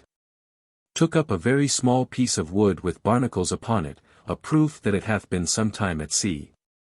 Some very large albatrosses about the ship and other birds. The observed latitude is 10 miles to the northward of that given by the log, and it was the same yesterday, which I think is a proof that there must be a current setting to the northward, notwithstanding we did not find any when we tried it. Wind southerly, course north 60 degrees west, distance 28 miles, latitude 36 degrees 56 minutes south, longitude 173 degrees 27 minutes west. Wednesday, 4th, gentle breezes and cloudy weather. PM variation per azimuth 12 degrees 48 minutes east. Sounded twice, but found no ground, with 120 fathoms of line. Saw some rockweed, but not in such plenty as of late. Wind southeast, course south 52.5 west, distance 86 miles. Latitude 37 degrees 43 minutes south, longitude 175 degrees 00 minutes west. Thursday, 5th light, gentle breezes and clear weather. PM saw one of the same sort of birds as we saw last Saturday. These birds are of a dark brown or chocolate color, with some white feathers under their wings, and are as big as ravens. Mr. Gore says that they are in great plenty at Port Egmont in Falklands Islands, and for that reason calls them Port Egmont hens. Saw a great many porpoises, large and small, the small ones had white bellies and noses. AM. Saw 2 Port Egmont hens, a seal, some seaweed, and a piece of wood with barnacles upon it. Wind southeast to east-northeast, course south 49.5 west, distance 63 miles, latitude 38 degrees 23 minutes south, longitude 176 degrees 3 minutes west. Friday, 6th, little wind, and fine pleasant weather. Saw some seals, seaweed, and Port Egmont hens. PM variation per azimuth 12 degrees 50 minutes east. Per amplitude 12 degrees 40 minutes. am per azimuth 14 degrees 2 minutes east. The difference is 1 degree 3 minutes, and the ship has only gone 9 leagues in the time. The color of the water appears to be paler than common, and hath been so for some days past. This makes us sound frequently, but can find no ground with 180 fathoms of line. Wind east-northeast, course southwest, distance 62 miles, latitude 39 degrees 11 minutes south, longitude 177 degrees 2 minutes west. Make New Zealand. Saturday, 7th, gentle breezes and settled weather. At 2 p.m. saw land, the North Island of New Zealand, from the masthead bearing west by north, which we stood directly for, and could but just see it of the deck at sunset. Variation per azimuth and amplitude 15 degrees 4.5 minutes east. By observation of the sun and moon made this afternoon, the longitude of the ship is 180 degrees 55 minutes west. By the mean of these and subsequent observations, the error of the ship's account in longitude from George's Island is 3 degrees 16 minutes. That is, so much to the westward of the longitude resulting from the log, which is what is inserted in the columns. At midnight brought to and sounded, but had no ground with 170 fathoms. At daylight made sail in for the land, at noon it bore from southwest to northwest by north, distant 8 leagues. Latitude observed 38 degrees 57 minutes south, wind northeast, southeast, variable, course south 70 degrees west, distance 41 miles. Latitude 38 degrees 57 minutes observed south, longitude 177 degrees 54 minutes west. Sunday, 8th, gentle breezes and clear weather. At 5 p.m., seeing the opening of a bay that appeared to run pretty far inland, hauled our wind and stood in for it. But as soon as night came on we kept plying on and off until daylight, when we found ourselves to leeward of the bay, the wind being at north. By noon we fetched in with the southwest point, but not being able to weather it we tacked and stood off. We saw in the bay several canoes, people upon the shore, and some houses in the country. The land on the sea coast is high, with steep cliffs. And back inland are very high mountains. The face of the country is of a hilly surface, and appears to be clothed with wood and verdure. Wind between the east-northeast and north. Chapter 5. Exploration of North Island of New Zealand. October 1769. At Poverty Bay, North Island, New Zealand. Monday, October 9th. Gentle breezes and clear weather. PM stood into the bay and anchored on the northeast side before the entrance of a small river, Tauranga Nui. The township of Gisborne is now situated on its eastern bank, in 10 fathoms, a fine sandy bottom. The northeast point of the bay bore east by south 1/2 south, and the southwest point south, distance from the shore 1/2 league. After this I went ashore with a party of men in the pinnace and yawl accompanied by Mr. Banks and Dr. Solander. We landed abreast of the ship and on the east side of the river just mentioned. But seeing some of the natives on the other side of the river of whom I was desirous of speaking with, and finding that we could not ford the river, I ordered the yawl in to carry us over, and the pinnace to lay at the entrance. In the meantime the Indians made off. However, we went as far as their huts, which lay about 200 or 300 yards from the water side, leaving 4 boys to take care of the yawl, which we had no sooner left than 4 men came out of the woods on the other side the river. And would certainly have cut her off had not the people in the pinnace discovered them and called to her to drop down the stream, which they did, being closely pursued by the Indians. The coxswain of the pinnace, who had the charge of the boats, seeing this, fired 2 muskets over their heads. The first made them stop and look round them, but the second they took no notice of. Upon which a third was fired and killed one of them upon the spot just as he was going to dart his spear at the boat. At this the other 3 stood motionless for a minute or 2, seemingly quite surprised. Wondering, no doubt, what it was that had thus killed their comrade, but as soon as they recovered themselves they made off, dragging the dead body a little way and then left it. Upon our hearing the report of the muskets we immediately repaired to the boats, and after viewing the dead body we returned on board. In the morning, seeing a number of the natives at the same place where we saw them last night, I went on shore with the boats, manned and armed, and landed on the opposite side of the river. Mr. Banks, Dr. Solander, and myself only landed at first, and went to the side of the river, the natives being got together on the opposite side. We called to them in the George's Island language, but they answered us by flourishing their weapons over their heads and dancing, as we suppositoried, the war dance. Upon this we returned until the marines were landed, which I ordered to be drawn up about 200 yards behind us. We went again to the river side, having Tupia, Mr. Green, and Dr. Monkhouse along with us. Tupia spoke to them in his own language, and it was an agreeable surprise to us to find that they perfectly understood him. After some little conversation had passed, one of them swam over to us, and after him 20 or 30 more.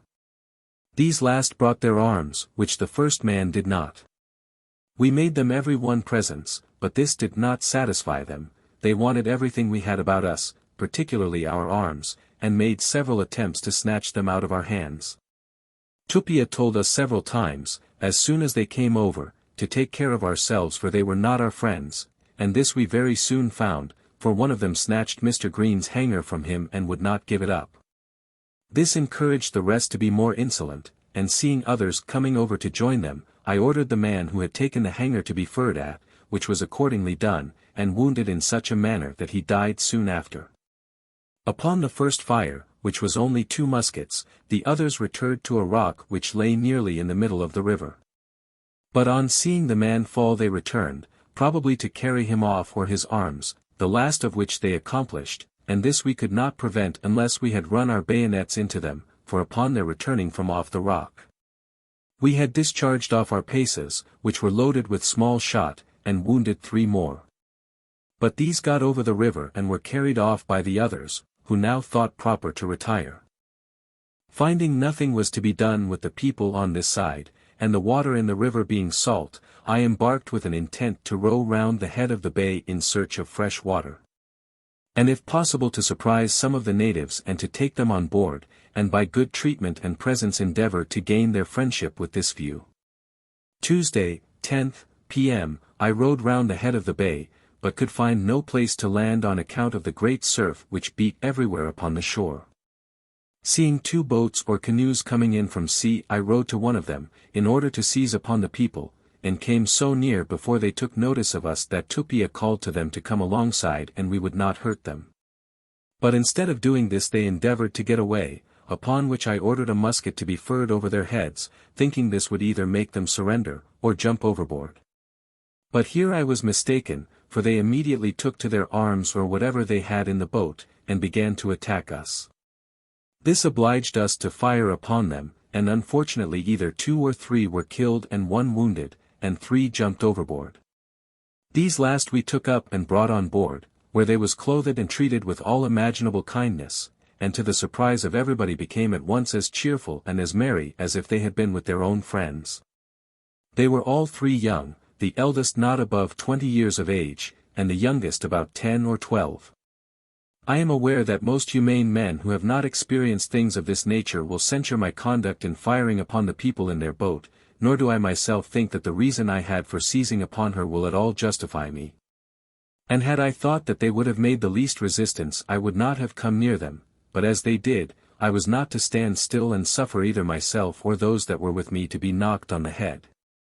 In the morning, as I intended to put our 3 prisoners ashore, and stay here the day to see what effect it might have upon the other natives, I sent an officer ashore with the marines and a party of men to cut wood, and soon after followed myself, accompanied by Mr.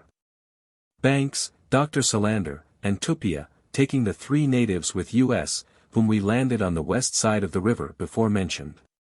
They were very unwilling to leave us, pretending that they should fall into the hands of their enemies, who would kill and eat them. However, they at last of their own accord left us and hid themselves in some bushes. Soon after this we discovered several boats of the natives marching towards us, upon which we returned across the river, and joined the wooders. And with us came the 3 natives we had just parted with, for we could not prevail upon them to go to their own people. We had no sooner got over the river than the others assembled on the other side to the number of 150 or 200, all armed. Tupia now began to parley with them, and the three we had with us shewed everything we had given them, part of which they laid and left upon the body of the man that was killed the day before. These things seemed so far to convince them of our friendly intentions that one man came over to us, while all the others sat down upon the sand.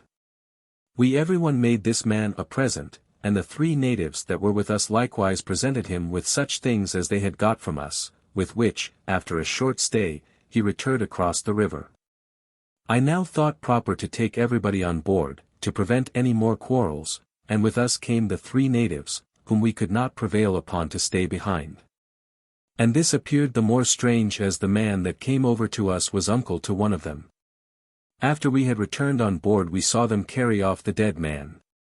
But the one that was killed the first evening we landed remained in the very spot they had left him. Leave Poverty Bay. Wednesday, 11th. In the p.m. As I intended to sail in the morning, we put the three youths ashore, seemingly very much against their inclination. But whether this was owing to a desire they had to remain with us, or the fear of falling into the hands of their enemies, as they pretended, I know not.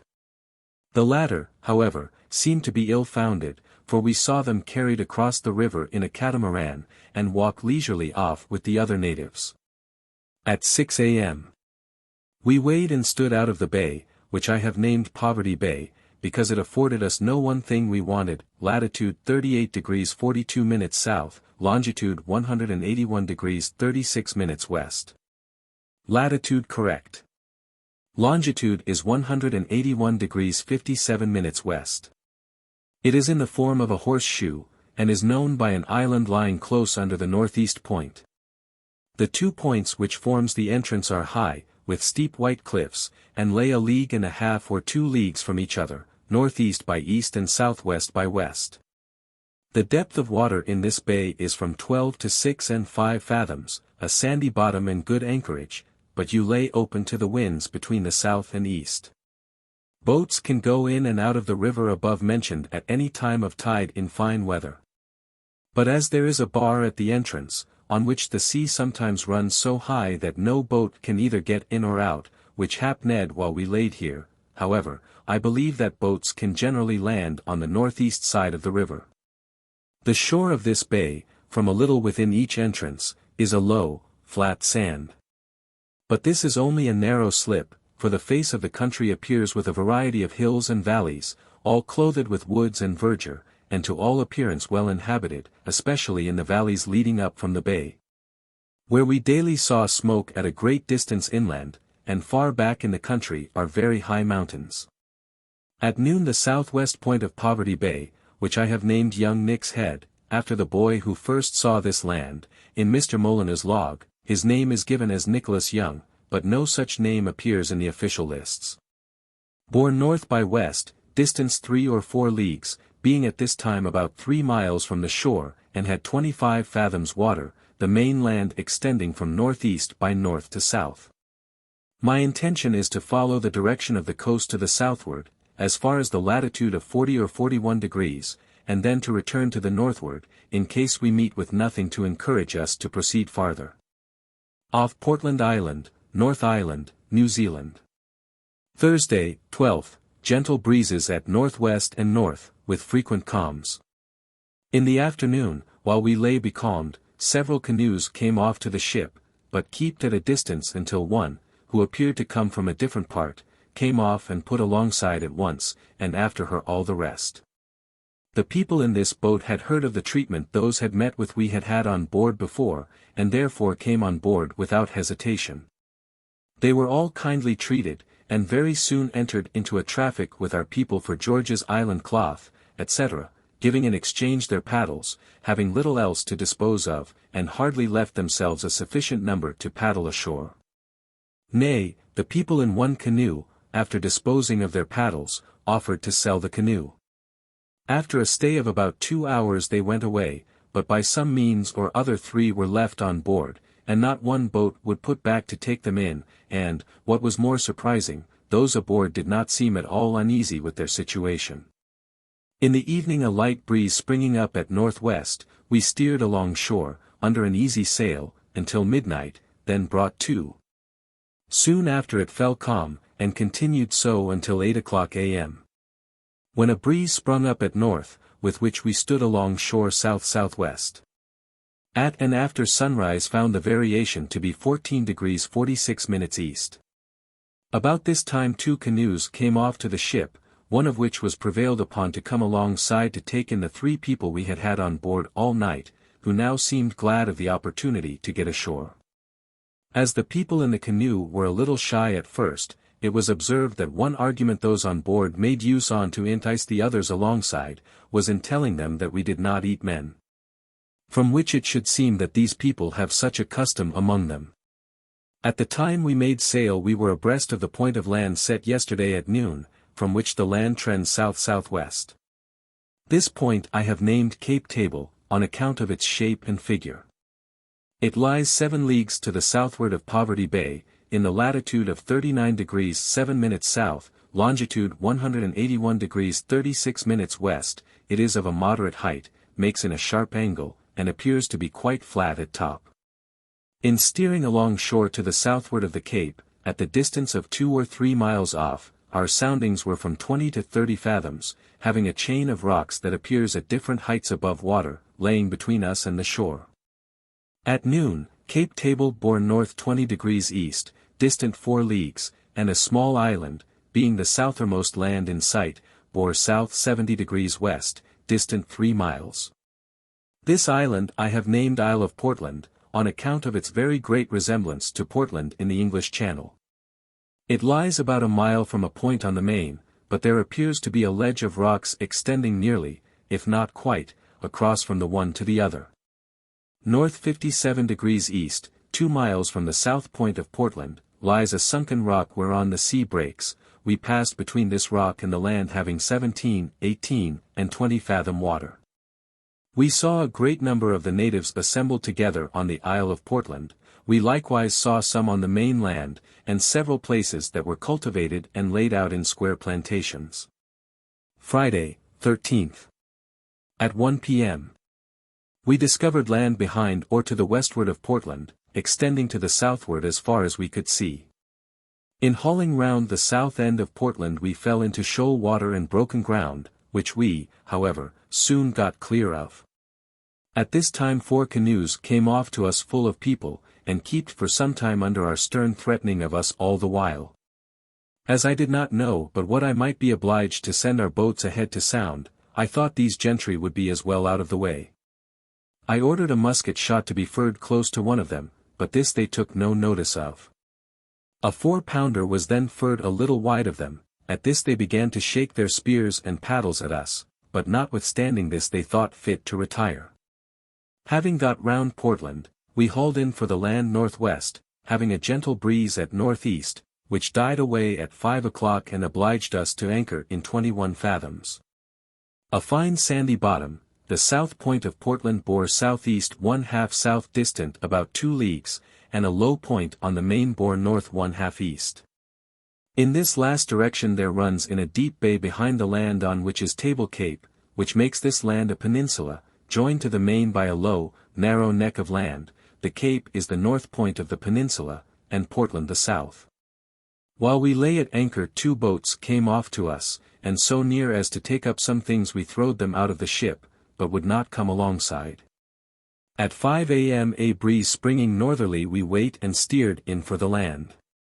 The shore here forms a very large bay, of which Portland is the northeast point, and the bay above mentioned is an arm of it. I would gladly have examined this arm, because there appeared to be safe anchorage in it, but as I was not certain of this, and the wind being right an end, I did not care to spend time in turning up to it. At noon Portland bore south 50 degrees east, and the southermost land in sight bore south-southwest, distant 10 or 12 leagues, being about 3 miles from the shore. And in this situation had 12 fathoms water. 24 fathoms have been the most water we have had since we have been within Portland, everywhere clear ground. The land near the shore is of a moderate height, with white cliffs and sandy beaches. Inland are several pretty high mountains, and the whole face of the country appears with a very hilly surface, and for the most part covered with wood, and hath all the appearances of a very pleasant and fertile country. Saturday, 14th, p.m. Had gentle breezes between the northeast and northwest. Kept running down along shore at the distance of 2 or 3 miles off. Our sounding was from 20 to 13 fathoms, an even sandy bottom. We saw some canoes or boats in shore, and several houses upon the land, but no harbor or convenient watering place, the main thing we were looking for. In the night had little wind, and sometimes calm with dirty, rainy weather. A.M. Had variable light airs next to a calm and fair weather. In the morning, being not above 2 leagues from the southwest corner of the great bay we have been in for the 2 days past, the pinnace and long boat were hoisted out in order to search for fresh water. But just as they were ready to put off, we observed several boats full of people coming off from the shore, and for that reason I did not think it prudent to send our own from the ship. The first that came were 5 in number, in them were between 80 and 90 men. Every method was tried to gain their friendship, and several things were thrown overboard to them. But all we could do was to no purpose, neither would they accept of any one thing from us, but seemed fully bent on attacking us. In order to prevent this, and our being obliged to fire upon them, I ordered a 4-pounder loaded with grape to be furred a little wide of them, letting them know at the same time by means of tupia what we were going to do. This had the desired effect, and not one of these would afterwards trust themselves abreast of the ship. Soon after 4 more came off. One of these put what arms they had into another boat, and then came alongside so near as to take what things we gave them. And I believe might have been prevailed upon to come on board had not some of the first 5 came up under our stern and began again to threaten us, at which the people in this one boat seemed displeased. Immediately after this they all went ashore. At noon latitude in per observation 39 degrees 37 minutes south. Portland bore by our run from it east by north, distant 14 leagues. The southermost land in sight, and which is the south point of the bay, southeast by south, distant 4 or 5 leagues, and a bluff head lying in the southwest corner of the bay south by west 2 or 3 miles. On each side of this bluff head is a low narrow sand or stone beach. Between these beaches and the main land is a pretty large lake of salt water, as I suppose. On the southeast side of this head is a very large flat, which seems to extend a good way inland to the westward. On this flat are several groves of straight, tall trees, but there seems to be a great probability that the lake above mentioned extends itself a good way into this flat country. Inland are a chain of pretty high mountains extending north and south. On the summits and sides of these mountains were many patches of snow, but between them and the sea the land is clothed with wood. The Endeavour was now off what is called Hawai'i Bay. The bluff head is known as Hawai'i Bluff, and the town of Napier, of 8,000 inhabitants, lies at the back of it. The large sheet of salt water is called Manganwiorotu. There was no sheltered harbor for a vessel in the Endeavour's situation, but at present, harbor works have improved the entrance to the lagoon into which vessels drawing 12 feet can enter. Produce of the value of over £1 million per annum is now exported from Napier. In Hawke's Bay, North Island, New Zealand. Sunday, 15th, p.m. Stood over for the southermost land or south point of the bay, having a light breeze at northeast, our soundings from 12 to 8 fathoms. Not reaching this point before dark, we stood off and on all night, having variable light airs next to a calm. Depth of water from 8 to 7 fathoms, variation 14 degrees 10 minutes east. At 8 a.m., being abreast of the southwest point of the bay, some fishing boats came off to us and sold us some stinking fish. However, it was such as they had, and we were glad to enter into traffic with them upon any terms. These people behaved at first very well, until a large armed boat, wherein were 22 men, came alongside. We soon saw that this boat had nothing for traffic, yet as they came boldly alongside we gave them 2 or 3 pieces of cloth, articles they seemed the most fond of.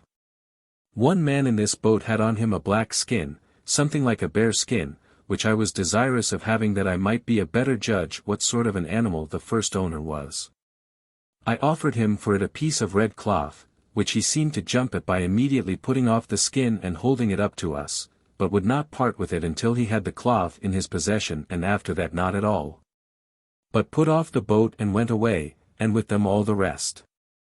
But in a very short time they returned again, and one of the fishing boats came alongside and offered us some more fish. The Indian boy Tayada, Tupia's servant, being over the side, they seized hold of him, pulled him into the boat and endeavored to carry him off. This obliged us to fire upon them, which gave the boy an opportunity to jump overboard. We brought the ship to, lowered a boat into the water, and took him up unhurt. 2 or 3 paid for this daring attempt with the loss of their lives, and many more would have suffered had it not been for fear of killing the boy. This affair occasioned my giving this point of land the name of Cape Kidnapper. It is remarkable on account of 2 white rocks in form of haystacks standing very near it. On each side of the cape are tolerable high white steep cliffs, latitude 39 degrees 43 minutes south, longitude 182 degrees 24 minutes west. It lies southwest by west, distant 13 leagues from the island of Portland. Between them is a large bay wherein we have been for these 3 days past. This bay I have named Hawke's Bay in honor of Sir Edward, First Lord of the Admiralty. We found in it from 24 to 8 and 7 fathoms, everywhere good anchoring. From Cape Kidnapper the island trends south-southwest, and in this direction we run along shore, keeping about a league off, having a steady breeze and clear weather. At noon the above cape bore from us north 9 degrees east, distant 2 leagues, and the southermost land in sight south 25 degrees west latitude in per observation 39 degrees 50 minutes south. Monday, 16th. First and latter part, fresh breezes, northerly, in the night, variable and sometimes calm. At 2 p.m. passed by a small but a pretty high white island lying close to the shore. On this island we saw a good many houses, boats, and some people. We concluded that they must be fishers, because the island was quite barren. We likewise saw several people upon the shore in a small bay on the main within the island. At 7 the southermost land in sight bore southwest by south, and Cape Kidnapper north 3/4 east, distant 8 leagues, being then about 2 leagues from the shore and had 55 fathoms. At 11 brought to until daylight, then made sail along shore to the southward. At 7 passed a pretty high point of land, which lies south-southwest, 12 leagues from Cape Kidnapper. From this point the land trends 3/4 of a point more to the westward. At 10 saw more land appear to the southward, at southwest by south. At noon the southermost land in sight bore south 39 degrees west, distant 8 or 10 leagues, and a high bluff head with yellowish cliffs bore west, distant 2 miles, latitude observed 40 degrees 34 minutes south, depth of water 32 fathoms. Returning north from Cape Tanagan. Tuesday, 17th, p.m. winds at west, a fresh breeze, in the night, variable light airs and calm, a.m. a gentle breeze between the northwest and northeast. Seeing no likelihood of meeting with a harbor, and the face of the country visibly altering for the worse, I thought that the standing farther to the south would not be attended with any valuable discovery, but would be losing of time, which might be better employed and with a greater probability of success in examining the coast to the northward. With this view, at 1 p.m. tacked and stood to the northward, having the wind at west, a fresh breeze. If Cook had known the exact shape of New Zealand, he could scarcely have taken a better resolve, in view of saving time, than to turn northward again when he did. At this time we could see the land extending southwest by south, at least 10 or 12 leagues. The bluff head or high point of land we were abreast off at noon I have called Cape Tanagan because here we returned. It lies in the latitude of 40 degrees 34 minutes south, longitude 182 degrees 55 west, and 18 leagues south-southwest and south-southwest 1/2 west from Cape Kidnapper. The land between them is of a very unequal height. In some places it is high, with white cliffs next the sea, and others low, with sandy beaches. The face of the country is not nearly so well clothed with wood as it is about Hawke's Bay, but for the most part looks like our high downs in England, and to all appearance well inhabited, for we saw several villages as we run along shore. Not only in the valleys, but on the tops and sides of the hills, and smokes in other places. The ridge of mountains before mentioned extends to the southward farther than we could see, and are everywhere checkered with snow. This night saw 2 large fires up in the inland country, a sure sign that it must be inhabited. At noon Cape Kidnapper bore north 56 degrees west, distant 7 leagues, latitude observed 39 degrees 52 minutes south. Wednesday, 18th, variable light winds and fine weather. At 4 a.m. Cape Kidnapper bore north 32 degrees west, distant 2 leagues. In this situation had 62 fathoms, and when the said cape bore west by north, distant 3 or 4 leagues, had 45 fathoms, midway between the Isle of Portland and Cape Kidnapper had 65 fathoms. At noon the Isle of Portland bore northeast 1/2 east, distant 4 leagues, latitude observed 39 degrees 34 minutes south. Thursday, 19th. The first part had gentle breezes at east and east-northeast. In the night, fresh gales between the south and southwest, dark, cloudy weather, with lightning and rain. At 5:30 p.m. tacked and stood to the southeast, the Isle of Portland bore southeast, distant 3 leagues. Soon after we tacked a boat or canoe came off from the shore, wherein were 5 people.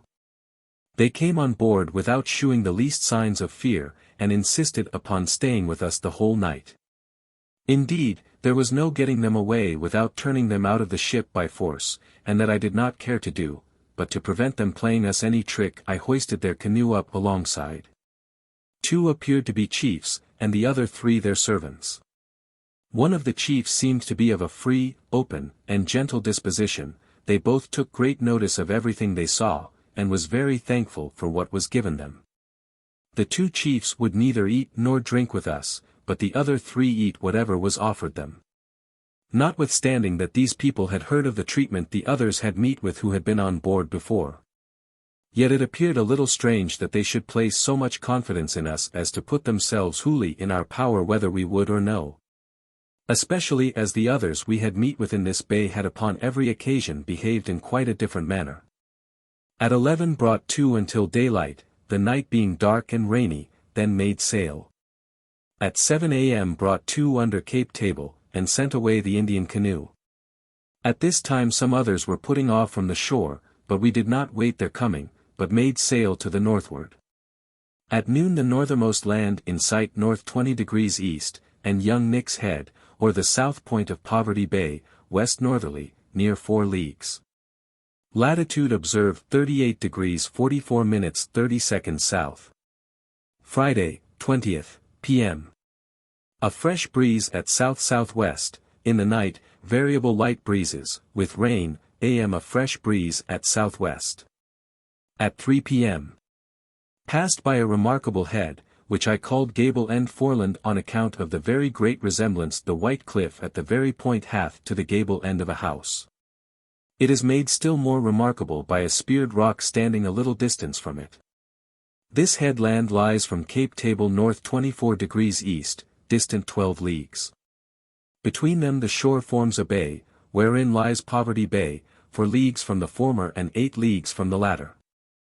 From Gable End Foreland the land trends north by east as far as we could see. The land from Poverty Bay to this place is of a moderate but very unequal height, distinguished by hills and valleys that are covered with woods.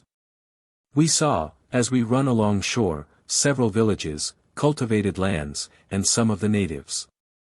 In the evening some canoes came off to the ship, and one man came on board to whom we gave a few trifles and then sent him away.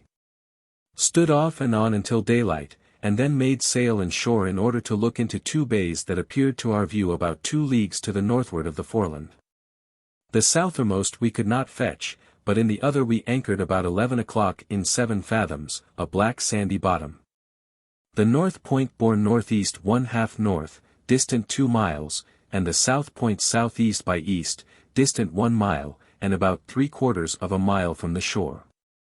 This bay is not so much sheltered from the sea as I at first thought it was. But as the natives, many of whom came about us in their canoes, appeared to be of a friendly disposition, I was willing to try if we could not get a little water on board. and to see a little into the nature of the country before we proceeded further to the northward. Saturday, 21st. We had no sooner come to an anchor, as mentioned above, than perceiving two old men in the canoes, who from their garb appeared to be chiefs, these I invited on board, and they came without hesitation. To each I gave about 4 yards of linen and a spike nail. The linen they were very fond of, but the nails they seemed to set no value upon. Tupia explained to them the reasons of our coming here, and that we should neither hurt nor molest them if they did but behave in the same peaceable manner to us. Indeed, we were under very little apprehension but what they would, as they had heard of what happened in Poverty Bay. Between 1 and 2 p.m. I put off with the boats manned and armed in order to land to look for fresh water, these 2 men along with us. But the surf running very high, and it begun to blow and rain at the same time, I returned back to the ship, having first put the 2 chiefs into one of their canoes. In the evening it fell moderate, and we landed and found 2 small streams of fresh water, and the natives to all appearance very friendly and peaceable, on which account I resolved to stay 1 day at least, to fill a little water and to give Mr. Banks an opportunity to collect a little of the produce of the country. In the morning Lieutenant Gore went on shore to superintend the watering with a strong party of men, but the getting the casks off was so very difficult, on account of the surf, that it was noon before one turn came on board. At Tegedo Bay, North Island, New Zealand.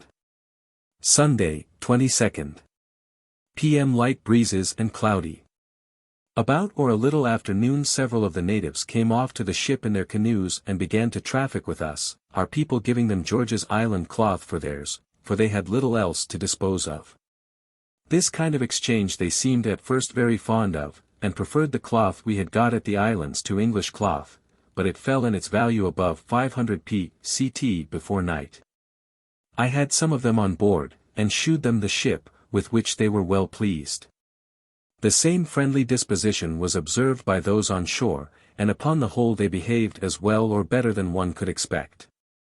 But as the getting the water from the shore proved so very tedious on account of the surf, I resolved upon leaving this place in the morning, and accordingly, at 5 a.m., we weighed and put to sea.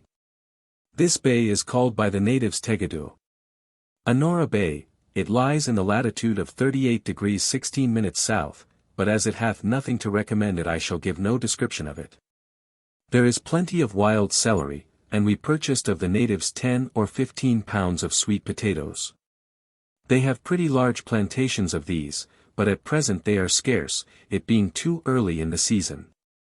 At noon the Bay of Tegedo bore west 1/2 south, distant 8 leagues, and a very high double-peaked mountain some distance inland bore northwest by west. Latitude observed 38 degrees 13 minutes south, wind at north, a fresh gale. Monday, 23rd, p.m. Fresh gales at north, and cloudy weather. At 1 tacked and stood in shore, at 6 sounded, and had 56 fathoms fine sandy bottom. The Bay of Tegedo bore southwest 1/2 west, distance 4 leagues. At 8 tacked in 36 fathoms, being then about 2 leagues from land, stood off and on all night, having gentle breezes. At 8 a.m. being right before the Bay of Tegedo and about a league from it. Some of the natives came off to us and informed us that in a bay a little to the southward, being the same that we could not fetch the day we put into Tegedo, was fresh water and easy getting at it. And as the wind was now against us, and we gained nothing by beating to windward, I thought the time would be better spent in this bay, Talaga, in getting on board a little water, and forming some connections with the natives, than by keeping the sea. With this view we bore up for it, and sent 2 boats in, manned and armed, to examine the watering place, who returned about noon and confirmed the account the natives had given. We then anchored in 11 fathoms, fine sandy bottom. The north point of the bay north by east and the south point southeast, and the watering place, which was in a small cove a little within the south point of the bay, distance 1 mile. Tuesday, 24th, winds westerly in fine weather. This afternoon, as soon as the ship was moored, I went ashore to examine the watering place, accompanied by Mr. Banks and Dr. Solander. I found the water good and the place pretty convenient, and plenty of wood close to high water mark, and the natives to all appearance not only very friendly but ready to traffic with us for what little they had. Early in the morning I sent Lieutenant Gore ashore to superintend the cutting wood and filling of water, with a sufficient number of men for both purposes, and all the marines as a guard. After breakfast I went myself, and remained there the whole day, but before this Mr. Green and I took several observations of the sun and moon. The mean result of them gave 180 degrees 47 minutes west longitude from the meridian of Greenwich. But as all the observations made before exceeded these, I have laid down this coast agreeable to the means of the whole. At noon I took the sun's meridian altitude with the astronomical quadrant, and found the latitude 38 degrees 22 minutes 24 seconds south. Wednesday, 25th, winds and weather as yesterday. P.M. Set up the armorer's forge to repair the tiller braces, they being broke. By night we had got on board 12 tons of water and 2 or 3 boats' loads of wood, and this I looked upon to be a good day's work. The natives gave us not the least disturbance, but brought us now and then different sorts of fish out to the ship and watering place, which we purchased of them with cloth, beads, etc. Thursday, 26th, p.m. Had the winds from between the south and southwest, fair weather, the remainder, rainy, dirty weather. Notwithstanding we continued getting on board wood and water. Friday, 27th, winds at southwest, first part rainy weather, the remainder fair. A.M. sent the pinnace to drudge, but she met with no success. After this, I went and sounded the bay. I made a shift to land in 2 places, the first time in the bottom of the bay, where I went a little way into the country, but met with nothing extraordinary. The other place I landed at was at the north point of the bay, where I got as much celery and scurvy grass as loaded the boat. This day we completed our water to 70 tons, but not wood enough. Saturday, 28th. Gentle breezes southerly and fine weather. Employed wooding, cutting, and making of brooms, there being a shrub here very fit for that purpose. And as I intended to sail in the morning some hands were employed picking of celery to take to sea with us. This is found here in great plenty, and I have caused it to be boiled with portable soup and oatmeal every morning for the people's breakfast. And this I design to continue as long as it will last, or any is to be got, and I look upon it to be very wholesome and a great antiscorbutic. At Talaga Bay, North Island, New Zealand. Monday, 29th, p.m. Gentle breezes with thunder and lightning up the country, in the night had light airs off the land and very foggy, in the forenoon had a gentle breeze at north-northeast and clear weather. At 4 a.m. unmoored, and at 6 weighed and put to sea. At noon the bay sailed from Bourne north 63 degrees west, distant 4 leagues. This bay is called by the natives Talaga, it still goes by this name. It is moderately large, and hath in it from 13 to 8 and 7 fathoms, clean sandy bottom and good anchorage, and is sheltered from all winds except those that blow from the northeast quarter. It lies in the latitude of 38 degrees 22 minutes south, and 4½ leagues to the northward of Gable End Foreland. Off the south point lies a small but high island, so near to the main as not to be distinguished from it. Close to the north end of this island, at the entrance into the bay, are 2 high rocks, one is high and round like a corn stack, but the other is long with holes through it like the arches of a bridge. Within these rocks is the cove, where we cut wood and filled our water. Off the north point of the bay is a pretty high rocky island, and about a mile without it are some rocks and breakers. The variation of the compass is here 14 degrees 31 minutes east, and the tide flows at full and change of the moon about 6 o'clock, and rises and falls upon a perpendicular 5 or 6 feet. But whether the flood comes from the southward or northward I have not been able to determine. During our stay in this bay we had every day more or less traffic with the natives, they bringing us fish, and now and then a few sweet potatoes and several trifles which we deemed curiosities, for these we gave them cloth, beads, nails, etc. The cloth we got at King George's Island and Ulidia, they valued more than anything we could give them, and as every one in the ship were provided with some of this sort of cloth. I suffered every body to purchase whatever they pleased without limitation. For by this means I knew that the natives would not only sell but get a good price for everything they brought. This I thought would induce them to bring to market whatever the country afforded, and I have great reason to think that they did, yet it amounted to no more than what is above mentioned. We saw number 4-footed animals, either tame or wild, or signs of any, except dogs and rats. Cook's powers of observation are here evident. There were no other quadrupeds in New Zealand, and these were very scarce, especially the latter. The flesh of the former they eat, and ornament their clothing with their skins as we do ours with furs, etc. While we lay here I went upon some of the hills in order to view the country, but when I came there I could see but very little of it, the sight being interrupted by still higher hills. The tops and ridges of the hills are for the most part barren, at least little grows on them but fern. But the valleys and sides of many of the hills were luxuriously clothed with woods and verdure and little plantations of the natives lying dispersed up and down the country. We found in the woods, trees of above 20 different sorts. Specimens of each I took on board, as all of them were unknown to any of us.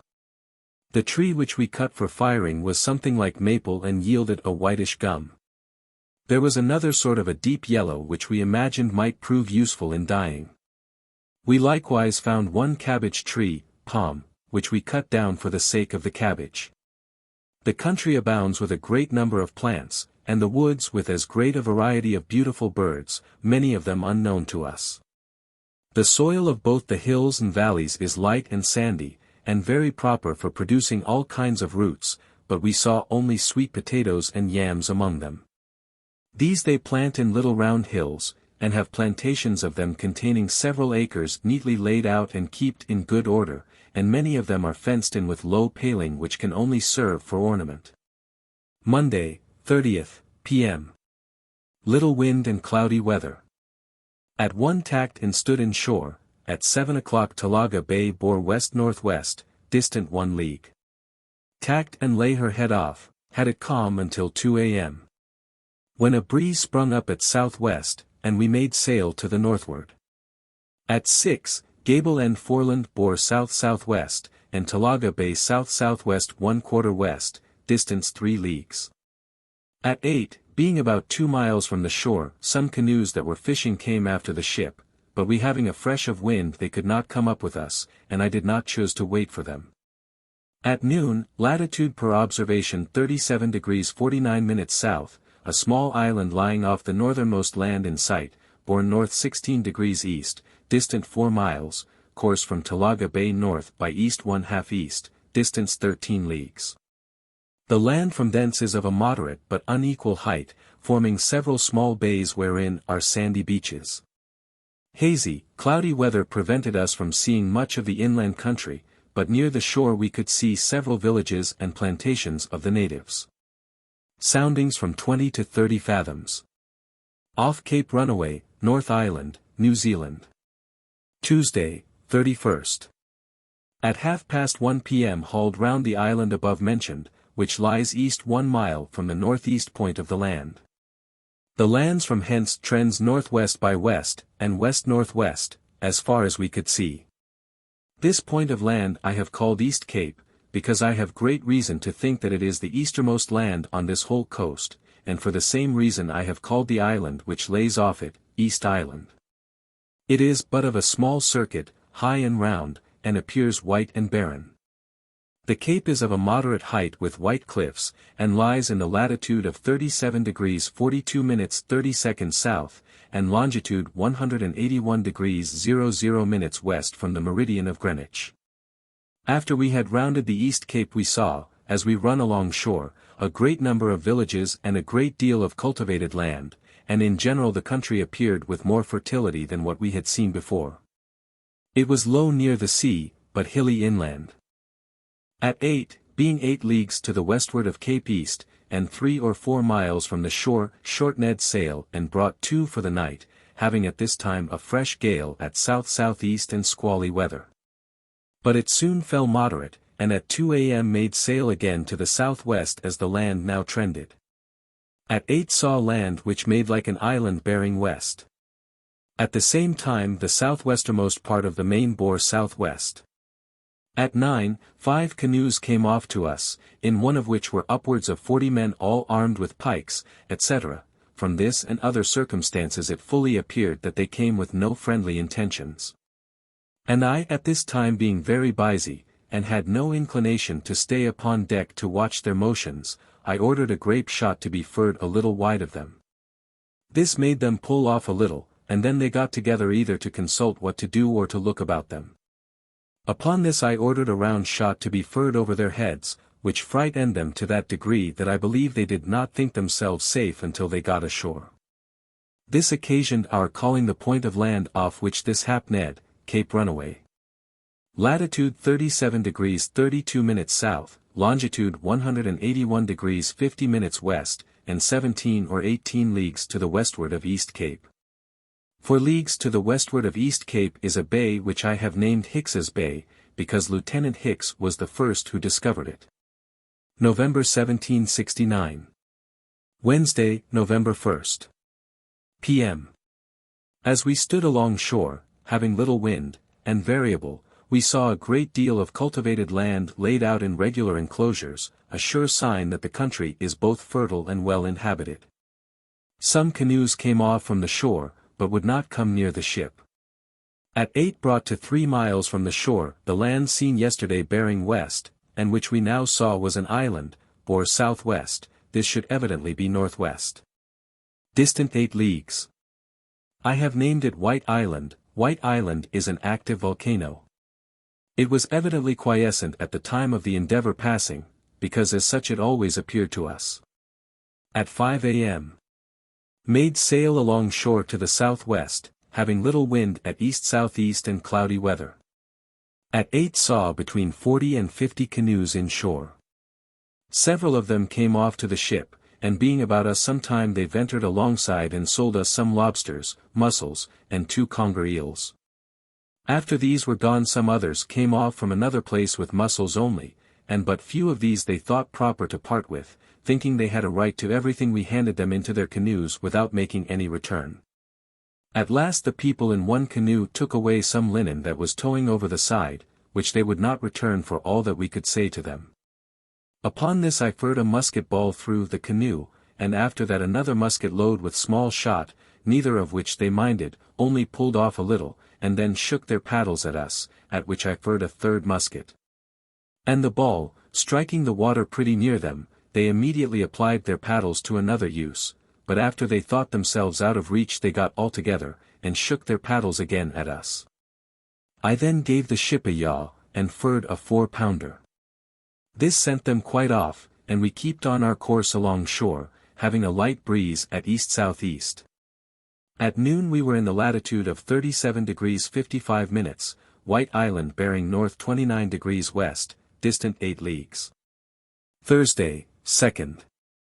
Gentle breezes from northwest round northerly to east-southeast and fair weather. At 2 p.m. Saw a pretty high island bearing west from us, and at 5 saw more islands and rocks to the westward of it. Hauled our wind in order to go without them, but, finding that we could not weather them before dark, bore up, and run between them and the main. At 7 was close under the first island, from whence a large double canoe full of people came off to us. This was the first double canoe we had seen in this country. They stayed about the ship until it was dark, then left us, but not before they had thrown a few stones. They told us the name of the island, which was Motuhora. Motuhora, called also Whale Island. It is but of a small circuit, but high, and lies 6 miles from the main. Under the south side is anchorage in 14 fathoms. Southwest by south from this island on the main land, seemingly at no great distance from the sea, is a high round mountain, which I have named Mount Edgecombe. It stands in the middle of a large plain, which make it the more conspicuous. Latitude 37 degrees 59 minutes south, longitude 183 degrees 07 minutes west. In standing to the westward we shouldered our water from 17 to 10 fathoms, and knowing that we were not far from some small islands and rocks that we had seen before dark, after passing of which I intended to have brought 2 for the night.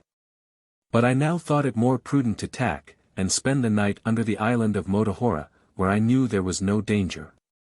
And it was well we did, for in the morning, after we had made sail to the westward, we discovered rocks ahead of us level with and under the water. Roraima Rocks. They lay 1.5 leagues from the island Motuhora, and about 9 miles from the main, and north-northeast from Mount Edgecombe.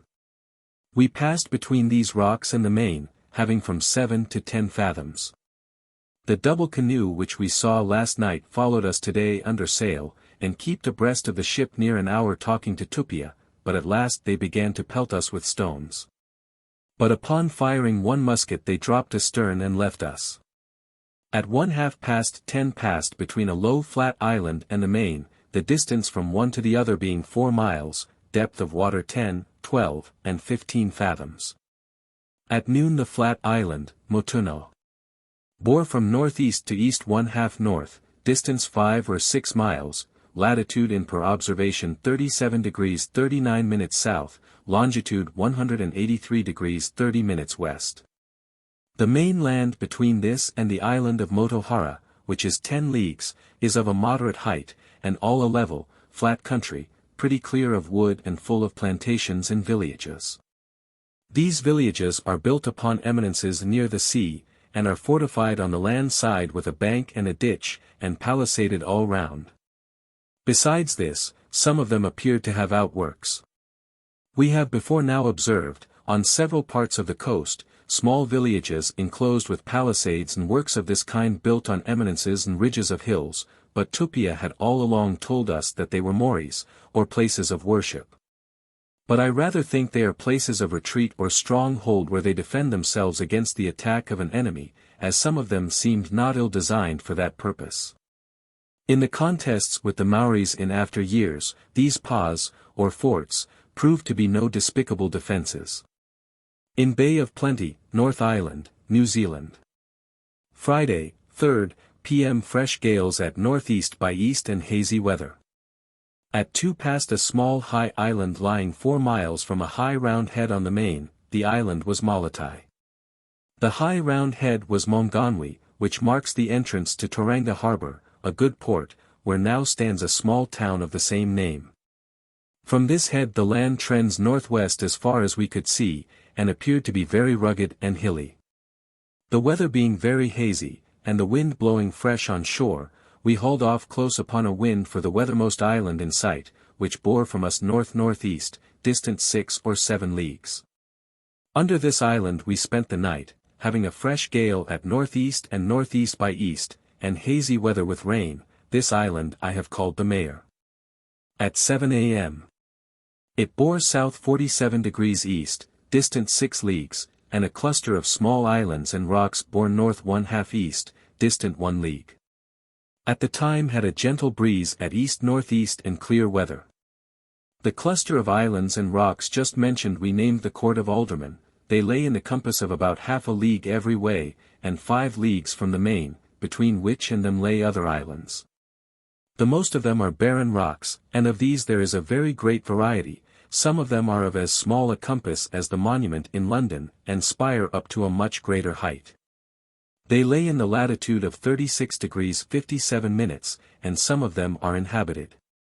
At noon they bore south 60 degrees east, distant 3 or 4 leagues, and a rock like a castle lying not far from the main, bore north 40 degrees west, 1 league. Latitude observed 36 degrees 58 minutes south, course and distance since yesterday noon is north-northwest 1/2 west, about 20 leagues. In this situation had 28 fathoms water, and a great many small islands and rocks on every side of us. The main land appears here with a hilly, rugged, and barren surface, no plantations to be seen, nor no other signs of its being well inhabited. Saturday, 4th. The first and middle parts, little wind at east-northeast and clear weather. The latter had a fresh breeze at north-northwest and hazy with rain.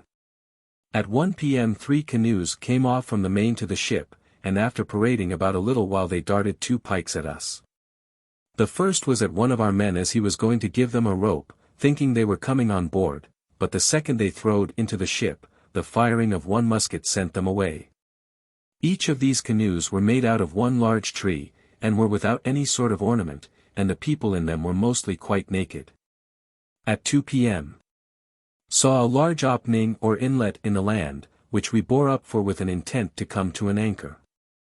At this time had 41 fathoms, which gradually decreased to 9 fathoms, at which time we were 1.5 miles from a high-towered rock lying near the south point of the inlet. The rock and the northernmost of the court of aldermen being in one bearing south 61 degrees east. At 7:30 anchored in 7 fathoms a little within the south entrance of the bay or inlet. We were accompanied in here by several canoes, who stayed about the ship until dark, and before they went away they were so generous as to tell us that they would come and attack us in the morning. But some of them paid us a visit in the night, thinking, no doubt, but what they should find all hands asleep, but as soon as they found their mistake they went off. My reasons for putting in here were the hopes of discovering a good harbor, and the desire I had of being in some convenient place to observe the transit of Mercury, which happens on the 9th instant. And will be wholly visible here if the day is clear. If we be so fortunate as to obtain this observation, the longitude of this place and country will thereby be very accurately determined. Between 5 and 6 o'clock in the morning several canoes came off to us from all parts of the bay. In them were about 130 or 140 people. To all appearances their first design was to attack us, being all completely armed in their way. However, this they never attempted, but after parading about the ship near 3 hours, sometimes trading with us, and at other times tricking of us, they dispersed.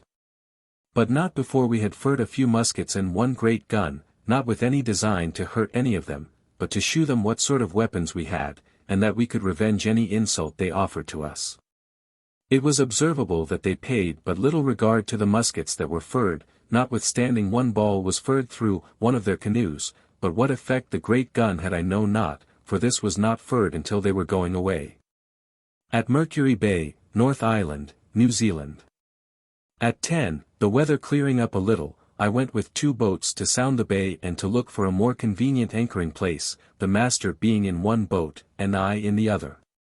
We pulled first over the north shore, where some canoes came out to meet us, but as we came near them they returned to the shore and invited us to follow them, but seeing they were all armed I did not think fit to accept of their invitation. But after trading with them out of the boat for a few minutes we left them and went towards the head of the bay. I observed on a high point a fortified village, but I could only see a part of the works, and as I intend to see the whole, shall say no more about it at this time. After having fixed upon an anchoring place not far from where the ship lay I returned on board. Sunday, 5th, winds at north-northwest, hazy weather with rain in the night. At 4 p.m. Wait and run in nearer the south shore and anchored in 4.5 fathoms, a soft sandy bottom, the south point of the bay bearing east, distant 1 mile, and a river, into which the boats can go at low water, south-southeast, distant 1.5 miles. The bight in which the Endeavour anchored is now known as Cook Bay.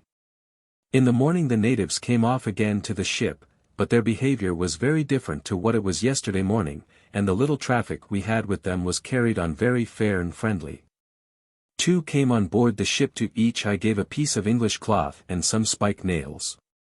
After the natives were gone I went with the pinnace and long boat into the river to haul the shawn, and sent the master to sound the bay and drudge for fish in the yawl.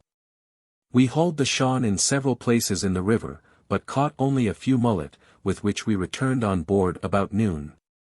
Monday, 6th, moderate breezes at north-northwest, and hazy weather with rain in the night. P.M. I went to another part of the bay to haul the shawn, but meet with as little success as before, and the master did not get above 1/2 a bucket full of shells with the drudge. The natives brought to the ship, and sold to our people, small cockles, clams, and mussels, enough for all hands. These are found in great plenty upon the sand banks of the river. In the morning I sent the long boat to trawl in the bay, and one officer with the marines and a party of men to cut wood and haul the shawn, but neither the shawn nor the trawl meet with any success. But the natives in some measure made up for this by bringing several baskets of dried or ready-dressed fish, although it was none of the best. I ordered it all to be bought up in order to encourage them to trade. Tuesday, 7th. The first part moderate and fair, the remainder a fresh breeze, northerly, with dirty, hazy, raining weather. PM got on board a long boat load of water, and caught a dish of fish in the Shan. Found here a great quantity of celery, which is boiled every day for the ship's company as usual. Wednesday, 8th, p.m. fresh breeze at north-northwest and hazy, rainy weather, the remainder a gentle breeze at west-southwest and clear weather. A.M. heeled and scrubbed both sides of the ship and sent a party of men ashore to cut wood and fill water. The natives brought off to the ship, and sold us for small pieces of cloth, as much fish as served all hands. They were of the mackerel kind, and as good as ever was eat.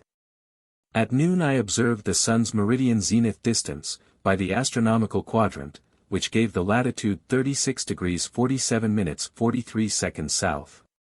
This was in the river before mentioned, that lies within the south entrance of the bay. Thursday, 9th, variable light breezes and clear weather. As soon as it was daylight the natives began to bring off mackerel, and more than we well know what to do with, notwithstanding I ordered all they brought to be purchased in order to encourage them in this kind of traffic. At 8, Mr. Green and I went on shore with our instruments to observe the transit of Mercury, which came on at 7 hours 20 minutes 58 seconds apparent time, and was observed by Mr. Green only. Mr. Green satirically remarks in his log, unfortunately for the seamen, their lookout was on the wrong side of the sun. This probably refers to Mr. Hicks, who was also observing. It rather seems, however, as if Cook, on this occasion, was caught napping by an earlier appearance of the planet than was expected.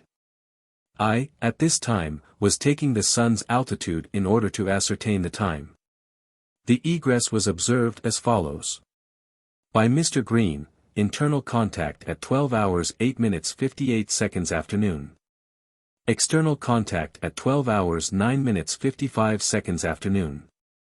By myself, internal contact at 12 hours 8 minutes 45 seconds afternoon. External contact at 12 hours 9 minutes 43 seconds afternoon. Latitude observed at noon 36 degrees 48 minutes 28 seconds, the mean of this and yesterday's observation gives 36 degrees 48 minutes 5½ seconds south. The latitude of the place of observation, and the variation of the compass was at this time found to be 11 degrees 9 minutes east. While we were making these observations 5 canoes came alongside the ship, 2 large and 3 small ones, in one were 47 people, but in the other not so many. They were wholly strangers to us, and to all appearance they came with a hostile intention, being completely armed with pikes, darts, stones, etc. However, they made no attempt, and this was very probable owing to their being informed by some other canoes, who at this time were alongside selling fish, what sort of people they had to deal with. When they first came alongside they begun to sell our people some of their arms, and one man offered to sell a hahau, that is a square piece of cloth such as they wear. Lieutenant Gore, who at this time was commanding officer, sent into the canoe a piece of cloth which the man had agreed to take in exchange for his, but as soon as he had got Mr. Gore's cloth in his possession he would not part with his own, but put off the canoe from alongside, and then shook their paddles at the people in the ship. Upon this, Mr. Gore fired a musket at them, and, from what I can learn, killed the man who took the cloth. After this they soon went away. I have here inserted the account of this affair just as I had it from Mr. Gore, but I must own it did not meet with my approbation, because I thought the punishment a little too severe for the crime. And we had now been long enough acquainted with these people to know how to chastise trifling faults like this without taking away their lives. Friday, 10th, p.m., gentle breezes and variable, the remainder, a strong breeze at east-northeast, and hazy weather. A.m., I went with 2 boats, accompanied by Mr. Banks and the other gentlemen into the river which empties itself into the head of the bay, in order to examine it. None of the natives came off to the ship this morning, which we think is owing to bad weather. Pause in Mercury Bay, New Zealand. Saturday, 11th, fresh gales at east-northeast, and cloudy, hazy weather with rain. Between 7 and 8 o'clock p.m. I returned on board from out the river, having been about 4 or 5 miles up it, and could have gone much farther had the weather been favorable. I landed on the east side and went upon the hills, from whence I saw, or at least I thought I saw, the head of the river. It here branched into several channels, and formed a number of very low flat islands, all covered with a sort of mangrove trees, and several places of the shores of both sides the river were covered with the same sort of wood. The sand banks were well stored with cockles and clams, and in many places were rock oysters. Here is likewise pretty plenty of wild fowl, such as shags, ducks, curlews, and a black bird, about as big as a crow, with a long, sharp bill of a color between red and yellow. We also saw fish in the river, but of what sort I know not. The country especially on the east side is barren, and for the most part destitute of wood, or any other signs of fertility. But the face of the country on the other side looked much better, and is in many places covered with wood. We meet with some of the natives and saw several more, and smokes a long way inland, but saw not the least signs of cultivation, either here or in any other part about the bay, so that the inhabitants must live wholly on shell and other fish, and fern roots, which they eat by the way of bread. In the entrance of this river, and for 2 or 3 miles up, it is very safe and commodious anchoring in 3, 4, and 5 fathoms, and convenient places for laying a ship ashore, where the tide rises and falls about 7 feet at full and change. I could not see whether or no any considerable fresh water stream came out of the country into this river, but there are a number of small rivulets which come from the adjacent hills. Pause in Mercury Bay, New Zealand. A little within the entrance of the river on the east side is a high point or peninsula jutting out into the river on which are the remains of one of their fortified towns. The situation is such that the best engineer in Europe could not have chose a better for a small number of men to defend themselves against a greater. It is strong by nature and made more so by art. It is only accessible on the land side, and there have been cut a ditch and a bank raised on the inside. From the top of the bank to the bottom of the ditch was about 22 feet, and depth of the ditch on the land side 14 feet. Its breadth was in proportion to its depth, and the whole seemed to have been done with great judgment. There had been a row of pickets on the top of the bank, and another on the outside of the ditch. These last had been set deep in the ground and sloping with their upper ends hanging over the ditch. The whole had been burnt down, so that it is probable that this place had been taken and destroyed by an enemy. The people on this side of the bay seem now to have no houses or fixed habitations, but sleep in the open air, under trees and in small temporary shades, but to all appearance they are better off on the other side, but there we have not set foot. In the morning, being dirty rainy weather, I did not expect any of the natives off with fish, but thinking that they might have some ashore I sent a boat with some trade, who returned about noon loaded with oysters, which they got in the river which is abreast of the ship, but saw no fish among the natives. Sunday, 12th, p.m. had strong gales at northeast, and hazy, rainy weather, a.m. a fresh breeze at northwest, and clear weather. In the morning got on board a turn of water, and afterward sent the long boat into the river for oysters to take to sea with us, and I went with the pinnace and yawl, accompanied by Mr. Banks and Dr. Solander, over to the north side of the bay in order to take a view of the country and the fortified village which stands there. We landed about a mile from it, and were met by the inhabitants in our way thither, who, with a great deal of good nature and friendship, conducted us into the place and shewed us everything that was there. This village is built upon a high promontory or point on the north side and near the head of the bay. It is in some places quite inaccessible to man, and in others very difficult, except on that side which faced the narrow ridge of the hill on which it stands. Here it is defended by a double ditch, a bank and 2 rows of picketing, the inner row upon the bank, but not so near the crown but what there was good room for men to walk and handle their arms between the picketing and the inner ditch. The outer picketing was between the 2 ditches, and laid sloping with their upper ends hanging over the inner ditch. The depth of this ditch from the bottom to the crown of the bank was 24 feet. Close within the inner picketing was erected by strong posts a stage 30 feet high and 40 in length and 6 feet broad. The use of this stage was to stand upon to throw darts at the assailants, and a number of darts lay upon it for that purpose. At right angles to this stage and a few paces from it was another of the same construction and bigness. This stood likewise within the picketing, and was intended for the same use as the other, viz. to stand upon to throw stones and darts upon the enemy as they advanced up the side of the hill where lay the main way into the place. It likewise might be intended to defend some little outworks and huts that lay at the skirts and on this side of the hill. These outworks were not intended as advanced posts, but for such of the inhabitants to live in as had not room in the main works, but had taken shelter under it. Besides the works on the land side, above described, the whole village was palisaded round with a line of pretty strong picketing run round the edge of the hill. The ground within having not been level at first, but laid sloping, they had divided it into little squares and levelled each of these. These squares lay in the form of an amphitheatre, and were each of them palisaded round, and had communication one with another by narrow lanes and little gateways, which could easily be stoped up. So that if an enemy had forced the outer picketing he had several others to encounter before the place could be easily reduced, supposing them to defend every one of the places one after another. The main way leading into this fortification was up a very steep part of the hill and through a narrow passage about 12 feet long and under one of the stages. I saw no door nor gate, but it might very soon have been barricaded up. Upon the whole I looked upon it to be very strong and well choose post, and where a small number of resolute men might defend themselves a long time against a vast superior force, armed in the manner as these people are. These seem to be prepared against a siege, having laid up in store an immense quantity of fern roots and a good many dried fish. But we did not see that they had any fresh water nearer than a brook which runs close under the foot of a hill, from which I suppose they can at times get water, though besieged, and keep it in gourds until they use it.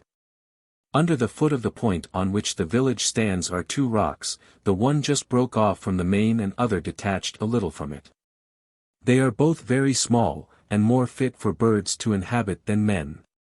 Yet there are houses and places of defense on each of them, and about a mile to eastward of these is another of these small fortified rocks, which communicates with the main by a narrow pathway, where there is a small village of the natives.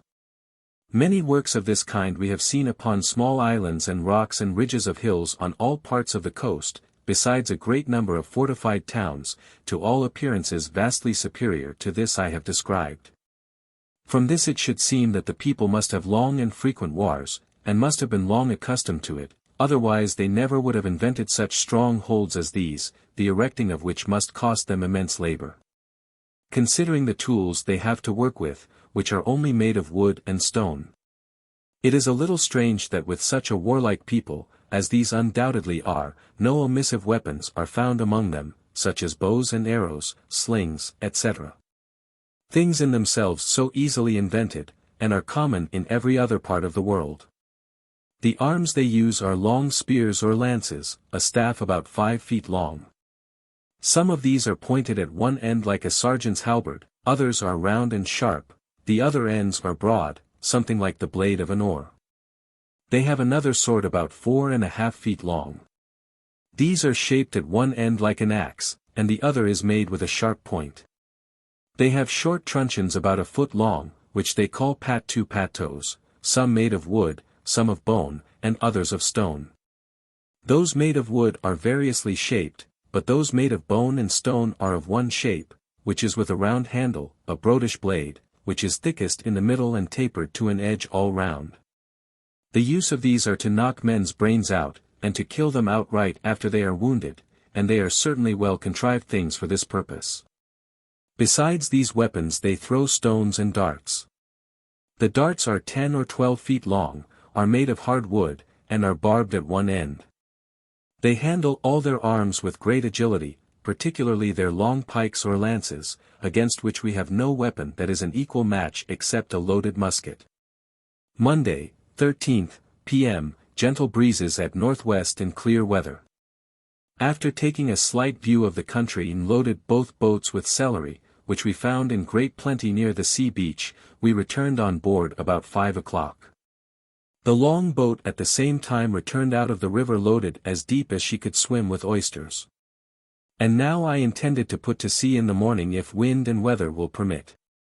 In the night had the wind at southeast, with rainy, dirty, hazy weather, which continued all day, so that I could not think of sailing, but thought myself very happy in being in a good port. Samuel Jones, seaman, having been confined since Saturday last for refusing to come upon deck when all hands were called, and afterwards refused to comply with the orders of the officers on deck. He was this morning punished with 12 lashes and remitted back to confinement. Tuesday, 14th, fresh gales, easterly, and rainy, dirty weather. Wednesday, 15th. In the evening I went in a pinnace and landed upon one of the islands that lies off of the south head of the bay, with a view to see if I could discover any sunken rocks or other dangers lying before the entrance of the bay. As there was a pretty large swell at this time. The island we landed upon was very small, yet there were upon it a village, the inhabitants of which received us very friendly. This little village was laid out in small oblong squares, and each palisaded round. The island afforded no fresh water, and was only accessible on one side. From this I concluded that it was not chose for any conveniency it could afford them, but for its natural strength. Sail from Mercury Bay, New Zealand. At 7 a.m. Weight, with a light breeze at west, and clear weather, and made sail out of the bay, steering northeast, for the northernmost of a number of islands lying off the north point of the bay. These islands are of various extents, and lie scattered to the northwest in a parallel direction with the main as far as we could see. I was at first afraid to go within them, thinking that there was no safe passage, but I afterwards thought that we might. And I would have attempted it, but the wind, coming to the northwest, prevented it, so that we were obliged to stand out to sea. At noon was in the latitude of 36 degrees 4 minutes south. The northernmost island, above mentioned, bore north, distant half a league, the Court of Aldermen, southeast by south, distant 6 leagues. And the bay sailed from, which I have named Mercury Bay, on account of the observation being made there, southwest by west, distant 6 miles. Mercury Bay, at the head of Mercury Bay is a small settlement called Whitianga. Lies in the latitude of 36 degrees 47 minutes south, and the longitude of 184 degrees 4 minutes west, from the meridian of Greenwich. It lies in southwest between 2 and 3 leagues. There are several islands lying both to the southward and northward of it, and a small high island or rock in the middle of the entrance. Within this island the depth of water doth nowhere exceed 9 or 8 fathoms.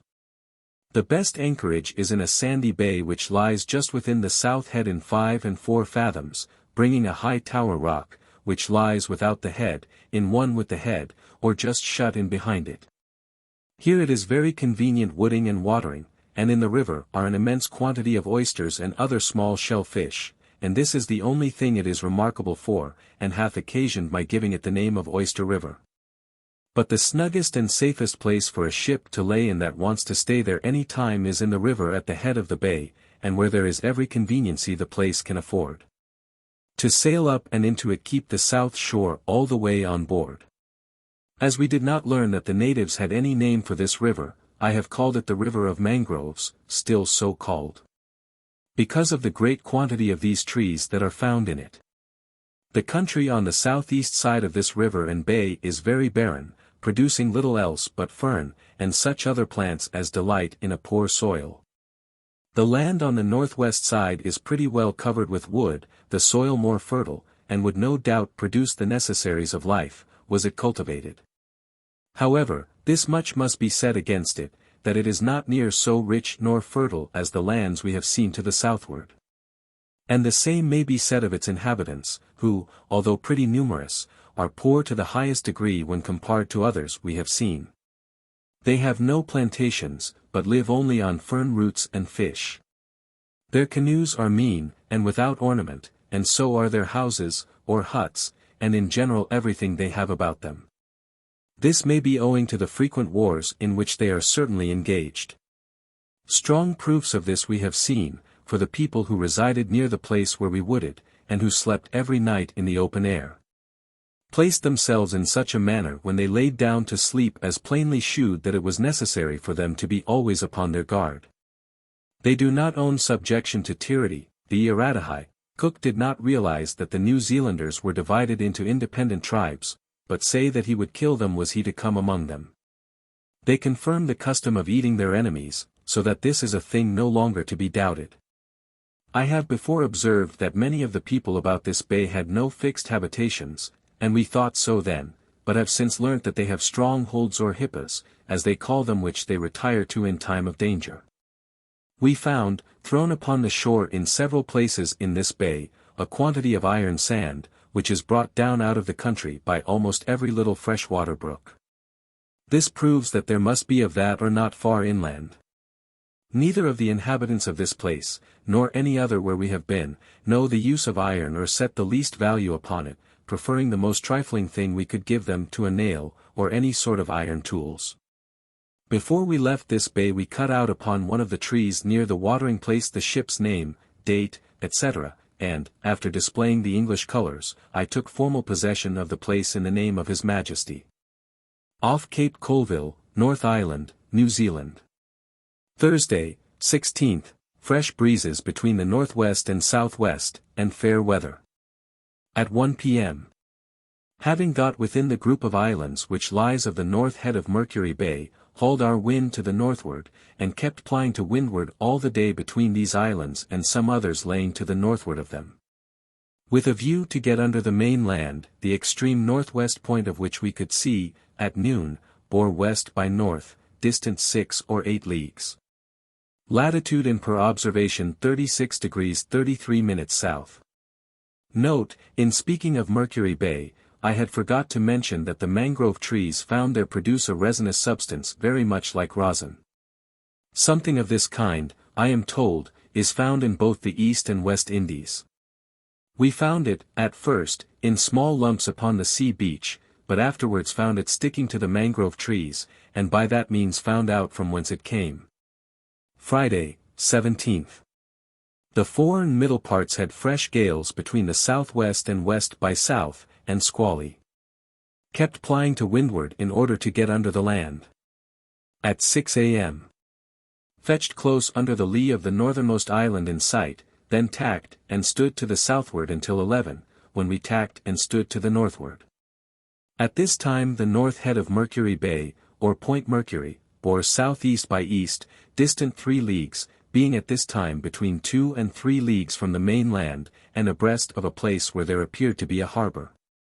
Probably Waikowau Bay, but the heavy squalls which we had from the land would not permit us to take a nearer view of it, but soon brought us under our close reefed topsails. At noon Point Mercury bore southeast, distant 4 leagues, and the weathermost point of the main land in sight bore north 60 degrees west, distant 5 leagues. Over the northwest side of Mercury Bay is a pretty high round hill, rising sloping from the shore of the bay. This hill is very conspicuous from where we now are. Saturday, 18th. First part strong gales at southwest and south-southwest, with heavy squalls. In the morning had gentle breezes at south and southeast, towards noon had whiffling light airs all round the compass. Kept plying to windward under close reefed topsails until daylight, at which time we had got close under the main, and the wind coming at southeast we made sail and steered northwest by west, as the land lays, keeping close in shore. At 6 we passed a small bay, Charles Cove, wherein there appeared to be anchorage, and pretty good shelter from the sea winds, at the entrance of which lies a rock pretty high above water. For miles farther to the west-northwest is a very conspicuous promontory or point of land which we got abreast of about 7 o'clock. It lies in the latitude of 36 degrees 26 minutes south and north 48 degrees west, 9 leagues from Point Mercury. From this point the land trends west 1/2 south near 1 league, then south-southeast as far as we could see. Besides the islands laying without us we could see land round by the southwest as far as northwest, but whether this was the main or islands was not possible for us at this time to determine. The fear of losing the main land determined me to follow its direction. With this view we hauled round the point, Cape Colville, and steered to the southward, but meeting with whiffling light airs all round the compass, we made but little progress until noon, when we found ourselves by observation in the latitude of 36 degrees 29 minutes south. A small island, Channel Island, which lays northwest 4 miles from the promontory above mentioned borne north by east, distant 6.5 miles, being at this time about 2 miles from the shore. While we lay under the land 2 large canoes came off to us, in one of them were 62 people. They stayed about us some time, then began to throw stones into the ship, upon which I fired a musket ball through one of the canoes. After this they returned ashore. Sunday, 19th. At 1 p.m. a breeze sprung up at east, which afterwards came to northeast, and with it we steered along shore south by east and south-southeast, having from 25 to 18 fathoms water. At 7:30, having run 7 or 8 leagues since noon, we anchored in 23 fathoms, not choosing to run any farther in the dark, having the land on both sides of us forming the entrance of a strait, bay, or river, lying in south by east. For on that point of the compass we could see no land.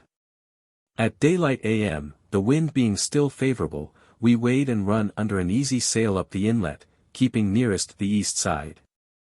Soon after we had got under sail 3 large canoes came off to the ship, and several of the people came on board upon the very first invitation. This was owing to their having heard of our being upon the coast and the manner we had treated the natives. I made each of those that came on board a small present, and after about an hour's stay they went away well satisfied. After having run 5 leagues from the place where we anchored last night, our depth of water gradually decreased to 6 fathoms, and into less I did not choose to go, and as the wind blew right up the inlet and tide of flood, we came to an anchor nearly in the middle of the Channel, which is here about 11 miles over, and after this sent 2 boats to sound, the one on one side and the other on the other side. At Frith of Thames, North Island, New Zealand. Monday, 20th, moderate breezes at south-southeast in fair weather. At 2 p.m. the boats returned from sounding, not having found above 3 feet more water than where we now lay. Upon this I resolved to go no farther with the ship but to examine the head of the bay in the boat, for as it appeared to run a good way inland, I thought this a good opportunity to see a little of the interior part of the country and its produce. Accordingly at daylight in the morning I set out with the pinnace and long boat accompanied by Mr. Banks, Dr. Solander, and Tupia. We found the inlet end in a river, about 9 miles above the ship, into which we entered with the first of the flood, and before we had gone 3 miles up it found the water quite fresh. We saw a number of natives and landed at one of their villages, the inhabitants of which received us with open arms. We made but a short stay with them but proceeded up the river until near noon, when finding the face of the country to continue pretty much the same, and no alteration in the course or stream of the river or the least probability of seeing the end of it, we landed on the west side in order to take a view of the lofty trees which adorn its banks. Being at this time 12 or 14 miles within the entrance, and here the tide of flood runs as strong as it does in the river Thames below bridge. Tuesday, 21st. After landing as above mentioned, we had not gone 100 yards into the woods before we found a tree that girded 19 feet 8 inches, 6 feet above the ground, and having a quadrant with me. I found its length from the root to the first branch to be 89 feet. It was as straight as an arrow and tapered but very little in proportion to its length, so that I judged that there was 356 solid feet of timber in this tree, clear of the branches. We saw many others of the same sort, several of which were taller than the one we measured, and all of them very stout. There were likewise many other sorts of very stout timber trees, all of them wholly unknown to any of us. We brought away a few specimens, and at 3 o'clock we embarked in order to return, but not before we had named this river the Thames. The flourishing town of Thames now stands at the eastern entrance of the river, population nearly 5,000. Gold is found in the vicinity, on account of its bearing some resemblance to that river in England, on board with the very first of the ebb. In our return down the river, the inhabitants of the village where we landed in going, seeing that we returned by another Channel, put off in their canoes and met us and trafficked with us in the most friendly manner imaginable, until they had disposed of the few trifles they had. The tide of ebb just carried us out of the narrow part of the river into the sea reach, as I may call it, where meeting with the flood and a strong breeze at north-northwest obliged us to come to a grapnel. And we did not reach the ship until 7 o'clock in the a. Intending to get under sail at high water. The long boat was sent to take up the kedge anchor, but it blowed so strong that she could not reach the buoy, and the gale increasing soon obliged us to veer away more cable and strike top-gallant yards. Wednesday, 22nd. Winds at north-northwest. The AM fresh gales and hazy with rain, the remainder, moderate and clear. At 3 p.m. The tide of ebb making, we took up our anchors and got under sail and plied down the river until 8 o'clock, when we again came to an anchor in 7 fathoms, muddy bottom. At 3 a.m. Wait with the first of the ebb and keep plying until the flood obliged us to anchor again. After this I went in the pinnace over to the western shore, but found there neither inhabitants or anything else worthy of note.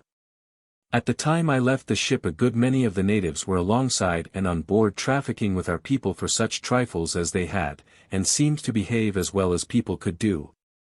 But one of them took the half-an-hour glass out of the binnacle, and was caught in the very fact, and for which Mr.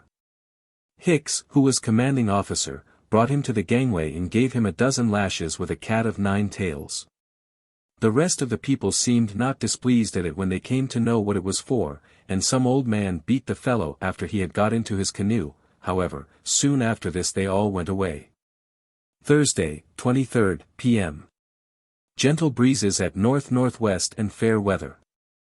Between 3 and 4 o'clock got under sail with the first of the ebb and plied to windward until 9, when we anchored in 16 fathoms over upon the east shore. In the night had light airs and calm. At 3 a.m. weighed but had little or no wind until near noon, when a light breeze sprung up at north-northwest. At this time we were close under the west shore in 7 fathoms water, latitude 36 degrees 51 minutes south. Description of Frith of Thames, New Zealand. Friday, 24th, p.m., fresh gales and dark, cloudy, squally weather, with thunder, lightning, and rain. Winds from the northwest to the southwest, and this last carried us by 7 o'clock without the northwest point of the river, but the weather being bad and having land on all sides of us, and a dark night coming on. I thought it most advisable to tack and stretch in under Ye Point, where we anchored in 19 fathoms. At 5 a.m. weighed and made sail to the northwest under our courses and double-reefed topsails, the wind being at southwest by west and west-southwest, a strong gale and squally blowing right off the land, which would not permit us to come near it. So that from the time of our getting under sail until noon, during which time we ran 12 leagues, we had but a slight and distant view of the coast and was not able to distinguish whether the points we saw were parts of the main or islands laying before it. For we never once lost sight of the main land. The Endeavour was now in Hauraki Gulf and had passed the harbour where Auckland now stands, which is hidden behind a number of islands. At noon our latitude by observation was 36 degrees 15 minutes 20 seconds south, being at this time not above 2 miles from a point of land on the main and 3.5 leagues from a very high island, Little Barrier Island. Now, 1892, about to be made a reserve to protect native fauna. Which bore northeast by east of U.S., in this situation had 26 fathoms water. The farthest point we could see on the main bore from us northwest, but we could see several small islands laying to the northward of that direction. The point of land we are now abreast of, I take to be the northwest extremity of the river Thames, for I shall comprehend under that name the deep bay we have been in for this week past. The northeast point of which is the promontory we passed on Saturday morning last, and which I have named Cape Colville in honor of the Right Honourable the Lord Colville. Cook had served under Rear Admiral Lord Colville in Newfoundland. Latitude 36 degrees 26 minutes south, longitude 184 degrees 27 minutes west. It rises directly from the sea to a considerable height, but what makes it most remarkable is a high rock standing close to the pitch of the point, and from some points of view may be distinguished at a very great distance. From the southwest point of this cape the river extends itself in a direct line south by east, and is nowhere less than 3 leagues broad until you are 14 leagues above the cape. There it is at once contracted to a narrow stream. From this place it still continues the same south by east course through a low flat country or broad valley that lies parallel with the sea coast, the end of which we could not see. The land on the east side of the broadest part of this river is tolerable high and hilly, that on the west side is rather low, but the whole is covered with woods and verdure and looks to be pretty fertile. But we saw but a few small places that were cultivated. About the entrance of the narrow part of the river the land is mostly covered with mangroves and other shrubs, but farther in are immense woods of as stout lofty timber as is to be found perhaps in any other part of the world. In many places the woods grow close upon the very banks of the river, but where it does not the land is marshy such as we find about the Thames in England. We saw poles stuck up in many places in the river to set nets for catching of fish. From this we imagined that there must be plenty of fish, but of what sort we know not for we saw none. The greatest depth of water we found was 26 fathoms and decreaseth pretty gradually as you run up to 1½ and 1 fathom. In the mouth of the freshwater stream or narrow part is 3 and 4 fathoms, but before this are sand banks and large flats. Yet, I believe, a ship of a moderate draught of water may go a long way up this river with a flowing tide, for I reckon that the tides rise upon a perpendicular near 10 feet, and is high water at the full and change of the moon about 9 o'clock. 6 leagues within Cape Colville, under the eastern shore, are several small islands. These islands together with the main seem to form some good harbors. Coromandel Harbor. Opposite to these islands under the western shore lie some other islands, and it appeared very probable that these formed some good harbors likewise. Auckland Harbor is one of them. But even supposing there were no harbors about this river, it is good anchoring in every part of it where the depth of water is sufficient, being defended from the sea by a chain of large and small islands which I have named Barrier Isles. Lying across the mouth of it extending themselves northwest and southeast 10 leagues. The south end of these islands lies northeast 4½ leagues from the northwest point of the river, which I have named Point Rodney. It lies west-northwest 9 leagues from Cape Colville, latitude 36 degrees 15 minutes. Longitude 184 degrees 58 minutes west. The natives residing about this river do not appear to be very numerous considering the great extent of country. At least not many came off to the ship at one time, and as we were but little ashore ourselves we could not so well judge of their numbers. They are as strong, well-made, active people as any we have seen yet, and all of them paint their bodice with red ochre and oil from head to foot, a thing that we have not seen before. Their canoes are large, well built and ornamented with carved work in general as well as most we have seen. Saturday, 25th, p.m., had fresh gales at southwest, and squally weather. We kept standing along shore to the northwest, having the main land on the one side and islands on the other. Our soundings were from 26 to 12 fathoms. At 7:30 p.m. we anchored in a bay in 14 fathoms, sandy bottom. We had no sooner come to an anchor than we caught between 90 and 100 bream, a fish so called. This occasioned my giving this place the name of Bream Bay. Whangarei Bay.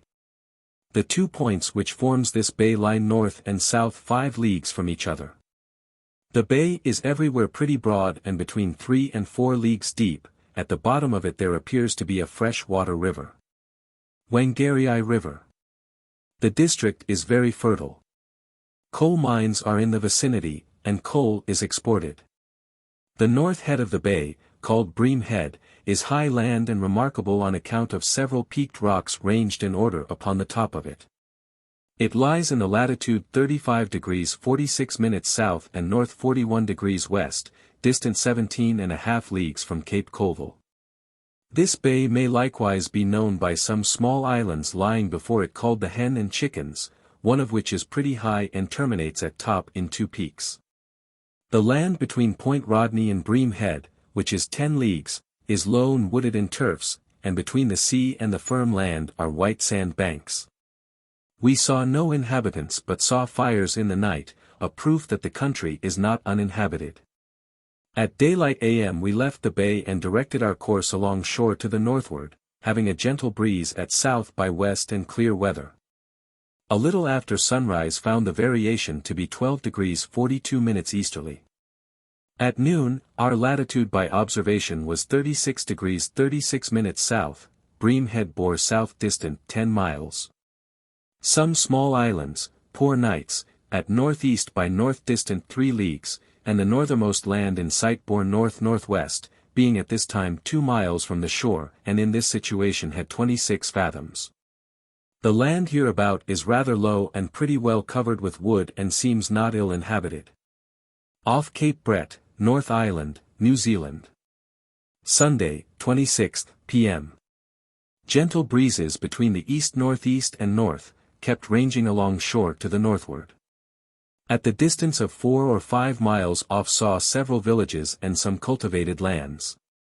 Towards evening several canoes came off to us, and some of the natives ventured on board. To 2, who appeared to be chiefs, I gave presents. After these were gone out of the ship, the others became so troublesome that in order to get rid of them we were at the expense of 2 or 3 musket balls, and 1 4-pound shot, but as no harm was intended them, none they received. Unless they happened to overheat themselves in pulling on shore. In the night had variable light airs, but towards morning had a light breeze at south, and afterward at southeast. With this we proceeded slowly to the northward. At 6 a.m. several canoes came off from the place where they landed last night, and between this and noon many more came from other parts. Had at one time a good many of the people on board, and about 170 alongside. Their behavior was tolerable friendly, but we could not prevail upon them to traffic with us. At noon, the mainland extending from south by east to northwest by west, a remarkable point of land bore west, distant 4 or 5 miles. Latitude observed 35 degrees 11 minutes south. Monday, 27th, p.m., gentle breezes easterly, and clear weather. At 3 past the point of land aforementioned, which I have named Cape Brett in honor of Sir Piercy. Rear Admiral Sir Piercy Brett was one of the Lords of the Admiralty when the Endeavour sailed. The land of this cape is considerable higher than any part of the adjacent coast. At the very point of the cape is a high round hillock, and northeast by north, near 1 mile from this is a small high island or rock with a hole pierced through it like the arch of a bridge. And this was one reason why I gave the cape the above name, because Piercy seemed very proper for that of the island. This cape, or at least some part of it, is called by the natives Motagagago, latitude 35 degrees 10 minutes 30 seconds south, longitude 185 degrees 25 minutes west. On the west side of Cape Brett is a large and pretty deep bay, the Bay of Islands, lying in southwest by west, in which there appear to be several small islands. The point that forms the northwest entrance I have named Point Pocock. It lies west 1/4 north, 3 or 4 leagues from Cape Brett.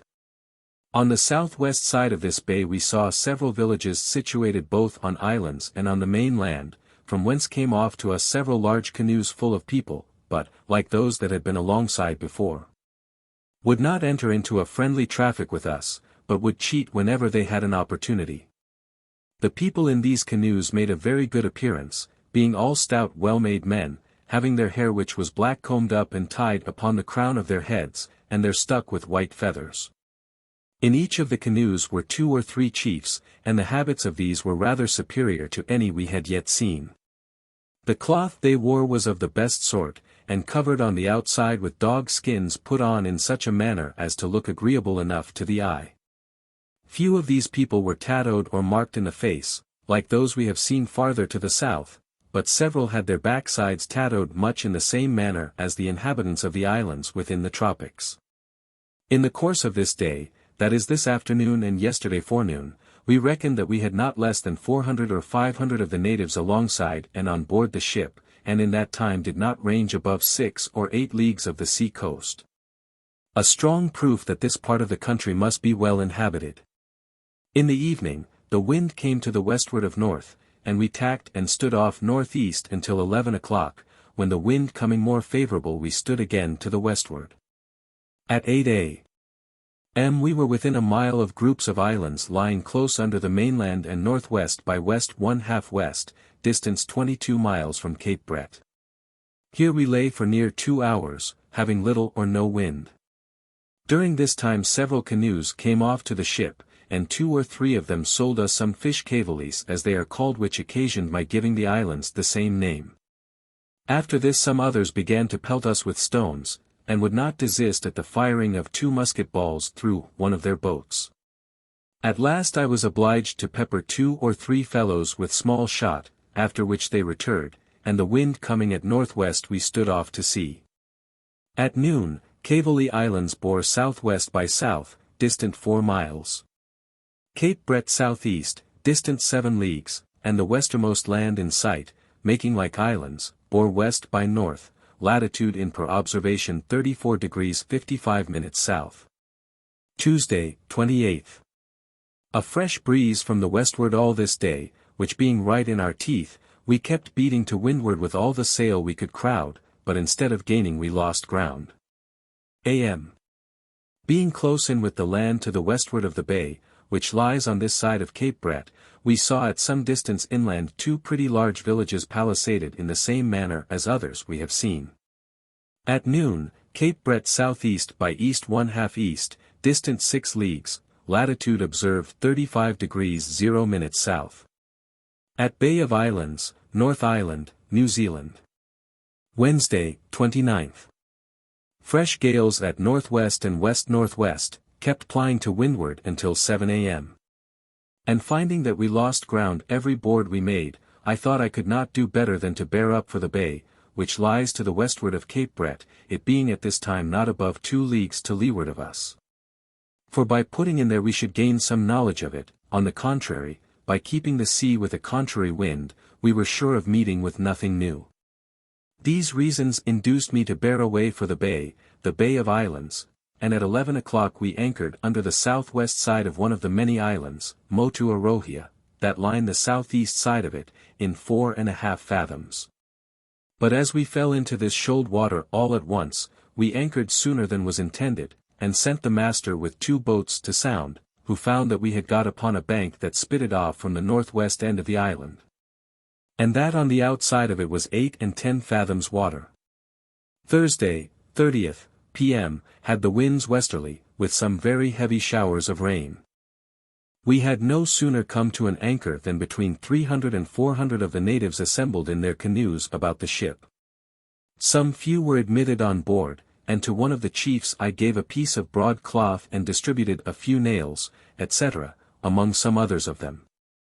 Many of these people had been off to the ship when we were at sea, and seemed to be very sensible of the use of firearms, and in the trade we had with them they behaved tolerable well, but continued so not long, before some of them wanted to take away the buoy on the anchor, and would not desist at the firing of several muskets until one of them was hurt by small shot, after which they withdrew a small distance from the ship, and this was thought a good opportunity to try what effect a great gun would have.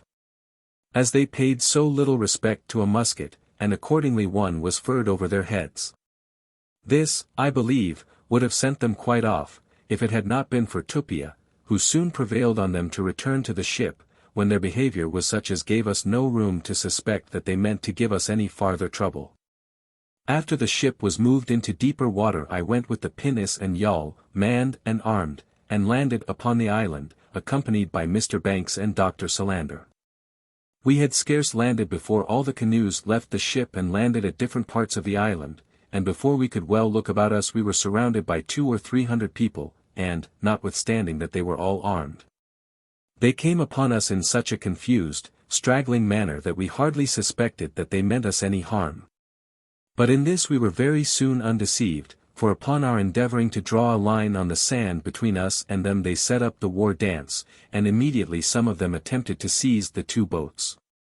Being disappointed in this, they next attempted to break in upon us, upon which I furred a musket loaded with small shot at one of the forwardest of them, and Mr. Banks and 2 of the men furred immediately after.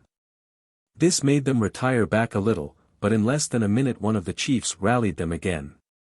Dr. Solander, seeing this, gave him a peppering with small shot, which sent him off and made them retire a second time.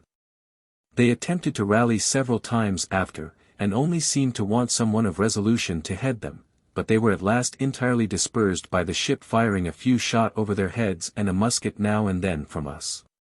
In this skirmish only 1 or 2 of them was hurt with small shot, for I avoided killing any one of them as much as possible, and for that reason withheld our people from firing. We had observed that some had hid themselves in a cave in one of the rocks, and some time after the whole was over we went towards them.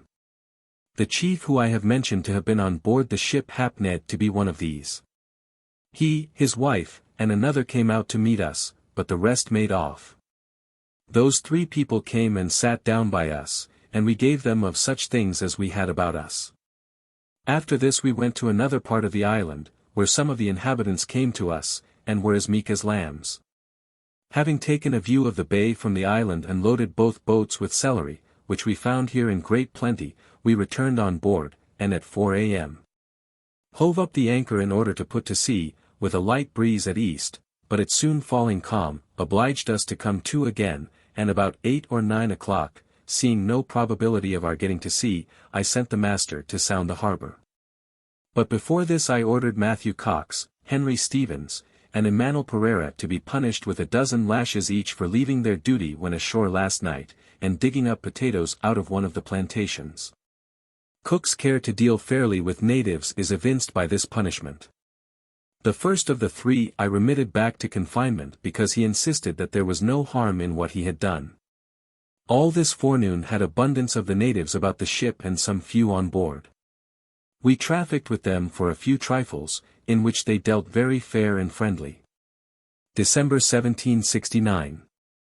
Friday, December 1st. Winds at north-northwest, a gentle breeze. At 3 p.m., the boats having returned from sounding, I went with them over to the south side of the harbor, and landed upon the main, accompanied by Mr. Banks and Dr. Solander. We met with nothing new or remarkable. The place where we landed was in a small sandy cove, where there are 2 small streams of fresh water and plenty of wood for fuel. Here were likewise several little plantations planted with potatoes and yams. The soil and natural produce of the country was much the same as what we have hitherto met with. The people we saw behaved to us with great marks of friendship. In the evening we had some very heavy showers of rain, and this brought us on board sooner than we intended. A.M. The wind being still contrary, I sent some people ashore upon the island to cut grass for our sheep, in the doing of which the inhabitants gave them no sort of disturbance. And in the same friendly manner did those behave that were alongside the ship. Punished Matthew Cox with 6 lashes, and then dismissed him. Saturday, 2nd. Winds at northwest and north. P.M. a gentle breeze, the remainder strong gales and hazy, with much rain towards noon. At 8 a.m. hoisted out the long boat, and sent her ashore for water, and the pinnace to haul the Shawn, but they had not got well ashore before it began to blow and rain very hard. This occasioned them to return on board with 1 turn of water and but a very few fish.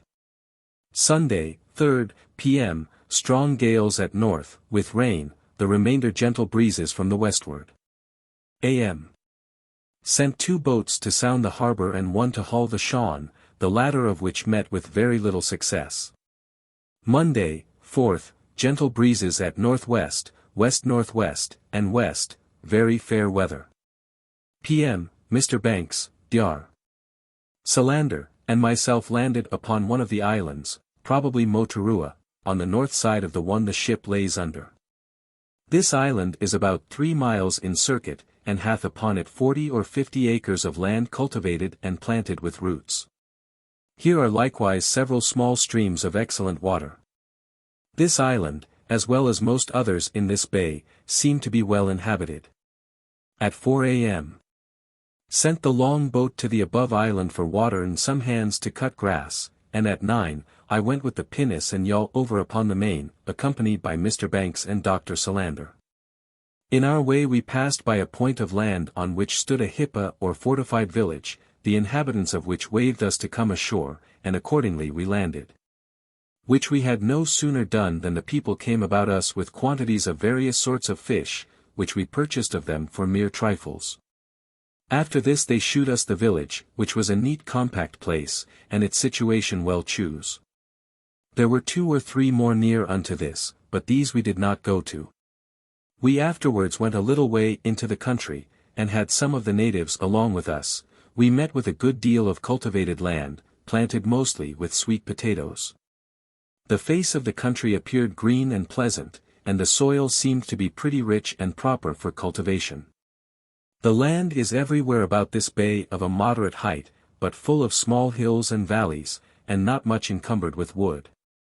We met with about 1/2 cloth plants, being the same as the inhabitants of the islands lying within the tropics make their finest cloth on. This plant must be very scarce among them, as the cloth made from it is only worn in small pieces by way of ornaments at their ears, and even this we have seen but very seldom. Their knowing the use of this sort of cloth doth in some measure account for the extraordinary fondness they have shewed for it above every other thing we had to give them.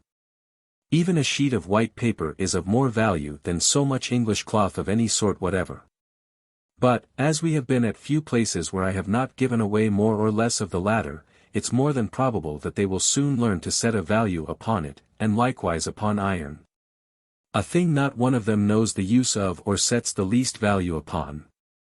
But was European commodities in ever such esteem among them, they have no one thing of equal value to give in return, at least that we have seen. Tuesday, 5th, p.m., had the winds at southwest and west-southwest, a fresh breeze. At 3 o'clock we returned on board, and after dinner visited another part of the bay, but met with nothing new. By the evening all our empty casks were filled with water, and had at the same time got on board a large quantity of celery, which is found here in great plenty. This I still cause to be boiled every morning with oatmeal and portable soup for the ship's company's breakfast. At 4 a.m. Wait with a light breeze at southeast, but had variable light airs and sometimes calm until near noon, when a gentle breeze sprung up at north. At this time we had not got out of the bay. Our latitude by observation was 35 degrees 9 minutes south. This bay, I have before observed, lies on the west side of Cape Brett. I have named it the Bay of Islands. The principal settlement in the Bay of Islands is Russell. A little higher up the Waikair River, at Opua, coal obtained from mines in the vicinity is shipped. At Russell, then called Kororareka, the first settlement of missionaries was formed in 1814 by Samuel Marsden. Here also the government of the island was first established in 1840, but was soon removed to Auckland. On account of the great number which line its shores, and these help to form several safe and commodious harbours, wherein is room and depth of water sufficient for any number of shipping. The one we lay in is on the southwest side of southwestermost island, that lies on the southeast side of the bay. I have made no accurate survey of this bay. The time it would have required to have done this discouraged me from attempting it. Besides, I thought it quite sufficient to be able to affirm with certainty that it affords a good anchorage and every kind of refreshment for shipping, but as this was not the season for roots, we got only fish. Some few we caught ourselves with hook and line and in the Shawn, but by far the greatest part we purchased of the natives, and these of various sorts, such as sharks, stingrays, breams, mullet, mackerel, and several other sorts. Their way of catching them is the same as ours, viz., with hook and line and shawns. Of the last they have some prodigious large made all of a strong kind of grass. The mackerel are in every respect the same as those we have in England, only some are larger than any I ever saw in any other part of the world. Although this is the season for this fish, we have never been able to catch one with hook and line. The inhabitants of this bay are far more numerous than at any other place we have yet been in, and seem to live in friendship one with another, although it doth not at all appear that they are united under one head. This district was found to be very populous when the missionaries came. They inhabited both the islands and the main, and have a number of hippas, or strongholds, and these are all built in such places as nature hath in a great part fortified, and what she hath left undone the people themselves have finished. It is high water in this bay at full and change of the moon about 8 o'clock, and the tide at these times rises and falls upon a perpendicular 6 or 8 feet. It appears, from the few observations I have been able to make of the tides on the sea-coast, that the flood comes from the southward. And I have lately had reasons to think that there is a current which comes from the westward and sets along shore to the southeast or south-southeast, as the land lays. Sail from Bay of Islands, New Zealand. Wednesday, 6th, p.m., had a gentle breeze at north-northwest, with which we kept turning out of the bay, but gained little or nothing. In the evening it fell little wind, at 10 o'clock it was calm. At this time the tide or current setting the ship near one of the islands, where we were very near being ashore, but, by the help of our boats and a light air from the southward, we got clear. About an hour after, when we thought ourselves out of all danger, the ship struck upon a sunken rock, called Whale Rock, in Endeavour's chart, and went immediately clear without receiving any perceptible damage. Just before the man in the chains had 17 fathoms water, and immediately after she struck 5 fathoms, but very soon deep Ned to 20. This rock lies half a mile west-northwest from the northernmost or outermost island that lies on the southeast side of the bay. Had light airs from the land and sometimes calm until 9 o'clock a.m. At this time we had got out of the bay, and a breeze springing up at north-northwest, we stood out to sea. At noon Cape Brett bore south-southeast 1/2 south, distant 10 miles. Latitude observed, 34 degrees 59 minutes south. Thursday, 7th, p.m. A fresh breeze from the westward and clear weather. At 3 o'clock took several observations of the sun and moon. The mean result of them gives 185 degrees 36 minutes west longitude from the meridian of Greenwich. What winds we have had this 24 hours hath been against us, so that at noon we had advanced but very little to the westward.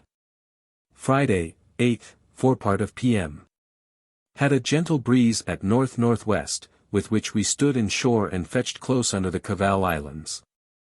They are a group of small islands lying close under the main land, and 7 leagues north 60, west from Cape Brett, and 3½ leagues from Point Rodney. From these islands the main land trends west by north. We were here visited by several canoes, and the people in them seemed desirous of trafficking with us, but at this time a breeze of wind sprung up at south. They could not keep up with the ship, and I would not wait for them. The wind did not continue long at south before it veered to southwest and west, a light breeze. Found the variation in the evening to be 12 degrees 42 minutes east, and in the morning 13 degrees east. Kept standing to the west-northwest and northwest until 10 a.m., at which time we tacked and stood in for the shore, being about 5 leagues off, and in this situation had 118 fathoms water. At noon Cape Brett bore southeast, distant 13 leagues, and the westernmost land in sight bore west by south, being at this time about 4 leagues from land. Latitude and per observation, 34 degrees 42 minutes south. Saturday, 9th, p.m. Had a gentle breeze at west, which in the evening came to south and continued so all night. This by daylight brought us pretty well in with the land, 7 leagues to the westward of the Caval Isles, and where lies a deep bay running in southwest by west and west-southwest, the bottom of which we could but just see. And there the land appeared to be low and level. The 2 points which form the entrance lie west-northwest and east-southeast 5 miles from each other. This bay I have named Doubtless Bay. There is a small settlement called Manganui in Doubtless Bay. The wind not permitting us to look into this bay we steered for the westernmost land we had in sight, which bore from us west-northwest, distant 3 leagues, but before we got the length of it fell calm, and continued so until 10 o'clock. When a breeze sprung up at west-northwest, and with it we stood off north. While we lay becalmed, several of the natives came off to the ship in 5 canoes, but were fearful of venturing alongside. After these were gone, 6 more came off. These last came boldly alongside, and sold us fish of different sorts sufficient to give all hands a little. At noon, the Caval Islands bore southeast by east, distant 8 leagues, and the entrance of Doubtless Bay south by west distant 3 leagues, and the northwest extremity of the land in sight, which we judged to be the main, bore northwest by west. Our latitude by observation was 34 degrees 44 minutes south. Off Rangaunu Bay, North Island, New Zealand. Sunday, 10th. Had the winds from the western board all this day, a gentle breeze and clear weather. In the evening found the variation to be 12 degrees 41 minutes east per azimuth and 12 degrees 40 minutes by the amplitude. In the morning we stood close in with the land, 7 leagues to the westward of Doubtless Bay. Here the shore forms another large open bay. The bottom of this and Doubtless Bay cannot be far from each other, being to all appearance only separate by a low neck of land from which juts out a peninsula or headland, which I have named Knuckle Point. West by south 6 leagues from this point and about the middle of the bay is a high mountain or hill standing upon a desart shore, on which account we called it Mount Camel, latitude 34 degrees 51 minutes, longitude 186 degrees 50 minutes.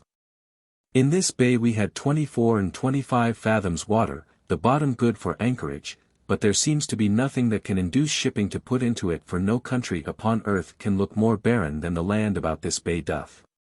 It is in general low, except the mountain just mentioned, and the soil to all appearance nothing but white sand thrown up in low irregular hills, lying in narrow ridges parallel with the shore. This occasioned me to name it Sandy Bay. Rangoonu Bay. The first ridge behind the sea beach is partly covered with shrubs, plants, etc., but the second ridge hath hardly any green thing upon it, which induced me to think that it lies open to the western sea. This is the fact. As barren as this land appears, it is not without inhabitants. We saw a village on this side of Mount Camel and another on the eastern side of the bay, besides 5 canoes that were pulling off to the ship, but did not come up with us. At 9 a.m. we tacked and stood to the northward at noon. Latitude and per observation 34 degrees 38 minutes. The Cavall Isles bore southeast by east, distant 13 leagues.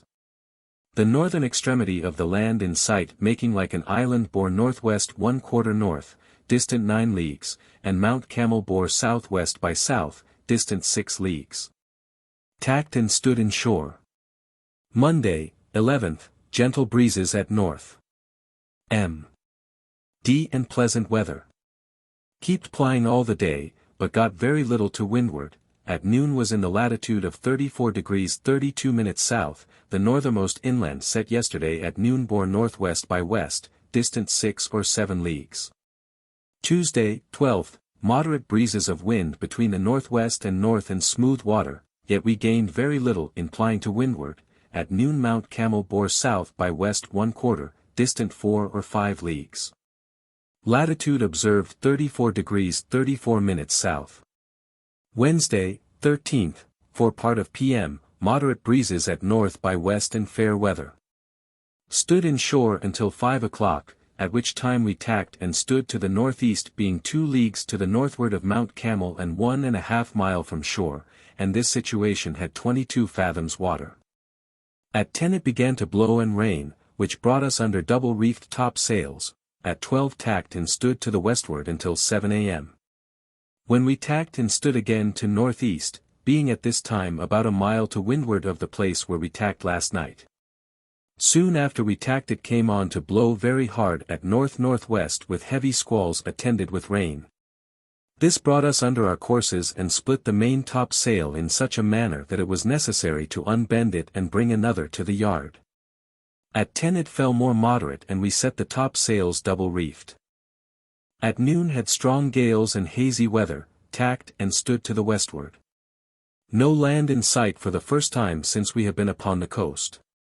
Thursday, 14th. Strong gales at west and west-southwest with squalls at times attended with rain. At 3 p.m. tacked and stood to the northward. A small island lying off Knuckle Point, bore south 1/2 west, distant 1/2 league. In the evening brought the ship under her courses, having first split the fore and mizzen top sails, at midnight wore and stood to the southward until 5 a.m., then tacked and stood to the northwest. At this time saw the land bearing south, distant 8 or 9 leagues, by this we found we had fell very much to leeward since yesterday morning. Set the top sails close reefed and the people to dry and repair the damaged sails. At noon a strong gale and clear weather, latitude observed 34 degrees 6 minutes south. Saw land bearing southwest being the same northwestermost land we have seen before, and which I take to be the northern extremity of this country, as we have now a large swell rolling in from the westward which could not well be.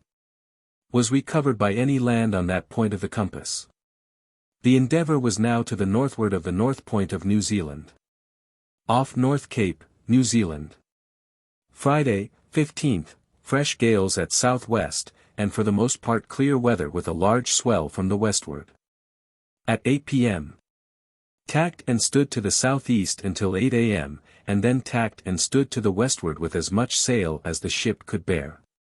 At noon we were in the latitude of 34 degrees 10 minutes south, and longitude 183 degrees 45 minutes west, and by estimation about 15 leagues from the land. Notwithstanding we used our utmost endeavors to keep in with it. Saturday, 16th. Fresh breezes between the south by west and southwest. Clear weather with a swell from the westward. At 6 a.m. saw the land from the mast-head bearing south-southwest. Got top-gallant yards up and set the sail, unbent the foresail to repair and brought another to the yard.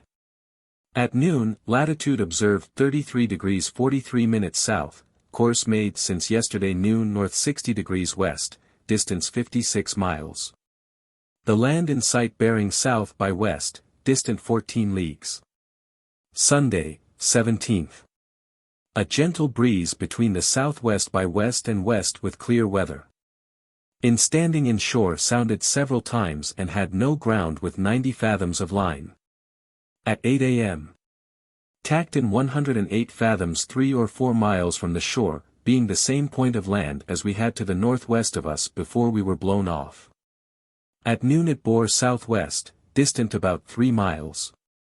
Mount Camel bore south by east, distant 11 leagues, and the westermost land in sight bore south 75 degrees west, latitude observed 34 degrees 20 minutes south.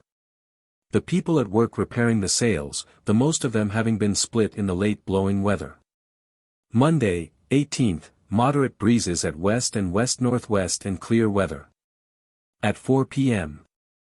tacked and stood in shore, in doing of which we meet with a strong rippling, and the ship fell fast to leeward, occasioned, as we thought, by a current setting to the eastward. At 8 tacked and stood off north until 8 a.m.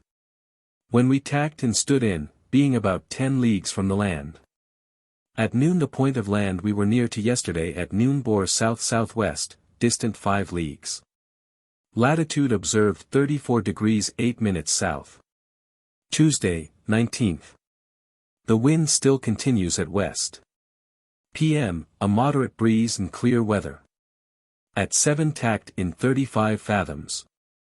The point of land before mentioned bore northwest by north, distant 4 or 5 miles, having not gained 1 inch to windward this last 24 hours, which is a great proof that there must be a current setting to the eastward.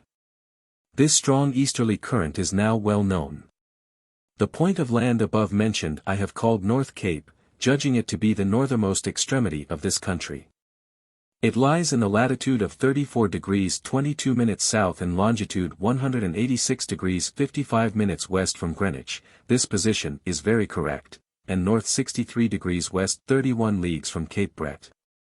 It forms the north point of Sandy Bay, and is a peninsula jutting out northeast about 2 miles, and terminates in a bluff head which is flat at top. The isthmus which joins this head to the mainland is very low, on which account the land off the cape from several situations makes like an island. It appears still more remarkable when to the southward of it by the appearance of a high round island at the southeast point of the cape, but this is likewise a deception, being a round hill joined to the cape by a low, narrow neck of land.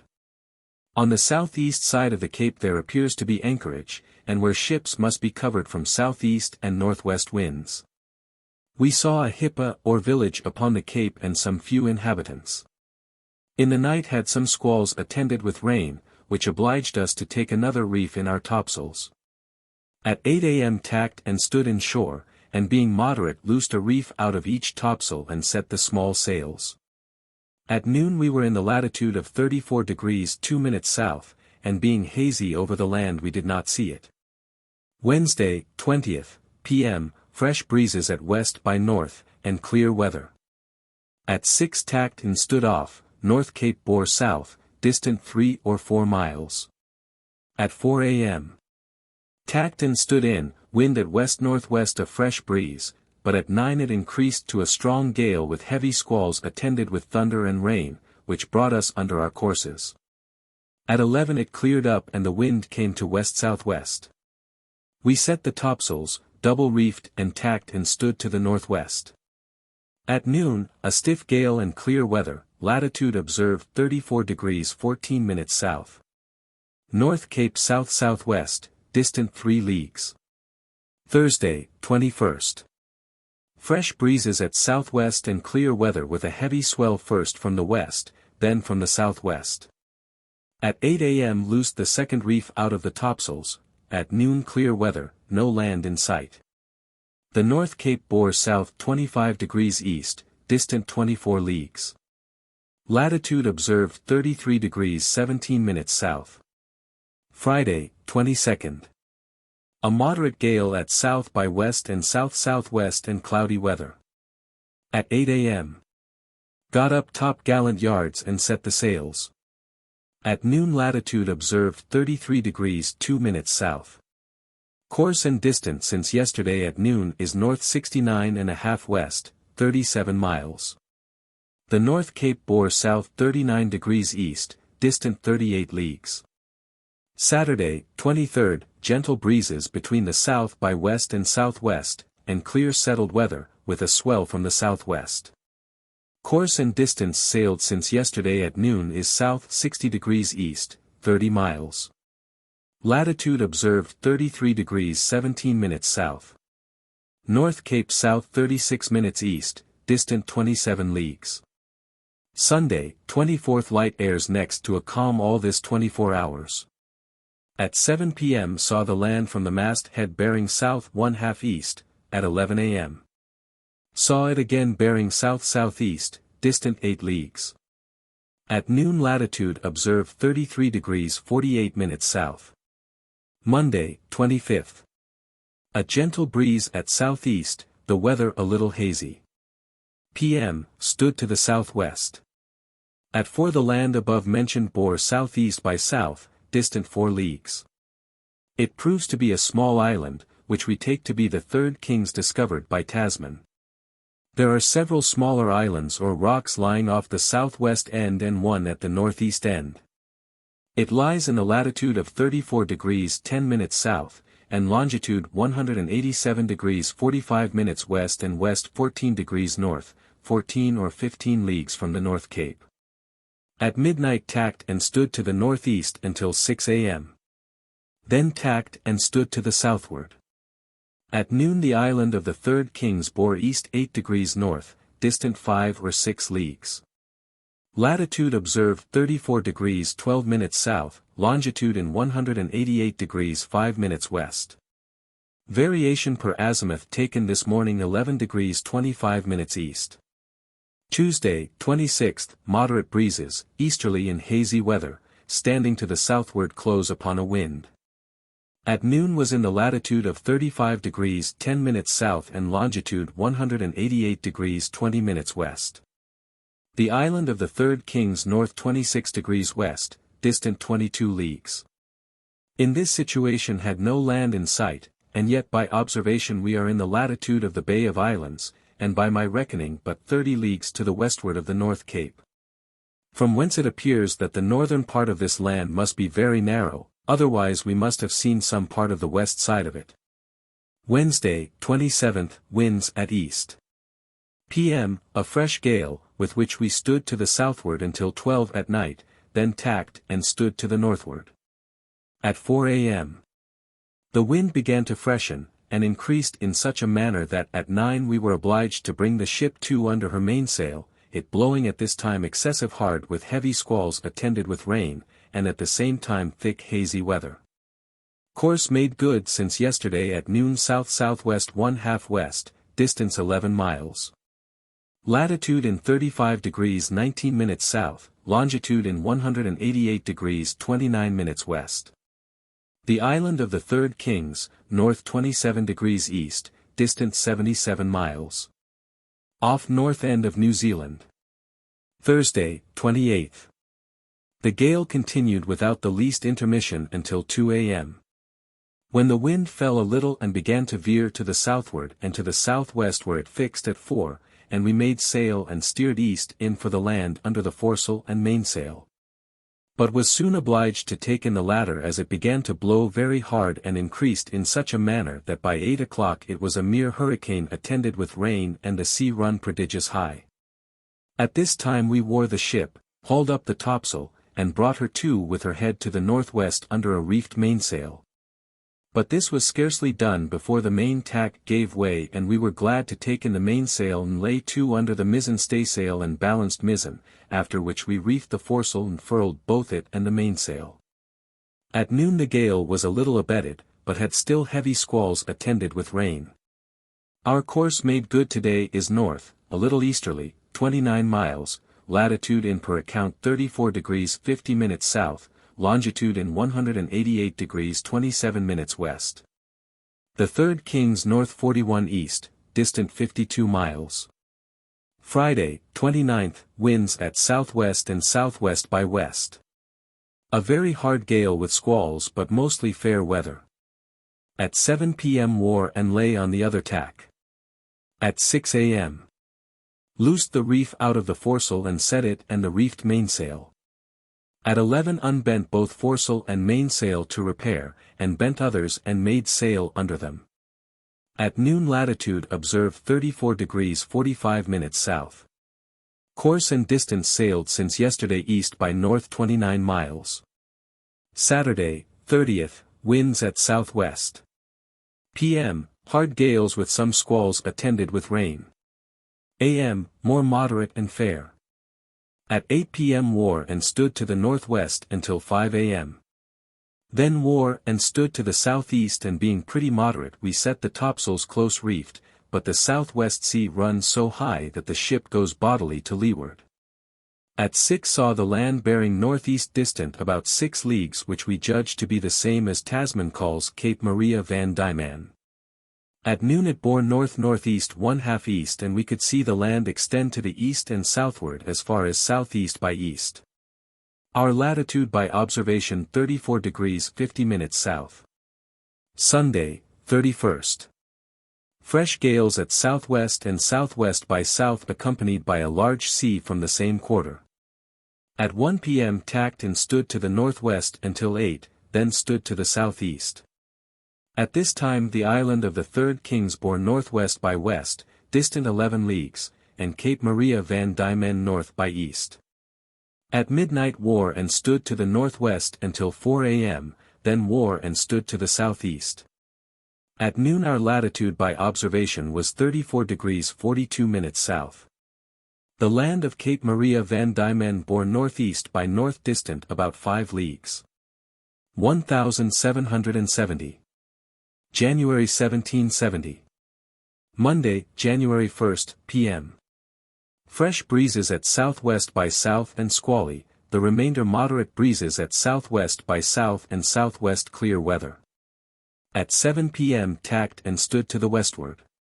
At this time Mount Camel bore north 83 degrees east and the northernmost land or Cape Maria van Diemen north by west, being distant from the nearest shore 3 leagues, in this situation had 40 fathoms water. Note: Mount Camel doth not appear to lay little more than a mile from the sea on this side, it is, in fact, about 6 miles, but the coast in front is so low that the mistake in estimation is very natural. And about the same distance on the other, so that the land here cannot be above 2 or 3 miles broad from sea to sea, which is what I computed when we were in Sandy Bay on the other side of the coast. At 6 a.m. tacked and stood to the eastward, the island of the Third Kings northwest by north. At noon tacked again and stood to the westward, being in the latitude of 34 degrees 37 minutes south. The island of the Third Kings bore northwest by north, distant 10 or 11 leagues, and Cape Maria van Diemen north 31 east, distant 4.5 leagues, in this situation had 54 fathoms. I cannot help thinking but what it will appear a little strange that at this season of the year we should be 3 weeks in getting 10 leagues to the westward and 5 weeks in getting 50 leagues, for so long it is since we passed Cape Brett. But it will hardly be credited that in the midst of summer and in the latitude of 35 degrees south such a gale of wind as we have had could have happened, which for its strength and continuance was such as I hardly was ever in before. Fortunately at this time we were a good distance from land, otherwise it would have proved fatal to us. The north point of New Zealand is celebrated for bad weather. Tuesday, 2nd. Fresh breezes at south-southwest and west accompanied with a rolling sea from the southwest. At 5 p.m. the wind veering to the westward we tacked and stood to the southward. At this time the North Cape bore east 3/4 north and was just open of a point that lies 3 leagues west by south from it. Being now well assured that it is the northernmost extremity of this country and is the east point of a peninsula which stretches out northwest and northwest by north 17 or 18 leagues. And as I have before observed is for the most part low and narrow except its extremity where the land is tolerable high and extends 4 or 5 leagues every way. Cape Maria van Diemen is the west point of the peninsula and lies in the latitude of 34 degrees 30 minutes south, longitude 187 degrees 18 minutes west from Greenwich. This is extraordinarily accurate, seeing that the ship was never close to the Cape, and the observations were all taken in bad weather. The latitude is exact, and the longitude is only 3 miles in error. The persistence with which Cook clung to this point until he could resume his exploration and examination of the coast is very characteristic of the man. He would not willingly miss a mile of it, nor did he.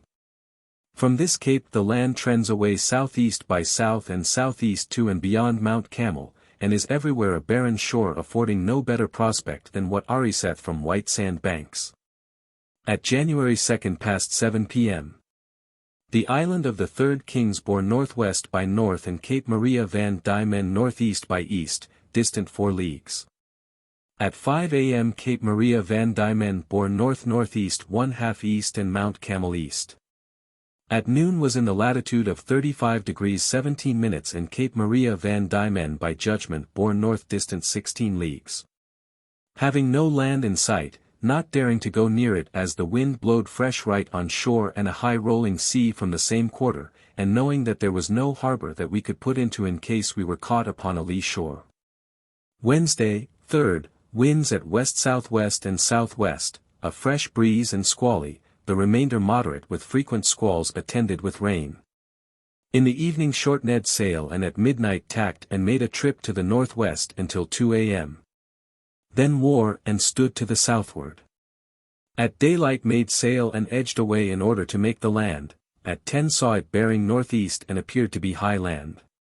At noon it extended from north to east-northeast distant, by estimation, 8 or 10 leagues, and Cape Maria van Diemen bore north 2 degrees 30 minutes west, distant 33 leagues. Our latitude by observation was 36 degrees 2 minutes south. A high rolling swell from the southwest. Off Kaipara Harbour, North Island, New Zealand. Thursday, 4th, winds at southwest and southwest by south, mostly a fresh gale accompanied with a rolling sea from the same quarter. Being desirous of taking as near a view of the coast as we could with safety we kept edging in for it until 7 o'clock p.m., being at this time 6 leagues from the land. We then hauled our wind to southeast and kept on that course close upon the wind all night, sounding several times but had no ground with 100 and 110 fathoms. At 8 o'clock a.m. was about 5 leagues from the land and a place which lies in the latitude of 36 degrees 25 minutes that had the appearance of a bay or inlet bore east. This was Kaipara Harbour, although, on a closer inspection, Cook thought he had been deceived. It is the largest harbour on this part of the coast. The town of Helensville stands on one of its arms. In order to see more of this place we kept on our course until 11 o'clock when we were not above 3 leagues from it, and then found that it was neither a bay nor inlet, but low land bounded on each side by higher lands which caused the deception. At this time we tacked and stood to the northwest. At noon we were between 3 and 4 leagues from the land and in the latitude of 36 degrees 31 minutes and longitude 185 degrees 50 minutes west. Cape Maria van Diemen bore north 25 west, distant 44.5 leagues. From this I form my judgment of the direction of this coast, which is nearly south-southeast 3/4 east and north-northwest 3/4 west, and must be nearly a straight shore. In about the latitude 35 degrees 45 minutes is some high land adjoining to the sea, to the southward of that the land is of a moderate height, and wears a most desolate and inhospitable aspect. Nothing is to be seen but long sand hills, with hardly any green thing upon them, and the great sea which the prevailing westerly winds impel upon the shore must render this a very dangerous coast.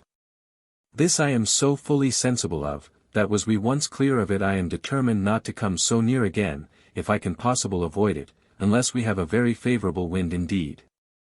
The mingled audacity and caution of Cook's navigation off this coast must awake the admiration of every seaman.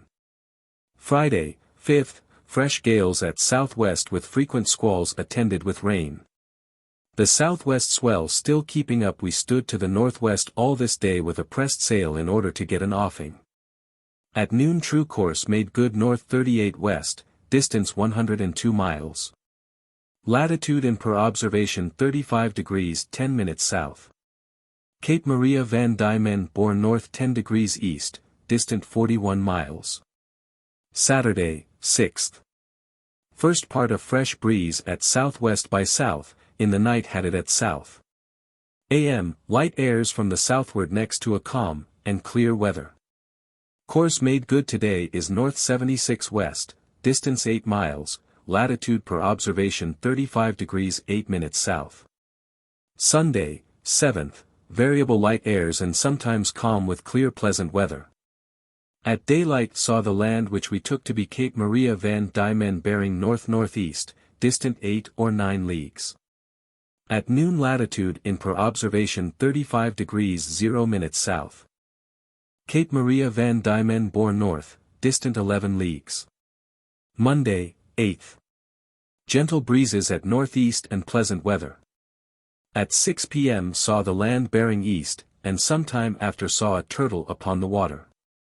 At noon the land extending from north to east, distant 5 or 6 leagues, being the high land before mentioned and which it intersected in 2 places each having the appearance of a bay or inlet, but I believe it is only low land. These were Hokianga and False Hokianga. Course and distance made good since yesterday at noon is south 33 east, 53 miles. Latitude per observation 35 degrees 45 minutes south.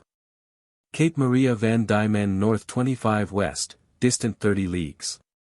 Tuesday, 9th, gentle breezes between the northeast and northwest, cloudy weather sailing along shore within sight of land at noon. Course and distance sailed south 37 east, 69 miles. Latitude in per observation 36 degrees 39 minutes south. The place we were abreast of the 4th instant, which we at first took for a bay or inlet, Kaipara, bore northeast by north, distant 5½ leagues, and Cape Maria van Diemen bore north 29 west, distant 47 leagues. Off Kauai Harbour, North Island, New Zealand. Wednesday, 10th, winds at north-northeast and north, the first part a gentle breeze, the remainder a fresh breeze and cloudy with rain towards noon. Continued a southeast course until 8 o'clock p.m. At which time we had run 7 leagues since noon, and were between 3 and 4 leagues from the land which appeared to be low and sandy such as I have before described, and we then steered southeast by east in a parallel direction with the coast. Our depth of water from 48 to 34 fathoms. A black sandy bottom, at daylight found ourselves between 2 and 3 leagues from the land which was of a moderate height and clothed with wood and verdure. At 7 o'clock steered south by east and afterward south by west, the land laying in that direction. At 9 was abreast of a point of land which rises sloping from the sea to a considerable height. It lies in the latitude of 37 degrees 43 minutes south, I named it Woody Head. Southwest 1/2 west 11 miles from this head is a very small island which we named Gannet Island, on account of the great number of these birds we saw upon it. At noon a high craggy point bore east-northeast, distance 1½ leagues, this point I have named Albatross Point. It lies in the latitude of 38 degrees 4 minutes south, and longitude 184 degrees 42 minutes west, and from Woody Head south 17 minutes west 7 leagues.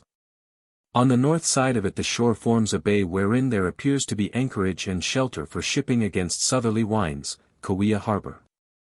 There is a settlement here.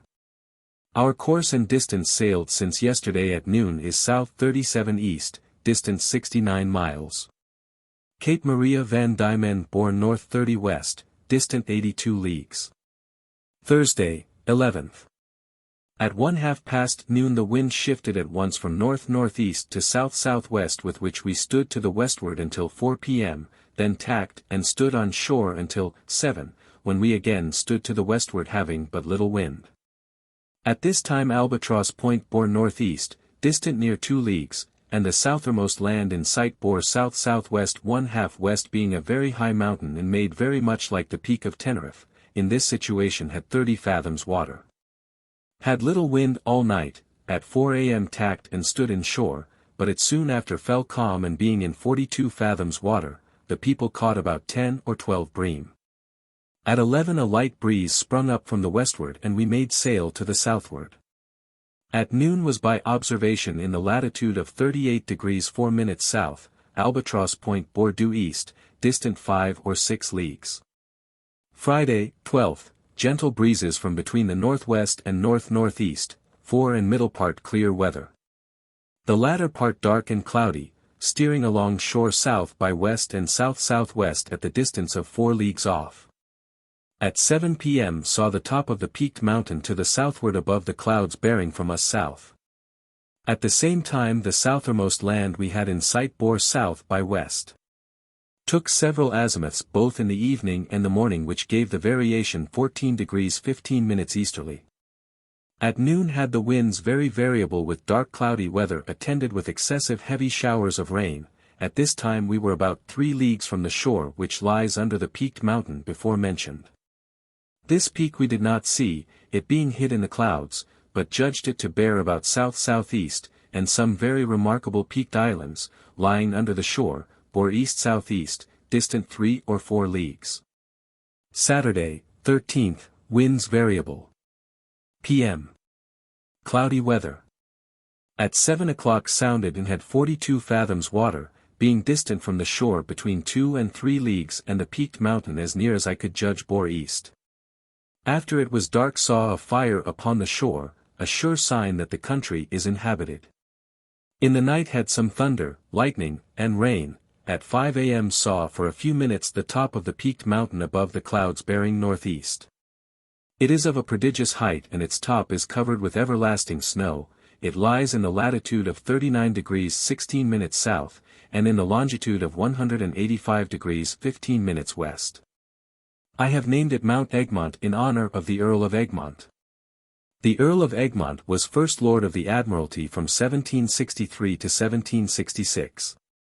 Mount Egmont is a magnificent conical mountain, surrounded on 3 sides by the sea, from which it rises to a height of 8,300 feet.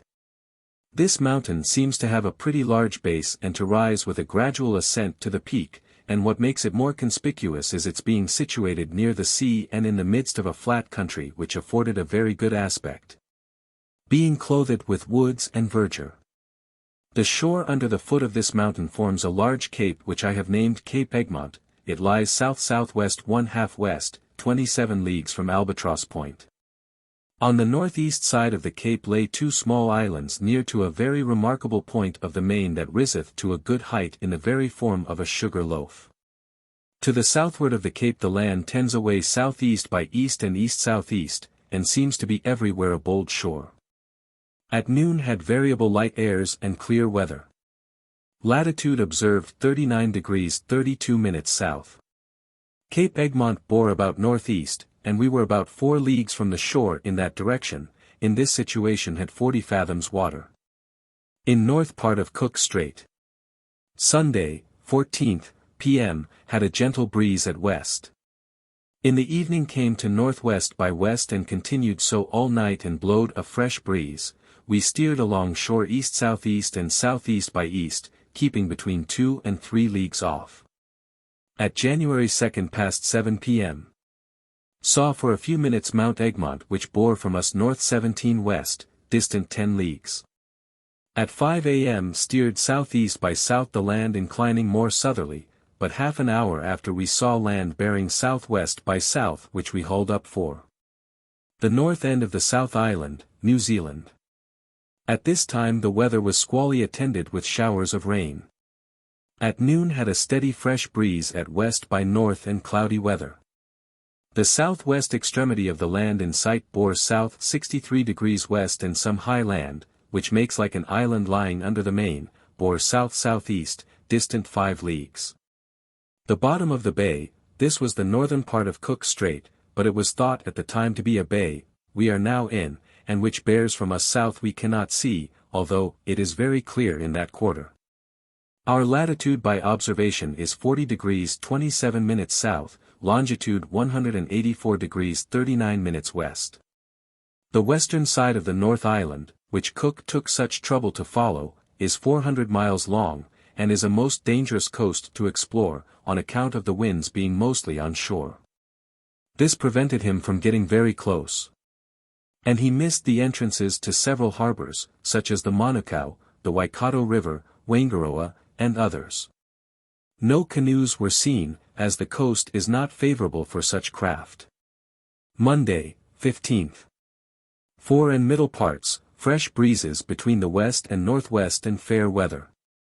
At 8 p.m. we were within 2 leagues of the land we discovered in the morning, having run 10 leagues since noon. The land seen then bearing south 63 degrees west bore now north 59 degrees west, distant 7 or 8 leagues, and makes like an island. Between this land or island and Cape Egmont is a very broad and deep bay or inlet, the southwest side of which we are now upon, and here the land is of a considerable height, distinguished by hills and valleys. And the shore seems to form several bays, into one of which I intend to go with the ship in order to careen her, she being very foul, and to repair some few defects, recruit our stock of wood, water, etc.